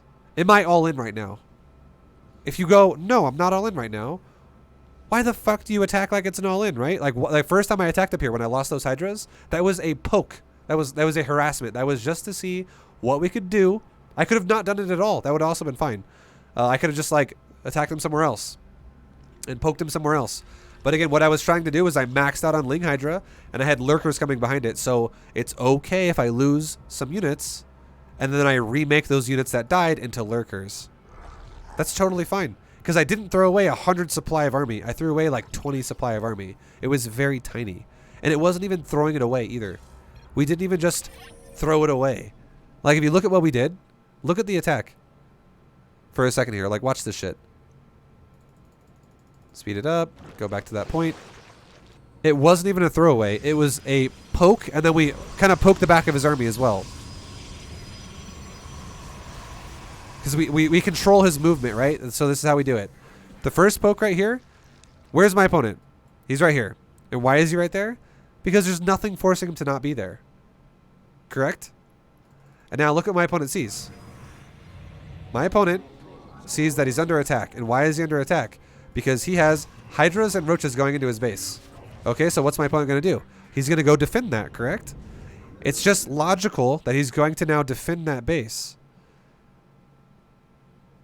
It is logical that he's going to defend that base. And if he's going to defend that base, do I want to be standing in the middle of a fucking Protoss sandwich between cannons and batteries and a wall and a fucking army of Charge of the Archon Immortal Void Ray Storm?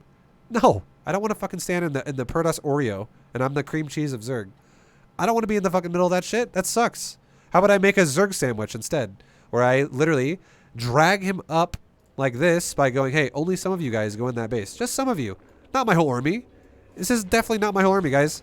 That is 13 Hydras and like 14 Lings.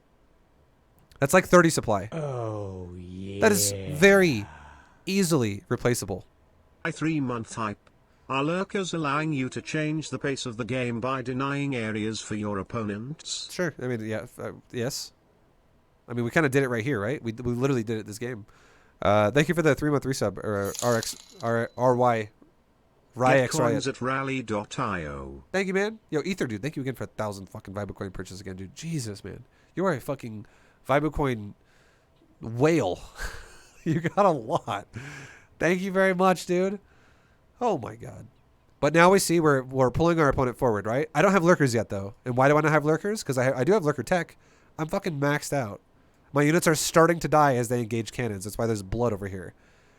So I'm not able to make lurkers yet because I just got my lurker in. And I'm also waiting for hive tech lurkers because hive tech lurkers are super strong. So we drag him forward. And now I see Protoss engaging my Hydras. In Vibecoin from rally.io. Oh my god, Ether, dude. Thank you for the $200 worth of Vibecoin dono again. Jesus. Thank you, bro. See that, guys, you don't know this. You might not know this, but the 1,000 that he just got was for himself. He owns that Vibecoin. But the 200 he just, if it says he donated it, it means he literally just gave me $200 worth of Vibecoin again. Thank you very much, Ether, dude, for the $200 fucking worth of Vibecoin. My god, man. You're a fucking boss. I appreciate you very much, dude. Thank you. So we drug the Protoss forward, right? We drug him forward. But now look at what we can do. This army doesn't have to be fully committed. I can be non-committal, poking the edge of his army. Meanwhile, he goes into his base here to deal with these units because he's trying to defend his base, correct? Now I kill a Void Ray on the outside. I'm losing these units, but I kill a Void. I kill an Immortal. I kill a second Immortal. I kill an Adept. I kill a second Void Ray. I kill a High Templar. I kill a Probe. And now what do? Do I sit here taking the fight No, I don't. That's fucking, again, it's silly. Why do I not sit there taking the fight? Because there's no need to do it. I don't have full power army. And again, I'm trying to, I want to eventually push him really hard with lurkers. I am just trying to keep the Protoss defensive. And I'm trying to see if I can find an opening. Like if this guy takes a really bad fight, then I'll push. But if he doesn't, we play conservative because this does not need to all in him. Conservative play means I wait until I have something stronger, like lurkers with hive tech. What's the value of your coin vibe? Just type exclamation point coin in the chat and it'll link you to the website and it tells you. And it'll tell you right there. So we back up and what do? We make lurkers. And if he would have chased me with zealots on creep, I could have kited him all day on creep. And that would have been super good because it owns zealots that way. So now we make lurkers over here. A Protoss Oreo cream cheese sandwich sounds so good though. Yeah. Nice. Thank you, Volsum, for the 100 bits. So now we have lurkers. And 4 lurkers, I'm not going to lie, guys, isn't even that great either. Like, 4 lurkers could definitely be more than 4. But notice how I don't have a shitload of gas. Like, lurkers are 100 gas per lurker after I make the Hydra. Which just means they're 150 in total because the Hydra's 50. So, lurkers are expensive. And I also maxed out again for a moment. The only reason why I'm not maxed right now is because I'm in the middle of making static D. We're just playing it safe for a second. Just in case this guy counterattacks us with like a DT or some shit. Because who knows? And we're good to go. But even though we only have 4, these lurkers now also are starting to get hive tech upgrades. Their range upgrade is going first. Their burrow speed is going second.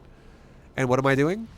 I'm setting up another attack on the same exact spot I did. But now notice how this time, because we have lurkers, if I wanted to play conservative, I still could. But do I have to? No. I'm going to take a much better fight now because lurkers are so goddamn strong. They're so good. They're so strong. And I also put them, I don't put them in the middle of his base. I put them on the edge of the ramp. And the reason why I put them there is because where's the Protoss going to attack me from? Is he going to attack me from anywhere over here? No. I have a creep spread that tells me everything over here that I know the Protoss is not over there. He's going to attack me from right here. And you know what's going to happen if he attacks me from right here? What if I have a concave right here? Think about this for a second. What if my concave is right there? What if his concave is right here? Guess what? It goes right into the lurkers, and the lurkers are getting massive fucking damage to that concave. Yeah.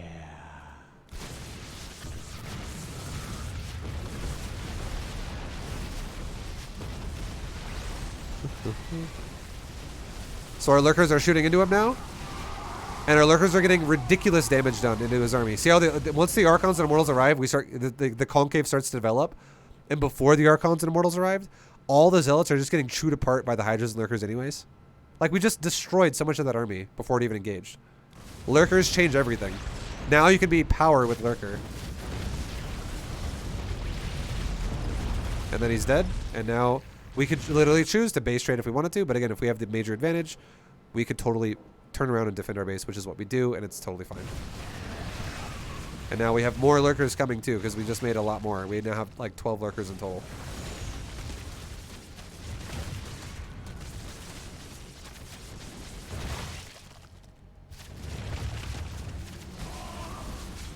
And then yeah, he's dead. And there we go. So hopefully that makes sense. But let's talk about the probe now. We did say we wanted to touch on this as well. Let's talk about the probe really fast. We talked a lot about scouting, so I'm not going to go over that again. We keep talking about scouting so fucking much, and it's going to be repetitive, right? We scouted a third. We scouted probes, so what did we do with that? We made drones. We also scouted void rays, so I made a defense against that, but because void rays are easily defendable against defense, it's easy to defend. Jesus Christ.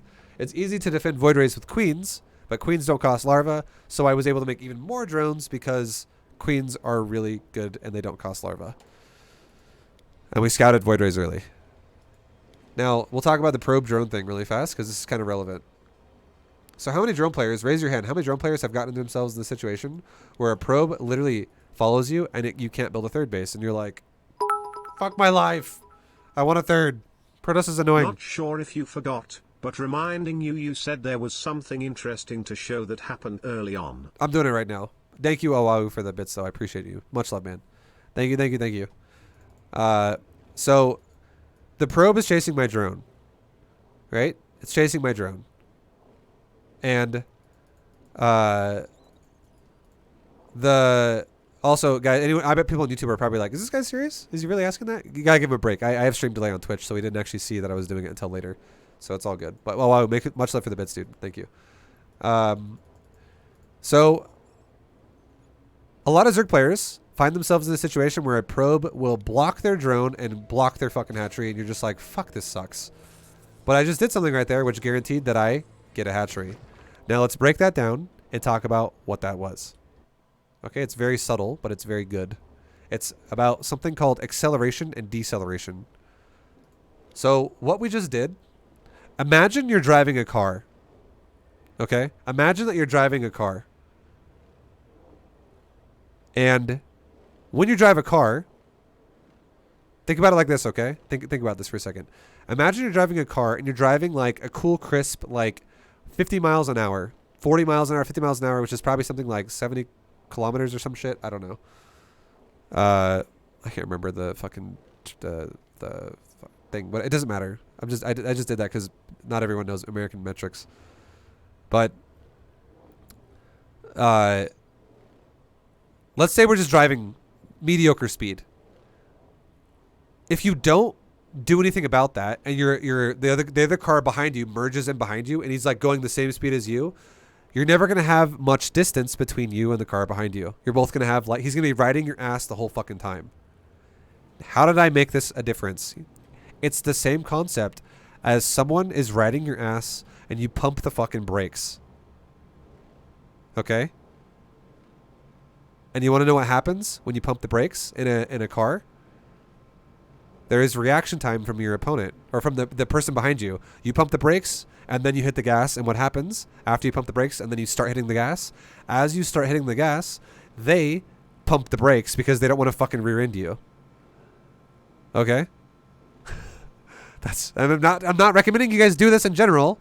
Okay? That's kind of an aggressive way to drive a car. It's very, very aggressive. That's like road rage shit right there. But that's a concept that you probably understand. Now, the same thing happens with the probe to a drone. Now, watch this. Look at the probe first. Watch how it turns. So, I just want you guys to know, when a probe is being controlled by a player, it is like on a grid. This is a very subtle thing that you can tell the difference of between a player controlling a probe and a player not controlling a probe. This is a grid, okay? This is like a grid right here for StarCraft. You have an X and a Y axis. Now, if a player controls a probe, it goes like this. That direction. Or it goes that direction. Or it goes that direction. Or it goes that direction. Or it goes that direction. Or it can go like this. It can go this direction, and then it can turn and go like this or some shit. Like, it literally goes in lines. Okay? I want you to know that when a player controls a probe, it will go in a line. It will literally go in a line every time on the grid of StarCraft. As you can see, look at the probe. Watch his probe. Look how his probe moves when he's controlling it. In a line. In a line. Keep watching it. It goes in a line. It goes in a line. It goes in a line. It's going in a line. It's going in a line. It turns in a line. It turns in a line. It turns in a line. It's going in a line. Do you notice how it's going in a line repeatedly? Do you fucking see that? Now, this is important to know because AI is fucking perfect. Now, imagine that when someone decides to go, I'm going to fucking A-move your drone with my probe. It's the same thing as having two cars again, okay? It's the same thing as having, like, one car. Okay, let's do it with the paintbrush. It's also going to be a terrible car, by the way. Okay, so yeah, you get the point. So you have like it's like a truck, right? And then you have another car behind it. And it's got a window. It's like terrible cars. I get it, right? I get it. It's not. I'm not an artist. But now what happens is if I go left, guess what happens? Guess what's gonna happen? They're gonna go left. If I go that's right actually. If I go left now, they go left. If I go right, they go right. It will be reaction. They'll do line for line, line for line. But if they A-move my drone and they connect my fucking their probe to my drone, it's like they hitch it's like hitching a car to the back of a car. And suddenly it's not line to line anymore. It's exact fucking movements to my when my tires start even turning left at all, or turning right or left at all, so do his tires. Because it's literally linked up. And you can tell when he does it, when you can see the probe have a glide maneuver to my drone. It no longer goes in a line. It literally rotates in a perfect, like, fucking wave motion. It, like, literally just, like, it's like, instead of going like this with my head, like, boom, boom, it's like gradual turn into it. So just watch the fucking probe, okay? Watch the probe. Look at it. Watch the probe. It is still going in a line, but now watch the movement of the probe when it starts gliding in a line. And, like, it doesn't glide in a line. It goes in a gliding formation to the edge of my drone, and it latches onto its fucking ass. Look at the probe.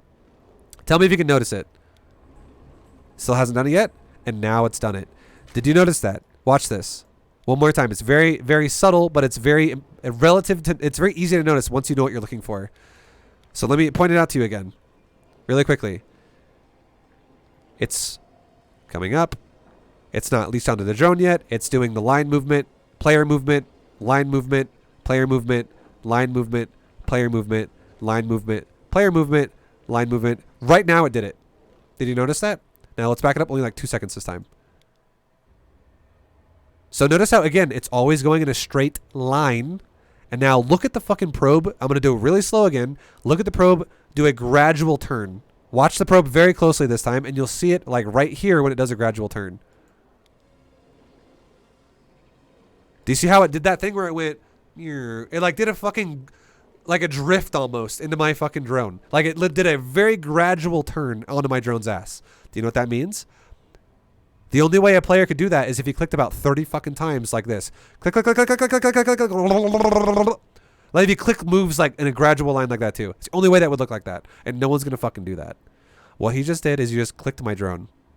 He just right-clicked my drone. And when a probe right-clicks your drone, you know what they're doing now? They're on an attack command. And you know what we can do to fuck that over? If I try to build a hatchery with this much distance between us, remember this. I want to measure this, okay? We're going to fucking measure this. Look at the distance between us right here. From probe to drone right there. That is about how far the distance... oops. Would you agree that that is about how far the distance is right there? That probe is right there, and that drone is right there. The edge of the circle of the units is about there. Watch this. I pump the fucking brakes. I decelerate. And now, while he hasn't even touched me yet, I fucking hit the gas again. I pump the brakes, and before he hits me, I hit the gas. Because what happens is in the moment of me having acceleration, I don't go from 0 to 60 in 0.1 of a second. It's like a car. I literally pump the brakes, I lose a lot of speed, and now I have to slowly gain speed again. There is acceleration on a drone and deceleration on a drone. But what happens is when you pump the brakes on your drone and you start accelerating before he attacks you, he rams into your fucking ass and he comes to a complete stop, and then he has to accelerate from 0. So he doesn't have this like gliding speed going. Like there's a difference in a car when it goes down from 50 to 30 and then you go back up to 50 compared to going from 50 to 0 and going from 0 to 50 again. That's what we're doing to him right here. We're pumping the brakes just momentarily and moving, and we're making it to where his probe gets close enough to zap my drone's ass so he comes to a complete stop. And remember this distance that we talked about between the drone and the probe. Now if we hit play again, notice how I'm already moving and he stops to attack me. He comes to a complete stop. And now look at the distance difference between us. Does that look like that much difference anymore? Shrink it a little bit. Does that look like... oh, Jesus Christ. It's because the thing keeps going down with it. Does it look like it's that much of a difference anymore? Definitely not. It's much bigger than that. If we actually made a line diagonal to this...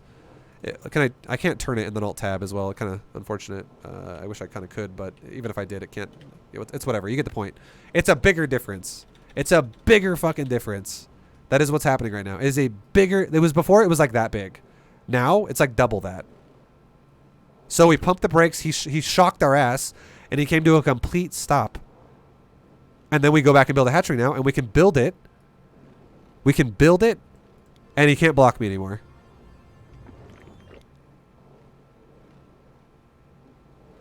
So again, if we watch it in real time, this is what it looks like in real time. He attacks my drone. I pump the brakes. I hit the gas before he hits me, and I'm already moving full speed again. And the difference of speed, or the difference of distance between us, is bigger. Look at it one more time. Really focus on the distance difference. Look how close that is. Do you see how close that is? Look at it. It's fucking close, right? That's super close. Remember that. It is fucking close. And now we pump the brakes. He zaps our ass. But notice, like this time, actually, this is really important to know. This time, don't look at the probe anymore. Look at my drone the whole time. And notice how my drone never, ever, ever, ever comes to a complete stop. It never comes to a complete stop. Watch the drone. It never stops. It slows down, but it never stops. See that shit? It never fucking... I like literally pumped the brakes and I was like, fuck you, bitch. And I just started hitting the gas again. Okay? Now look at the... Now you saw the drone. It never stopped. Now look at the... Now just look at the probe. And watch how it literally comes to a complete stop. It like hits the fucking wall, essentially. And it comes to a complete stop. Watch the probe now. Look at the probe. It will completely stop. You see that? It stops for like 1 second to do its auto attack animation. And then it goes back to fucking following me again. And that, again, that auto attack animation is enough to make distance to build a hatchery. So that's something that's super good that a lot of players don't know how to do. It's so easy to do it once you get comfortable doing it. And how do you pump the brakes? You literally just tell your drone to stop, and then right after you stop, you move command again. So your drone is literally told stop, and then right after you stop, you go, hey, no, move. So your drone slows down and goes back forward again. And if you don't have enough, if it's not enough to make the probe attack you, do it twice. If you fucked it up a little bit, hit S again, and then right-click again to move it again right away. That way, because again, if you tell your drone to stop, you know what happens? It decelerates. But if you tell your unit to attack something, it fucking hits a brick wall and goes, it like attacks the target, and it doesn't glide into it. It just fucking stops. Which is why what we're trying to do is we're trying to make the probe zap our ass so he stops completely while we glide away. And we're just like, see ya. Later, bro. I never actually came to a full stop, and you did. In Vibe you coin from rally.io. Fucking God. Ether Dude, thank you for the $300 worth of Vibecoin dono again, man. Jesus. You're way too generous, dude. Thank you so fucking much, man. Much frickin' love and appreciation. Oh my God. Isn't Monte Cristo Overwatch caster? This is not actually him, I would imagine.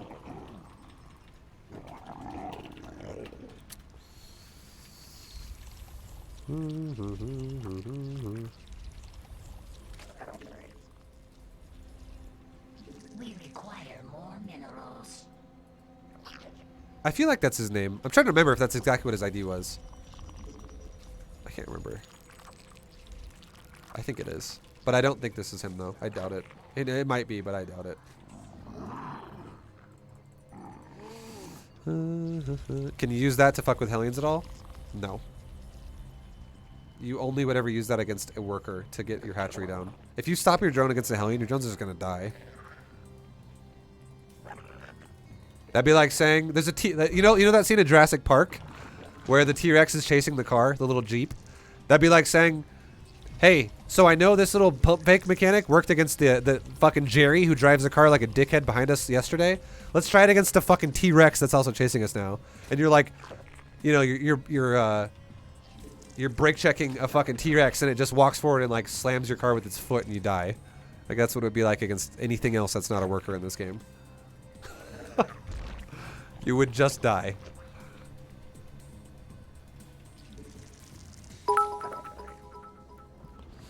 Wiggles butthole no I hope no dirty probe Taz is my butthole. JK I'm a hatch now That's correct. That's how it goes. Hey, Fohammer for the... I want to lay you down in a bed of creep. For tonight I'll sleep on a bed of spines. Oh shit. I want to be just as close as the overseer is. Okay. And lay you down on a bed of creep. Ooh. Oh, that's sexy. Yeah. Thank you very much, Fohammer, for the 288. And Hurdler, thanks for the sub, dude. Much love. Thank you, thank you, thank you.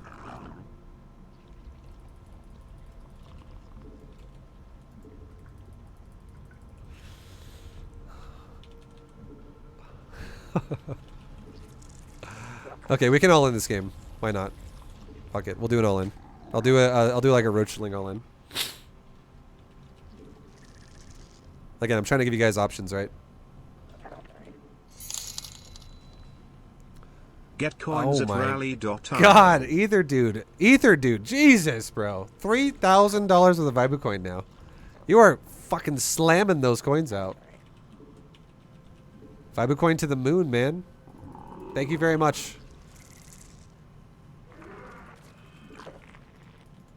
Our forces are under attack. Okay, let's go ahead and make our Roach one. We must please them. Dun, dun, dun, dun, dun, dun, dun. Make overlords now. Either dude, enjoy your massive Vibecoin wallet, man. Thank you so fucking much, bro. That's so insane. That's a fucking lot of Vibecoin.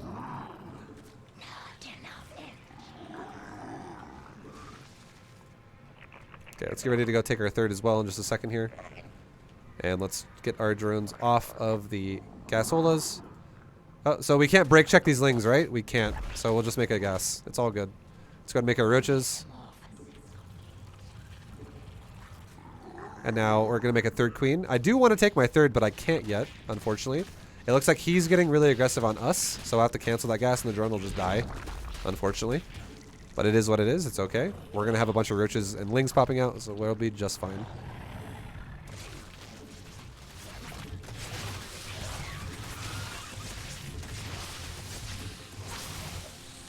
Okay, now let's go retake our third again.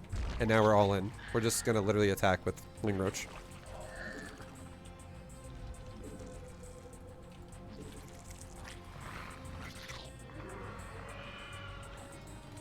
Not enough energy. We require more minerals. Okay, let's wait for the roaches, and now I'll go back and defend my roaches. We can also, that was actually a clever maneuver we just did right there. That was super nice. But let's fall back to my roaches and let my roaches take the hits, and then we support roaches after. So let my roaches go first. This guy's actually pretty decent at micro, honestly. And now the lings are all dead, so now we can just surround the queens and kill them. That was kind of technical what we just did, but we'll talk about that in the replay. But it's not, again, it's not too technical. It's just understanding your position in the game, right? It's really just understanding what the hell you're doing. So, check this shit out, boy. Check this motherfucking shit out, boy. What do you want to see? Look at this shit. Okay. So, what the hell just happened? I just like lost my chat for a second. Sorry. Okay, so here it is. So we are attacking our opponent with Ling Roach, right? We're attacking with lings and roaches. Okay? Ling roaches. Everyone understands this point of the game up to this point so far. Alright? So nothing too crazy right now. It's just Ling Roach. We tried to take our third base and he denied it with early speedlings, and then we just lost the drone and eventually took it later. Not a big deal. We took it after the lings got killed by the roaches. Like once they were gone. Now, when we push his base, what are we doing? Like, think about this for a second, okay? This is where, again, this is another concept you really need to understand. If I think about my units and I go, okay, what am I making? Lings and roaches. And what am I making behind lings and roaches? I'm making more zerglings. And why is that the case? Because we took our drones off of gas and we are not massing roaches. And why does this make sense? Why does it, okay, let's talk about it. Why does it make sense, Vibe, to go for roaches and make a bunch of roaches at first and then just make lings behind it? Because a speedling has 6.58, let's write that down, 6.58 move speed, and a roach has 3.15. And you want to know what that means? If it takes a zergling only like 15 seconds to go from point A to point B, from my base to his base, it would take a roach probably like 32 seconds. Because a roach has a little bit less than half the move speed of a zergling. Probably like 31, 32 seconds to get there from a roach. So if we're all-inning him, that means time is of the essence, and we don't want to fucking waste a lot of it. We want to make sure we capitalize as much of it as we possibly can. So that's the first logical thing about this build, right? It means that we have roaches being supported by zerglings. We have a lot of lings, not a lot of roaches. Now, if we think about what a roach is much tankier than a zergling. A roach is also a ranged unit that does a lot more damage than a zergling. These roaches are, like, if we were to think about what is the power of our build, It'd be like a think about like a Google. Let's do paint again, right? Think about like Google Map, okay? Let's say you're going down a road, right? Let's say you're going down a nice fucking road. And then you're like, okay, Google Maps, like, what's my destination look like? And it looks like this. This is what your destination looks like on Google Maps. This is like, you know, you're like, all right, well, there's no traffic there. There's no traffic there. There's some moderate traffic there. And there's some deep fucking traffic in the middle there. Well, you know what this means? You could also use this as a power spike of your push. And if this red spot right here is where my roaches are, why the fuck am I going to lose all my lings when I'm in the weak part of my push? Makes no fucking sense, right? What I want to have happen is I want this red part of my push to literally push forward through the line. And by the time my red push is like at this guy's base, like right here now I can engage with my lings. Now this suddenly makes a lot more sense because my roaches are assisting in the fight. So I don't want to fucking fight with my lings and my roaches aren't even close to his base. It's just stupid. It makes no sense. So if we understand the point of our build, this is the power spike of our push. And we just support it, right? We support the push. So look at our lings. It would make no sense for me to just fucking A-move into this and fight queens and lings with just my lings while my roaches are like, wait, don't die, please. Wait for us. So should I fight this? Fuck no. Should I run to his base right now? No. I should back up because I should group up with my roaches. So I back the fuck up. It suddenly makes a lot more sense. Now, that red power spike for me is now at his base. So now if he engages my roaches, I should support my roaches. So look what he's doing. He's engaging my roaches.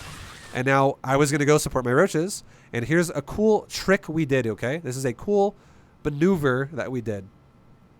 He was running back to his natural because he's feeling the same thing. He's like, oh, fuck, I don't want to fight with my roaches versus his... I don't want to... This analogy is baffling. I just wanted to give you a visual. But yeah, you get the point. It's not actually a good analogy because traffic doesn't work like that. The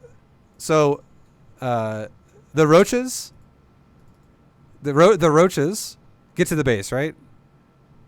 I just want to give you guys visuals because, again, the reason why I give you visuals is because a lot of people, when they see something, they're like, ah, interesting. Yeah, I didn't actually mean traffic works like that. I just meant it's like literally what it looks like, right? That's how we can tell the most like dense part of the area that you're dealing with. So like a Google Maps traffic map could be like, well, here it's really backed up, but over there it's not.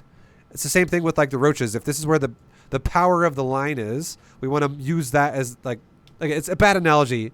I get it, but it was literally for a fucking visual, guys. That's literally all it was. Don't get so fucking caught up in the visual. Or what I said with the traffic thing. The point is the roaches are what the push is based off of, okay? Sorry if I confused you. The roaches are what the fucking push is based off of. So, I'm guarding them. And now here's a cool micro move we have an opportunity to do. So, look what he's doing with his units. If I A-move him, you want to know what's going to happen if I just A-move his lings? My lings will attack the closest ling, and he will run around me. He will literally run around my lings this way on the higher side of the ramp. That's what will happen. And what is he trying to do? He's trying to come back to his base. Now think about this. What if I ran my lings instead of directly at him, around the rock to the side? What if I run directly up, and I block this off? You know what that means then? I'm going to get way more damage on his Zerglings. And that is a humongous deal if I'm all-inning my opponent, right? So this is an opportunity to go, I know what he's trying to do. He's trying to run back through a choke point to his queens. And if I block that, I get an advantage. So if I have my lings go north rather than to the right, I fucking own his lings, right? So check this out. I go up. Notice how I'm not going to the right. I'm going up. I go up. I am now blocking the ramp pretty well, and now I A-move him. And now I've made a wall, which has made these lings on the outside get stuck a lot more, which is now, it's now trapping them on the outside mostly, and it's allowing my roaches to catch up and shoot them in the ass. So now I kill a lot more lings with the opener. I just killed all of his lings that overcommitted outside my base. And what if he just ran those lings way the fuck up here and he's ran away? Well, you know what would happen then? my roaches would just walk up the ramp with my queens or with my lings, and I would get on top of his queens and his other lings, and I would kill him that way too. And these lings would have to come back, and they would be, you know, it would be hard for him either way because the roaches would be able to block the ramp now while he's trying to come back. Otherwise, his queens die. So either way, it's fucking hard to deal with. That way he overcommitted, and we punished him for it, like really hard. And now, do I just let all my lings die? No, because lings are really squishy and they do really good damage. My roaches are not squishy, and my roaches have not taken any damage really yet. So if I back up and I let him engage my roaches, I can attack him off my roaches. And if he counter micros that by going, oh, I see what you're trying to do. You're trying to kill my lings off of your roaches with your lings, and he runs away. You want to know what happens there? I get free ranged attacks while he runs away. It's similar to the Ravager concept with Curse of Bile going one by one by one. We get free auto attacks if he runs away after he engages. So he's engaging my roaches, which is giving me free auto attacks because he's going into melee range on the roaches. My roaches shoot him before he's in melee range, right? Now I get on top of him while he's in melee range, and he runs away. And watch as he runs away. Is he going to run away for free, or is he going to get shot by roaches while he runs away and lose more lings while he runs away? He's going to get shot by roaches. Now he's re-engaging. He's losing more lings. Like, it maximizes your range damage if you do that. It's really good. And now that all the lings are dead, now I can engage with my lings. Because now, even if lings spawn, we are massively outnumbering him. And even if they don't spawn, I can surround these queens and kill them before they can group up with another army. So I run past the queens, and then once I run past them, I A-move. And now I'm holding the queens in place. Now I am just controlling the roaches only. So I have all my lings on 1, and I have all my 8 roaches on 2. So whenever I'm microing my roaches, I have my lings are already on A-move, and I go 2, move, stutter step, A-move, stutter step, A-move, stutter step. And whenever I'm not microing my roaches and they're just on A-move, I'm moving my lings either behind the roaches to bait them, to then fight with them, like we talked about here, or I'm surrounding shit and moving forward to hold shit in place so that my roaches can catch up easily, and then stutter step them further. So I do bounce between 1 and 2 periodically, but I never do them both simultaneously. Like, it seems like you do sometimes, but you're literally picking one or the other. You're picking, are you going to surround and stutter step your roaches, or are you going to push through the roaches and bait them with your lings? Those are the two things you're doing a lot right now. And that's how it goes. One way micros your lings from the majority, and the other way micros your lings a little bit, and then micros your roaches for the majority. So hopefully that makes sense. But yeah, went pretty well, I would say. All right, guys, we're gonna do one more game, and then this is gonna be the final game for today. Because again, the streams, this is fucking so long. Fucking Diamond League, dude, is like a nightmare. And also today I had to do replay analysis and coaching, which took a lot of the stream already from early of the day today. Hey, and then I got coaching every day for the next 6 days. And then I already have another coaching lesson the week after that. That's already been booked. So there's a lot of coaching. People are getting coaching like crazy again. But yeah, one more game, because I need to pace myself. I think 7-hour stream every day is pacing myself decently, because I have to edit and do shit after the stream's over as well. And if I do like 10-hour streams, I'm going to fucking lose my voice and be exhausted and feel terrible. So one more game and we're good. Last game for today's session. And then for people on YouTube, again, you won't notice a difference. It'll just feel like the video just literally resumes. I might wear something different all of a sudden, but it will feel like the video is literally resuming from 2 seconds later. But people on Twitch, it'll be resuming tomorrow. Hi, Vibe, do you see me? I see you. How am I? How am I? How am I? You're very, sometimes you're hit or miss. Sometimes you talk shit to me the entire time in my chat, and sometimes you're very nice. But yes, I see you. How are you doing, man? What's up? What race is this? This is Protoss. Okay. We'll macro this guy. This guy said, good luck, have fun, mate, and we're playing on the Singapore server. Shit. It's a laggy server.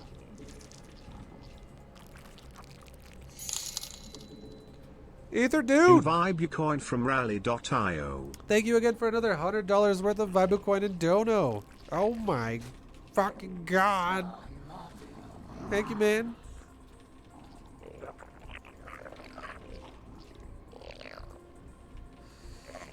Vibe, did you celebrate today's holy day? No. I woke up and I started streaming. I literally woke up, I ate a little bit of food, and I just turned my stream on.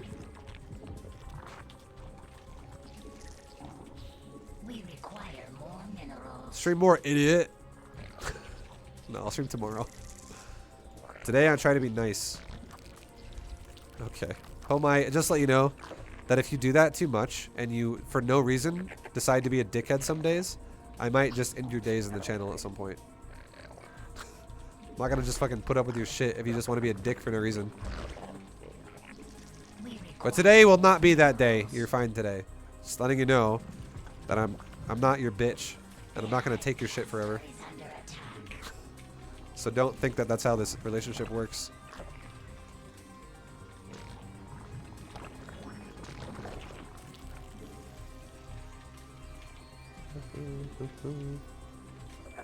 Okay, we're gonna make our overlord.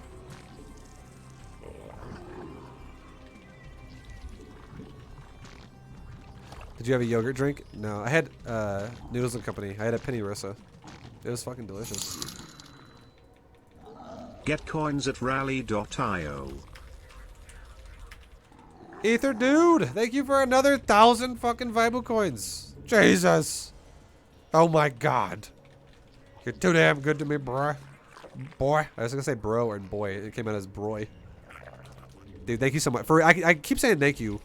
And I know you're getting Vibo coins for yourself as well, so there's purpose there too for you, but thank you very much for going so fucking hard in the Vibo coin, man. Appreciate it very much. And you keep donating every time you do it as well. Coin from rally.io. I feel like you keep donating like 10% or some shit of every fucking time you buy coins. Thank you very much, man. Again, for another 102 dono of Vibo coin. So much appreciated. Okay, what is this guy going for? He's going for a council, guys. A little bit of a different Protoss player here. Okay. Not quite a Stargate guy right now. So we got to be more careful at this point. Vibe, it seems like you got enough shit already. So you're saying that if I don't get shit enough shit in the day, that it's your job to just be annoying? That's what you're telling me? It doesn't work like that. I'll just tell you this, Homai. You're starting to fall on my radar. And this last time I'm going to give you attention as well for trolling me in this video. You're starting to fall into my radar of someone who just wants to be disruptive in my stream and not actually do anything constructive in any fucking way at all. And if that's what you start becoming, I won't be seeing you very much longer. Is that a threat? Yes, it is. It's me telling you I don't appreciate when people are a fucking asshole to me for no reason. And what you can say whatever you want about that, but I mean it's just fucking common sense. And I'll move on from it now, otherwise it's gonna just I'm wasting a bunch of time talking about something that's just, like immature and stupid in this video. Okay, so we're gonna stop making drones now, guys, and the reason why is because I am going to get ready for the potential of an attack. Our opponent's definitely going into a council. He's going into a council, guys. So we need to prepare for that. Right? We need to prepare for this shit. He's got a prism already, so he's definitely committed. There's still no third base, and we're getting close to 5 minutes. So I can drone my ass off just until 5 minutes. And now if you notice, we're at 5 minutes. At this point, right, or like the next larva we're going to get is now going to be 5-minute range. And now he's pushing. There's also charge lots if you notice that. We are now making mass roaches. Now, here's a cool thing you can do. If you ever find yourself in a situation where you think you drone too hard, watch this. You can do this right here. You can be like, how about I just do this right here? If you ever think you drone too hard, you can just make a pseudo wall like this.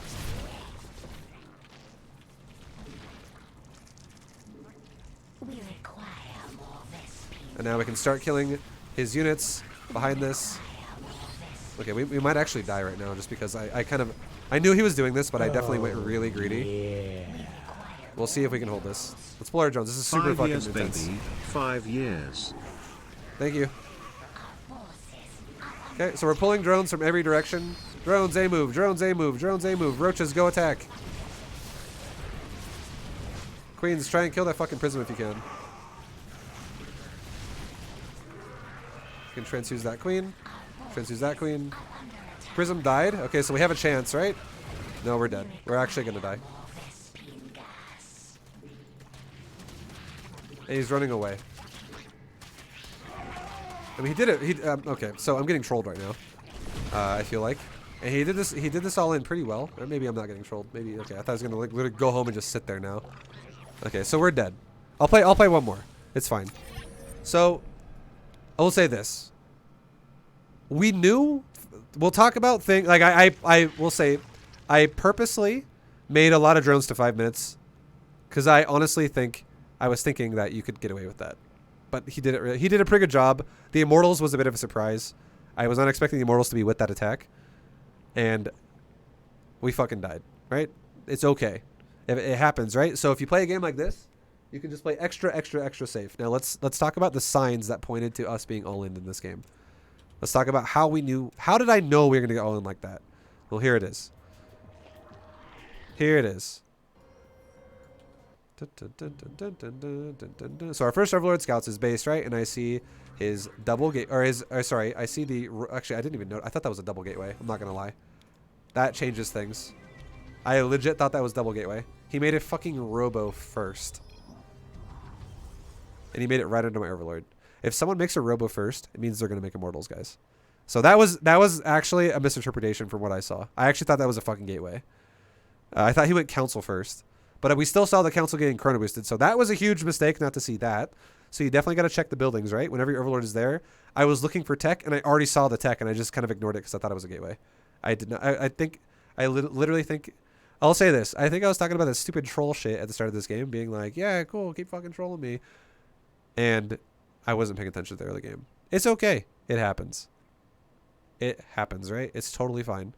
Not a big deal. So we're going deeper into his base, and we would if we actually paid attention to the robot, that would have changed shit for us. And then we're going into his base deeper, and we see this right here. A council to get thrown down, and then not only that, but he doesn't kill my Overlord, and he starts chrono boosting the council. He starts chrono boosting the council, right? So I am literally fucking sitting here, guys. My Overlord is telling me he's not making adepts, and he's also... Or, sorry, he's not making stalkers to kill me, and he's also not harassing me with adepts. I see he's not harassing me with adepts, which is nice, but he's also not attacking this Overlord with a stalker. So, we're in a great spot. We're in a super fucking... We're in a really good spot right now. There's nothing really going on to us at the moment. And then he starts chrono boosting the council, and I fucking saw this. So this is a big sign that this guy wants to go for something off of the council. Now, here's another sign. Here's another sign that we're going to say... This looks more like a charge lot thing. Look at the gas. If you notice, do you notice a difference here? This is subtle, okay? But this is a difference. There are only 2 probes on that gas. And if someone's going to fucking go all in with like sentries and immortals and lots of gas costing things, they're not going to stop mining, or they're not going to only mine 2 guys on the gas. This is less gas investment than normal now. There's only 2 probes on that gas. There's always a dead time in the gas because there's no 3rd probe there. And he's still chrono boosting the fucking council, right? So this is a big sign that tells us. Also, here's another sign too. If you, I don't know if you guys noticed this, but look at the Nexus. That Nexus is building probes, right? Now it's not. That Nexus is not building a probe right now. How do I know that? There are sparks on the top of the Nexus that fucking fly. Look at the crystal on top. It has like this crazy animation of sparky shit going on. And watch how it comes to a stop. All right, I'll back it up a little bit further to like show you more of it. So we had all the information we needed here. And now let's see even more, right? So there's sparks up here flying on top of the Nexus. We can see there's a probe being made. And watch how it comes to an end. And the probe just spawned, and now it's over. It's really over. It's not doing anything. And now he builds a probe. We might have backed up too far. Now he cancels it. Do you see how he canceled that probe? Do you fucking see how he built a... I can literally tell without even clicking the Nexus that he built a probe and he canceled a probe. So again, now we'll click the Nexus and we'll prove it. We see a probe building in the bottom middle. And then he fucking cancels it, right? Well, let's go a little further because we want to see the other probe finish for just a second, just to really get a real non-rushed version of it. Probe finishes. It's done. Probe builds. And then he fucking cancels it. We can tell that based off the crystal on the top of the Nexus. So if I was fucking looking at this going, 2 2 probes out of 3 on the gas, and he's canceling. He's like not building probes. And then I go to the natural, and I go, he's not building probes. The crystal is not fucking flashing with sparks and shit. I can tell.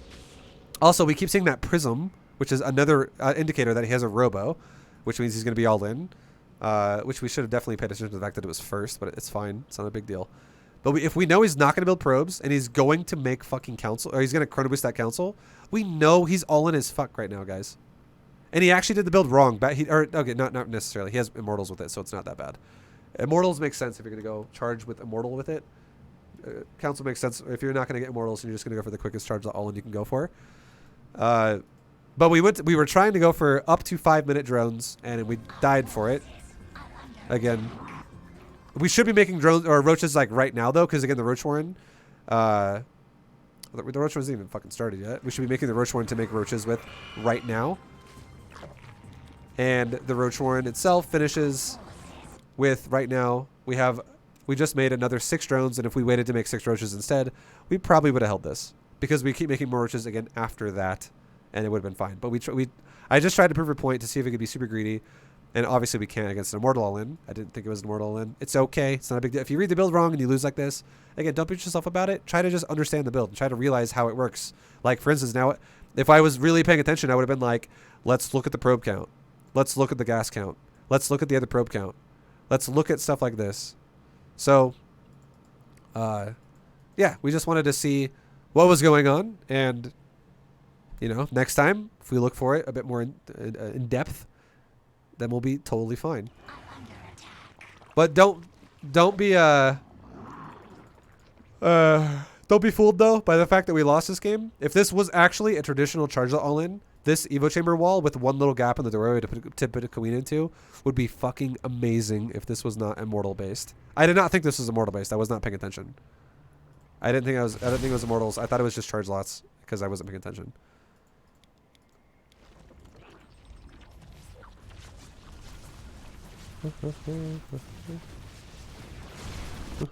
And then now we die, right? Because we just don't have enough.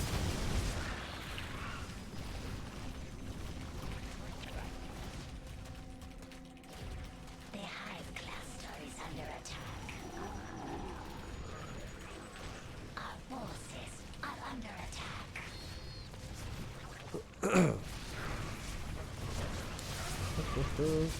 Okay. There we go. And now we die. Immortals change everything. Immortals are fucking so good here. They're super good here. Super duper good.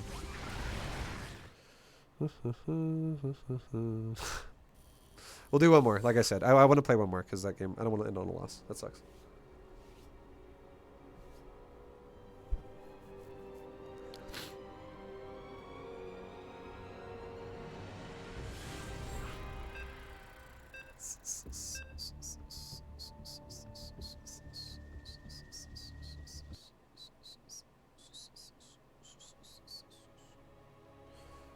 Okay, we'll macro. We haven't actually gotten like any Terran today, so let's actually do a macro game instead of all-in this guy.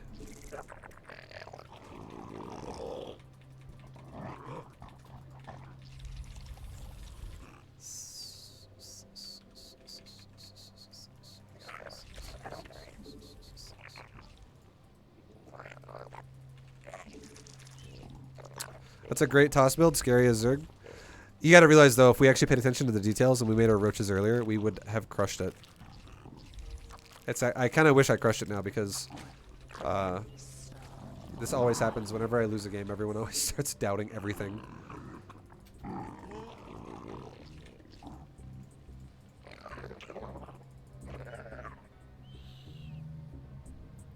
Viber, we're gonna see you in the powerlifting Twitch rivals. Definitely not. I would honestly say if the StarCraft scene had to send anybody to a physical fitness Twitch rivals, I feel like we should probably send like Neuro. Neuro's all about it. I don't think Neuro's a power. Neuro's definitely a lightweight. He's very skinny, but he's very like in shape for his weight class.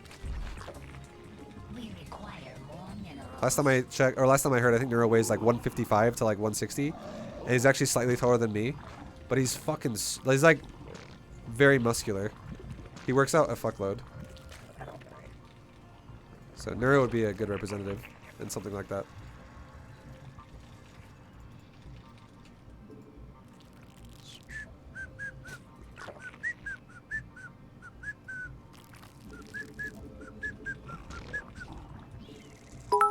So Glow, thank you very much for the 1,000 biddies. Much love, dude. Thank you, thank you, thank you. Appreciate you, man.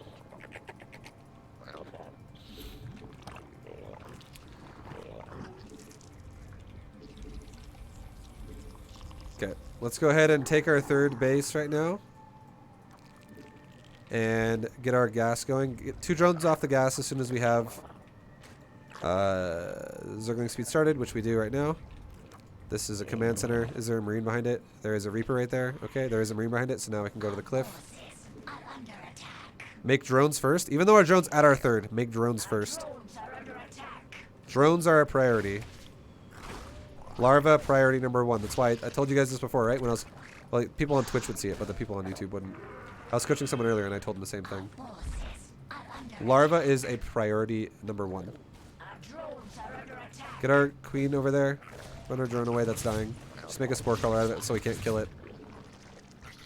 Cool. Make a creep tumor. And if he tries to kill it, just use our lings to defend it. Don't try to kill the Reaper unless the queen kills it, then that's fine. Just try to defend your creep tumor. 5SD. Much love, my dude. His build was just inefficient.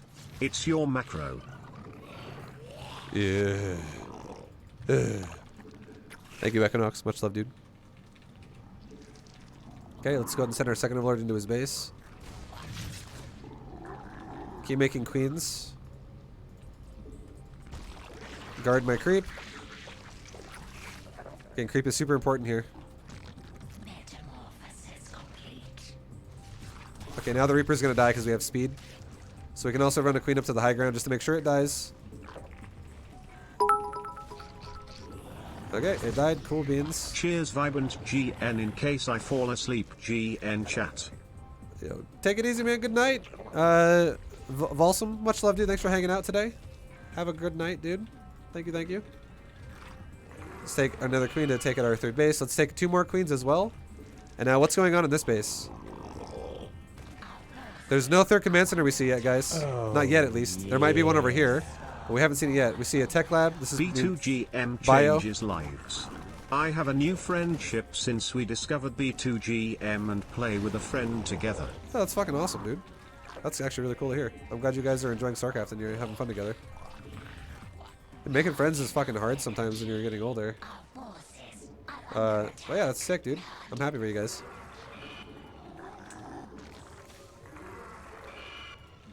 Okay, so we didn't see a third base, and I also didn't see tech, so you know what we need to go check right now?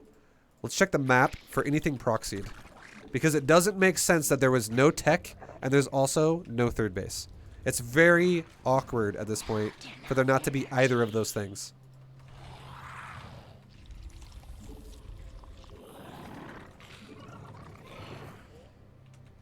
Okay, and now let's go ahead and make a few banelings, just to be on the safe side. And we'll make 1 more round of drones. And the reason why is because we have Zerglings around and we haven't seen an attack coming out of them yet. There's the third command center. Okay, so now we're good. We've confirmed where it is. Now we can just drone all the way, fully saturated 3 bases, take our tech, and get our macro hatch and our fucking 4th base. We don't have to worry about anything anymore. Okay, the Liberator's going into my main base, it looks like, so let's go to our main. Let's leave maybe like 2 queens, though, at our third, because what if he goes here? Like that. So let's take these guys off right here. Get out of the circle. Attack the Liberator. What's going on over here? A bunch of Hellions are under mineral line. Okay. Make a bunch of drones. This guy's all over us. Okay, we just kind of A-moved that a little bit. We moved our links past and then we A-moved it afterwards. That was a really good attack by turn, though. And because we took a lot of damage there, that definitely sucks. But also because he lost everything, we can make drones. So I feel like that, even though it looked crazy with how much damage that did, it is a little bit of a reset. And now he's losing another unit. So he's losing everything he's attacking with, which is definitely not bad for us. It fucking hurts.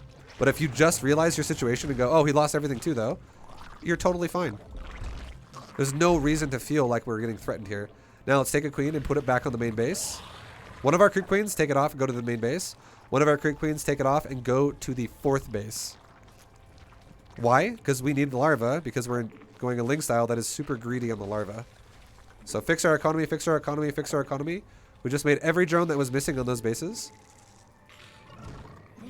And now let's make a safety round of units while getting upgrades. Because we're fully saturated on 3 bases. And we don't want to get attacked all of a sudden while we're trying to saturate a 4th base. And we just aren't ready for it. So let's go ahead and, like I said before, we're going to make a safety round of units. And then we'll go into saturating our 4th off of some units. Now let's send a couple Zerglings as well while we're at it. Just over the Terran's base. Just like, again, not mass lings, just a few lings. It's not mass. Overlords are popping in just a second here. Let's go to make lings. So I just made about like 20 lings or so. 24 lings. Not mass lings, just a few. Now behind this, what are we going to see? We see no 4th anywhere. Let's take this Zergling right here. And let's go check out his 3rd base. What's going on over here? Okay, he's got tanks. It's whatever. It's, you know, he's defending his 3rd base. We can now take a quick round of drones for our 4th. And because we're going to fully saturate it now, let's take our 5th. And because we're fully saturated on our 4th, let's take a 2nd macro hatch. Again, we need to macro hatch a lot if we're going for a Ling fucking style. Ling style against Terran is very macro, or very larva expensive. Okay, now he's pushing us. So let's make a lot more Banes. And let's get ready to defend ourselves. Okay, make a new queen here to replace that queen that died. And get him the fuck out of our base. Get out of our base. And we have more Banes coming right now because we just made them during the fight. And we're good to go. Now fix this creep that just died. Fix our drones that died. We need to make like 3 more, which is all good. Okay, fix the creep, fix the creep, fix the creep, fix the creep. And now let's go like this. A-move my whole army into my main base. Green box like half of it, and A-move it back to the 4th. And now if he hits the 4th, just green box this army and attack this area. And now look what he's going to do. He's going to go to my main probably, because he thinks he has me at my 4th. So now hit my main base. Behind this, let's go ahead and go into Infestation Pit. Let's get 2/2 upgrades. Keep spreading our creep everywhere we can. So, because again, we need creep spread here to be good. Everywhere we can spread creep, spread that creep. Spread that creep, spread that creep, spread that creep. Now we have a lot of Hydras.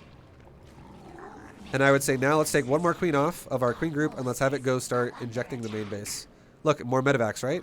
Let's go ahead and do this. Where's our units rallying to? Or let's select alarmy. A move right there. Go to the main. You guys wait in the main. Go to the 4th. You guys wait in the 4th. This is again moments in ZVT where people fucking freak out and they don't know how to deal with multiple drops of Terran. You need to be comfortable spreading your army around and not freaking out. Now let's take this army right here and let's move forward because he's not actually attacking my natural, he's just attacking my creep. Now he's backing up. Go back there again. Take our queen that's over here. That's now our new extra queen. And let's spread some creep. Let's refresh our creep spread. Look what's happening here. Rotate some units. It's okay. He's looking for bases to do damage at, right? So make sure these units stay in the main. Make sure these units stay at the natural. What's going on there? He backed off. So now our opponent's all over fucking dropping us, right? So let's do this. Let's make a drop. Let's make a drop killer. Let's make a drop killer. Let's make a fucking drop killer. Let's make a drop killer over here. And let's just make a drop killer. Let's remake some drones for the 4th base. And I just remade drones that got made into drop killers. Like the spore crawlers, that is. Let's respread the creep again over here. And now, right now that I have a large army, should I attack with everything right now? No. And the reason why is because my opponent's not attacking with everything. Let's take a small chunk of my army and let's go set up a counterattack. Let's play this more conservatively because our opponent's not being super aggressive either. Like, he's not actually all-inning us. He's trying to wear you down. This is why ZVT is such a mechanically demanding matchup, because if you don't have a concise lead and shit like this keeps happening, it gets a little bit confusing. So let's spread our army out, spread our army out, spread some more army out up to here. Kill those fucking medevacs, kill that shit right there. And now he's pushing.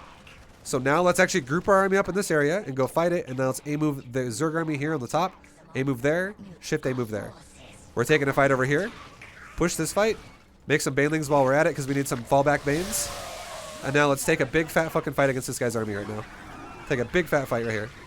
A move through it. Make units while we do it. Inject, inject, inject. Make units. Attack through this. Stutter, stutter. Inject through it. Inject through it. And we just won the fight. And what happened up here? We probably killed a bunch of units. Okay, let's go back and fight this now. Let's make a Ultra Den. Let's make 3/3 upgrades. Let's remake our 4th base that died. Mineral field depleted.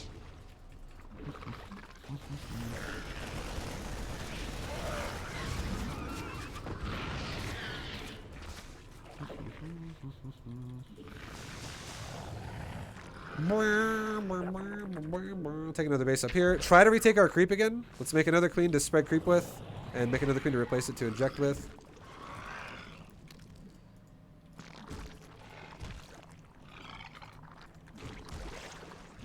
Yep. Spread our creep, spread our creep, spread our creep. Drone count is currently at 79. We just need a few more, like 7 more or something, and now we're good. Now we can go into making lings, hydras, and roaches. And let's get, we already have adrenal glands and 3/3 on the way. Let's go for ultras this game, and let's just get upgrades. And why do ultras make sense? This guy's expanding pretty fucking fast as well, and he's got a lot of bases too. You a real one. Yo, thank you very much for the support. Flying Otters, much love, dude. Let's go ahead and grab a chunk of Lingbane, and let's put it in its own control group, and let's do another counterattack. Another counterattack with Lingbane. And now he's pushing us again, and he's still got a drop right there, right? So let's go ahead and do this. Take my army and take just a little bit off. Let's hit like Alt 2 and go there. That way it goes over that way. And now group 4. Let's make group 4 a few more Banelings. And wait for a second. Now let's get a nice concave here. And let's try to engage this fucking Terran player on the ramp right here. Get past him, A move into him, kill a bunch of his units, back off, transfer drones to a new base that we made over here. We can take another base as well because he's got this base sieged up. We can run past him again and do it all over again if he wants to fight me like this. If he runs back to tank liberator, back up, remake Ultra, remake Ling, take our counterattack group, and let's run past the planetary and blow up Banelings with, or SCVs with our Banes. So run past, run past, run past, run past, run past, and now A move. And we just blew fucking everything up right there. So that was a good attack for us. Super good attack for us. Drone count needs to be fixed like by 3. We're all good. Now defend ourselves.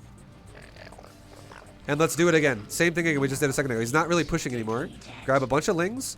Put them in their own steel command. Like just grab a chunk of them. Take the Hydras out and do a steel command. Get them out of our group and make them go attack.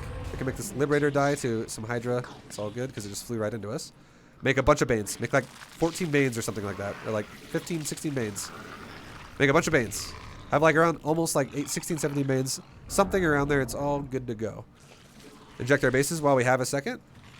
Inject our bases, inject our bases, inject our bases. Let's go ahead and start making Lurker Den so we can start also starting upgrade for Hydra weapons. What if this guy starts going mass Widow Mines? We don't know. We definitely want to make sure that's not going to be a problem later. And now notice how he's not being super aggressive anymore and he backed off. Well, do we need to back off in that regard? No. We can still be aggressive. Let's go check the left side of the map really fast. Check the left side of the map. What do you got on the left side? Nothing. What do you got here?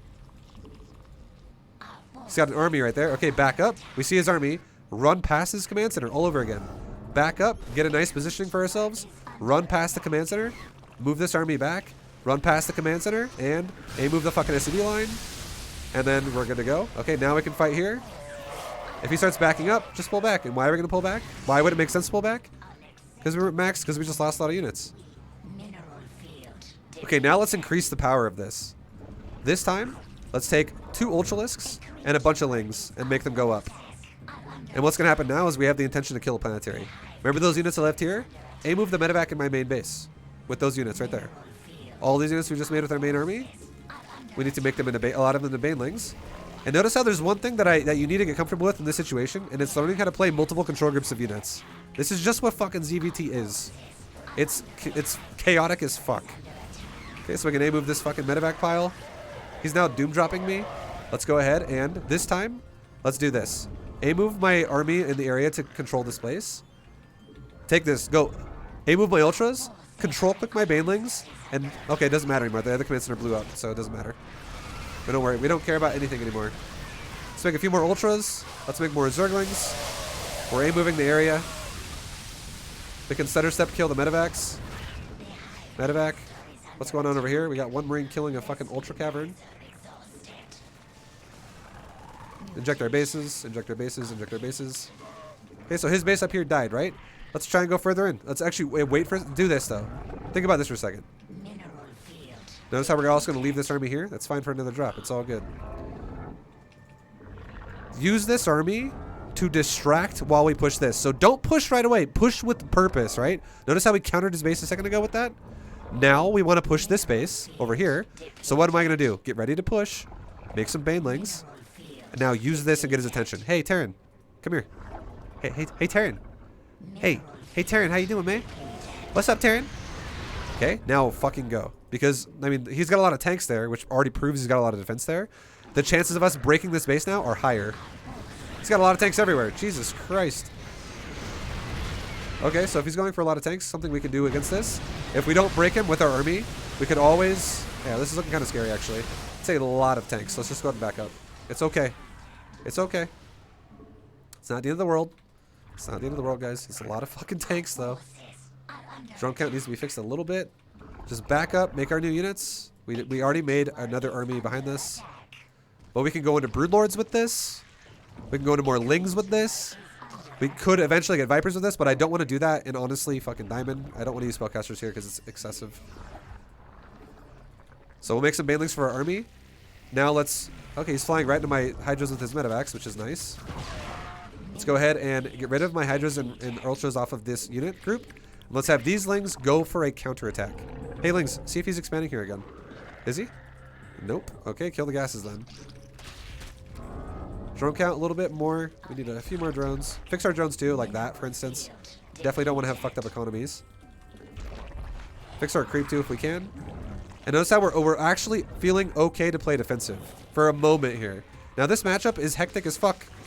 I'm not gonna lie. This matchup is like balls to the wall, fucking 24/7. It is what it is. But we're doing our best, right? Go ahead and make a couple more drones go on your gases. Good shit. Fix the economy. Fix the economy. Fix the economy. Fix the economy. Drone count's currently at 78. It's not that bad. Now what can we do here? Same thing we did before. Let's send like... Okay, now watch this. This is another way you can take a good fight. We can make him look away while we engage. So A move his third base, and right as it engages, right now, go. Because he's probably going to look at his top base. I wouldn't be surprised if we take a really good fight here. Oh, yeah. And that was a pretty good fucking fight, right? That was a pretty nice fight. Let's make a bunch of Lings behind it. Remax. Now, if I wanted to tell you what happened there, I can guarantee that when our army engaged up here, his camera went here as I engaged here. And he's probably like, holy fuck. Jesus, dude. There's a bunch of fucking Zerg pushing my shit right now. Pushing my shit in. Okay, let's go ahead and push again on his army. Yeah, Terran is insane, man. I swear to God, Terran feels like they're just a higher level skill level at the same MMR. It's fucking... ZVT is crazy. I'm just, like, blown away at how hard these games are in Diamond League. Okay, let's transfer drones to another base. Take another base. And now we just won that fight. And how's this going up here? This is going well. Let's burrow a Ling. Let's guarantee we deny these bases. Let's burrow a Ling. Let's go over here. Let's burrow a Ling. Oh, he's got a base. Go kill that shit, right? Let's go fucking kill it right now. Because he's got a base there. Okay, and look at our drone count. We need more, so let's make some more drones really fast. Now we're back in the 80 plus range. We're actually at 89, which is really juicy. Now let's get around this command center. Oh, never mind. He's got an army there. If he's got army there, we don't want to fuck with that. And now he's got a bunch of ground units, and he's got no tanks. Let's actually go back now into lurkers. This game is fucking insane. Diamond is no joke for Terran, dude. Terrans are just like wild.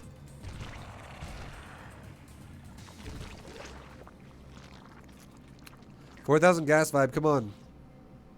Well, I mean, we're not going at spellcasters right now, but we are going to go lurkers now. You got to understand what shit costs. And if we... Okay, I'm not going to explain to chat right now what's going on. Fucking people in chat just get bitching all the time. Okay, so let's go ahead and make lurkers.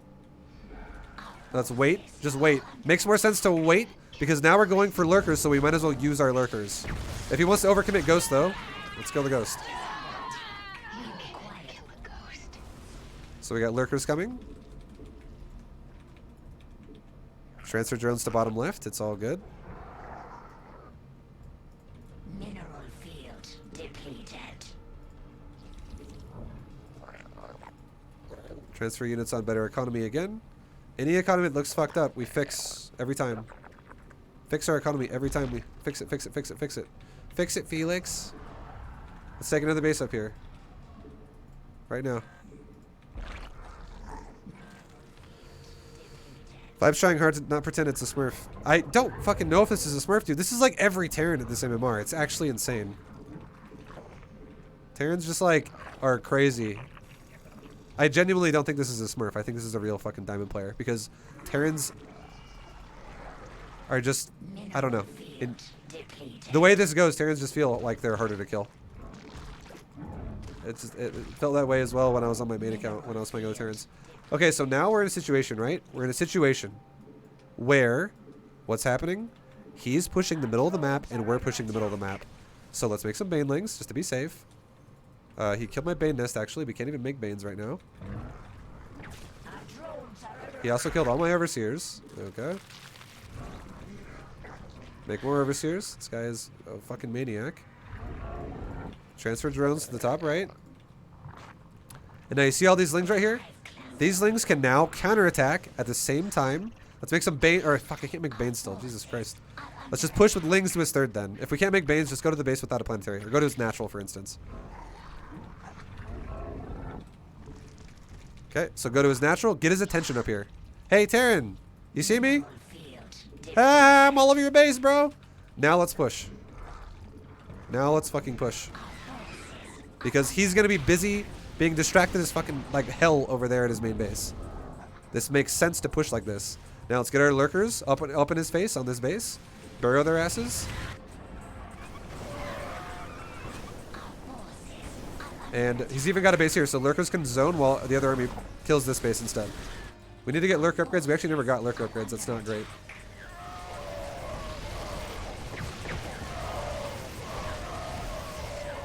Okay, now this army can go forward and further into his main base and let's run away. Okay, A move. Like, we can A move the doorway and shift A move his base. It's all good. Let's make a new round of lurkers, because we need lurkers again. Okay, let's pull these lurkers back. What's our drone count right now? 52, not looking great. Let's fucking fix some economy, right? CVTs are literally endurance games, man. And fucking diamond even. It's insane. And I'm trying to make this as real as possible here. Like, I'm not using spellcasters and crazy maneuvers. I'm just trying to do shit that is more basic to, like, understand the tempo of the game. Okay, so let's go ahead and kill this Liberator. Get rid of this ass right here. Get away from my base. Thank you. And now let's push. Let's do this. We have options. We have options. Let's go ahead. We can do another. Let's do like another Zergling Baneling counter on the bottom of the map at the same time. Let's do a Roach. Or sorry, let's do a Hydra Ultra. That kind of bullshit. Push on his top planetary. We'll push two bases at the same time. Okay, he's pushing my base as well right now. So now let's try and defend this base really fast. Go home and defend really quickly.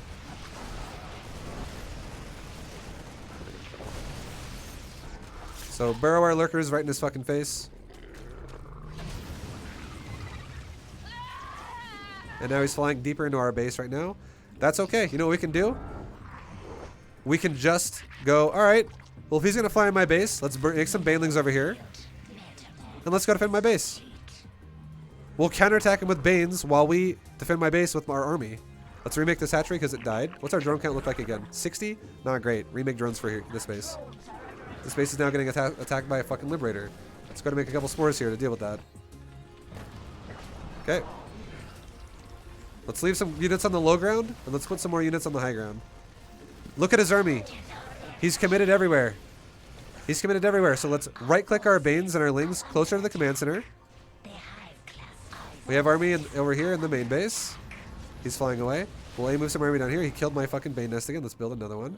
And now, because he's all over our base, let's go ahead and fucking hit the mineral line again. Hey, mineral line. What's up? That right there just ended the game.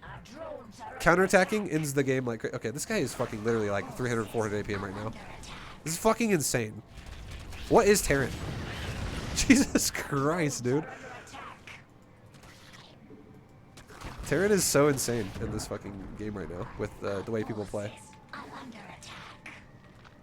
Okay, now we still have a good amount of Hydras. We maybe need a few more Ultra. And this guy is now hitting the other base with Liberators. Okay. Let's go ahead and move another Liberator up there. And he's now rotating it the second I leave. This guy is fucking nuts. Whew. You know, I'm trying to keep it real here, but it's getting a bit fucking intense to do that. Okay, let's... drone count. What's our drone count looking like? It's, put these drones on this base. Fuck it. Spore Crawler can deal with this crappy Liberator. Now, he's playing defensive again, so let's take the push back to him. Let's also get a queen out, and let's start spreading creep. I don't have enough money anyways for our larva. Let's get another queen out and go the other way with it. Spread some creep the other way. Spread creep over here or something. We need more creep. We need more vision of what's going on. Creep makes everything easier. Let's push with our lurkers. Now he's counterattacking our base at the same time with another fucking timing. Barrel our lurkers here. Let's A-move my whole army back to this location right here. Make new units. Don't actually fight there yet. Just... Okay, he's pushing here too. What's happening, dude? Jesus Christ. Just chill for a second. Be patient. Wait for my army to group up. Wait for it to gather. Okay. Meanwhile, let's push the middle of the map. And now we can go, hey, select all army. Hey, move this. Hey, lurkers, ultras, and hydras. Push this base again. Do not let him fucking have this base. Barrel my lurkers here. Kill this base. And looks like we defended our main base. Now let's A-move this next area right here with these other marines. And we can just A-move further forward into him for a second. Just kill this army. And now what we'd want to do from there is we want to look and see where the expansions are. Like, for instance, right here again, right? We definitely don't want that to happen. We do not want him having bases that he shouldn't fucking have, so our lurkers should up burrow and go to this base next. Oh, God. Terrans, man. Terrans.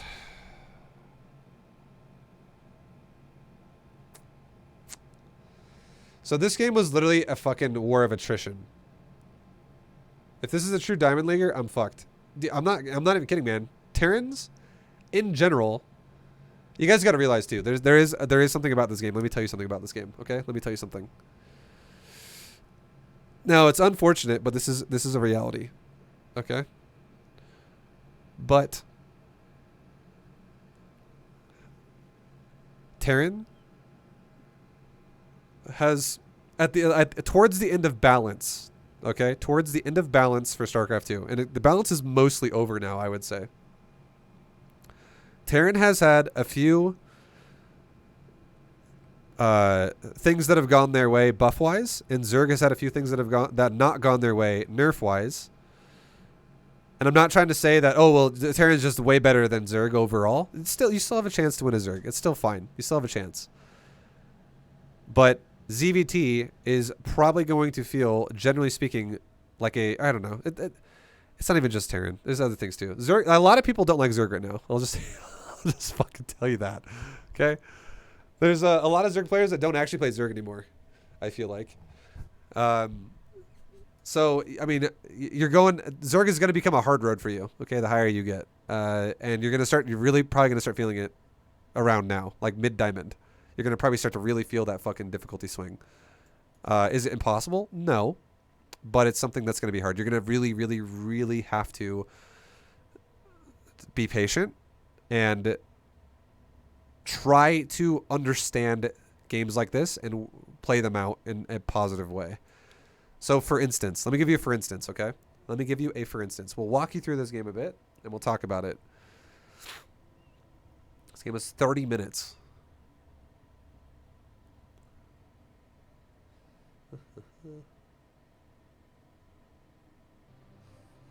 Also, really quick, actually, before I go into the replay, I want to check something really fast. I actually just want to check something. I want to see this dude's genuine record, because I am a little bit surprised.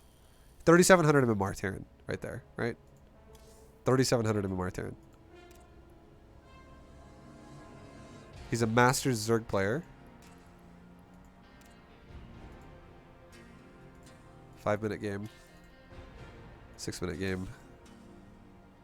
He's playing Zerg as well. 11-minute game. Now he's playing Terran. Okay, now I want to look at his race report really fast. So his Terran. That guy apparently has won 1 game versus TVT, and he's 0-3 versus Protoss and 0-2 versus Zerg. So apparently that caliber of a player is 1-5 with his Terran this season. Yeah, it's crazy. Okay, anyways, let's go back into the replay.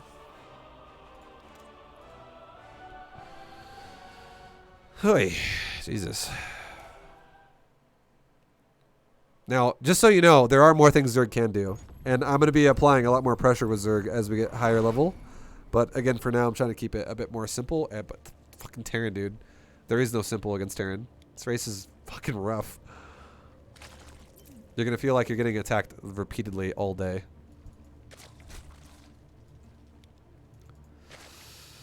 Okay.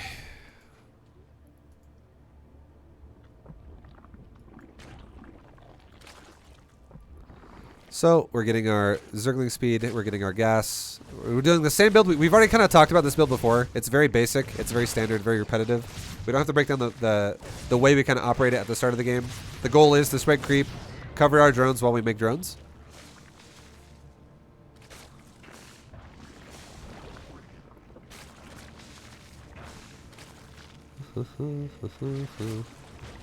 Okay, and then now here is something that we're going to talk about that is going to happen all the time. This Terran's already doing this, by the way.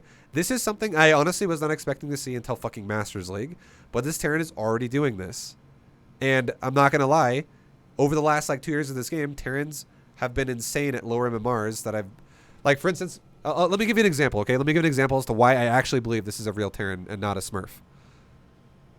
My Zerg is like, for a long time, was like 5,700 MMR. Okay? Keep this in mind.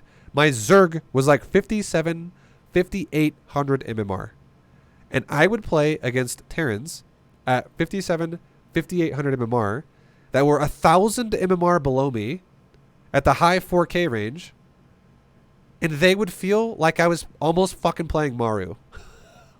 I'm like, what the fuck is happening right now? Jesus Christ. Like, it's just... There's a thing about Zerg. Or, there's something you have to understand about Terran. There is something you really need to understand about Terran. And Terran is a race that is all early game power. They are... The way the race operates, okay?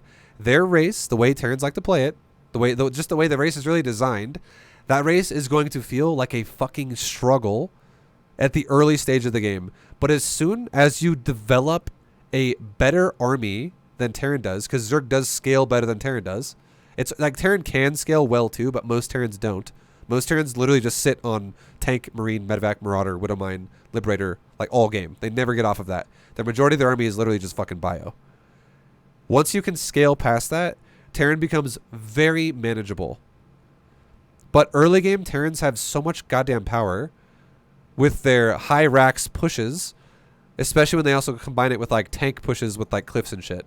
So you have to realize as ZVT is going to progress, you're going to always feel like you're going to be having like this gauntlet to run through in the first 10 minutes of the game. And if you make it out of that thing alive and you're not behind really hard, you'll start having advantages and you'll start winning games.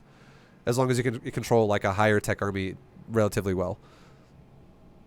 But early game ZVT is going to feel like you're always getting your face kicked in unless you're all-inning them. So just keep that in mind.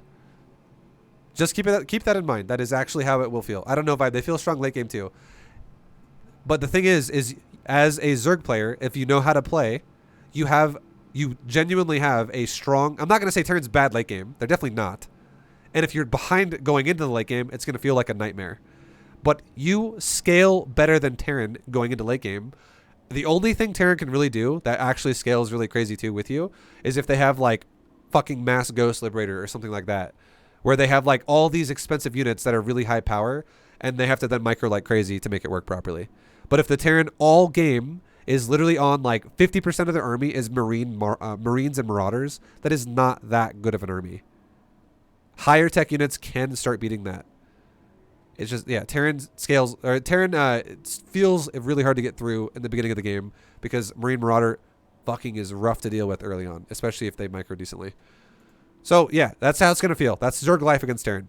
Get used to it. That's what it's like. It wasn't always like that, but it definitely is like that right now in the current balance of this fucking game. So, our opponent pushes us with the Liberator, right? Now, this is something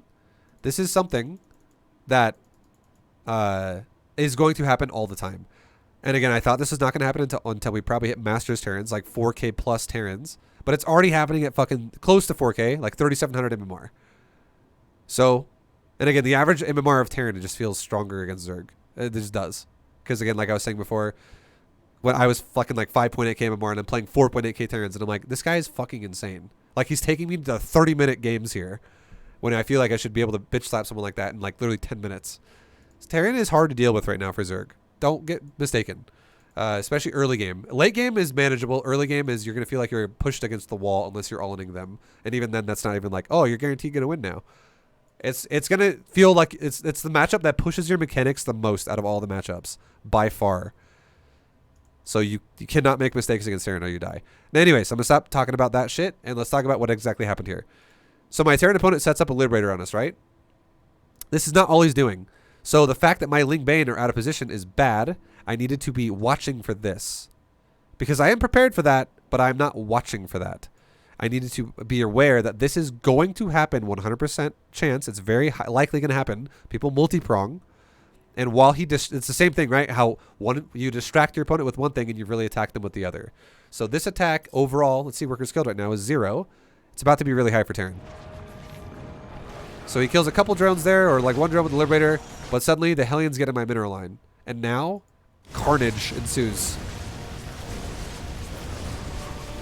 And I just lost 14 drones to that attack, when that could have been more mitigatable if my Lings were correctly placed.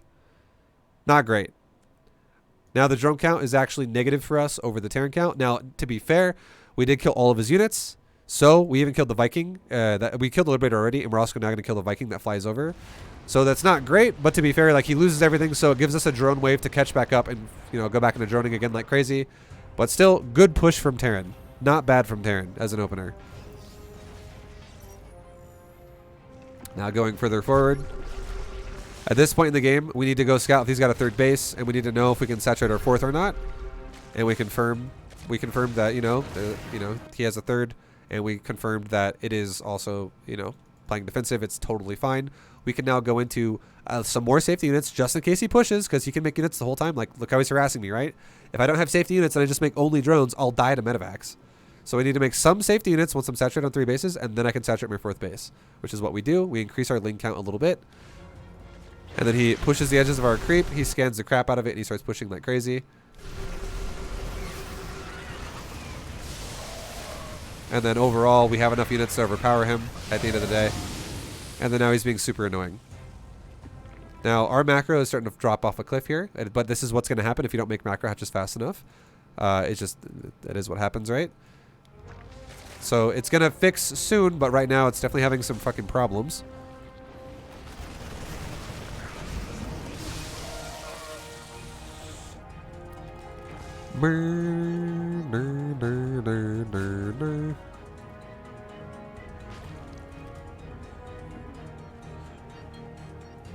And now he's doing a second round of drops, so he's getting all over us with these attacks. He's killing our creep with the other round of units.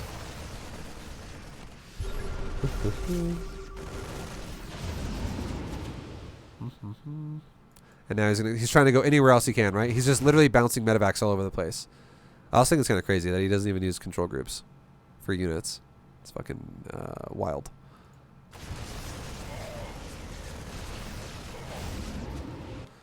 And then, yeah, we're just trying to put our units around our base to make sure we don't lose drones all over the place. We just want to guard our drones. So now, overall, we've lost a total of 16 drones. We only lost 2 drones aside from the Hellion fucking ownage we took earlier. So we've done a good job defending these medevacs by spacing our units out. You have to be able to do this as Zerg against Terran. Otherwise, you will always lose drones and be like, base is dead, base is dead, base is dead, base is dead. You have to spread your units out against Terran.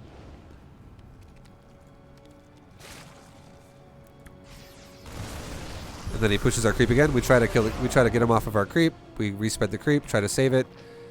And this guy's doing a really good job of killing our creep as well. Now we're going for a counterattack. And again, this is not my whole army, guys. Notice how it's not my whole army. And why is it not my whole army? Because if it was my whole army, this guy has 40 supply already at my base. He's got 2 fucking medevacs in the bottom, and he's got 2 medevacs in the top.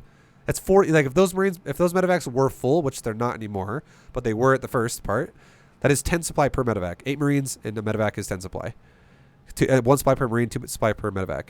So that's a lot of supply dedicated to attacking my base, right? And the marines can actually kill all my drones super easy if I'm out of position. That would suck. So again, do I need to send my whole army to go kill his base? No, that becomes a base trade. And then the game gets really dicey. I don't have to do that. I can send a little chunk. This doesn't have to be my whole army. This is like less investment of supply than his drops. And we're doing an attack to try to blow up SCVs. Meanwhile, he now starts pushing on my creep with a real army. So now we have to be careful about the drop over here. We got to be careful about the drop over here. And we also have to be careful about the big push over here. So how can you deal with that really efficiently? Here's the easy way you could do this, okay? Let's pretend that he doesn't throw units away like this. Let's pretend he does not throw units away like this. A way you can... It's hectic as fuck, but here's how you can do it. Tell your main army, group 1, or whatever the fuck group it is, to move to an area that is in the middle of your base.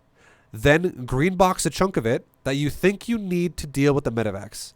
Eyeball it and go, all right, this chunk of my army seems like it'll be good to deal with medevacs. And then hit Alt, different number. Literally hit like Alt 2. Okay? And what that'll do is it'll take it out of your group 1, and then you can make that part of your army go deal with where the medevacs are. Repeatedly. Like try to get rid of the medevacs. And then your main group 1 can be on the fucking front lines trying to deal with his main army. Meanwhile, when you make new units, you can be like, hey, hatcheries, make a unit, and then add that into group 1 so it will constantly reinforce group 1, which is fighting the main army. Fine, what about building a bunch of spines and spores in every base? No. Do that late game, not early game. The reason why you don't want to do that early game is because this is something I talked about in Bronze to Plat. But if you spend... Think about this for a second, okay? I'm going to explain this concept really fast and not take forever to talk about it. If you want to know more about it, definitely go watch previous videos in B2GM and Bronze to Plat, and I talk about this concept as well. More like in Platinum League, usually. But if you sit there and you're sitting on defense and you go, that's not enough. I need static D as well, even though I'm already defensive. That means that you're fucking slow. If you cannot defend yourself because the only way you think you can do it is with static D, it's redundancy, and you have units defending and you have static D defending. The only thing that's going to happen is you're going to lower your army supply if you're not already maxed out because you're spending a bunch of resources on static D. So, like, think about this. If I could have 10 static D structures and 150 supply, or 0 static D structures and 180 supply, it does the same fucking thing, right? It literally does the same thing because it's not like static D is free. It costs resources to do that. And it will slow my army down because it costs resources to make static D. And if I'm already defensive anyways, the only perk there is that I don't have enough multitasking to defend myself. And if that's your problem, you're going to lose anyways. You're literally going to lose anyways. That's only the first part of it, by the way. The second part of it is if you are sitting there making a bunch of spines and spores at every base, and your opponent is not making any defense at all. He's going 100% army. You know what that means? It guarantees he's going to max out before you, and it guarantees that you are always going to be on defense. You're always going to be on defense while your opponent batters you to death. And all it takes for your opponent to break that is to go, all right, there's some spores and spines there. How about I just fly my medevacs like this? Over to the left, down right there. And I land here instead. And suddenly, he circumvents your static D because just because you make spore spine doesn't mean they're everywhere, right? To make spore spine everywhere in my base that could defend everything, honestly, you would have to make like 15 spores and 15 spines at every base to be able to defend every single inch of every base. Like with decent amount of spines and spores to deal with medevac drops. Because obviously, if there's only like one spine and he drops into it, the Marines and medevac are going to kill the spine. Like one spine's not going to do fucking dick. It's not going to do nothing. So you don't want to be on the situation where you're like, I always feel like I have to make static D, because it makes you always stuck on defense, and you're always going to be getting pushed to death like this repeatedly. And you're going to have low army supplies. And the final thing about it, here's the final thing about it. What if my opponent realizes that I'm going for overwhelmingly large amounts of static D, and he goes, okay, well, you just made like fucking 20 spines and 20 spores, and you're definitely not allowing my drops to find a place to get into your base right now. Like, it's harder for me to drop you. And what if he just regroups those medevacs with his army? And now, again, I'm in the situation where I have, let's like 145 or like 150 supply and a bunch of static D, and he's got 200 supply pushing me, and he just regroups his army together, and he pushes my fucking base with siege tanks. What do I do then? I just fucking die. Because if I can't engage his army because my army's too tiny, and if I'm going to try, my army's just going to die in the process because it's so small compared to his, he's just going to push me with one big fat blob, and I'm going to die. So you can't play like that at this level anymore. You can only make static D when it does not cut into the cost of your army. Or if you need it for something specific, like I need detection. Or if it's very minor and you're only making like one here or there.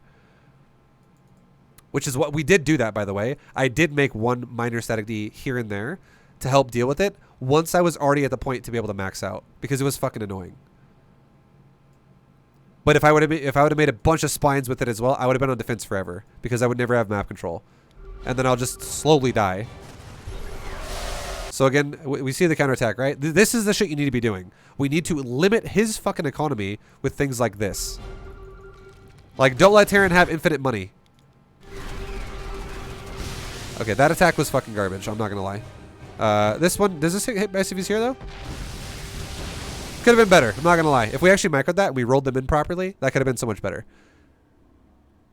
So we could have actually, you know, done a lot more there. We also could have killed more SCVs here too. Either way, we killed kind of a medium amount of SCVs, and we could have killed a large. Okay, so now let's watch this. Check this out. The next push, right? Strategy in ZVT. It's a stressful matchup. It's the most stressful one you're going to play as Zerg. This matchup is the most mechanically demanding matchup out of all the matchups that you'll ever play. This music is perfect for the mood. Now look at Terran, right? Terran's pushing. We fucking push forward and we back up. We try to like, whenever he overcommits from the tanks, we kill him. And whenever he pulls back to the tanks with whatever is left over, we don't dive through a choke point. So we kill a lot, we back up, he pushes forward, we try to kill a lot, we back up. Now this is a huge part right here, right? Remember this. This is a big part we wanted to talk about. This is a good strategy in ZVT that you need to start implementing in your own gameplay. So we're doing another counterattack. Lots of Lingbane. And then our opponent is pushing us right now, and we back up. So again, well, this one is going to be just a counterattack, right? This is just once again a counterattack. It's nice. I think I might have already skipped past the point. Maybe, I don't know. I can't remember. But I'm running away. Why am I running away? Because I'm going to be chasing him off creep into tanks near a planetary into a choke point. That's a fucking terrible place to fight as Zerg. You do not want to fight. You want to fight at the complete opposite of all those things. You do not want to fight Terran buildings, Terran sieged up areas with a choke point. You want to fight open areas with no buildings and lots of creep.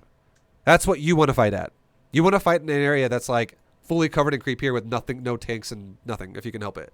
Like, that's much better for you. So we run away because this is a terrible fight for us. But are we just running away only? No, I'm launching a counterattack. I am literally counterattacking my opponent's base. And now here's exactly what I was talking about when I say Terran is going to feel fucking strong early game. They literally are like all early, like gas pedal, and they run out of gas eventually over time. Because look at his SCV count. He's not fixing it, guys. We were tied earlier. Look how many workers have died. I've lost 30. I've killed 34. He's killed 33. We were tied earlier, and now look at what we have. I have a 24 worker lead because he's not really rebuilding SCVs. This is how a lot of Terrans honestly play.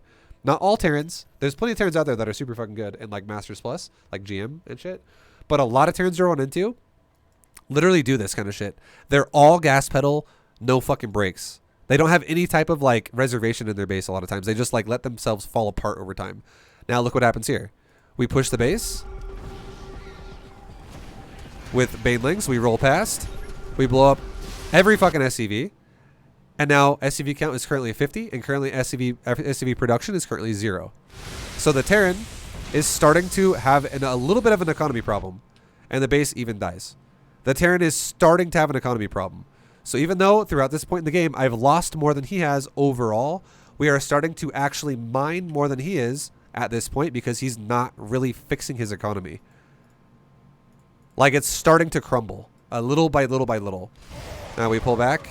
Because, again, we don't want to take a fight there. We just threw away a lot of Ling Bane in a counterattack, and we're also not trying to fight siege tanks off creep while he kites me. That sounds awful. So what do we do again?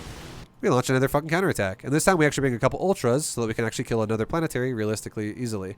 We're making a bunch of Banes. We're covering ourselves on defensive play. Look at economy. Notice how it hasn't changed. Notice how he's not making any SCVs, guys. This is your average fucking Terran player. It's all fucking power early. It feels like you're like, oh my god, I can barely come up for air. Every single time. And now we're trying to defend our base. And now what's happening up here? It's another fucking attack. Here we go. The next round of units come in here, and we just get on top of his base all over again. And he's dropping my base at the same time. And this is another base that's dying. Terran's once again losing more economy. And what's his economy look like now? It's now at 45 SCVs. He's not rebuilding SCVs. He's pushing his shit to the limit. Okay, he's finally making SCVs now. He's now fixing it much, much, much later. And again, what we should be doing is we should definitely be trying to fix our creep a lot. And now we go for another attack, and we try to push into the base. He has so many fucking tanks, though, that we don't do anything here. Our units just run in and die. So that mineral line was protected. And then we go, okay, well, he's got a bunch of tanks up there, so let's try and push this base. What about this base? And then we run into a bunch of fucking tanks over here. This guy right now has fucking 16 tanks. That's a lot of tanks, guys. That's actually really scary for ultras. We don't want to make ultras anymore against that. To be honest, the best thing we could actually make against that would be broodlords, but we don't have a spire, so we can't make that right now, which is fine. But we also could make more Ling Bane against this. And we could also make lurkers against this. And I'm not going to say we go mass lurkers against this, but we could eventually get ready to go into lurkers, because if we can actually break the tank count, we could either go into lurkers after, or we could go into ultras after, once again, based on what unit he wants to follow up into. So we end up taking a bit of a fight. Not the most ideal. Again, tanks are everywhere. His army's there. And we ended up bleeding out a little bit. And now you can see the economy is once again kind of in shambles, though, right? Like, look at the production. No SCVs being made. We are making drones, though. Current economy is, we're at 73 versus 49. So we are still holding the lead all game in drones, but our opponent is doing something that this is like the classic Terran, like, holy fuck, this is ridiculously strong thing.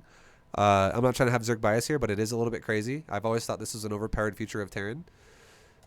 Main, natural, third base. These bases are very easily defensible because they're in the corner of his map, yet they always drop mules at bases whenever a new base is taken, and they can drop mules literally like 8 at a time on these bases. And you can get fucking jackpots on one base because each mule represents about 6 SCVs in terms of mining. So if you think about it, think about this for a second. If you have 8 patches and each SCV represents about each mule on a patch represents about 16 or about 6 SCVs worth of mining, about a third of a mineral line almost. It's like 5 or 6, honestly, about how much money they mine. It's a lot. We'll say 5. 6 is honestly a bit steep. We'll say 5. So if each mule represents about 5, and you have 8 patches to do that with, that's fucking 40 SCVs worth of mining from mules. And then not only that, you could have 16 SCVs as well because they overlap with SCVs. So one fucking command center at like one planetary at one mineral line could be value, if you fully drop mules at it, the fucking value of 56 SCVs. 56 fucking SCVs worth of mining going off of 16 SCVs and mules. It's insane. It's fucking insane. So they get jackpots constantly throughout the game. It's always something I've kind of hated about Terran. I think it's something that Terran has it super good because they can just drop mules all day at exposed bases from the comfort of their own bases. Again, this is not a balanced discussion, though. We don't talk about that. It's just something that's going to happen to you. Like, even though Terran might seem like they're only on one base, they're actually on like 3 bases, it feels like, because of the fact that they have mules from 3 command centers just dumping mules repeatedly. So it's kind of confusing. It's actually not what it seems. But if you ever though catch a base as he mule dumps it, like right as it happens, that is like game over for Terran. Because he's like, oh well, fuck, I can't come back from that now. That's all my fucking saved up bank account of energy on my command centers that I no longer have, and it takes a while to get that, and I'm just gonna die now because I have no money. So there is a gamble a little bit for Terran if you catch it right when it happens, but that doesn't always happen. Okay, now we're just playing again. Defensive, Lingbane, Hydra, covering our creep. We're not only playing defensive, we are always playing counterattack oriented with Zerglings. We always do this repeatedly, over and over and over and over. We do not sit there and only defend. So he drops us, we fucking counterattack him. It goes both ways.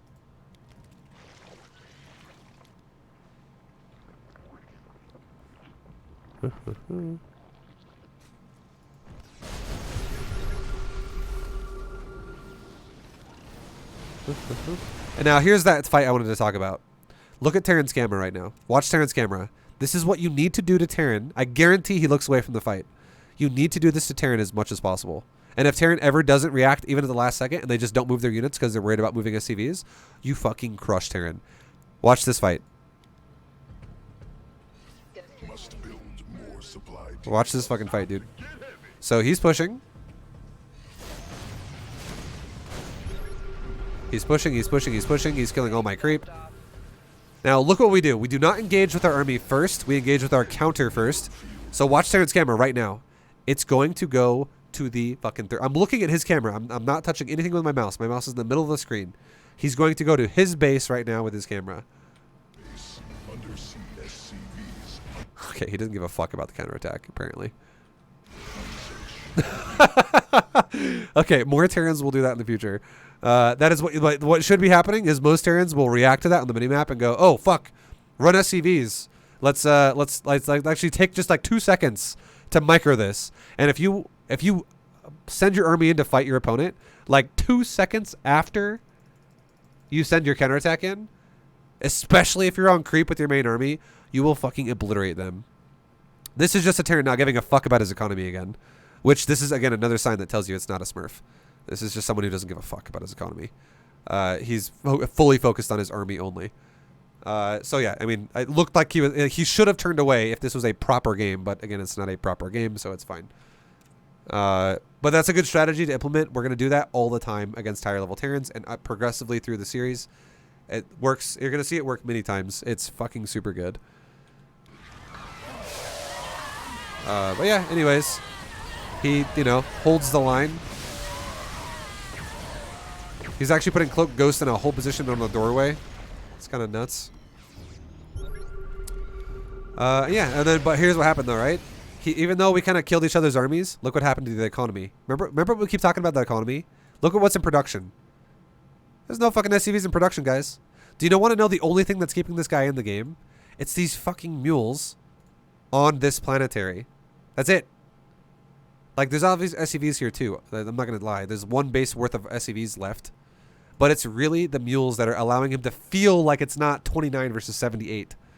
It's actually feeling like it's more like 55 or 60 versus 78 because of mules. Like, it's crazy how effective mules can be.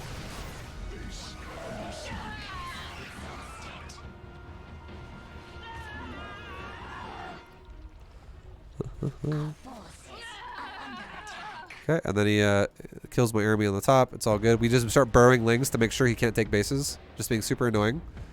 And then he ends up having that base. So we can try to go punish the base. But again, Terran has a big army here, so we got to respect it. So we back off. And now look at the worker count. We got 89 versus 29. There's no way around it, guys. As a fucking Zerg player, you need to maintain 80 workers as much as possible. You cannot... If this was reversed... I'm just going to tell you something. If Terran had fucking 89 SCVs and you had 29 drones, I want you to know that you would die within 2 minutes. You would have no fucking army.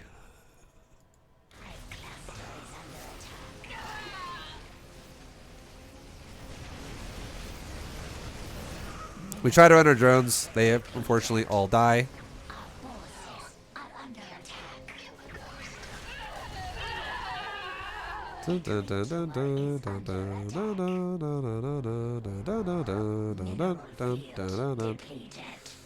Okay, so he killed a base. We killed ghosts. Kind of a like I wouldn't say it's a wash. It's a bit better for Terran there, because we lost more expensive stuff, but overall not that bad. Not the worst.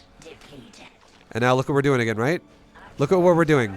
We're zoning out his main army. We're trying to guard our expansions we just took. We're trying to fix our creep. This guy's done a really good job of killing creep throughout the game. But now is this all we're going to do? No, we should be launching a counterattack in the top of the map, and look what we're doing. So notice how this is not what we're basing everything off of. This is not the whole game. This is what we're doing as well. We're launching a counter. This is so fucking important. So important to do this kind of stuff. Because if you don't, you're never going to have control of the game. And now he's going really ham on killing our bases, and he's doing a good job of it. Now this is when we just do a counterattack in his natural. And this is kind of nice because we could potentially get rid of another command center. If that orbital dies, which it looks like it's going to, that's fucking huge because that's a less mule again that he has. And we already killed the third base too, so that's now 2 out of 3 command centers that are gone for mule drops. That's very helpful to us.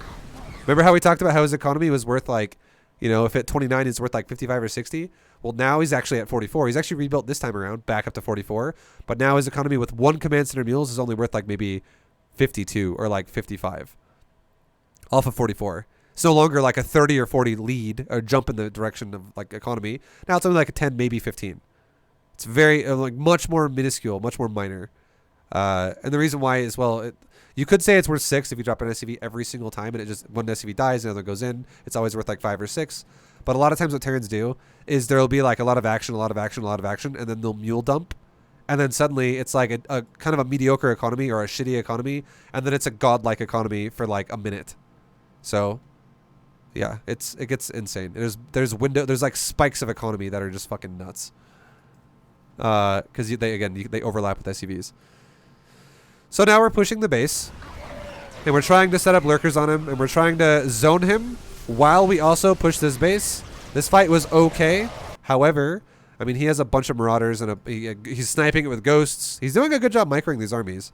So he kills our army in this area. But we end up killing his economy once again.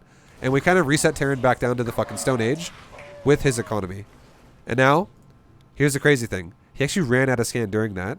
And he can't fucking scan again because we killed his 2 of 3 orbitals. This is so important. And now suddenly, lurkers are so much fucking better. Lurkers now just got ridiculously good because he doesn't have fucking scans anymore, guys. He's out of scans. So suddenly now, based off of the Terran's detection, lurkers now became an amazing unit to make. He can scan once per fight usually because he has 1 command center. He doesn't have multiple command centers generating energy like crazy. So this is now when, like I said before, this is when Zerg is going to start scaling like crazy now. We have better economy throughout the game. He can't drop mules anymore because now he has to save for scans. So now that economy really does suck ass. And then now also he has to deal with lurker style while still going Marine Marauder. He does have ghosts, which are good, but Marine Marauder fucking suck ass against lurker, guys. It's not great. It's not the greatest. Especially when you pair lurkers with like Lingbane Hydra, it's definitely not great to be going bio there. Feels terrible. So now we deal with Liberators. He's trying to buy some time to get back in this game a little bit. It's whatever. He's killing expansions again. We're trying to defend our bases. Everything's all good. And now he's doing another Doom Drop in my base. It's annoying. We're trying to defend ourselves. But again, notice this. Notice how he's in my base here. He's in my base over here. Or he was a second ago, then he loaded up. He's also got Liberator over here. But are we freaking out? And are we only playing defense? No, we're not. We are doing another Lingbane counterattack. We need to do these, otherwise we will always be on defense. The only reason why we're winning this game is honestly because of our counterattacks. Our army and his army keep deleting each other. But our Lingbane counterattacks keep deleting his expansions, vice versa. His drops continuously keep killing some of my creep and also my expansions because it's hard to fucking defend your bases if you have no fucking creep. So one thing we can improve on for the future is definitely try to allocate more creep spread to our situation. Really try to do a good job of fixing our creep. But yeah, these Ling Bane counterattacks are really what's keeping us in this game. So we send Ling Bane forward, we kill another base, and sucks for Terran, right? It's like, oh my god, I lost more SCVs. And look at him now. He's getting super desperate. Now he's like, well, fuck, now I gotta just make an orbital. Now he has that. Now if it's just the Zerglings that come over here, all of his SCVs die. But he needs this because he's like, I have no scans, dude. I have no fucking scans. And I need scans really bad. And I also need mules really bad, otherwise I'm super dead.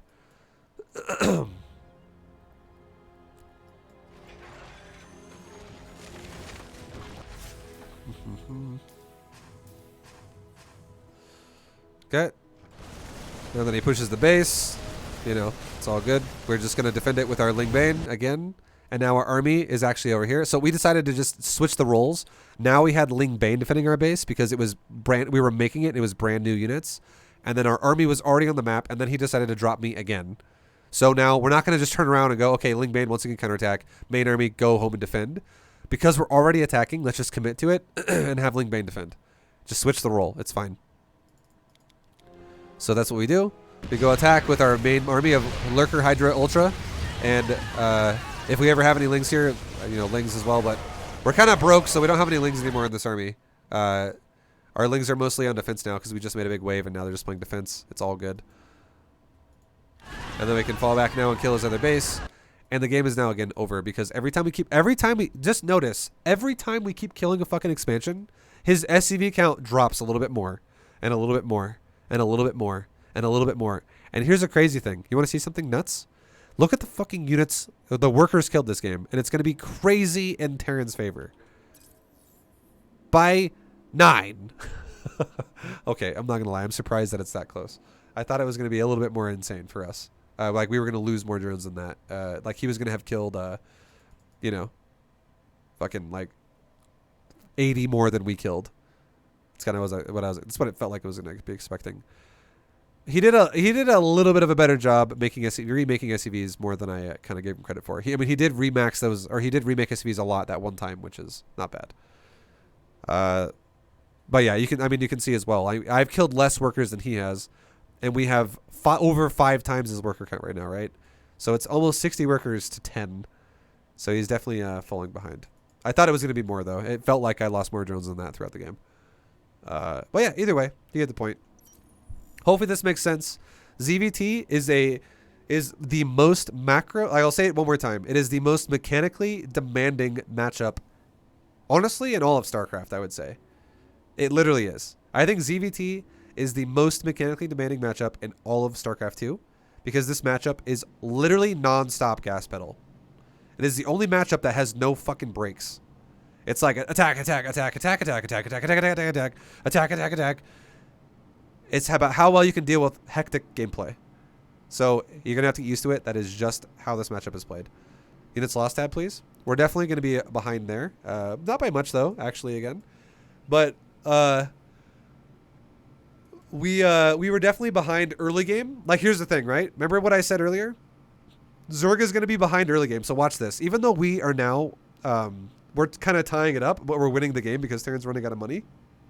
If I go back, like halfway through this game, back to like 1430, we're going to be negative in that point in the game pretty fucking hard. It's not going to be, oh, we're even anymore. Watch this point. We're losing a lot more than he is. And it's going to slowly, gradually, like there's a point where it's like this. It's like this. Let me show you a paint graph. It's gonna feel like this a lot of times in ZVT. I feel like, unless you're all-inning them and then you kill them or something in the game, it's weird. But it's gonna feel like this a lot of times in ZVT. So this is like resources lost. Okay, this graph represents resources lost over time. Okay, that's what it means. Now let's do Terran first. Terran's gonna be like this.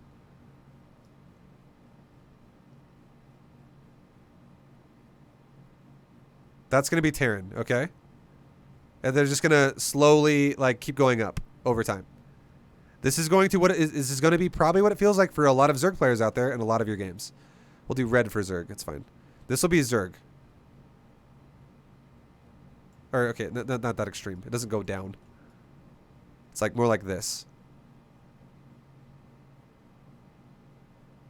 and then there will be an intersection eventually, and right around this point right here, right around that point right there, right around this point right here, is when your hive tech starts kicking on and your 3/3 upgrade starts kicking in and your really fucking powerful units start coming online, and suddenly you start like more like actually right here is when that happens, which is why it starts evening out. And as long as you can micro it well, you're gonna only take you're gonna take better fights overall. Now it's very, I will say this. This is the part that I feel like you guys need to understand. Okay, this is the last thing I'll break down about the ZVT matchup. I want you to know that in this stage of the game right there, the black circle, okay? This circle right here, I want you to know that most Terrans can make this happen. I'll replay that alert in 1 second. Let me do this really fast. What? Let me talk about this really quickly. I just want to finish this point. Most Terrans can make that happen. Most Terrans will make you feel pressured in the early game, okay? Most Terrans will make you feel pressured in the early game. Now, this right here, most Zergs will be able to do this if they don't die early game. As long as you can use Hive Tech, and as long as you can, you know, counterattack and shit, most Zergs can even it up later on. And then I want to tell you one thing. It's very fucking rare late game to get a Terran that's able to do this. Or, sorry, make a Zerg go like this, where they go way back up to resources lost again, and they're, like, holding strong. It's really rare. Only really insane Terrans can do that. It takes a really fucking good Terran to make that happen. So if you can make it to this stage of the game right here, you'll win most of the time. Also, yo, Sal, thank you very much for the for the raid, man. Much love. Hope you had a good stream today. Hell yeah, dude. I appreciate you, man. Fuck yeah. Thank you. So I hope that makes sense. But that is how ZVT is going to feel to a lot of people. That's just how it goes. Terran's definitely going to feel like they're fucking like drowning your ass in a pool right off the bat. Like it's like you know how like almost every superhero fight is like it's like a villain versus a hero, and the villain is like beating the shit out of the hero at first. And you're just like, "Oh my god, is he going to lose?" That's what it feels like to be Zerg. You're like the hero that's getting his ass fucking handed to you. And then suddenly, like, Hive Tech comes online, or the hero in the movie sees like a picture of like the person they care about, and they're like, now I'm suddenly stronger. Oh, fucking power spike. And then it starts turning around, right? It's like, oh wow, now suddenly the Zerg's fighting back. The Zerg's trying to take some control of this game again. That's what it's going to feel like in a lot of your ZVTs. Honestly, Terran early game is nutty, and Zerg late game is pretty fucking insane. You can still be really good early game Zerg. It's more rare though, and you can still be really good late game Terran. It's more rare. Most of the time, Terran is going to fucking push Zerg to the edge early, and then if Zerg can withstand it and then overpower it later, that's what'll happen. That's how that matchup generally goes. If the Terran and the Zerg are both average, or like, you know, decent enough to play how their race operates. And then obviously if one race is just clearly better than the other in the place where it probably shouldn't be, it means that one player is probably way better than the other. That vibe has Zerg bias. Oh, it's honestly true though. That's how it goes. Terran is going to make you feel like you're going to die all the time early game. Like you're going to feel like that against most Terrans. You're going to be like, Jesus Christ, what is this guy? Holy fuck. And then if you can actually manage to withstand it and you can maintain, Terran's going to be like, who the fuck is this Zerg? Who is this guy? Jesus Christ, is this guy fucking dark? Is it Cyril? Yeah, like it literally goes both ways. Terran's stronger early, Zerg is stronger later, and it's really rare when you get someone who breaks that concept, and it's usually because they're just insane at whatever they're doing. They're like a really good player. Or they're just way better than you. Anyways, guys, for YouTube people, like I said before, this will be the end for today. I will continue tomorrow, and YouTube people will see me again 2 fucking minutes, or 2 seconds rather, not 2 minutes, 2 seconds. But thank you. I'll see you guys in a moment. Metaphor villain versus hero. Yes.